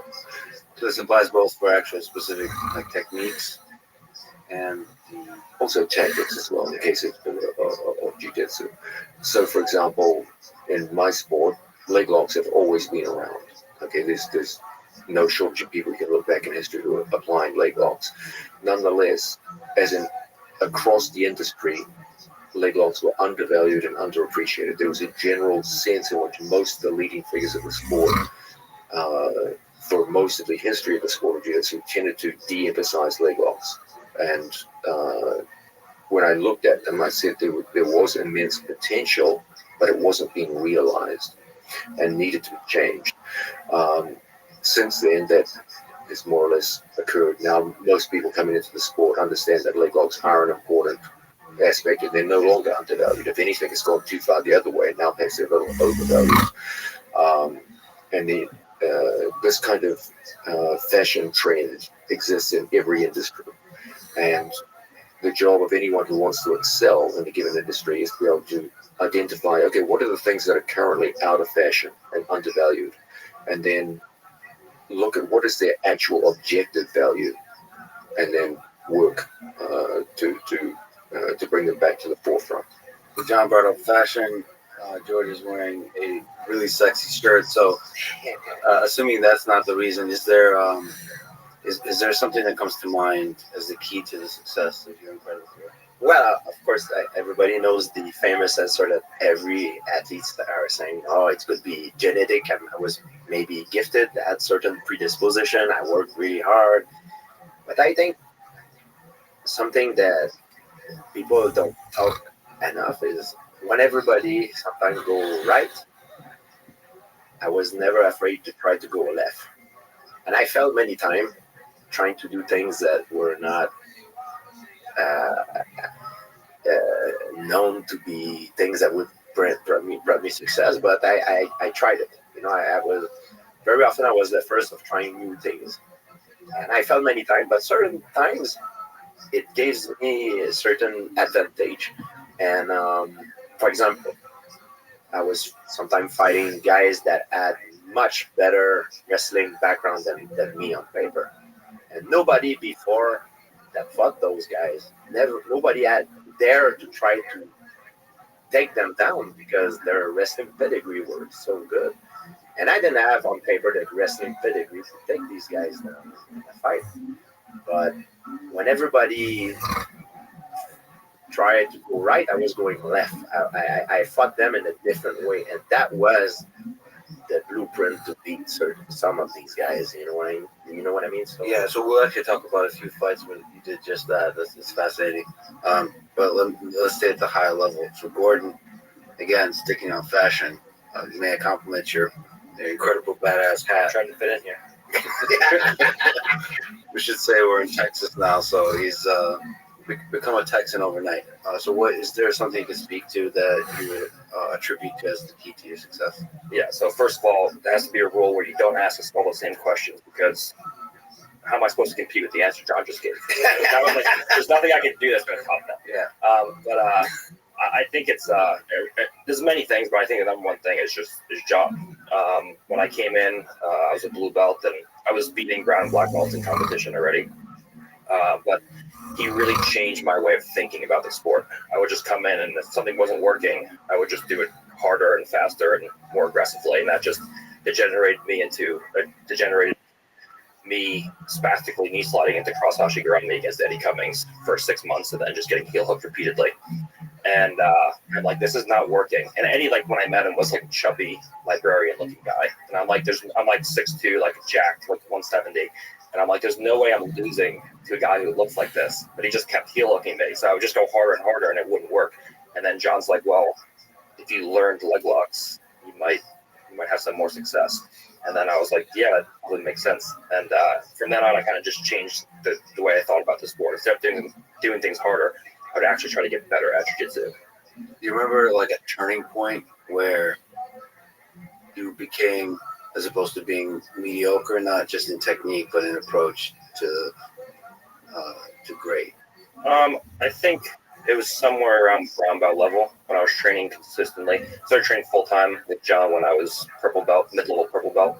And towards the end of my brown belt days, I was beating up like legitimate like ADCC champions in the gym. So I think like brown to black belt was a big thing for me. And then when I won my first EBI, and I submitted Yuri, who won ADCC, and I beat Rustam. So I think that was like my turning point as a competitor. But I think I started to reach world level a little bit before that. I think somewhere around brown belt, mid-level to late-level brown belt. Is some of that mental? Like, was there a moment where you, like after a training session, you realized I can actually do this? I could be at the top of the world class. The critical moment for me was when I think it was right when I got my black belt, maybe a few months before I got my black belt. We had a former ADCC champion come into the gym, and we did a hard round together. And I think I submitted him like 4 or 5 times, and no one knew who I was. I never won anything up to that point. And I was like, okay, like if this is like one of the best guys in the world, and I could submit him multiple times around, I think that this is like something that I actually could do professionally and make a career out of this. Okay, so the actual performance was you don't need to believe before you perform. Like a lot of Olympic gold medalists, they they have to believe before they can perform because like they're getting their ass kicked for a long time. Yeah, I think but the best way for me to believe in something is to have repeated success doing it against high level guys. Like I'm not going to just believe I can do a double leg if I can't hit a double leg on anybody. So for me, the belief came from the repeated success in the gym. Yeah, but to get to the point where you're submitting somebody like Yuri Samo is like one of the greatest grapplers ever. It's like a long journey. Yeah, but I had the confidence, I had the belief in myself because of the success that I had in the gym prior to that. Got it. To that event. Even and it's one step at a time. First it's the brown belts, then it's the black belts, then it's world class. Okay. George, was there a turning point for you when you thought like I can actually do this? Yes, I always dreamed to become champion, but I think the turning point that there was two turning points, and there were my two losses. First, my losses to Matt Hughes. I went into that fight just to not lose. I was not fighting to win. And it's after the fight when I watched the replay of the fight, I realized I was doing pretty well. But during the fight, in my own mind, I was not seeing it that way. I thought I was getting dominated by Hughes like 100%. But when I watched the replay, I was like, man, I can beat this guy. I was beating him until I made that stupid mistake. So I was very frustrating, but that's what gave me mentally the championship level mentality. And then I became a little bit overconfident because I started beating everybody after that.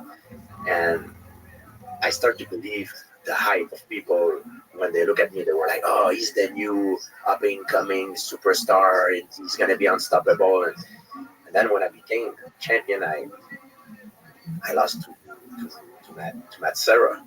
So before I believe my first failure was because I had a lack of confidence, and my second failure was because I was overconfident. So I think there's a perfect center of confidence. I mean, it's good to be confident because, like John taught me, like confidence, it's like money in your bank account. If you can have all the skills in the world, right? And if you don't have the confidence, it's like you can be a millionaire, but you don't have access to your bank account. So that's a little bit the analogy that John told me. So that's how I feel confidence plays for an athlete. But to be overconfident, I think it's always good to be aware, to be afraid of what can happen. And so to have a perfect balance of confidence and fear, to me, that's what mentally gave me the edge to become, I believe, successful in my sport. Playing off that, John gave me a speech one time, and he was like, "You have to be able to like flip a switch and turn it off." Where like a guy like Mayweather or someone who goes out who's super confident and he plays the character of someone who's like, no one can beat me, I'm the best that there ever was, and that's it. But if you look at me, I actually train very hard. You can't play the persona of no one can beat me and have it translate into your life and just think that you're so good that you don't have to do anything and no one can ever beat you. You have to be able to play that public persona of no one can beat me, but then you have to actually do the training to make that happen. You can't believe your own hype and say that I can just do whatever I want. No one's ever going to beat me. You have to be able to switch between the persona and the actual athlete, and that made a big difference to me. It's tough because like you dominate such a large fraction of the world in grappling, and the George too, just the perfect dominance after those two. It's hard for the confidence not to just like, how do you avoid the confidence not becoming a thing that weighs you down, where you completely delude your mind? For me, it's just number one, the guys in the gym are so tough. So the guys in the gym that I train with are always like nipping at my butt and always giving me new problems to solve. And for me, it's really just about trying to learn new stuff over time. So that keeps it interesting for me. And it's not really about, no one can beat me. I don't have to train. I don't have to do whatever. I can do whatever I want. It's more what keeps me in the gym is more about the fact that I'm learning new stuff all the time. I'm working on something new and progressing to new levels at all times. I don't just come in and do the same thing over and over again. And that gets boring. You just come in and you don't learn anything new and you just do the same stuff for years at a time and like, okay, this is boring. But when you have new stuff to work on and new goals, short-term and long-term goals to reach, then it makes it interesting. It's for me, it's a little bit like Gordon says, is the fear. Because sometimes in the gym, even before when I was competing, I was getting my butt kicked. But I don't care what happened in the gym. I mean, it hit my ego, of course, because I'm a proud person. I'm a competitor, even in the gym. But it's not a malicious competition. The competition in between each other. When you fight, you have to be malicious. You go there to hurt the guy. But it hit me in terms of my pride when I get beat in the gym, of course. But that fear that I don't want it to happen in public, especially not during a fight. That what help me keeps the balance between confidence and fear. You know what I mean? It's kind of weird. It's a mixture of both that I believe to me help me succeed, to have the right mindset to fight. And I talk so much shit that I'm like, man, if I lose, this is going to be rough. So Yeah, you put a lot of. I mean, that's the hard thing to do when you talk shit. When you play the heel, it's so much. The pressure is. I mean, you have to be good under pressure. It's the Conor McGregor thing. You know, the reason I actually started talking shit was actually indirectly because of George. because I will become the opposite of George. I won my first EBI, and I didn't talk shit, and everyone was like being like, oh, you know, you only beat Yuri because he was tired, or you know, this or that, and if they have a rematch under any of the rules that he would have lost. And I'm like trying to figure out what I'm going to do.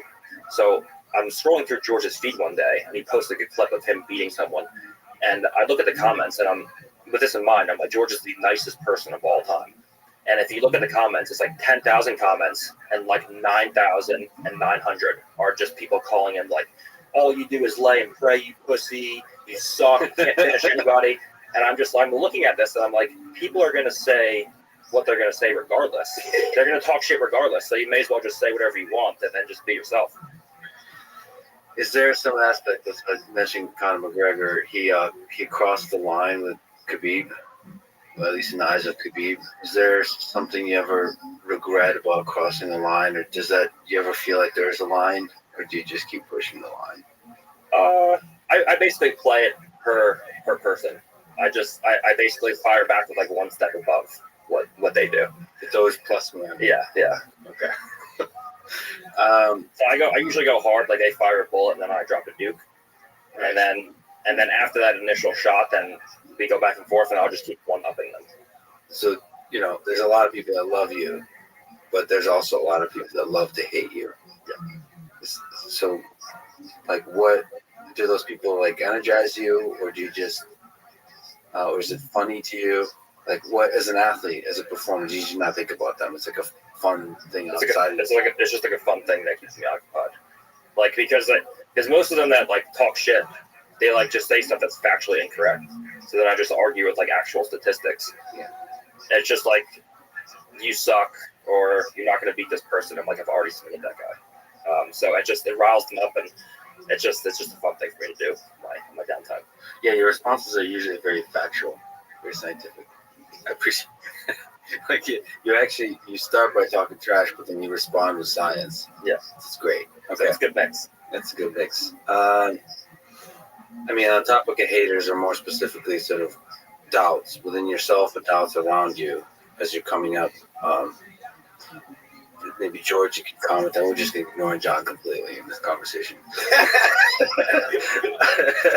I was going to ask you another question, but let me just ask you on this topic. Are there times in your life you were surrounded by people that doubted you all the time? And so, is there something you could say by way of advice how you overcome the doubt, either yourself or others around you? All the time. The first time I manifest my desire to become a professional mixed martial art athlete, everybody doubted me. I'm not talking about UFC, just become a professional fighter. Everybody doubted me. And I became a professional fighter. I had a few amateur fights. I won them all. And I fought my first fight in Montreal. I won. I became a professional. Then I told people that I wanted to fight in UFC. Everybody doubted me again. So it's a normal thing.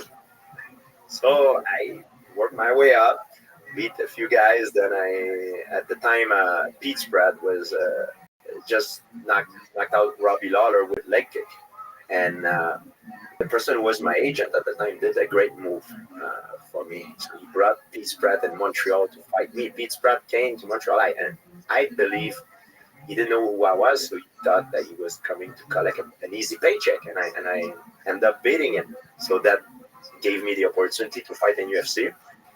Then after I was in UFC, I wanted to become champion of the world, but Matt Hughes was there, and he seems invincible at the time, so everybody doubted me again, and I became world champion. And after when I was world champion, I was competing against other world champion of other weight class for the title, for the legacy and everything. So I was no longer competing against my opponent. I was, as a competitor, you never want to be satisfied, because when satisfaction is the death, when you're satisfied, you better retire because it's over. So always have to find motivation. What you can have more. I want more. Don't be satisfied in life. So I wanted to be like the best, so I was competing, like to become the best, and of course, people doubt you all the time. Every time you say something that it's outside of the norm, of the normality. When I say there's nothing normal, but I'm talking about when you manifest your desire to do something that takes special attribute to succeed, or that is something that is hard to do. It's for sure you're gonna always have people that doubt you. It's so strange that people don't lean into supporting, like people that love you too. Yeah, even people that love me used to doubt me, and I believe you need to use that as a positive thing, as a motivation to prove them wrong. Yeah. So for me, that was the thing. When someone doubted me, nothing gave me more energy, because I want to prove it wrong. I want to look at him in the face and say, "Hey, you see, I got you, man. I did it." So, John, do you ever use this in one way or the other by saying, "I don't think you can do this," to motivate them to prove you wrong, or more general question of, the mental toughness required to achieve, or confidence required to achieve greatness? Like, what's your role as a coach when you have these two athletes? With regards to your first question, would I ever say to someone, "You can't do this," as a kind of reverse psychology? No.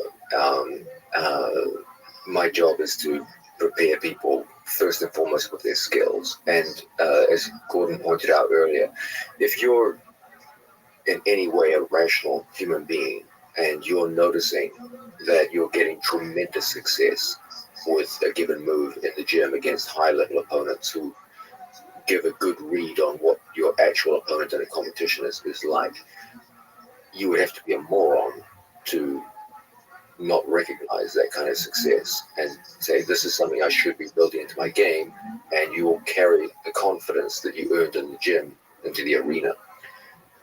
So I never try to use reverse psychology. I build up everything I do in terms of confidence is to give people physical skills. I know people say, oh, there's physicality on the one hand, there's mentality on the other, and confidence is squarely in the mental aspect of the game.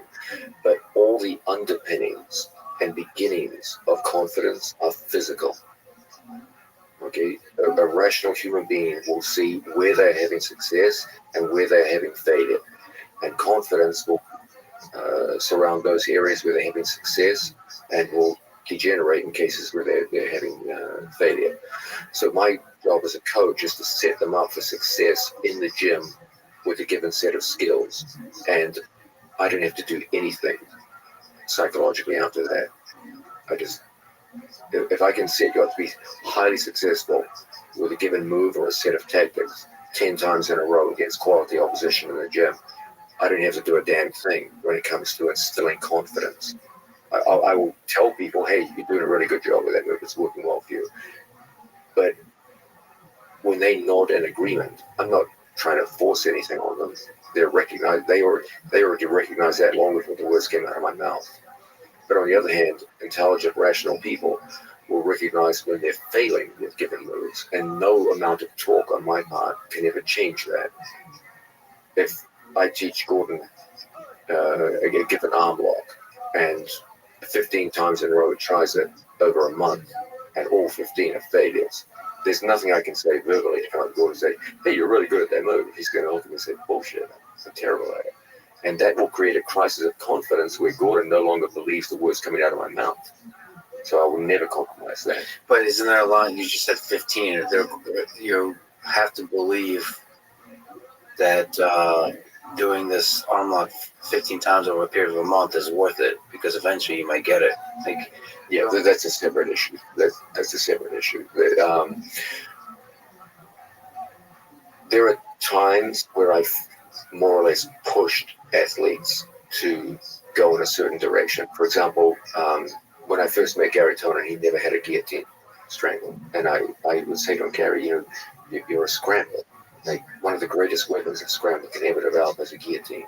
Like, it should be in your arsenal. And he was like, no, I'll just scramble for the back. And I said, well, there's going to be a day you can't take someone's back.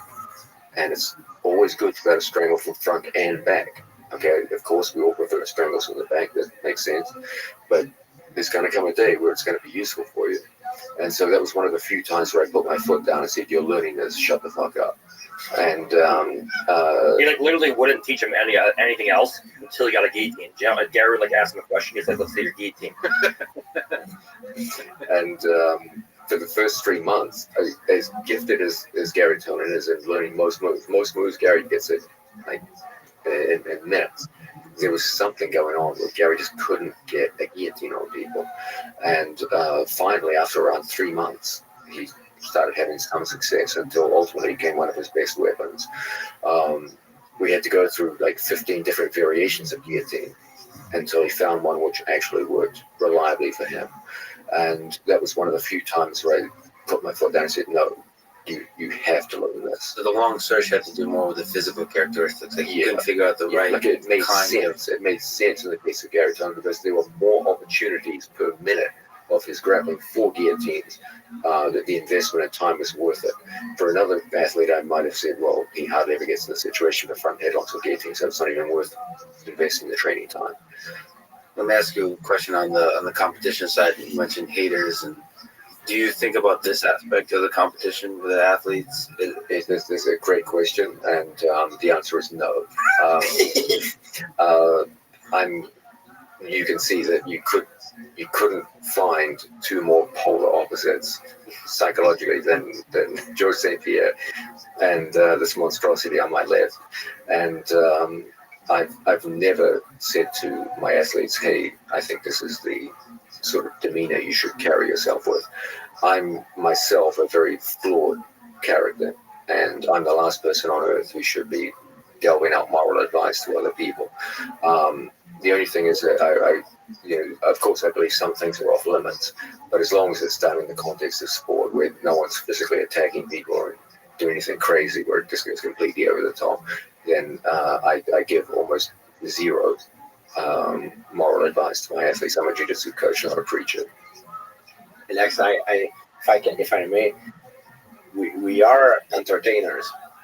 You know, we're athletes, we're professional athletes, but we make a living because of people want to see us perform. Same thing an actor, same thing a singer. And a lot of the time, especially in the fight game, an event is promoted. It needs to be with emotion. Love me, hate me, but do not ignore me.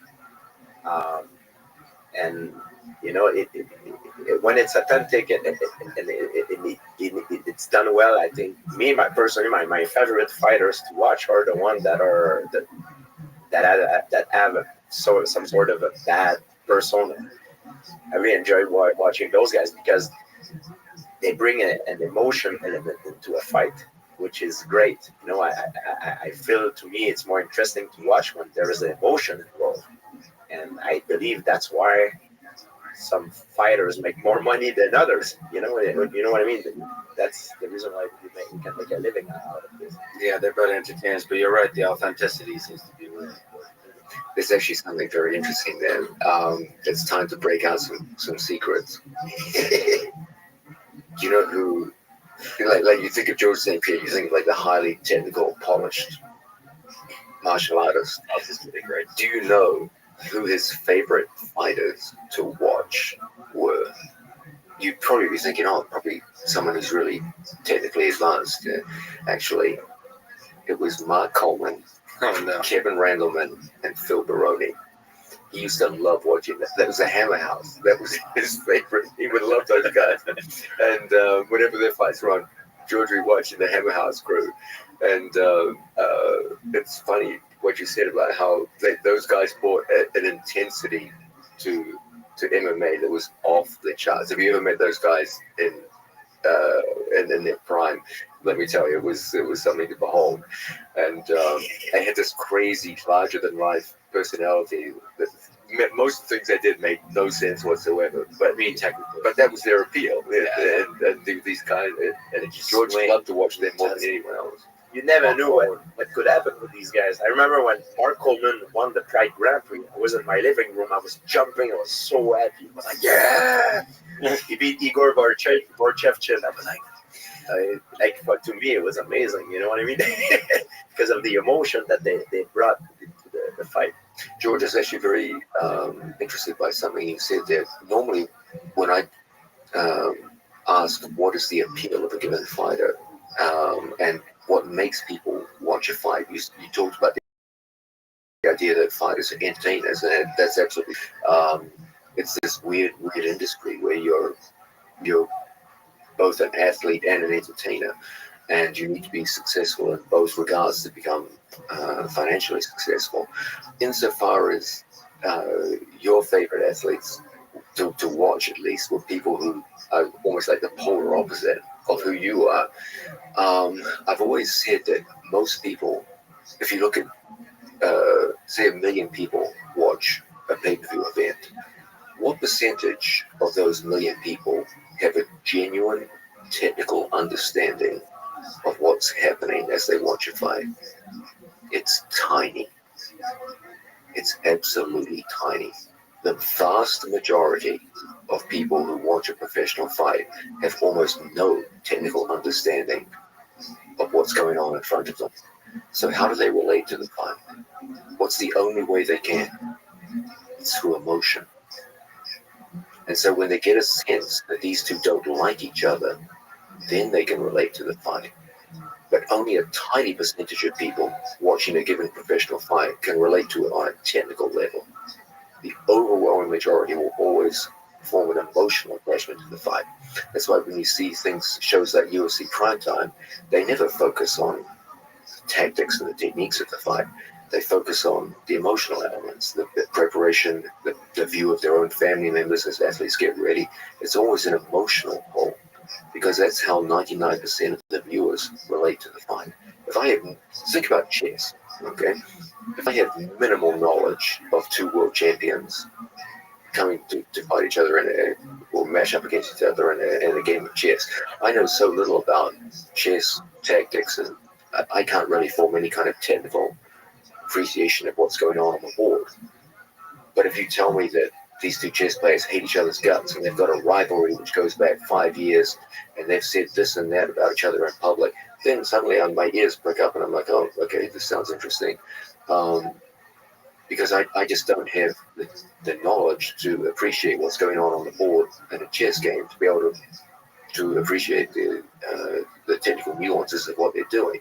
So any interest that I have in a chess match is going to have to come from some kind of emotional level, because I'm just not qualified to make technical assessments. And that's exactly how it is in the case of both grappling and mixed martial arts.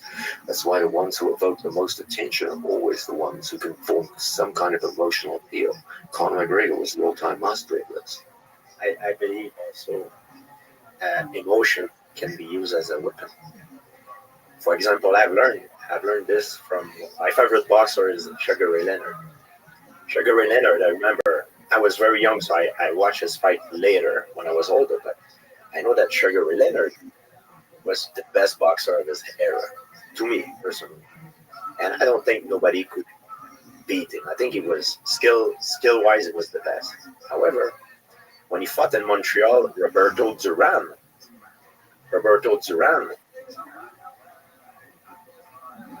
made it in a way that Leonard became very emotional. He wanted to stand in front of Duran and fight a different fight that he normally does, because he wanted to show that he's a man.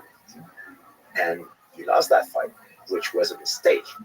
So by then later on, he beat Roberto Duran quite easy. You know, everybody remember the no mask thing. But my point is, emotion can be used in a way that it can make derail your opponent out of his game plan. And I felt a lot of my opponent trying to do that with me.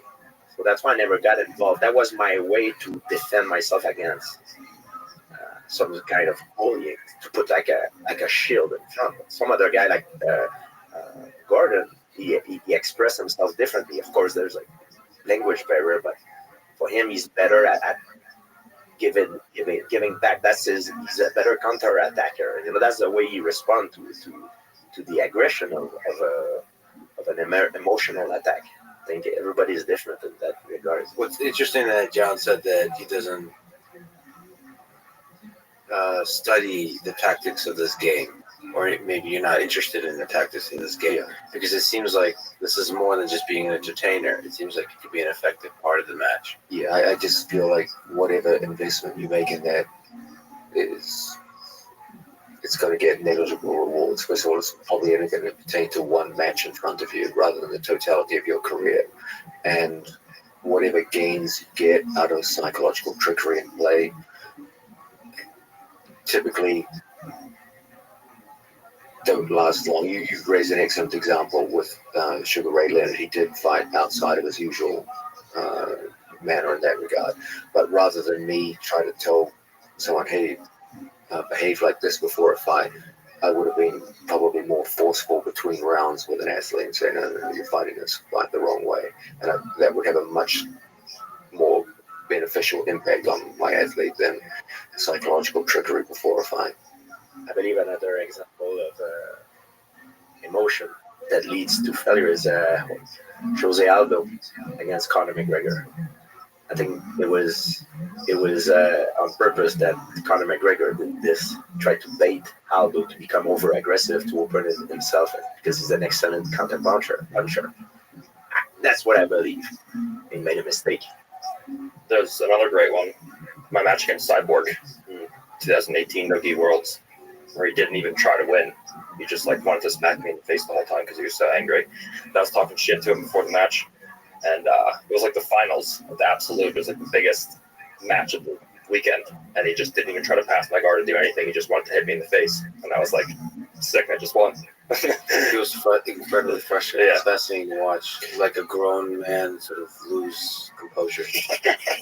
Very Gordon, one thing I've always been very impressed with you, and that's no matter how heated talk gets before a match with you, when you go out to grapple, you're absolutely cold.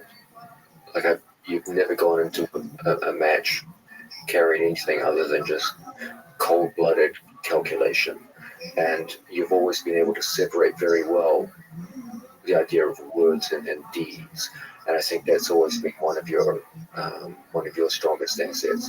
The way I often measure this is when a match is over, I will ask the athlete questions about the match, and if they can't answer the question, what were you doing in the fourth minute?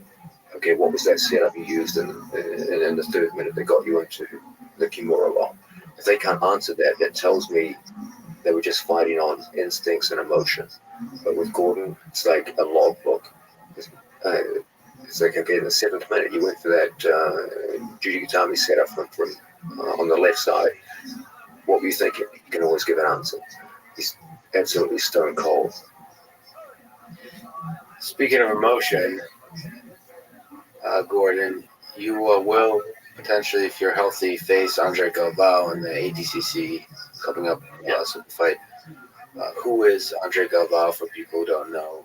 Can you tell the story of your beef with the emotional interaction with the man? Yeah. So Andre is he's considered the greatest ADCC competitor of all time, multiple-time black belt world champion, winningest ADCC champion ever. He has six gold medals, and I've been trying to compete against him pretty much forever. Like since I got my black belt in 2016, I've been trying to get matches with him. He was in the first EBI that I did, and he ended up pulling out. And then I've been trying to get matches with him, and he would always say no and give one reason or another. And then after the last ADCC, I was like, "Hey, Andre said he was retiring after this competition. So if he wants to retire, he's the greatest ADCC competitor of all time, and I think it's great. But if he wants to compete, then that's great too." I was like, super nice. And then he started like posting like passive aggressive Instagram captions, and then we started going back and forth on the internet. And there was like one point where I saw him in person when he acknowledged, he's like, "I understand like what you're doing, like we're gonna pump this fight up," and he was like totally on board. But then there must have been something that happened where like it changed from like him like going along with it to being like actually pissed. And then there was the one night at Flow where I went to go shake his hand, and he flipped me off, and then he followed me backstage and started to try to fight me. And then I specced him, and then he didn't want to fight anymore. And then we've been going back. He's actually blocking me on Instagram now, so he just won't engage. No one from Athos will engage now, but it's going to be interesting how he shows up, if he can keep it under control or not. Do you think, how do you explain that level of emotion? Is this fear of losing your throne? Is it just a human being like with Cyborg just becoming emotionally unstable? It might just be me. I just have a way to get under people's skin. It's just, I don't know. He was cool for a while, and then I don't know. It just, everyone gets like this. They're all so emotional by the time they actually step up to compete that it's pretty easy to read them. They're either so emotional that they want to actually come forward and beat me, like Tim Spriggs is a perfect example at ADCC. I posted like on my story on Instagram like 10 minutes before a match.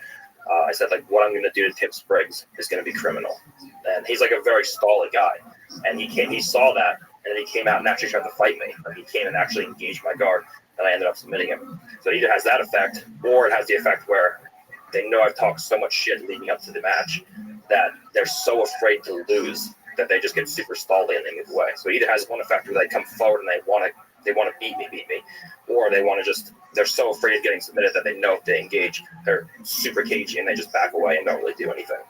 Do you think this match happens? There's a lot of variables. And one, I have to see how my stomach is. And two, if I'm actually going to show up and compete and my stomach's healthy, I doubt that Andre will actually show up to compete. I've been trying to compete against him for 6 years, and he hasn't done it, so there's no reason to think he would now. Is it possible for you to speak to where like your estimates are about your stomach, or is it too unclear for now? Still too early to tell. I have this round of treatment that I'm doing until late February, and I'm pretty sure that I need to do the same test I did initially to retest all my levels and then go from there. So I've been feeling a little bit better. Like, it's not nearly as bad as it used to be. I was explaining to someone the other day, like, for the last 4 years, I would be so nauseous that every time I would walk into a new room, I'd have to actively locate a garbage can in case I have to throw up. So I'm like one step above that right now. I'm like doing a little bit better than that. So it's definitely getting a little bit better, but it's not where it needs to be. Can we talk about diet for just a second? Because both of you, George and Gordon, like suffered from stomach issues of different kind, and have arrived for now at different places. So can you maybe, George, speak to the general question of what is the best diet for performance, for training? Like, what have you learned through your career about this? Well, I think everybody is different. To me, personally, I implement fasting, time-restricted eating, and prolonged fasting. What's the longest you've done so far? The longest I've done is 5 days. I do it quite often. I do 4 times a year. I do 3 to 5 days water fast. And I liked it. It helps me with inflammation. I think it boosts the immune system. And that's about I read papers about this, and it helps me also feel good. It's kind of very therapeutic. Physical and mental, or just mental?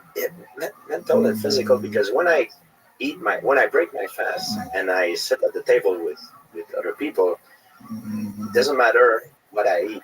If we all eat the same thing, I always tell them, I said, my food right now tastes better than all of yours, because I have this thing that I believe sometimes you need to put yourself into suffering to realize how pleasurable something is. And I tend personally, like diet wise, I eat whatever I want, whenever I want. I no longer have any problem with this. But if I would have a competition coming up, like knowing that what I know now about my body, I would orient myself more towards an animal-based diet. That's because I've tried different things, and that's the kind of diet that I believe helped me having less inflammation and feel better in terms of performance for doing something physical. So high protein, high fat, low carbs. Well, this is different between animal-based diet and keto. I mean, there's carbs. There's a lot of fruit. I get a lot of the carbs from the fruit. A lot of organs. I know a little bit about paleontology and the past about prehistoric human, and I know that. And not only about that, I know because I've traveled certain places in the world. I went to visit the Maasai in Africa, the hunter-gatherer tribe, and I know that when they kill an animal, they go for the organs first. And I know most predatory animals, they do the same thing. So organs, I believe, is something that normally in our culture, in the western part of the world, we don't really eat, but it's something that is very nutritious. Have you been able to convince Gordon to try fasting? We always talk about diets. It's a different situation, I think, for Gordon because he's a heavyweight. He doesn't want to lose weight. Heavyweight, the range of like my range was like I was a welterweight and middleweight, but heavyweight, it's like some of the guys that can compete against. They might be 300 pounds. So if you lose weight, it's a big problem. You know what I mean? So. And there's things that will work for me that might not work for Gordon, So we have to make his own experience. And I told Gordon, sometimes when everybody goes left, try to go right, see how you feel with certain things. Experiment. Not a topic that's part of your optimal performance formula. Well, what I used to do before my stomach issues, and for those of you listening who don't know, I had recurring staph infections in 2018. And I took a bunch of oral antibiotics, and it just completely wiped out my stomach. So I just was diagnosed. It was misdiagnosed as gastroparesis. So for those of you messaging me on Instagram who are just watching Rogan, asking me about my gastroparesis, that's not what I have. They misdiagnosed it, and I did some other tests. And for 4 years, I didn't even know what it was. And then I got this. I went to this doctor in California who diagnosed me with H. pylori and then a fungal and a bacterial overgrowth in my small intestines. So the issues in the small intestines. So what I used to do was like seasons where I'd have a very clean season where I was competing and I would have a lower body weight, and I would do like an off season, kind of like a bodybuilder, where I would eat a lot more food and a little bit dirtier food, and I would have cheeseburgers and pizza at nighttime to have the extra calories. But now I can't eat those foods because they upset my stomach. So now I pretty much just try to eat whatever I can and maintain the weight the best I can, based around how my stomach feels. So right now it's like rice, chicken, eggs, fish, vegetables, fruits, and pretty much nothing else. Like anything hard to digest, anything spicy, red meat, fast food, all that's hard for me. Which sucks because of All Texas. the best things. Yeah, All barbecue. And I mean, this diet is really important for you, John. I can tell. Like, is that something you think about for athletes at all? Or again, this is part of the. No, I've to be honest with you, I've never seen any measurable improvement in sports performance in jiu-jitsu by change of diet. I do believe that diet is important for longevity in human beings, and I do think it makes a difference, especially once you get past the age of 40. With regards to longevity, for older athletes, I do believe it makes some difference. But my observation is in athletes in their youth and working up into their prime, I've seen athletes have the worst diets. God bless Travis Stevens, but that guy won an Olympic silver medal basically on McDonald's and candy. Yeah. George St. Pierre, for 80% of your career, you were powered by McDonald's and Coca-Cola. The Tuccini Alfredo, that was my meal of choice before a championship fight. Gordon, for him, his youth was just Five Guys hamburgers. Gary Tonin, same thing. I've worked with Japanese judo players who smoked a pack of cigarettes a day and won Olympic gold medals. I've worked with Russian wrestlers who just ate whatever was put in front of them, and their athletic performance was outstanding. I've worked with other guys who did have what would be considered a very clean diet, and their performance was no better than anyone else on the mat. So I've never seen someone say, okay, I changed my diet, and because of that, there was a measurable improvement in sports performance. Another way to phrase it, though, is I have noticed with a lot of elite athletes, what they eat, they begin to believe that either is not a hindrance or it's actually good. Like Travis Stevens is an example of somebody who eats shitty because he believes it's like a power, because whatever he's traveling across the world, he can't rely on healthy, good food to be there. So I'm going to eat shitty so that's like my body knows how to perform under whatever Skittles or whatever. Everywhere's got McDonald's. Everywhere's got McDonald's. So that makes and they convince themselves. And you talk about Russian athletes, a lot of them have very strong beliefs about a particular food being good for them. But there's no agreement among them. Exactly, there's no agreement. Yeah. So belief is more important than the actual diet. Yeah. If I can, after after a night out, when you're hangover, I think the best thing, and I'm saying this in all sincerity, I think the best thing to eat to me was like a cheeseburgers with we call that a poutine back home, because it's very fat, it's greasy. So the next day, when you wake up, I think you feel better because it absorbed the alcohol. There you go, 100%. You can train and My mom told me the same story once, and then I tried. It was like I was hungover for some party, and I woke up. I was like probably 19 or 20. I woke up, and my mom was like, "Yeah, just have a cheeseburger. Or go eat something greasy." And I did, and I was like, "Oh, I feel kind of better now." I do not know the science, the exact science behind it, but I always notice, and I don't know if it's placebo, but I always notice that if I party hard and I've been drinking a lot, if I don't eat before I go into bed, if I don't eat shitty food, the next day I will wake up and feel worse than if I eat shitty food. I feel better. I know it sounds crazy. I don't know why. It works for me. Yeah, but it's also hard to do science on extreme performers. So the discussions we're having is amongst the very, this might not apply to a general recreational athlete, but for the elite. I've just seen champions in every kind of combat sport, and I've never seen a correlation between dietary habit and performance in people under the age of 30. I do believe that diet is important for longevity, however, and for that alone, it may well be worth investing time in it.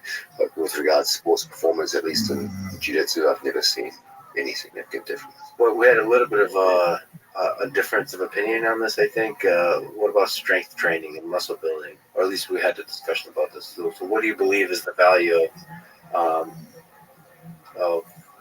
training outside of the sport? So fitness, lifting heavy, lifting explosive, all kinds of lifting. Personally, for me, I believe, and I learned that from John. I used to do to train like a bodybuilder before, because I thought in my early days of competition that was the most efficient way to do things. Because it was like I was watching Jean-Claude Van Damme, Arnold Schwarzenegger. We thought back in the day that was the thing. That's how we should do it, to get ready for a fight. But I realized later on that it's all about efficiency. And some guys, they don't lift at all. They're doing pretty well. So I do cross training mostly for longevity. It's mostly for therapy, like a therapy. It's more therapeutic than for performance. It's to keep my body healthy, to do certain movement that are different than what I do every day in the gym in combat sport to keep me healthy and athletic. So all the interesting movement stuff that you've done outside the sport, that was for therapeutic? Mostly therapeutic. I think it could transcend to performance, but it's mostly therapeutic. I do not believe that squatting 5 plates or bench pressing 3 plates will make me a better fighter. I do not. I believe actually it could hurt me more. It could damage me more than benefit me. So, Gordon, as somebody who on Instagram posts a lot of pictures of you being shredded and huge, what's the value of strength? So I do like a combination of John got us big into like gymnastic type movements, like toes to bar and muscle ups and things like that when we were young. Like toes to bar because that's like the exact motion you have to do when you're retaining guard. It's knees to chest. So I do a lot of that stuff in combination with I do a lot of opposite of George. I do a lot of bodybuilding workouts where I do like a basic split, like a chest and triceps, back and biceps day. And my idea is that weightlifting should always be a supplement to jiu-jitsu. So you shouldn't be missing a jiu-jitsu session to lift weights. So I do probably train jiu-jitsu every day, and I lift 3 to 4 times a week. I feel like lifting 7 days a week for me is too much, and the lifting takes a lot of energy when you do like hard lifts like that. But my idea is, if you want to get good at jiu-jitsu, do jiu-jitsu, and if you want to be bigger and stronger, lift weights and eat food. And I generally don't go super heavy when I lift. You start putting crazy weights, then start tearing muscles and stuff. So I usually do moderate weights with a very high rep range of 4 sets of 20 with a drop set at the end to fatigue muscles, break the fibers, and grow. Okay, so 4 sets of 20. That's interesting. So that's more for endurance and raw strength. Yeah, and also I think close to the competition, I'll pick the intensity up. And while there's no real way to get significant gains in VO2 max, I think that lifting and just getting used to mentally redlining gets me kind of in competition shape. Because a lot of times in jiu-jitsu, the guys I'm training with, they're not on a technical level where they can physically exhaust me to the point where I feel like I'm going to die. But I get most of that like when I'm wrestling, because I'm not as efficient in wrestling, so I get a lot more tired. And lifting, if you do like 4 sets of 20 leg press to squat, and you go back and forth, like you're like about to die at the end. And I feel like it gets me in the mental habit of redlining before competition. But does muscle help you? Does like the actual mass of muscle like this? So I think being stronger will always help in the combat. Will always help. Yeah. To some degree, it's not going to be to a degree where it overrides efficiency, but I think that it can't help being or can't hurt being stronger. There's a bunch of people who believe, depending on the sport, that strength can quickly become that have detrimental effects to efficiency. So Yes, like I agree with that. Certain kind. I mean, if strength is like very cleanly, purely applied to the exact movements of the sport. So in judo, the explosiveness you need is very difficult to replicate in any kind of way except by doing judo. Yeah, I mean, for us, you always have to understand there's only so much technique that can overcome a certain amount of strength. Like if we all try to fight a silverback gorilla, it's going to kill us. But that being said, I do think that, like, for example, heavyweights are usually the least technical because they rely on their size and strength to beat smaller people. But I think that if you stay with the discipline of doing everything very precise, and I train with a lot smaller people most of the time, so I get out of the habit of using my strength. I think if you're very precise in the way that you train, I think that the extra size and strength can help you. Quick question: how would you fight a silverback gorilla? I mean, which animal do you think you can actually defeat that would be impressive? That most people would say you can't. You know, I don't have an answer to this. I thought you were going to say. I want to say that me and John had like a 4-hour discussion on this one time. I'm like, what would win, bear or gorilla? And he went into like this whole dissertation about how like jaguars spin underneath and like berimbolo silverbacks and kill them and like rip their artery and their legs out. It was amazing. I guess, okay, so before we talk about strength, John, let me ask you, what do you think people would be surprised by if two animals faced, one of them would win, and people wouldn't predict that? So they would be surprised by the effectiveness of certain animal at fighting in the, whether it's in the forest, in the jungle. So let's Wait, slow down. okay, okay. So there's two animals of different species fighting, and most people would pick. So, for example, the lion gets a lot of credit for some reason. I'm not exactly sure why. The king of the jungle. Well, a lot of people told me that the lion, for example, the tiger can be a lion. Yeah, this is one of those age-old debates. Okay. Yeah. Well, yeah. in grappling, in fighting, it feels like some animals use teeth, and some use other parts of their body also. Like bear. Actually, I don't even know how they. They have extraordinarily powerful and long claws, and in addition, they're powerful biters as well. So I wonder, and the same with the silverback. I don't know how much they're. I love that we're having this discussion. We need Joe Rogan for this discussion. I think so. Yeah, I think so. Your question has gone in about 5 different. So we started with strength, and let's go back there, which is, do you think for an athlete in jiu-jitsu, let's stick to grappling. Do you think strength is helpful or detrimental? I've always believed that two things will create whatever effectiveness you have in grappling. Those are your skill set and your attributes. And the best athletes are those who excel in both. Don't kid yourself. If someone gets twice as strong by some kind of magic potion, they're going to be a more effective grappler. If someone gets twice the level of endurance that they had previously, they will be a more effective grappler. These physical attributes have a very important outcome on the, a very important effect upon the outcome of matches. It's always a good thing to be stronger. It's always a good thing to have better endurance. It's always a good thing to have better balance or whatever other attribute you throw out there. Gordon's point was, okay, everyone agrees on that, but there's a problem. In order to build these things, you have to carve into other elements of your training regimen. And then it becomes, well, which becomes more important? Increases in strength or increases in skill? There comes a point where investing in strength training starts to get diminishing returns. I can't tell the difference between someone who bench presses 300 pounds on the mat versus someone who bench presses 400 pounds. But that's a big difference. That's a 100-pound difference. And for an athlete to go from bench pressing 300 pounds to 400 pounds, that would require a great deal of training effort and focus. But if I can't tell the difference when I grapple, then why bother? Okay, once you get to a certain strength level, it doesn't really help that much to go from a 400-pound bench press to a 450-pound bench press. At that stage, you're really getting a diminishing in returns on your training investment. Now, skills, on the other hand, have experienced far, far less in terms of diminishing returns. Every new skill you develop can translate very, very well into big increases in performance. Look at the example of Gary Tonin that we talked about earlier.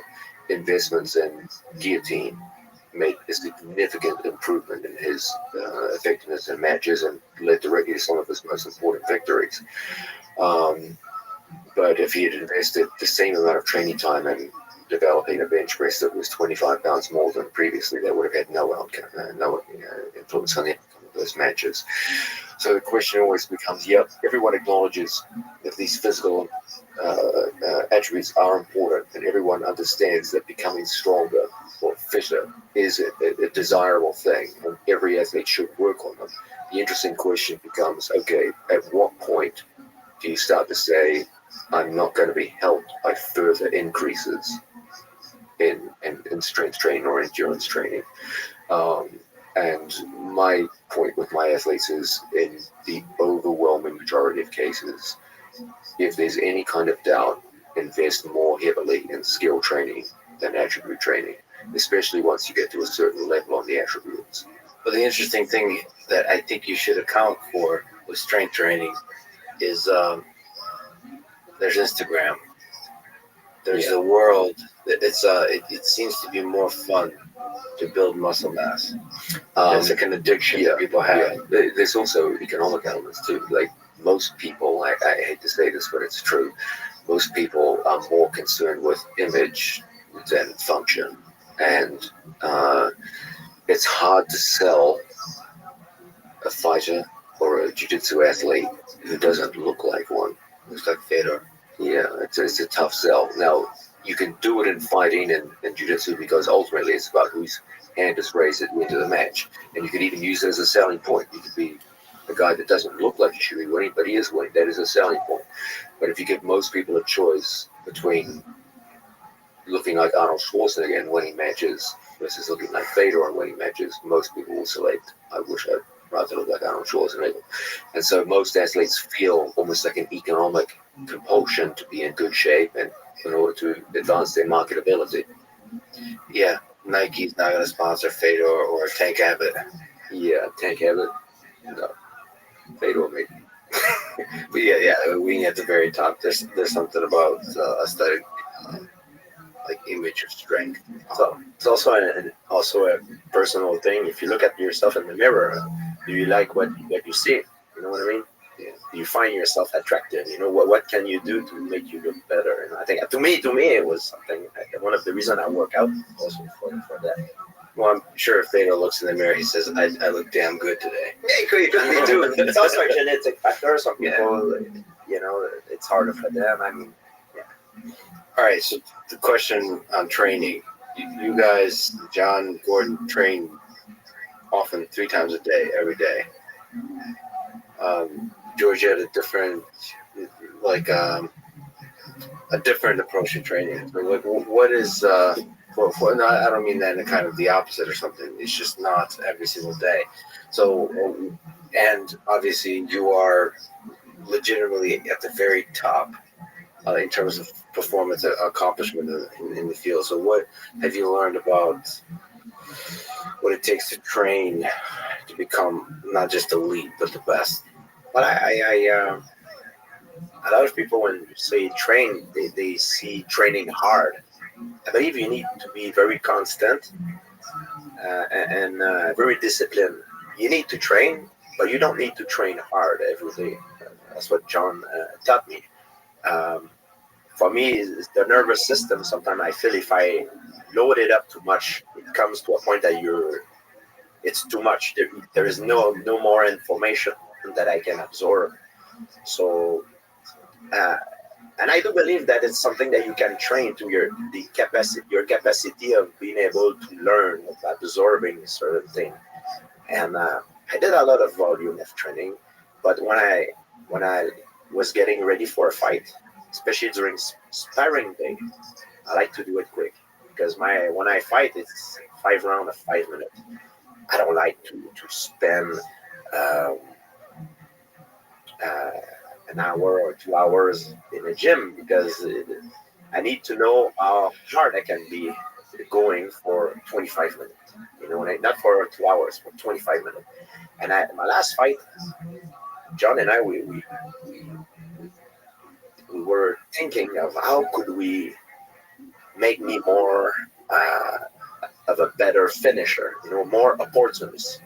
And John, I remember when we were training with Gordon, Jake Schill came, Gary Tonin, my round of grappling were different than if I would be training for Abu Dhabi, for EBI or like in grappling, the round are longer. But in a mixed martial arts fight, it's very rare that you're going to spend more than 4 minutes or 4 minutes and a half on the ground. It's very unlikely. I mean, it can happen. So, do you remember we did the round 3 minutes? We did all the round I was doing were 3-minute round. So it gives a different rhythm to the training. It forced me to be more opportunist, to be more of a finisher, because I had only 3 minutes to do what I needed to do. So if I see something, I need to go for the kill right away. I cannot be too over patient. You know what I mean? And it served me well in my last fight, and I think that's a good blueprint to follow when you're a mixed martial art fighter. The result was great, and I think maybe I should have done that before. It was a great idea that we had. Not to do, be very careful on doing too much volume. Yes. Just try to get out and then try to focus on finishing, getting out as I mean, quickly as possible. to build up your foundation, I believe you need a lot of volume. But when you get ready for competition, it needs to be something that replicate what you're gonna be facing. What are we talking about? What do you think? Like, is there rest days, 5 days a week, twice a day, once a day? Is there any one formula like that or no? I do not believe in overtraining. I believe in under rest. I believe you can be under rest, and people always link that immediately to the volume of their how much volume they train, which it could be something else. How are you feeling emotionally? Are you having problems, personal problems? Have a hard time sleeping because you have like someone died, or I don't know, like you hold money, you're broke, or what? Like, you know what I mean? It could be anything. There's something that can affect you psychologically or emotionally that made it in a way that you cannot sleep well because your stress, your cortisol level is high. You know what I mean? All these factors need to be taken in consideration. It's not only about the volume of training. People always think the volume of the training is the only thing that can affect recuperation, which is not. You know.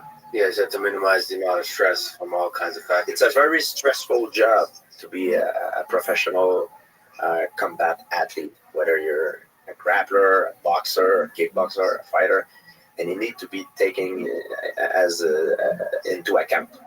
Is it more or less stressful than marriage? Just kidding. Next question. So I don't know how to ask this question, given what George just said, but you train 3 times a day and finishing. What have you learned about what brings out the best in you as the elite level grappler? So over the recent years, I've actually changed it up a little bit. When I was coming up through from white to black belt, I felt that the volume was the most important. So it would be anywhere from like 3 to 7 sessions a day, going from school to school, from New York to New Jersey. And I think that the volume was very important to build the skills, where I just didn't know how to move my body at purple belt the way that I should. So I think that building the skills is super important. I think that early on, volume is very important. Now that I already have the skills built, I think that acquiring more knowledge is the most important.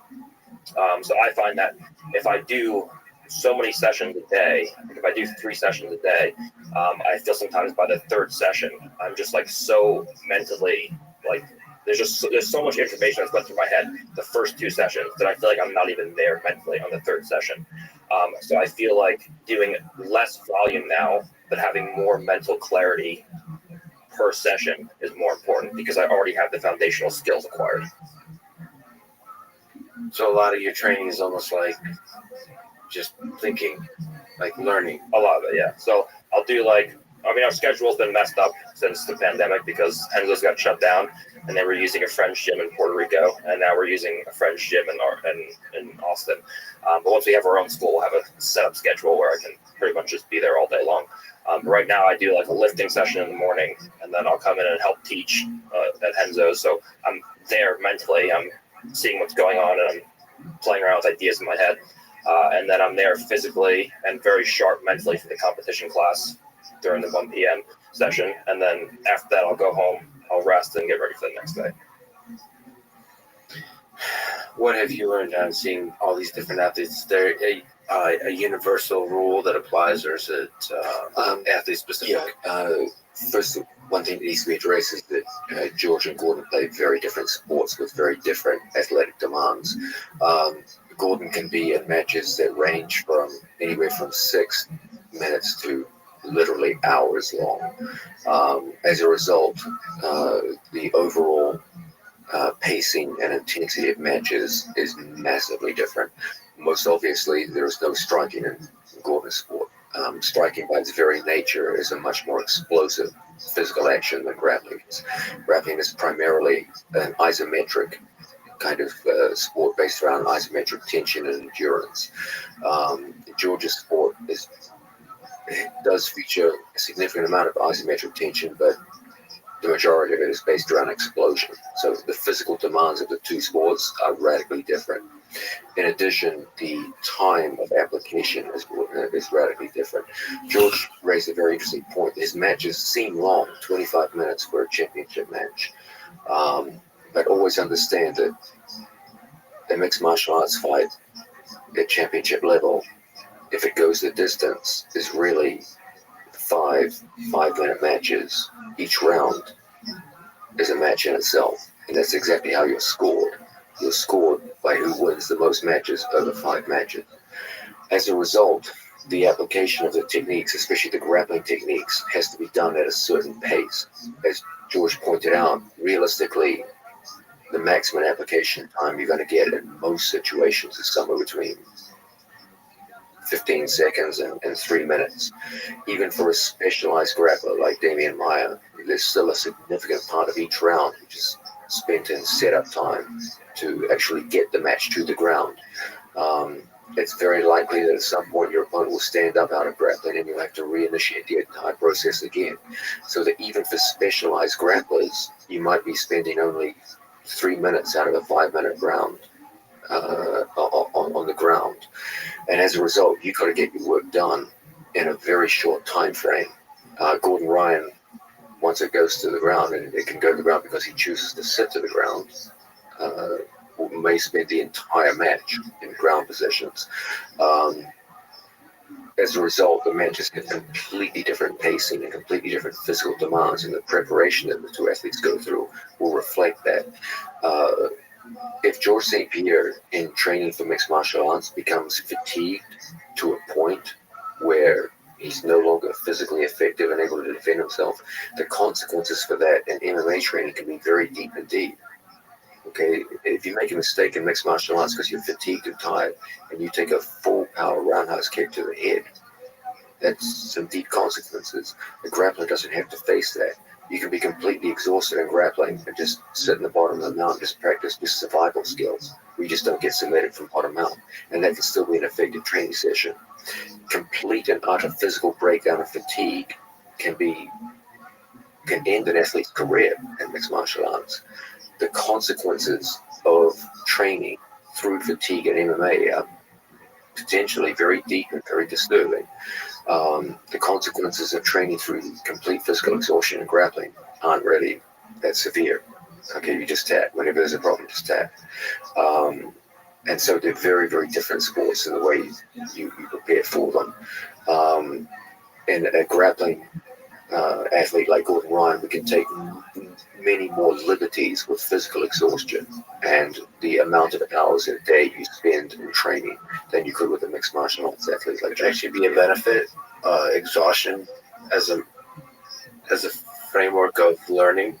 So, like, from a place of exhaustion, is there any benefit that you said being at the bottom of the mountain, sort of understanding jiu-jitsu or grappling somehow deeper because you're physically exhausted? Absolutely. Because then the only thing you have left in your favor is your technique, and then you'll see how technical you are. In addition, you'll get to explore realms inside your mind that we don't spend a lot of time in, and you'll learn a lot about yourself and your ability to endure, which will have potentially great benefits in similar situations and matches. Yeah, there's I mean, for me, for a recreational person, getting exhaustion allows you the great benefit to experience what it feels like to really get dominated at an even greater frequency than you otherwise would. And that there's something there. There's some animalistic thing that's very unpleasant. And then afterwards, it takes you to a place of like humility, and I know it forces you to rethink life in positive ways. There's something about dominance. Like, I mean, if you get dominated a few times, you can rationalize it somehow. You say, okay, well, I've screwed this up. But when you're exhausted and you have to do like 30 minutes or 40 minutes or an hour of just being dominated over and over and over, being submitted, I don't know. It's a very good process for other avenues of life. I find I can't explain why, because I'm driving home crying afterwards listening to Bruce Springsteen, but afterwards, afterwards somehow you can think clear, you can see clear about what is the right path through life in all walks of life, like relationships, work, but also the grappling. Actually, the grappling is the hardest one to see what you have to do. It clarifies other avenues, the humility, it removes the bullshit. It's like we see the world through some kind of fog, and it just removes it, and now you can see things clearly. I don't know what that is. I think it's important, like you mentioned, to push yourself. Like sometimes to see how far you can go, because sometimes you can go further than what you think, and it can boost your confidence. You know, you can push yourself through a certain limit, and maybe you thought your limit was before that point, and you pushed through it. But like John just mentioned, it's a risky thing to do in striking, because if you're exhausted, you're gonna get brain damage. Grappling, it's, you know, you tap if something wrong, but you can do it also in strength conditioning. I like to run track. I do it all the time, track and field. It helps me to know myself better. I think it's important. It's a good point. It's like the scrimmage wrestling rounds we do. It's like, you know, if you stop moving, that you're gonna get scored on, and you know in your mind, like, there's no mechanical reason why I should give up a score here. But you're so exhausted that you're like, oh man, this is terrible. That if I stop moving, I'm a pussy. And if I don't stop moving, I'm going to be twice as exhausted when we actually do stand up. So it's an interesting game you have to play inside your mind. It's your pride very often that keep you sharp. You know what I mean? Because you just want to lay down and beat it because you're completely exhausted. You know? What do you think is the connection, John, between this ego pride thing, martial arts, and actual violence with our ancestors? Do you think you ever plug into that? Do you think there's echoes of something going on there, or like you mentioned, you have flaws and demons? Is it deep in there somewhere? Do you think we're struggling with those demons? Yeah, you'll need to patch up your question a little bit, though. It's going to several different dimensions. Wow, that was not only am I being dominated, just me dominating interviewing. No, we have not patched up that question. It's not the scene where they're like, okay, now we interview you. Yeah. But you went down the evolution. Bob Lazar, what do you think? I mean, do you I don't mean just a line between what is martial arts and what is violence. I mean, there seems to be a gray area, and that connects us to the evolutionary ancestors. Absolutely, yeah. I mean, I think there's a deep recognition in all of us that, and this is the evidence for this is so easy to see in daily life. If you're walking down the street and suddenly you hear a commotion and two people are fighting, you will see literally everyone on that street stop whatever they're doing and watch the fight. Humans are fascinated by violence, and you've got to ask yourself why. And of course, it's a recognition that for a significant part of our evolutionary history, violence was one of the most important elements in human existence. As much as we curse it, as much as we talk badly of it, the juxtaposition between humans' social nature and their need for each other to get along and to express love amongst the various members of a given community. There are disputes between humans that can't be resolved, and ultimately, throughout history, violence has been the number one method of conflict resolution, for better or for worse. And there's a recognition in all of us that this is where we come from, and there's a reason why combat sports have this thing where people will watch them and they might even be repulsed by them, but they find it difficult to take their eyes from it. And I do believe that most combat athletes carry that sense of their, even if it's on a subconscious level, this kind of belief that this is who we are. George used the word pride, and I believe that's a big part of it. I believe that most humans have this sense of self-worth and pride, which they're willing to fight for. And if it gets crossed by someone else, they're willing to stand. Some people will stand more early, and some people can be pushed further back. But everyone's got that line beyond which they won't be pushed. And there's some kind of deep recognition in all of us that we have that somewhere within us, no matter how hard we try to bury it or what have you. And that's why I believe there will always be this eternal interest in combat sports. Now, I don't believe that most people today have any kind of respect for unrestricted violence or non-consensual violence. I think most good people are repulsed by that. And I'm sure that as humanity improves out into the future, that will become more and more widespread. But that's not to say we can't exercise these old evolutionary demons inside of us, and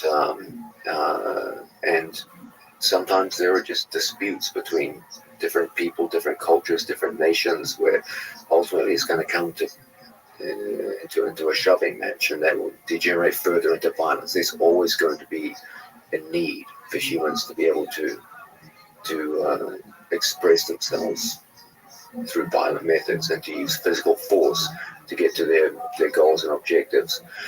Our need as humans is always to find a balance between the two forces of conflict and cooperation. We need cooperation because humans isolated from each other are more or less helpless and useless. In order to advance human communities and to build and grow. And so that sense of cooperation occurs in most of our daily lives. But there will also be irresolvable conflicts where physical force has to be used to form a resolution.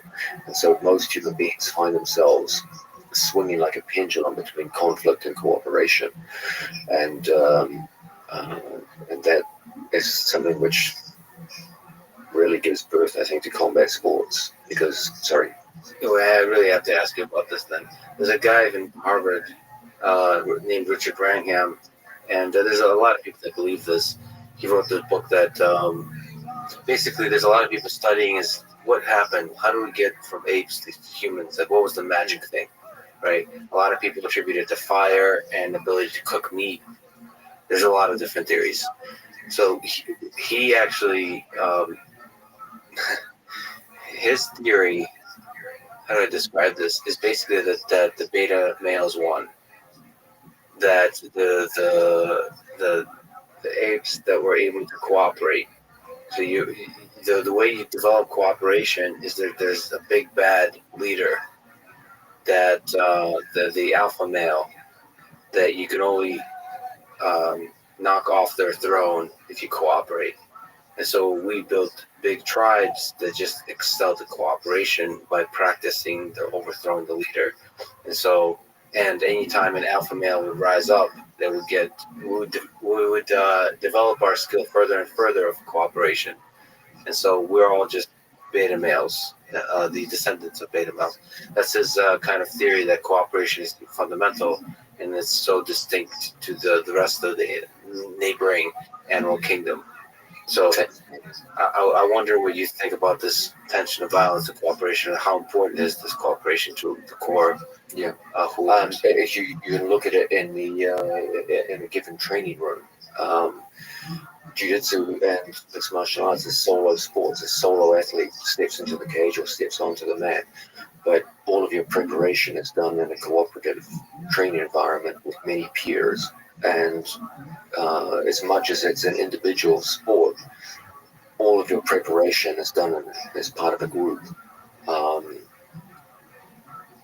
There's a sense in which that's an interesting metaphor for humanity itself. Everything we do in life, we do alone, but we grow up in this given community and what have you. With regards to the whole alpha male, beta male thing, humans are. It's true. This fellow's correct. Most primates do have very strongly defined alpha males who rule the roost and determine the entire direction of the community they build around themselves. Humans, on the other hand, don't have an alpha male in that strict biological sense as someone who's responsible for the next generation, dominates all the female population, etc. Yeah, physically dominates. But we do, on the other hand, have our own version of alpha males as far as we have political and sociological leaders who have a disproportionate impact on the direction of a community. So the cooperation allowed us to have a greater scale of hierarchy with the alpha male on top, with the alpha creature on top. Yeah. Now, that's a fascinating theory.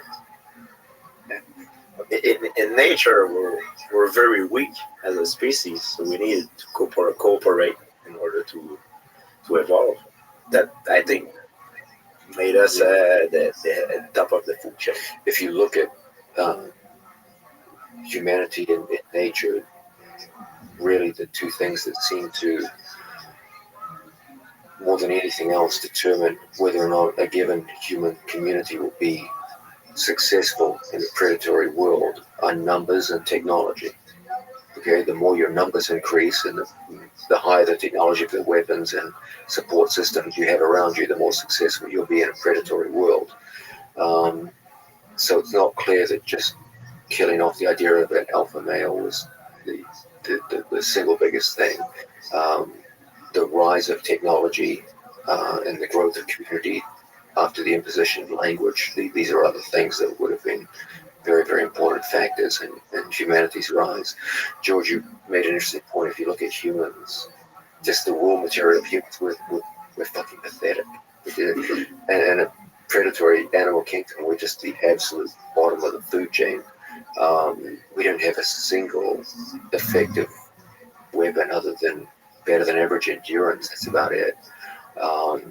But you put us in a community who can talk to each other with language, give us the time to come up with technological advances such as metals, and suddenly a human will go from no combat effectiveness in the animal kingdom to a human armed with a simple metal-tipped spear can kill damn near any animal in the animal kingdom and working as a group. I'll beat your silverback. You know how? I'll fight him in the deep water pool because he cannot swim. I don't have to touch him.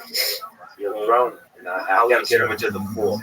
You know why? Because someone told me, because we live in a community, someone told me that information. So I know he passed it on to me. Yeah. He taught you. Well, you have to convince him to. You have to somehow convince him to join you in the pool, which is very difficult. Yeah, exactly.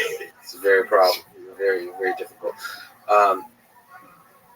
From a technical perspective, John, you've looked at mixed martial arts, fighting in general, and grappling. What's the difference between fighting and grappling? That's something I'd love to ask all of you. Maybe John, you could start. When you talk about fighting, you mean unrestricted MMA type fighting? Yeah, when you said unrestricted MMA type fighting. So okay. There's street fighting, yep. There's MMA fighting, and then there's grappling, particularly the sport of grappling. You're saying, okay, what's the difference between MMA and grappling? Yes. Okay. See, that would have been a much better question to ask.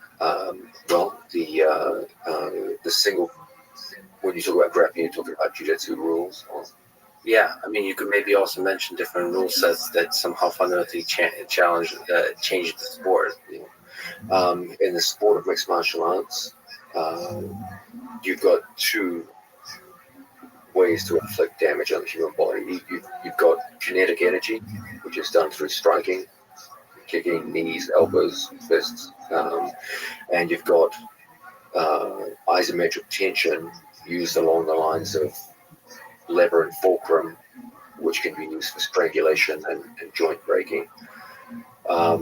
In grappling, you lose one of those. You're no longer allowed to hurt your opponent with kinetic energy. You can do it accidentally through a throw, but you're not allowed to just knock someone out with a throw in most grappling sports. It can happen, but it's relatively rare, and it's not encouraged by the rule set. So Cyborg with yeah, you got close. So there's a sense in which in mixed martial arts you've got twice as many problems to deal with, and they occur in a much shorter time frame. The single biggest difference between grappling technique as a weapon in human combat versus striking technique is time. Grappling technique takes a huge amount of time to apply. Okay, the great advantage of grappling technique is certainty of outcome. Once you get there, it takes a huge amount of time to set up a takedown, physically take them down, work your way towards a dominant position, culminating in your opponent's back, and then apply a stranglehold. That's a long chain of events, as opposed to a strong punch or kick, which can take a quarter of a second in application from start to finish, and the match is over. And so there's a sense in which grappling it's fighting for the patient and the calculating, whereas striking is much more for in this short time frame where everything gets done in the blink of an eye. There's a sense also in which grappling is a much more forgiving sport. You can make a terrible mistake, end up in a terrible position, and still fight your way out and win. In mixed martial arts, it's much, much less forgiving. If you get hit and stunned, your chances of recovery are minimal. You're going to get swarmed on, and unless it's right at the end of the round, it's very, very hard to recover from getting hit and swarmed on. So there's a sense in which the biggest difference between them is time for application of technique. In mixed martial arts, it's incredibly unforgiving in terms of time. Even the smallest error can have the deepest consequences. In grappling, you can make massive errors and still come back and win. Grappling will typically be won in a much higher percentage case by the more skilled and conditioned grappler, whereas there is much more of what they call a puncher's chance in mixed martial arts, where there's a much higher likelihood of a lesser athlete defeating a greater athlete in MMA than there is in grappling, simply because of time of application of the techniques. Even the smallest period of inattention in MMA, and the match is over. Gordon Ryan could fall asleep for 30 seconds, have his opponent mounted on, and wake up and finish him 5 minutes later. It's not going to happen in MMA. Okay, so the stakes are much higher. You can do a lot of damage in a very small amount of time, and just the temporal dynamics of how things happen here are different. Everything you'll see will be a reflection of that. Then you go further into things like rule sets. In the sport of grappling, if Gordon Ryan comes out and sits down in the middle of the mat, his opponent must follow him to the ground and engage. In mixed martial arts, if you come to the center of the cage and sit down, the other guy can just walk away from you. They're completely oriented in different directions. Grappling is ground-centered. MMA is typically standing-centered. At the beginning of every round, you have to start standing again. If I disengage from a ground grappling situation, stand up and walk away from my opponent must follow me up to the feet. In grappling, it's the exact opposite. If I sit to the ground, my opponent must follow me to the ground. It's written into the rule set. And so one is inherently ground-oriented and one is inherently standing-oriented. So it's more difficult to dictate where the fight happens in mixed martial arts. Yes, you have to be able to impose where the fight is, whereas in grappling, you just choose it. So, George, what is your sense of the difference in terms of how you approached it between the two sports? So you also are a student of wrestling and grappling. So in preparing for fights, what parts of grappling, purely the sport, did you have to leave behind? I'm very lucky. I had the opportunity to. I train with. I consider the best mentor trainer I ever had, and I have some of the best grapplers that I can train with. They were there to help me through my career. So for my training is Of course, because I do not dedicate as much time in one specific area, it's hard to be, a world class athlete in that in only one particular area. I always, for me, like the idea to be more well rounded, to be very competent in every of those areas, striking, grappling, takedowns, and all those areas, than being just very good at one and not as good at as others. Because I like the idea that it gives me more option. When I fight someone, I can mold myself to become the perfect nemesis to that person better if I'm more well-rounded. If I do not have those well-rounded skill, and I don't have that option. You have less tools to work with, less technology. What about you, Gordon? What do you think is very distinct about grappling in the way you approach it versus fighting? I think most of it was covered, but I think that the one of the big things is the fact that when you're looking at MMA, we have a pretty general, agreed upon, and unified rule set. Where if you look at UFC versus Bellator, they have slight differences in the rules, maybe, but it's pretty much the same thing. Whereas in grappling, you have EBI rules, then you have ADCC rules, you have IBJJF rules, you have no time limit rules, and each rule set will play to the skills of different athletes. If you do ADCC rules, it generally is slightly biased towards wrestlers, where if they can stall to the overtime and then hit a takedown in the overtime and not really do any jiu-jitsu, but they score a takedown, they're going to win.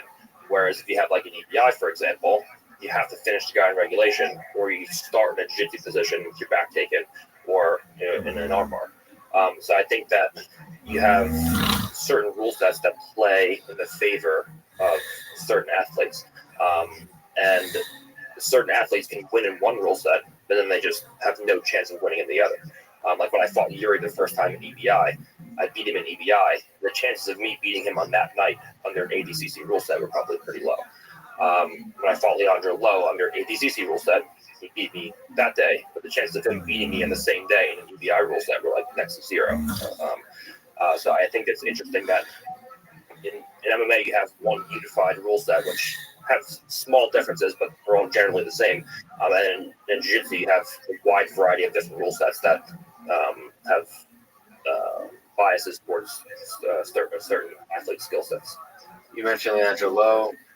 I got to ask you again about ADCC. You have lost very, very few times in your career.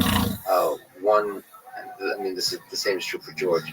And the only person who has ever submitted you is Felipe Pena. Black belt, yeah. At black belt.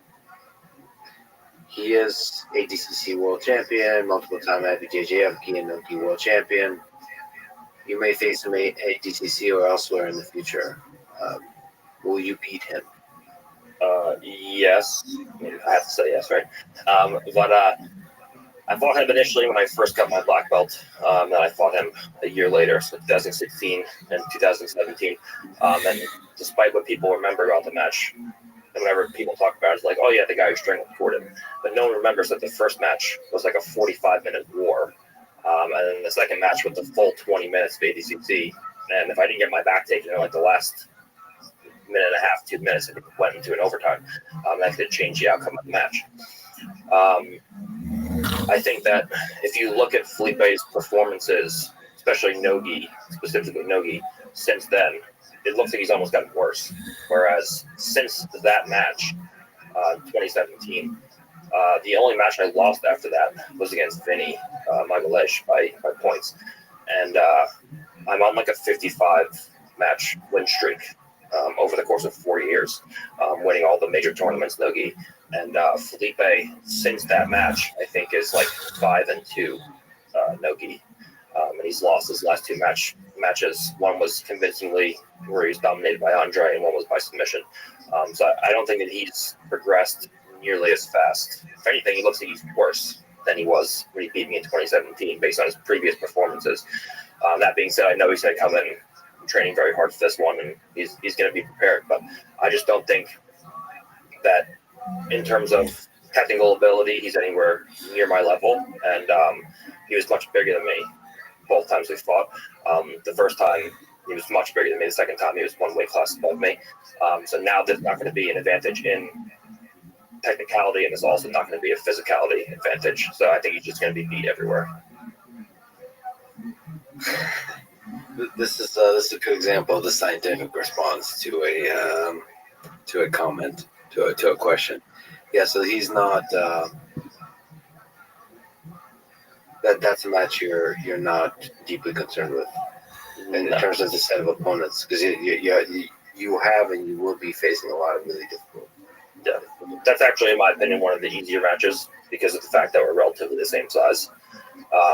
If I show up at 230 pounds, like a lot of the guys are 260, 270 plus, so that extra weight does make a difference.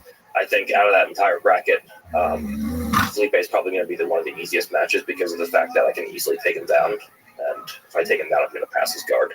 Whereas I feel like the other guys, because they're so much bigger and they're very cagey, it may take me a while to actually take them to the ground and get on top of them. I think they may be longer, drawn-out matches because of the fact that they're so much bigger and stally. It's hard to take them down. But Felipe is relatively my size, and his wrestling is atrocious. So I've already taken him down in the last ADCC match. So I'm pretty sure I can just easily put him down, pass him, and then finish him. Well, I'm not sure what response I was expecting, but that was phrased beautifully. We talked about the Thiago Alves fight that George had, and John brought it up in class yesterday, I believe. But the point is, we're talking about wrestling, and I think that's a fascinating fight. That there's an incredible display of strategy, of skill, of heart. George, can you maybe talk about that fight, John, maybe too? What lessons you gained from that fight? Go ahead. It was your fight, not mine. Well, Or maybe also tell what happened in terms of your injury. oh yeah. So I was fighting Thiago Alves, and in the third round, I tear my adductor muscle. It happened when I was on the bottom, and I think he pushed my knee down, tried to pass my guard, and I heard a pop. I don't know what. I think you were going for an armbar. You were on his back, you switched to armbar, and he played the leg by pushing on your leg, and you went in with a pre-existing injury and it tore. Yes, and it got worse, and I heard a pop. I don't know what it was, but I know it really hurt. So I came back standing up, and there's a famous video that goes on the internet about when I go back in the corner, and I tell my coach, I'm like, I don't know what it is. I think I tore my adductor muscle. And Greg Jackson, he's like, I don't care. Hit him with your groin. But I was very worried because I was in pain, but I did not know what I had. So I didn't know the gravity of it, and it plays on your mind. So, but I had to bite down my mouthpiece and finish the fight. You know, I know I was ahead on the scorecard, and I need to finish strong. So what was your strategy there in terms of strikes, in terms of wrestling? So he's an exceptionally difficult opponent to take down. Yeah, well, at first I knew I had a good jab, to stay always from the outside, fight him from the outside and use my footwork, because he was like a tank. He was much bigger and much stronger than me, and I never wanted to stay in front of him. So it was all the way out or all the way in, and when I was coming all the way in, it was with my proactive or reactive takedown, where I myself initiated the takedown by using a distraction like a jab to make his end goes up, and then I go with a single or double leg, or to react, like baiting him for him to come hit me. And then while he's coming to hit me, I go change level, and that's the way I like to take my opponent down. Some guys, for example, like Khabib, for example, he's very good at bringing his opponent to the fence and use chain wrestling to take his opponent down. I find that for myself, I specialize more into explosive takedown in the center of the octagon, because I found it more economical. What did you see? You were commenting, John, about the wrestling. That was quite interesting. I mean, also, can you generally comment on the fact that George St. Pierre, I don't think you wrestled I started wrestling. I was 19 years old, but I wrestled some very good Russian guys, so they took me underneath their wing. But my ability to cover distance come from karate. Does not come from wrestling. Wrestling is how I finish once I get the leg. How I finish the takedown. So the timing and the movement and the explosion Correct. required for squad. Yeah. I think an important distinction to make here is one which George made throughout his career, and I believe, George, you were the greatest innovator in MMA history with regards to this. And this is the creation of what George calls shoot boxing, which is the amalgamation of striking technique, in George's case, mostly karate, because that was his martial arts background, into grappling, and in particular, takedowns. When most people say so-and-so has better wrestling in mixed martial arts, you have to be very careful what they mean by this. There are many highly credentialed wrestlers in the early days of mixed martial arts who went in and truly struggled to hit a takedown. Now, these are very, very good wrestlers who, in a wrestling match, would easily put down their opponent. But in a striking situation where the ranges are completely different and the setups are entirely different, the stances are different, even the overall conditions are different. You're no longer wearing shoes. People underestimate just what an impact it is for a wrestler to take the shoes off. You lose like 20% of your forward drive the minute you take off the shoes. All of these make massive differences in whether or not you're going to be able to even make contact with an opponent for a takedown. As George pointed out, the true value of wrestling in MMA is finishing the takedown once you've established contact. But that's only about 20% of the action of a mixed martial arts takedown. 80% of it is in understanding range, rhythm, setup, opportunity, etc., etc. And that's not part of wrestling at all. Even the overall conditions are completely different. In the sport of wrestling, you start at very close range in a very bent-over stance, and you're expected to wrestle in international stance for 3 minutes at a time. Now suddenly you're completely upright, and you're not wearing shoes. All the conditions, the rhythm and speed of it is different. The counters are completely different. It's just an entirely different animal. And so George was an early recognizer of this and started to put the emphasis on direct training for shoot boxing in addition to wrestling. So he practiced with very good wrestlers in the Montreal Wrestling Club, just the sport of wrestling. And that's what made him very good at finishing takedowns. But it was in his shoot boxing training, which he himself largely developed. Remember, George started at a time when MMA was pretty damn young, and when you entered the sport of mixed martial arts, George, it wasn't even allowed on TV. Like, it was completely banned. It was in his country. It was physically banned. They had to fight on Indian reservations. And this is way back in the Wild West days of MMA. And so, as a young developing athlete, he had to more or less do this by himself. If you ever want to hear some incredible stories, talk about teenage George St. Pierre. Had a coach who used to make him put on boxing gloves. Now, he was 16, 17 years old, and just put him on a hardwood floor against a professional boxer who was in his late 20s at the peak of his career. And he said, "George, you're not allowed to punch. You just got to take him down while he tries to knock you out." And it was crazy. It was like Darwinism. Yeah, he was like you're gonna adapt or you're gonna die. Literally. And he adapted. It could have been very bad, but it turns out to be great. But there's a sense here in which people think, what determines your takedown ability in MMA is your wrestling skill. That your wrestling skill will determine your finishing ability on takedowns. But there's so much more to it than that.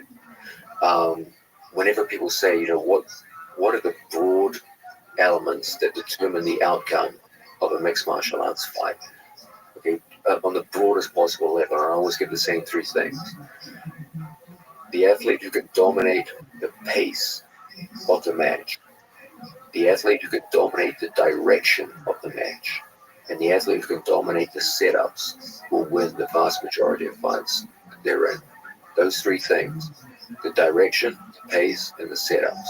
You dominate all three of those, you're going to win 90% of the matches you're in. George could always dominate the direction of the fight because he could stop the other guy taking him down, and he could impose his own takedowns at any point in a match. So whether we hit the ground or whether it stays standing is always up to him.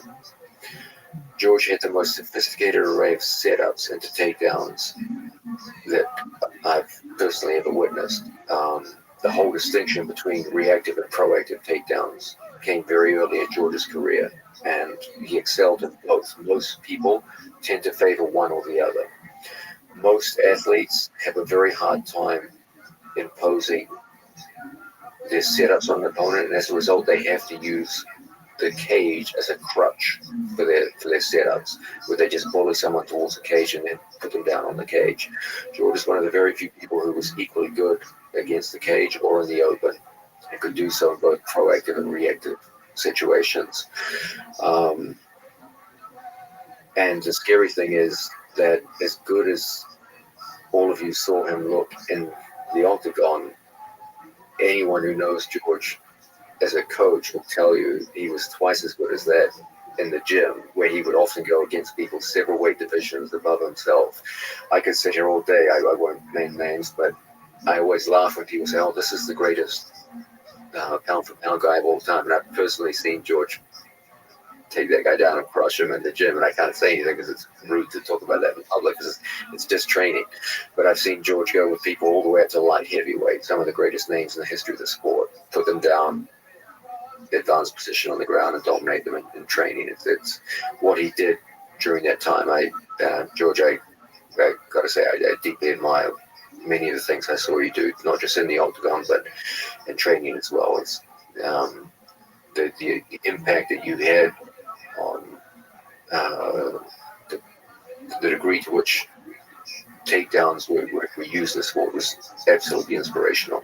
That's why one of the reasons why I always say you're one of the only athlete I ever met who taught me more than I taught you, because you opened my eyes to a whole new world of shoot boxing, and how I grew up in a time when I was laughing before when you talked about Sugar Ray Leonard. I was a kid watching that match, and I grew up in a time where there was boxing and there was kickboxing, and then I came to America and I learned grappling, and this young man here was the innovator when it came to the integration of the two. Well, then I have to ask, because George sits here uncomfortably being complimented. If George St. Pierre and Khabib Nurmagomedov face each other in their prime, who wins? That's a very, very loaded question. And how? Yeah. Like, what are the different trajectories you see? Oh, okay, how does each one win, in your view? If one wins or the other one wins, what happens? Interestingly, they're actually very similar in size, despite the fact that George fought at welterweight and Khabib fought at lightweight. If you actually see them stand next to each other, they're of similar height. Khabib's actually a little more thick set. Yeah, he's actually heavier than you walking around. George walked around most of his career between 188 and 191 pounds. And so Khabib actually would, ironically, have a kind of size and strength advantage, despite being in the lighter weight division. That's been the general trend as MMA has grown, is that athletes will come further down in weight to make weight divisions. I believe that George has the best takedowns in history in the open, in the cage. Khabib his great strength was using the fence to facilitate takedowns. Khabib's other great strength was not only his ability to take people down, but to keep people down for extended periods of time. Both of them were powerful strikers on the ground and could do terrible damage to opponents on the floor. So they're both very similar in that regard. Khabib was mostly a puncher from the back. George is mostly an elbow from the front. But both of them could lay waste to opponents with strikes on the floor. Both of them were highly competent with submissions on the ground. They weren't submission specialists in the sense of someone like Gordon Ryan, but They were certainly no slouches with submission holds. Yeah, it's just a fascinating idea. So it's almost like who gets the first takedown. Yeah, I do believe that they could probably stand up on each other. I don't think either one of them will be able to hold the other down for a whole round. Both of them are notoriously difficult people to hold down. So I don't think that whoever won the first takedown wins the match. I don't think it's like that. I do believe that George would hold a decisive advantage in striking and distance management. The few times that Khabib did look shaky is when Khabib was either advancing forward menacingly, but when he had to fight moving backwards, there was a definite asymmetry between his ability to fight going forwards, which is very good, and his ability to fight going backwards, which was noticeably weaker. George would often fight both forwards and backwards. The Thiago Alves fight, most of the standing time, was going backwards. That's probably the single biggest difference between the two athletes in skill level would be in the standing position.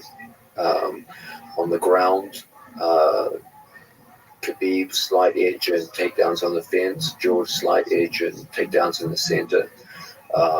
Ability to inflict damage on the floor, roughly equal. Ability to fight off the back, roughly equal.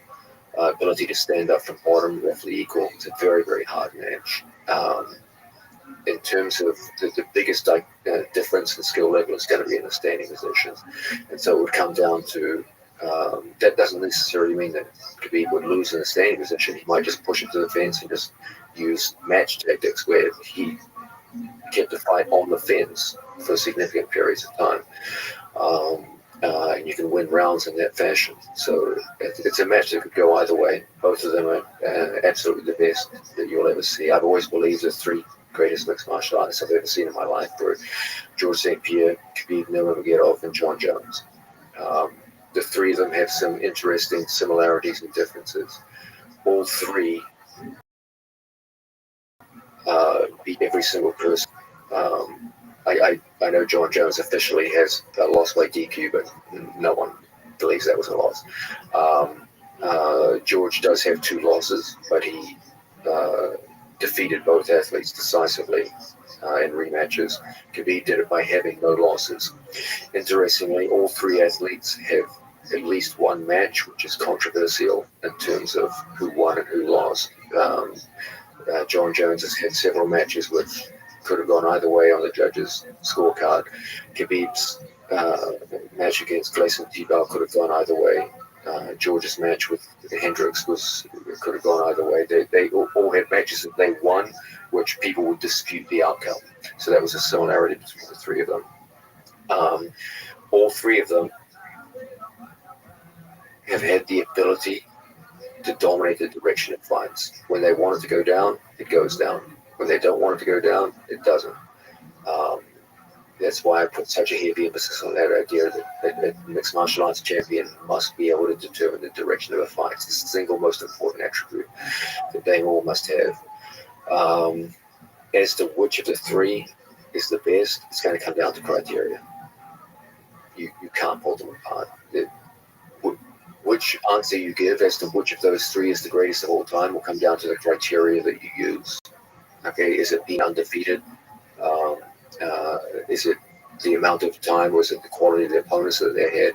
If you do it by quality of opponents, I think you probably have to give it to George. If you do it by measured dominance, not being defeated, then it has to go to Khabib. Arguably, you could say the same with John Jones, since his one loss is by DQ, but then you could also say the last 3 or 4 fights that Jones had haven't been the same measure of dominance as we saw previously. So ultimately, you've got those 3 guys, in my opinion, and which one you choose will come down to who. It says more about who you are as a viewer than it does about the respective level of the athletes. You could throw a blanket over the 3 of them, and they're just that good. And which one you select will probably say more about who you are as a viewer than it does about them as athletes. I believe the best fighter, the GOAT, he's not even born. because the generation that is present benefit from a huge advantage. They have knowledge, technology that we didn't have before. And we had the knowledge that the other generation did not have before. But I believe the GOAT is not even born yet. As good as they are today, I think in sport where you can measure the performance, track and field, Olympic lifting, someone is better than the other one because you can measure the performance. Fighting, it's all subjective. We always debate of who would win, but the tendency in sport is that performance get better. I don't think it's because the athlete necessarily get better. It's because they have access to better technology, knowledge, and they learn from their predecessor. As long as that knowledge is transferred forward. So something tells me that the greatest of all time lived a few thousand years ago, and it's forgotten. Some of the greatest warriors. Like, you imagine the kind of grapplers, the history didn't record them. There could have been small tribes where they developed mini UFCs, and they've developed the kind of things you have to think of, like the Gracies. Just a small family was able to develop so much so quickly. I often, as this discussion with John, and I think it's very important, like to mention.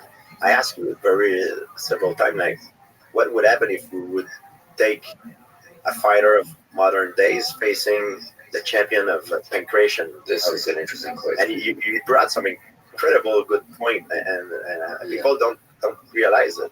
Yeah. No, I think one of the great tragedies of martial arts history is our loss of the historical records of pancreation. Like, most of what we know was, from what I'm told, was actually lost in the fires of the Library of Alexandria, and we're left with only a pitiful amount of information on pancreation matches.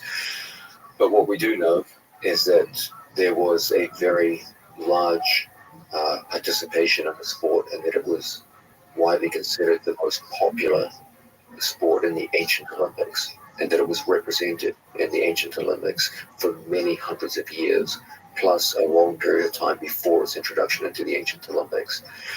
And so the development time that it may have had would have been very significant.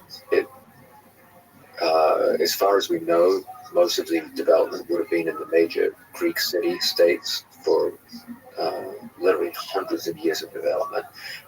Given its prestige as an Olympic sport, then the best athletes would have been doing it. Some of the sharpest minds that we know of in human history were involved in the sport. Plato, the great philosopher, was a pancreationist in his youth. In fact, his name, Plato, is a nickname. Platus is like plate. It means broad, big guy, like the big guy. And he spoke often about pancreation in his written works. Imagine people with the intelligence of Plato thinking about grappling technique for hundreds of years in the most popular Olympic sport of that time. Significant numbers of people with financial backing, city-states put great prestige upon Olympic success. They would have funneled athletes in, brought in the best coaches, and they had that for many hundreds of years. Like, it's quite conceivable that the best pancreation athletes were of the absolute first quality. And it's so sad to think we'll never know what was their skill level. And It's interesting to think about what kind of techniques they developed, whether there's stuff we haven't discovered yet. In class, you were talking about the most effective takedown strategy in wrestling, collegiate wrestling. So maybe let me ask first, because we offline talked about this too.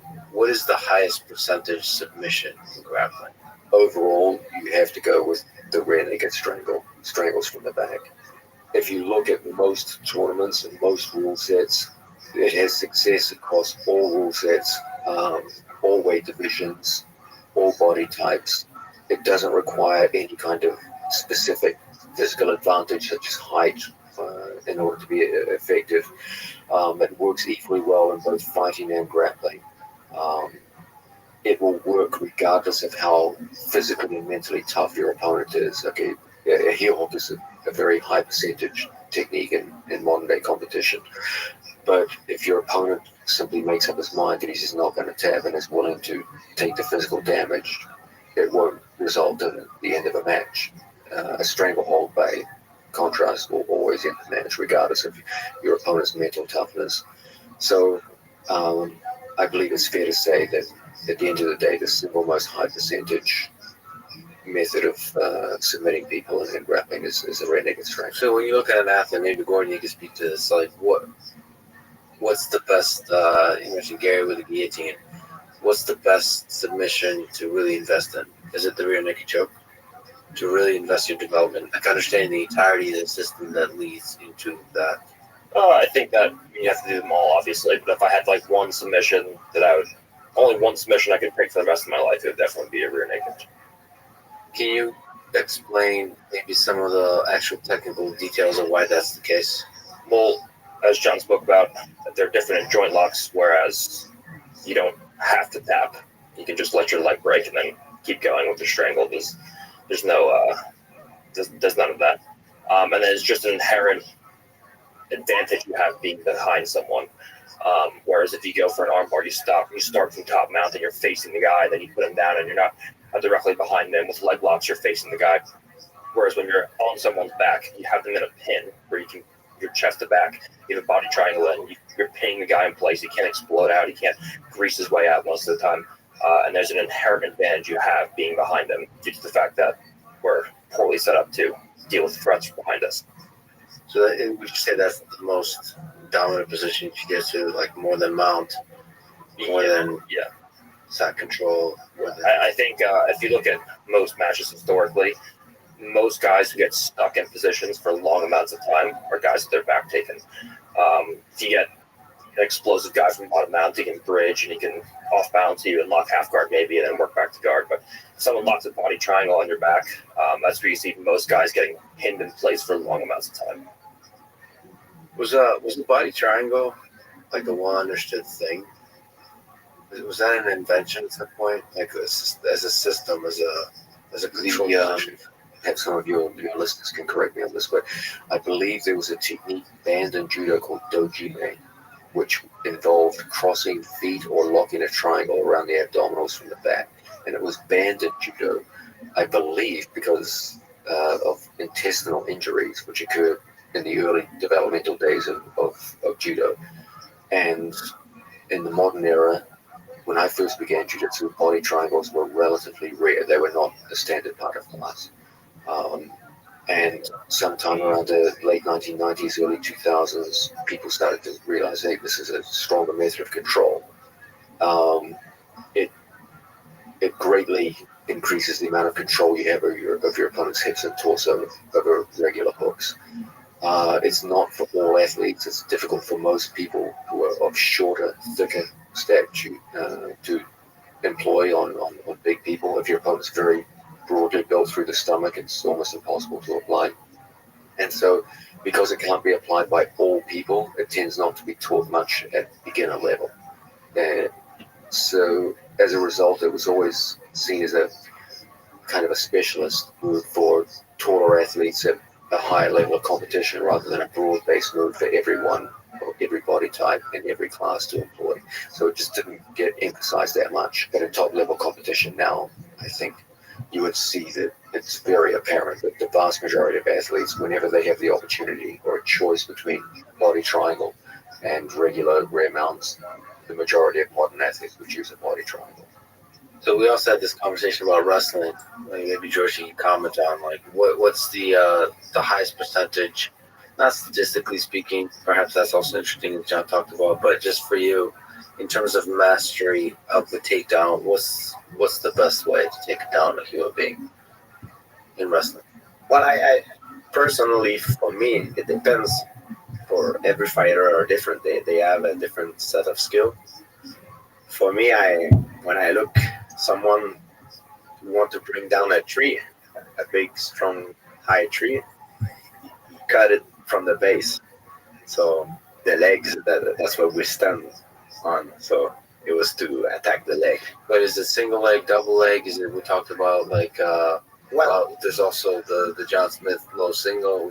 Actually, I don't even know if that's applicable for jiu-jitsu at all. You can use it, but it runs into the problem with submission holds. Yeah, it's not impossible to use, but without shoes and in a situation where there's a whole plethora of submission holds and the scoring, it's a little more difficult to use. It is interesting. Something being a high percentage in terms of effectiveness tells a story. You're saying that every athlete is different, but if it's more effective for most people, I mean, it's interesting. It's interesting. What John talked about is that the highest percentage thing is actually in collegiate wrestling that he was talking about is on the defensive side. So blocking a takedown and then spinning around to the back. So that's an interesting idea. Then also there's all of these kind of going in for a single and switching to a double, or wizard position and doing knee tap. Like there's all these kinds of combinations that seem to be effective when you look at the statistics. And it seems like there's maybe it's a scientific way of thinking, but it seems like there's some conclusion to be drawn there. Oh yeah, I believe you need to. The high percentage move. There's a reason why they work. I think it's made for a bigger amount of people. For example, I one of my main strength, athletic strength, is I'm an explosive person. So I'll use technique that are explosive. If I get a single leg, one of my thing I like to do is to go for the double, power double. But for someone else who got, for example, in a single leg position, maybe he likes like body throw better. He's more a Greco guy, or he's a judo guy. He's gonna go for something else. So, but there's moves that are, I would say, like you just mentioned, are universal. Like statistically speaking, they're the highest percentage move that works for pretty much everybody. Everybody pretty much can do an adakajimi. It's very easy, but it's not everybody that can block a triangle with their legs. So those move like rear naked choke, adakajimi is the highest percentage move because it's maybe more accessible. It's accessible for a bigger range of Based people. on the physical characteristics of the people. Do you draw any wisdom from these high percentages, John, for like in terms of what to focus on? Yeah, absolutely. Jiu-jitsu has an ocean of moves, and you can get lost on that ocean. You can drift for a long period of time and end up with very little to show for it. So my whole thing is focus. We only live one lifetime, and your training lifetime is even shorter than your actual lifetime. So in that time, Unless you die on the mat. That's insane. I put a very high value on choosing what I believe to be the most high percentage moves and putting an extraordinary amount of focus on them. The only problem is that in one generation, a move which can be considered low percentage might actually turn out to be high percentage in another generation. For example, we talked earlier about leg locks. When I was first started jiu-jitsu, they were considered the ultimate low percentage move. And a big part of my career has been convincing people that, in fact, that was incorrect, that they can be a high percentage move if we just change our approach to them. So we can't just follow tradition and say, oh, this is low percentage, this is high percentage. It has to be part of a fairly systematic study where you investigate what are the reasons why it's high percentage or low percentage. With regards to takedowns, if you look at what we can consider the most high percentage takedowns, if you're in front of someone, the single most high percentage way of taking them down is to get a hold of both of their legs and push them backwards. Okay, if you get a hold of one of their legs and put a force on them, they can use their other leg to defend themselves and hop around and funk their way out of takedowns and cause all kinds of problems for you. I don't care how athletic your opponent is. If you get a hold of firm grip of both of his legs, start pushing him backwards, he's going to fall down to his butt. Now, he might be able to recover from there, but he will fall down. Even easier than that is to be behind someone. Takedowns from in front of someone are difficult. You go right into their hips, their head, their hands, you go into all their defensive weapons. If you're already behind someone and you're doing what in America they refer to as a mat return, this is significantly easier than taking someone down from the front. If you have control of their head in a front headlock position, you've already closed distance on your opponent. You already have close contact. You don't have to worry about shooting anymore. There's no sprawl out of that. You don't have to worry about guillotines, kimuras, or the standard defenses. Those will intrinsically be easier takedowns out of front headlock. And so if we're going to talk about high percentage technique, I always go back to the mechanics of it rather than just historical tradition, because historical tradition can be wrong. It was wrong about leg locks. It can be wrong about other things too. So my primary thing is, okay, talk to me about mechanics. That's what ultimately is going to determine whether something is high percentage or not.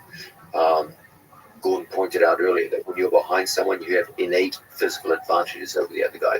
The human body is set up entirely to defend threats from the front. We are poorly adapted to defending threats from the rear. We don't have eyes in the back of our head. We can't apply pushing strength backwards. If you get behind someone, takedowns are 10 times easier from behind someone than they are when you're in front of someone. If you have to take someone down from the front, get a hold of both of their legs. If you can get a hold of both of their legs and a part of pushing force, you will almost always knock them down. If you can get a hold of their head and work takedowns from there, again, it's much easier because most of their defensive apparatus has been taken away from them before the takedown even begins. And so for me, the most high percentage takedowns will always be from the front, double legs. From any takedown from the back is going to be significantly easier than any takedown from the front. So all manner of mat return takedowns are going to be very high percentage.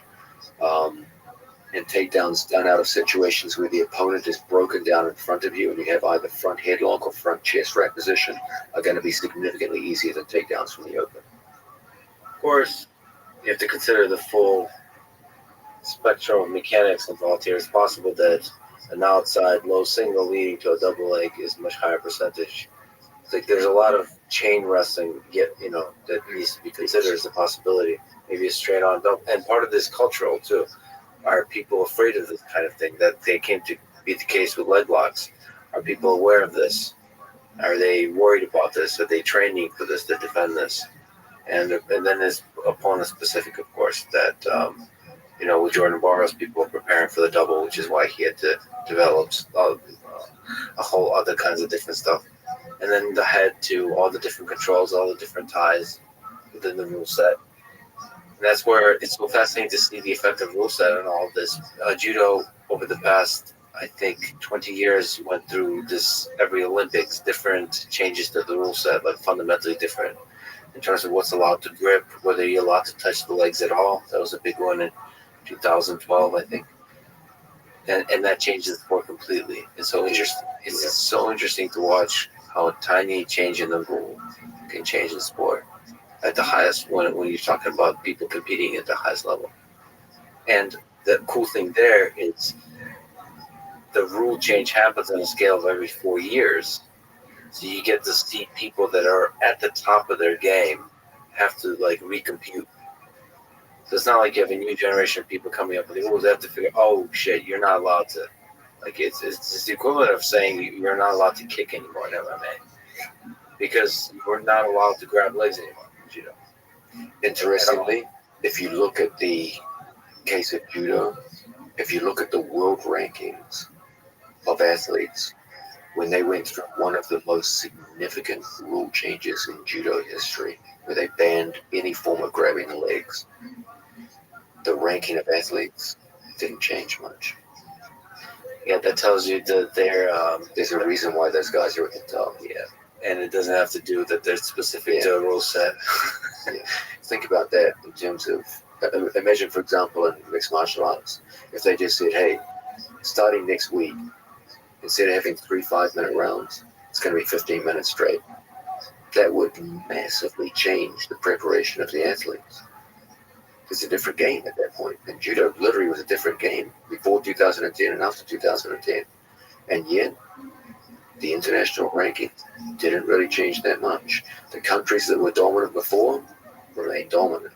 The athletes that remained before largely remained the same.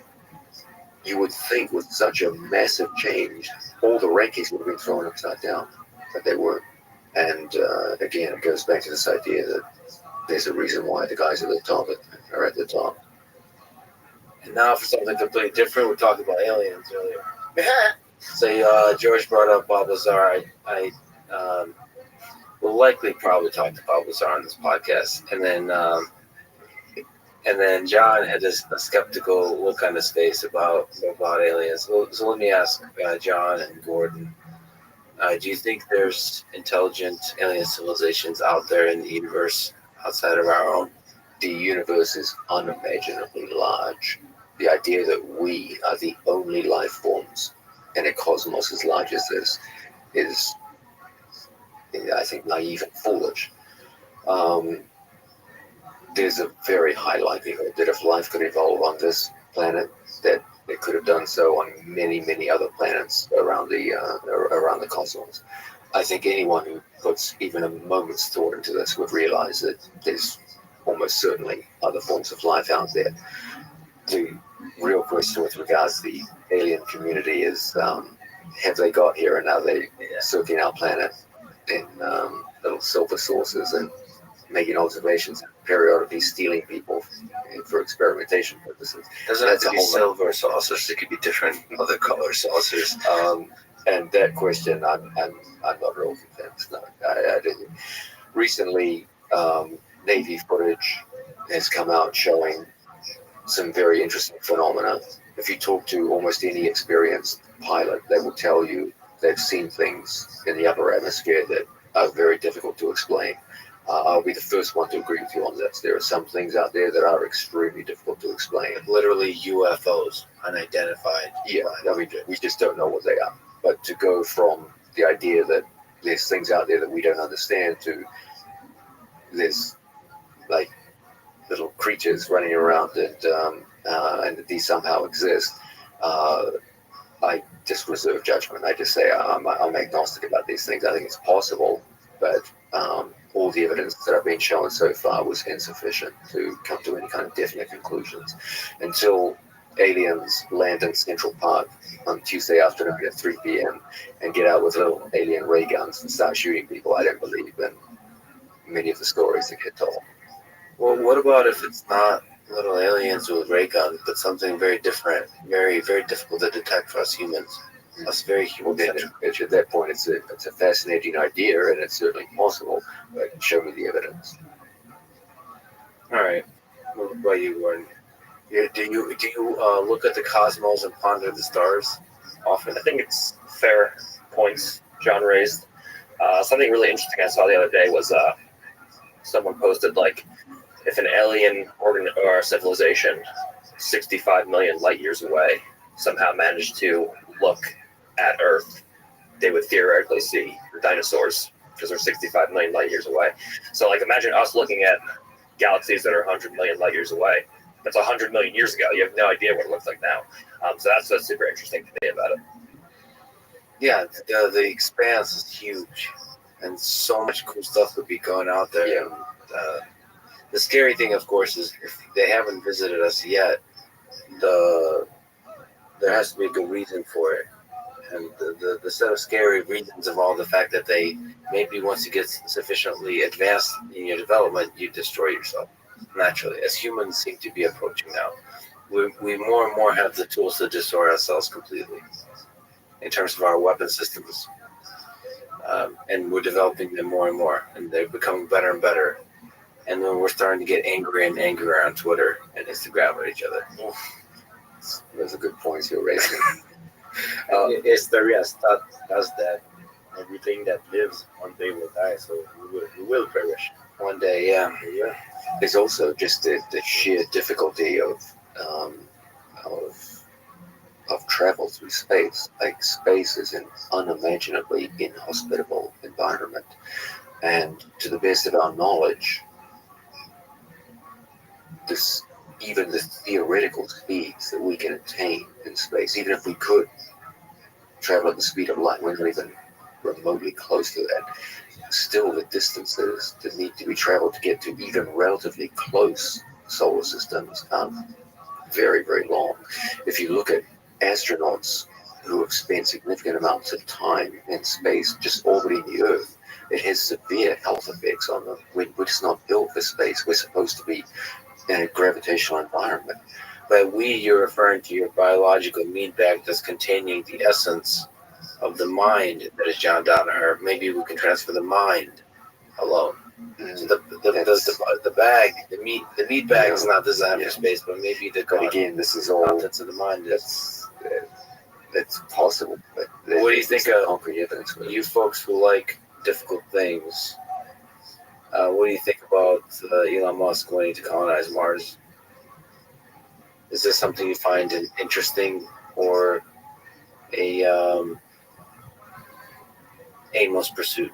I think it's a must or a salvation. We need to leave at some point the planet because historically in the past we know that we've been bombarded by asteroid, volcano.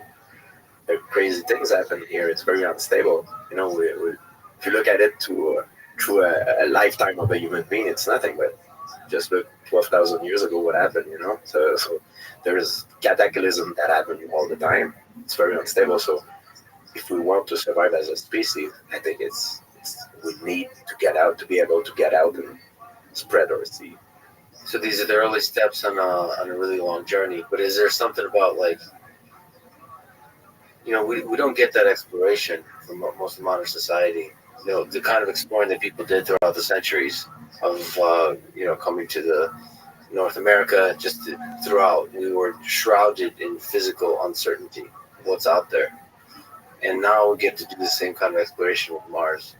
Is there any aspect of you that wants to travel out to space, that wants to travel to Mars? You know, the goal is to allow civilians to travel perhaps in our lifetime, meaning affordably. You can do so now unaffordably. Traveling to space and traveling to Mars are two different things. I think I would like to travel into space. I don't know if I would like to travel all the way to Mars. Because of the risks involved. Just 'cause Boring. Is there some part of you that enjoys I think that if I was like towards the end of my life, I would like to travel to Mars. Because it would be Just the experience, yeah. If I go to Mars, I'm not coming back. I think that's it. One way ticket. Maybe with the technology we have now, maybe in the future, maybe the children of our children will be able to experience that. Go to the weekend on Mars. The whole design of the Starship that the SpaceX is working on is supposed to come back. It's supposed to be reusable, so it's not a one-way ticket. That's the whole point. It's always going back and forth, back and forth. What's the time frame between two planets that you travel from? I think the current thing, you'd be stuck on Mars for 2 years. How long does it take to get from Earth to Mars? Oh, it's pretty. I'm not exactly sure, but it's pretty quick.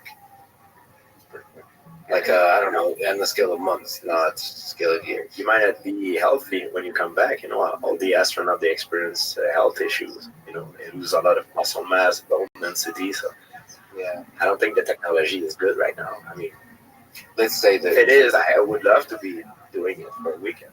If it's safe, I would but you're love to be also the first one to hey. Or a professional fighter who sacrifices body for something. So there's some sacrifice we do in life, right?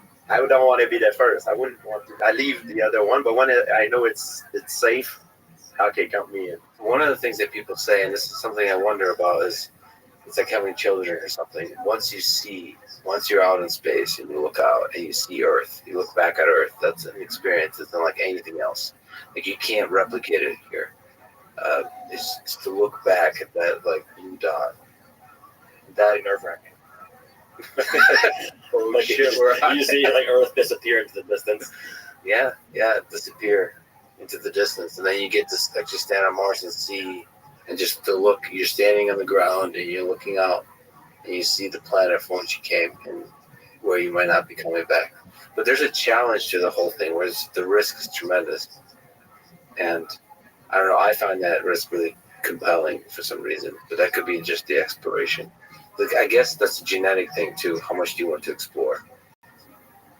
There's a sense, though, in which, even in the best case scenario, where they did get the technology to whisk you to Mars in a fairly short period of time, it's kind of an inauthentic sense of exploration, because your participation in it is no more exciting than your participation in an airline flight to a foreign country. You're basically, you didn't have anything to do with the creation of the vessel. You're not in command of the vessel. You're not in any way, shape, or form important to the mission. You're just a person sitting in a passenger seat, and you get off in a destination the same way you would if you flew to Singapore or London or someplace like that. Well, there's a hierarchy of there's a leadership, and then there's a bunch of people, and they all have roles. You don't get to go to Mars without having some skill set to contribute. You made it sound like space tourism, where you just pay a ticket. I think it's a long time before you have space tourism to Mars. Where you have nothing to contribute. Okay. Like you will have to. So what do? You go through like a training program. You go training program, and then there's technical things you'd be contributing. So they would bring people, in terms of agriculture. I don't know. Okay, so this is better. This sounds like they're more like explorers. Like if you talked before about explorers and human history, where Magellan sets off on his boat, and every person on the boat had a specific function. They were all into the mission in a very authentic fashion. If they weren't on the boat, the performance of the crew would somehow suffer. So this sounds much better. And with Magellan, I think most of the crew died. A significant number, yeah. And from bacteria. I mean, from things that are unexpected and so on. And if we discover life on Mars, who knows what that entails? Because that's like a manned mission to Mars would likely be very driven by the research to do all the kind of exploration required to find life. Now, from Mr. Musk's point of view as a developer, presumably there has to be some kind of financial incentive here too. Is there some kind of financial benefit to Mars missions? Is presumably there wouldn't be that many people on Earth that could afford a ticket to pay for the kind of research and development that would require this. Is there some kind of mining on Mars of minerals that would be used? I think there's a lot of answers to this, but the only honest answer is the one that looks back at the human history, where we did a lot of things just because we could. A lot of hard things just because we could, and that led to a lot of innovation that ultimately made our life better. So this is why you have NASA. This is why you have government organizations. Like, what's the purpose of NASA? NASA would answer that by saying, okay, well, we're helping launch satellites up there. They'll have a bunch of answers, but the reality is the programs were funded in large part by our desire to explore the unknown. And there's some aspect to which we have to all invest into that, because historically speaking, that has produced a lot of cool things along the way that were totally unexpected. Like, but NASA is funded by public funding, the taxpayer. How is Mr. Musk going to fund this? Well, currently, most of the funding was SpaceX is NASA giving money so they're making a competition. Who can get our satellites? We need to go to. It was for the space station to resupply the space station, or we need to launch satellites up. Who's going to carry those quote-unquote payloads? They just need, the NASA's paying whoever the heck wants to get kilograms of thing up into space. This is NASA's specialty. Why did they just give up on that? They realized when Mr. Musk came along, and Bezos and others, that said we could do it for 1/10 the price. So why should the taxpayers pay for that? Why don't you, NASA, do what you do well, which is like test out cutting edge stuff, make sure they're safe. And now that we've developed a car, let us UPS and FedEx take care of doing this at scale, doing it cheaper, doing it better. I mean, that's the argument. And NASA what they realized is it took way, way too long to do stuff. When you're investing millions, that's billions of dollars into a project, the bureaucracy builds up and the conservatism builds up to where you really have to test everything out. So projects take years. And then you have somebody like Elon Musk coming along and says, well, let's do launches every week. And as opposed to just throwing away the rocket, we'll reuse the rocket. That was one of the sort of cutting edge inventions. It's a dumb, obvious idea. Like Elon says, why do you throw away the plane? It's the equivalent as if you flew a plane every time you threw it away. Why are we every time throwing away the plane? But NASA tried that kind of thing with the space shuttle since the 1970s. Yes, but they did that with the space shuttle, but not at the scale here that the space shuttle was seen as this like majestic, amazing thing that requires a huge amount of investment. But Elon Musk is like, no, every basic rocket should be reusable. And cut costs. Do you think like the more technology we have, the more advanced we become, the more specialized we need to be? Like, is that for that reason that now there is different branch? Like you just explained now they're specialized in this, but they left, other branch. Yeah, there's greater and greater specialization as we build up more stuff, which is fascinating because Is it making us more dumb in a way to think like yeah, I don't know, like you know, Helpless, but maybe. I use a cell phone, but I don't know how to build it up from like I mean, it's that beta males building up this whole society because we're this collective intelligence. We rely on each other more and more, and I do also see sort of the rise of conspiracy theories and all those kinds of things because, like, I've been talking to a few folks about flat Earth recently. It's fascinating. There's a large community of people that believe the Earth is flat, and that idea takes, in this day and age, of all the ideas, that's the one that takes hold for a large number of people. And I think that's a consequence of this kind of specialization, where it's just a huge amount of experts. But if you look out into our world and try to reason simply about our existence, we are losing the skills to do that. As more and more people are specialized, as opposed to general thinkers. We're like extremely good at specific things. are we capable now to do a robot that is self-aware? That's one, the legged one. It's No, self-aware, like It's not self-aware. It's been listening, but it's not self-aware. But do you think a human being is self-aware? Or That's a good question. I mean, I ask this question all the time. When the robots move, there's a sense of when they turn on, something entered that robot. Wow. And when it turns off, something left. If they move in a certain kind of way, and if they surprise you, there's certain elements that enable us to see the magic in a living being. And some of them, I mean, we can maybe list them, but it's the ability to surprise you. It's the ability to make mistakes and learn from them visibly. There's a bunch of things that you just, I don't know, it just feels like it has the magic of what is a living being, and which is what humans have. And I try to think about how do you replicate that into a machine. so when you turn it on enough, you feel like it dies every time and it reborn. So for most machines, we don't feel that way. When we unplug things, we don't feel that way. I don't know why we don't feel that way. That's an interesting question. But I think when the robot has certain qualities, like memory, like ability to recognize you, yeah, you start to feel like you're turning off an organism.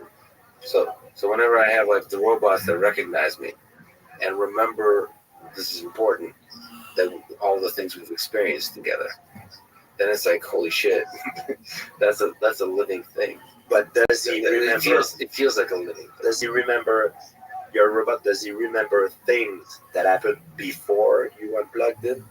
Is it like he's sleeping? Like he wake up, or is he like dead? No, so or right now we start to zero.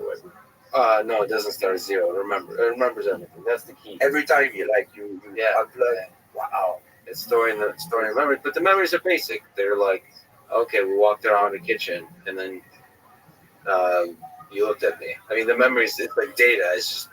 It's not like we've experienced, it's able to actually experience anything deep like we humans can. But just the fact of memory. It's like the toaster or the microwave don't give a shit about me. They don't know me. They don't know me by name. They wouldn't recognize my face as being different from Gordon's. They wouldn't know the difference. And they wouldn't remember, the microwave currently doesn't remember, the times I've been sad or happy, like what food I put into it. It doesn't remember this, when I was being a fat ass or when I was being in good shape. And all just those memories are enough to make you feel when you turn a thing off. It's like, shit. That's a living thing disappearing. Of course, that's kind of an anthropomorphism we do to each other, but that's something, that that makes me believe it's possible to create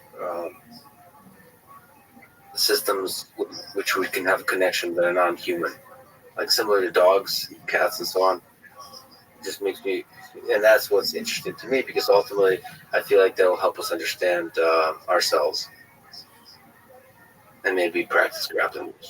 Anyway, well, let me ask the advice question. Now that we're together, I've spoken to John, I spoke to George.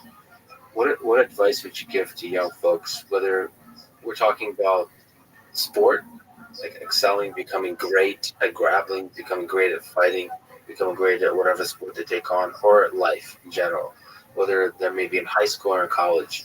What advice would you give them to excel at that thing they take on? I don't know if I'm qualified to answer this because I'm only 26. So You're at the top. you said giving advice to young people. For me, I think the two biggest things are find something that you're both talented in and you enjoy.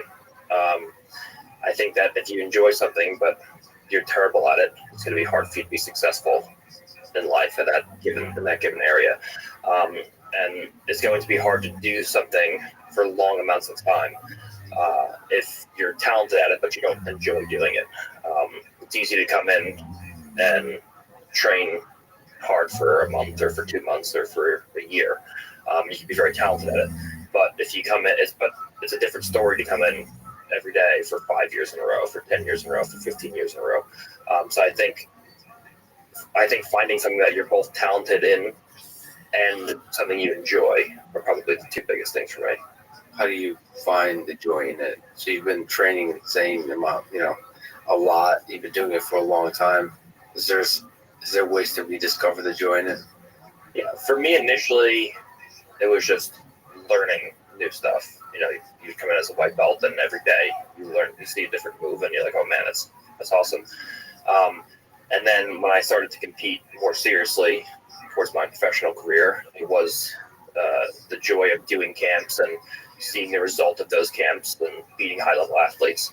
And then it got to a point where I'd beaten all the high-level athletes already, so who am I going to compete against?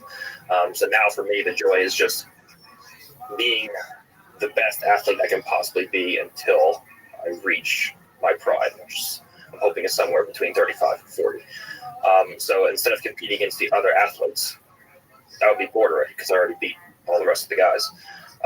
But I know that now. I know that I can be better in a year from now or 2 years from now than I am today, and that for me is exciting. By the way, is there some aspect of teaching that's exciting to you? Yeah, because you've become a better and better teacher over the years. Yeah, I definitely I enjoy teaching, and I used to teach a lot before I met John, and then I met John, and I was like, yeah, I just have no idea how to teach. So that's like a completely different element of the sport.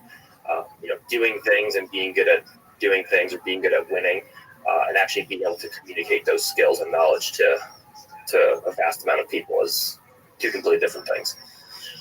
George, advice for young people like yourself?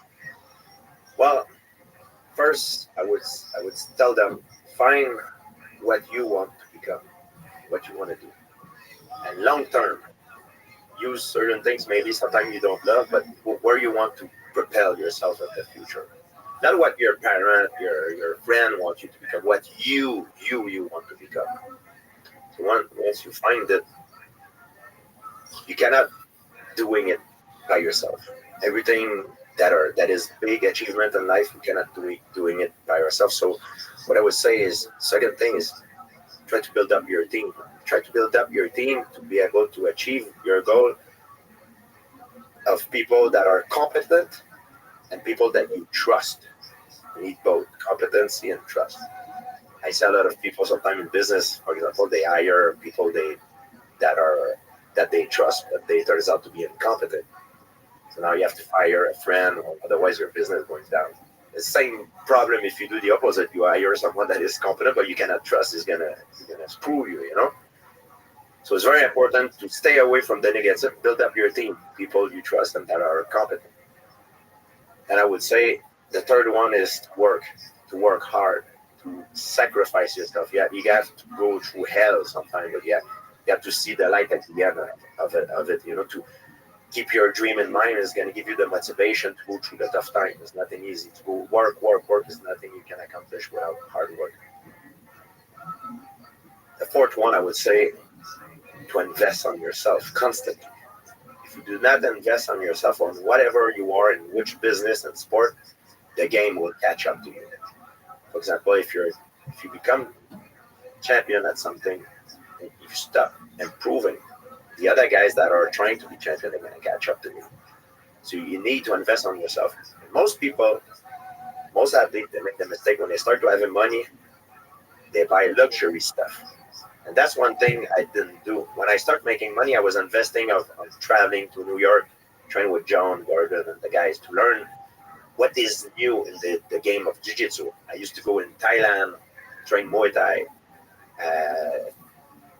in Los Angeles to perfect my boxing skill.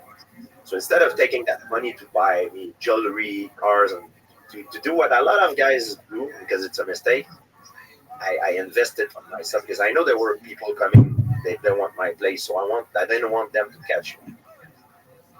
And the last one I would say, things weird, I would say, to give back. And it's not because I'm a nice guy, and it's not that I don't say that to look good. I say that when you make it, it creates opportunity where you can help certain group of people. But when I say give back, not give back to everybody, to anybody, give back only to the cause that you want. I give back not because I'm a nice guy. It's kind of selfish. I only give back to the people that I want to give back, because I give back to them, and I know that if I'm more successful, I'm going to be able to give back to people I love, to the cause that count for me. So it brings me more motivation, because I don't compete for myself anymore. I compete to help people I love in a way. So when you reach the top in your game, you need to find new motivation. If you're satisfied, is the end of it. Your success will go down. So you need to find new motivation. What can motivate you? What do you want? Oh, I want to help this, so I need to be successful. I want to, you need to find a reason. What do you want to do with your success? So when I say give back, it's not because I'm necessarily. It's not to look like a nice guy. It's to keep your motivation, to be able to keep climbing the ladder even more. That's beautiful, George. John. First off, the two responses given so far cover, I think, the most important things already. Gordon talked about the need for an underlying passion and enjoyment. If you don't have that, you're not going to have the longevity that is required. In order to build skills, which is ultimately, if it's going to come down to your ability to build skills, you've got to have some kind of underlying passion and enjoyment, which will keep you in the game long enough to build world championship skills. It's going to take a minimum of 5 years, and quite possibly considerably longer than that. George talked about the idea of community. You're not going to make it by yourself, so you've got to be able to build people around you and build a trusting environment around you to develop those skills. What I would add to the excellent points that both already raised alludes to what I said at the start of this podcast. You've got to be able to identify some kind of undervalued elements in whatever industry you're in and show the world what their true value is. In addition, you can't go through life doing the same things as everybody else and expecting to get different results. This is straightforwardly irrational, and worse, it's even arrogant. It's essentially the statement that I'm going to do the same thing as everyone else, but I believe I'm different. And so they'll work for me, but they didn't work for everyone else. That's like saying, no, I'm special. No, you're not special. We're all pretty much the same. And in order to be special, you're going to have to exhibit skills that other people simply don't have. Thirdly, I would say if you want to become something truly impressive in life, you've got to be able to focus on one or two things that you do better than anyone else in your industry. You can't learn everything, but you can get one or two skills And the more innovative those skills are, the better. And you could truly excel at them. For example, at the peak of his career, no one in the world was better than George St. Pierre at integrating striking and takedowns. No one in the world was better at integrating grappling and striking on the ground. He had two things that he could confidently say he was the best in the world at. Was he the best at every MMA skill? Nope. But he was absolutely the best at those two skills. And those two skills were skills which he used throughout his career to win the vast majority of his matches. Gordon Ryan, at the onset of his career, could confidently say, there's no one in the world better than me at leg locks. He could also say, there's no one better in the world than me at late stage defense to submission holds across the board. As he went through his career, he started adding more and more elements. It's gotten to an extraordinary degree now where you could absolutely say he's the best at guard passing, the best at guard retention, and the list just keeps going on. And that goes back to what Gordon said earlier about keeping things interesting over time, because we're always introducing new skill sets. The day you start saying, I'm satisfied with my skill set, is the day you get bored. And boredom to an athlete is a precursor to death by boredom. As long as you're still growing in those directions, you'll stay in the game for very long periods of time. So the main thing I would add to these statements by Gordon and George is this idea of finding something which is currently undervalued and showing the world what its true value is. Understanding that you can't just use the same training methodologies as everyone else and somehow expect to be different from everyone else. You've got to, almost every great rise in human civilization, whether it be groups of people or individuals, required some kind of innovation. You've got to look for that new angle. Okay, George St. Pierre found it with shootboxing early on in his career. Gordon Ryan found it with leg locks early on in his career, and they branched out from that angle. Add to this the idea that you want to become the absolute best in the world in your industry in one or two things that make a difference. Find out what they are and focus on those things, and you'll go far. John, Gordon, George, this is an incredible conversation. Thank you so much for your extremely valuable time, George. As somebody who's become famous in part by commenting on people's performance, how do you think we did? How would you evaluate our performance today? I'm not impressed by you. Thank you, John. That was it. I learn all the time. I talk to you guys. It's great. I love it. I was very stimulated. I really enjoyed it. Yeah, it was something I really was looking forward to. I was hoping that we'd get together. It's so rare that at the same time in history there would be some of the greats together, and the fact that you guys would be willing to come together and talk like this is awesome. And that Gordon would even wear a cowboy hat. I mean, this is just historic. This is like Churchill getting together with whoever, you know. This is great and all, but the next one is just going to be us just quizzing John on which animals would win in fights. Yes, for the whole 3 hours. It'll be just so we'll invite Joe, and it'll just be we'll make it a systematic. It'll be a debate analysis between Joe and John on which animal would win. John and I, we have a thing that we send each other footage all the time of animal fight. We are very intrigued about animal fight. I get him at like 3:30 a.m. on Instagram. He's like, check this out.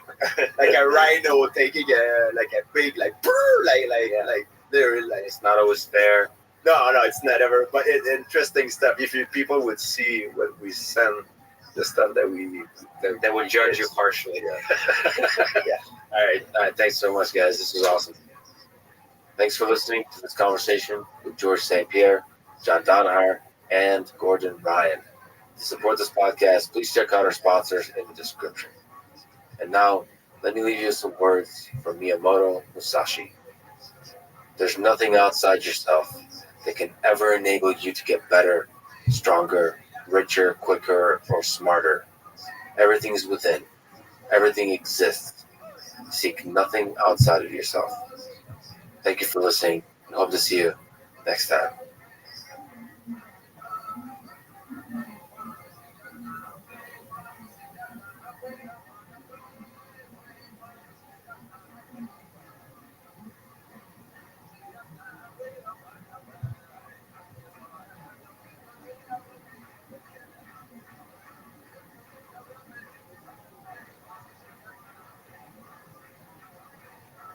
I believe our official scientific worldview is incompatible with the reality of consciousness. Do you think we're living in a simulation? We could be in the Matrix. It could be a very vivid dream. There's going to be a few people that are now visualizing a pink elephant. A hamster has consciousness. Except for cats, who are evil automatons that are void of consciousness. Consciousness is the basis of moral value, moral concern. Do you think there'll be a time in like 20, 30, 50 years when we're not morally okay turning off the power to a robot?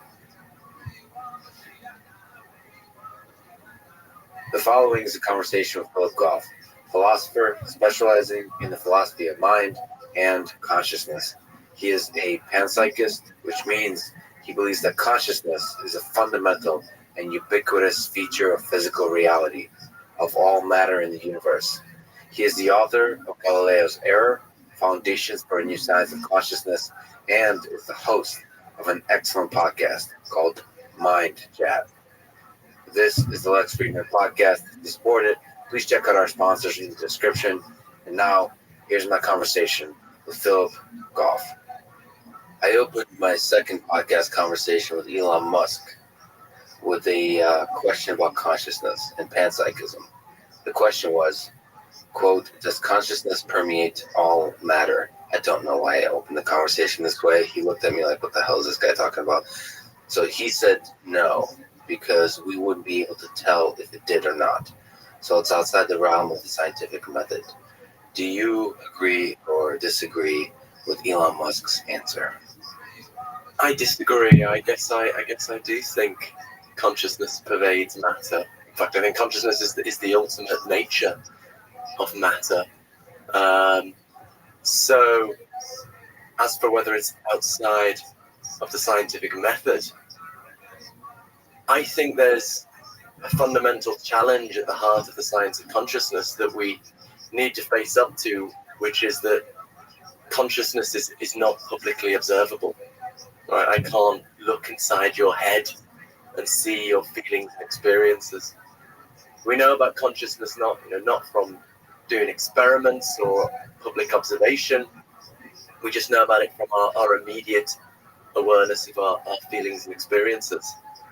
So Qualitative, not quantitative, as you talk about. Yeah, that's another aspect of it. So there are a couple of reasons consciousness, I think, is not susceptible to the standard, or not fully susceptible to the standard scientific approach. One reason you just raised is that it's qualitative rather than quantitative. Another reason is it's not publicly observable. So I mean, science is used to dealing with unobservables, right? Fundamental particles, quantum wave functions, other universes. None of these things are observable. But there's an important difference. With all these things, we postulate unobservables in order to explain what we can observe, right? In the whole of science, that's how it works. In the case of consciousness, in the unique case of consciousness, the thing we are trying to explain is not publicly observable. And that is utterly unique. If we want to fully bring science into consciousness, we need a more expansive conception of the scientific method. So it doesn't mean we can't explain consciousness scientifically, but we need to rethink what science is. What do you mean publicly, the word publicly observable? Is there something interesting to be said about the word publicly, I suppose, versus privately? Yeah, it's tricky to define, but I suppose the data of physics are available to anybody. If there were aliens who visited us from another planet, maybe they'd have very different sense organs. Maybe they'd struggle to understand our art or our music. But if they were intelligent enough to do mathematics, they could understand our physics. They could look at the data of our experiments. They could run the experiments themselves. Whereas consciousness, is it observable? Is it not observable? In a sense, it's observable. As you say, we could say it's privately observable. I am directly aware of my own feelings and experiences. If I'm in pain, it's just right there for me. My pain is just totally directly evident to me. But you, from the outside, cannot directly access my pain. You can access my pain behavior, or you can ask me, but you can't access my pain in the way that I can access my pain. So I think that's a distinction. It might be difficult to totally pin it down how we define those things, but I think there's a fairly clear and very important difference there. So you think there's a kind of direct observation that you're able to do of your pain that I'm not. So my observation, all the ways in which I can sneak up to observing your pain is indirect versus yours is direct. Can you play devil's advocate? Is it possible for me to get closer and closer and closer to being able to observe your pain, like all the subjective experiences, yours in the way that you do? Yeah, I mean, so it's, of course, it's not that we observe behavior and then we make an inference.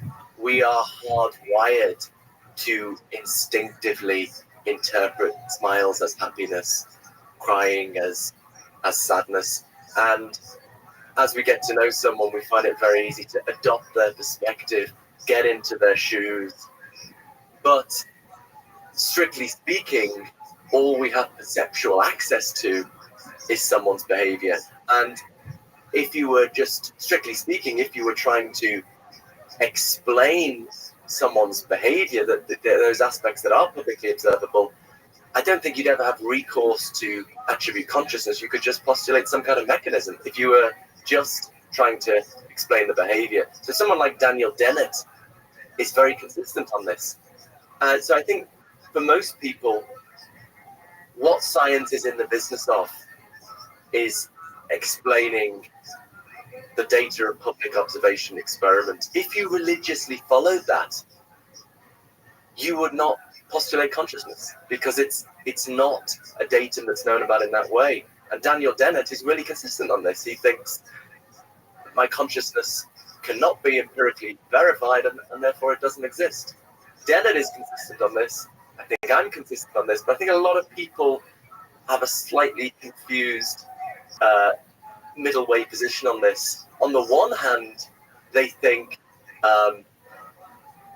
the business of science is just to account for public observation experiments, but on the other hand, they also believe in consciousness without appreciating, I think, that implies that there is another datum over and above the data of public observation experiments, namely just the reality of feelings and experiences. As we walk along this conversation, you keep opening doors that I want to walk into, and I will, but I want to try to stay kind of focused. So you mentioned Daniel Dennett. Let's lay it out, since he sticks to his story, pun unintended, and then you stick to yours.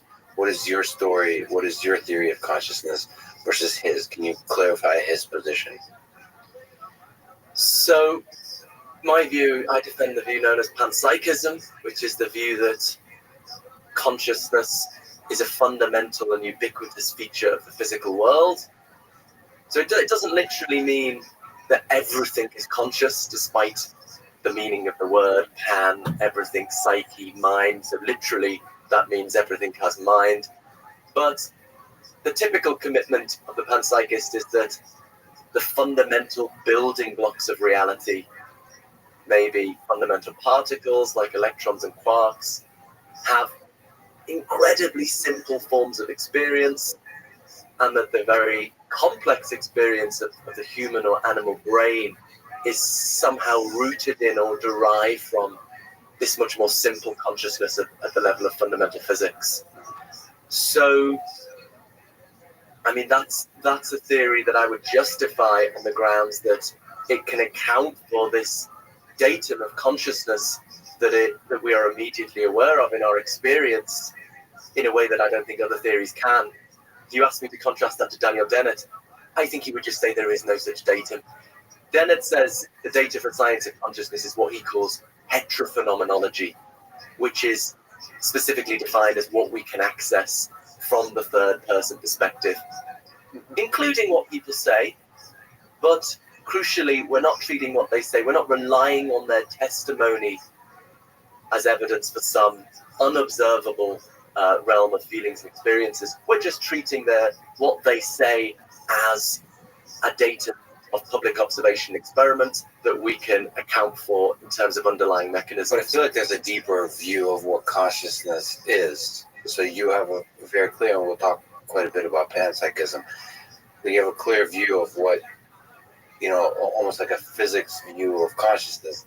He, I think, has a kind of view that consciousness is almost the side effect of this massively parallel computation system going on in our brain. That the brain has a model of the world, and it's taking in perceptions, and it's constantly weaving multiple stories about that world. That's integrating perceptions, and the multiple stories are somehow, it's like a Google Doc collaborative editing, and that collaborative editing is the actual experience of what we think of as consciousness. Somehow, the editing is consciousness of this story. I mean, that's a theory of consciousness, isn't it? The narrative theory of consciousness, or the multiple versions editing, collaborative editing of a narrative theory of consciousness. Yeah, he calls it the multiple drafts model. Incidentally, there's a very interesting paper just come out by very good philosopher Luke Rothschild defending a panpsychist version of Dennett's multiple drafts model. It's like a deeper turtle that will stack just on top the of. difference being that this is Luke Rothschild's view. All of the drafts are conscious. So I guess for Dennett, there's sort of no fact of the matter about which of these drafts is the correct one. On Rothschild's view, maybe there's no fact of the matter about which of these drafts is my consciousness, but nonetheless, all the drafts correspond to some consciousness. And I mean, it's just kind of funny. I think he calls it Dennettian panpsychism. But Luke is one of the most rigorous and serious philosophers alive at the moment, I think. And I hate having Luke Rothschild in an audience if I'm giving a talk, because he always cuts straight to the weakness in your position that you hadn't thought of. And so it's nice, panpsychism is sometimes associated with fluffy thinking, but, contemporary panpsychists have come out of this tradition we call analytic philosophy, which is rooted in, detailed, rigorous argumentation, and it is defended in that manner. Yeah, those analytic philosophers are sticklers for terminology. It's very fun group to talk shit with those. Yeah, well, I mean, it gets boring if you just start and end defining words, right? Yeah. I think starting with defining words is good. Actually, the philosopher Derek Parfit said when he first was thinking about philosophy, he went to a talk in analytic philosophy, and he went to a talk in continental philosophy, and he decided that the problem with the continental philosophy, if it was really unrigorous, really imprecise, the problem with the analytic philosophy is it was just not about anything important. And he thought there was more chance of working within analytic philosophy and asking some more meaningful, some more profound questions than there was in working in continental philosophy and making it more rigorous. Now, they're both horrific stereotypes, and I don't want to get nasty emails from either of these groups, but there's something to what he was saying there. I think just a tiny tangent on terminology. I do think that there's a lot of deep insight to be discovered by just asking questions. What do we mean by this word? I remember I was taking a course on algorithms and data structures in computer science, and the instructor, shout out to him, Ali Shekafande, amazing professor. And I remember he asked some basic questions like, what is an algorithm? The pressure of pushing students to answer, to think deeply. You just woke up hungover in college or whatever, and you're tasked with answering some deep philosophical question about what is an algorithm. These basic questions, and they sound very simple, but they're actually very difficult. And one of the things I really value in conversation is asking these dumb, simple questions of like, what is intelligence? And just continually asking that question over and over of some of the sort of biggest researchers in the artificial intelligence computer science space. It's actually very useful. At the same time, it should start at terminology and then progress where you kind of say, fuck it. We'll just assume we know what we mean by that. Otherwise, you get the Bill Clinton situation where it's like, what is the meaning of is whatever he said. It's like, hey man, did you do the sex stuff or not? Yeah. There's you have to both be able to talk about the sex stuff and the meaning of the word is. With consciousness, because we don't currently understand, very much, terminology discussions are very important because it's like you're almost trying to sneak up to some deep insight by just discussing some basic terminology, like what is consciousness, or even defining the different aspects of panpsychism is fascinating. But just to linger on the Daniel Dennett thing, what do you think about narrative, sort of the mind constructing narratives for ourselves? So there's nothing special about consciousness deeply. It is some property of the human mind that's just is able to tell these pretty stories that we experience as consciousness, and that's unique, perhaps, to the human mind, which is, I suppose, what Daniel Dennett would argue, that it's either deeply unique or mostly unique to the human mind.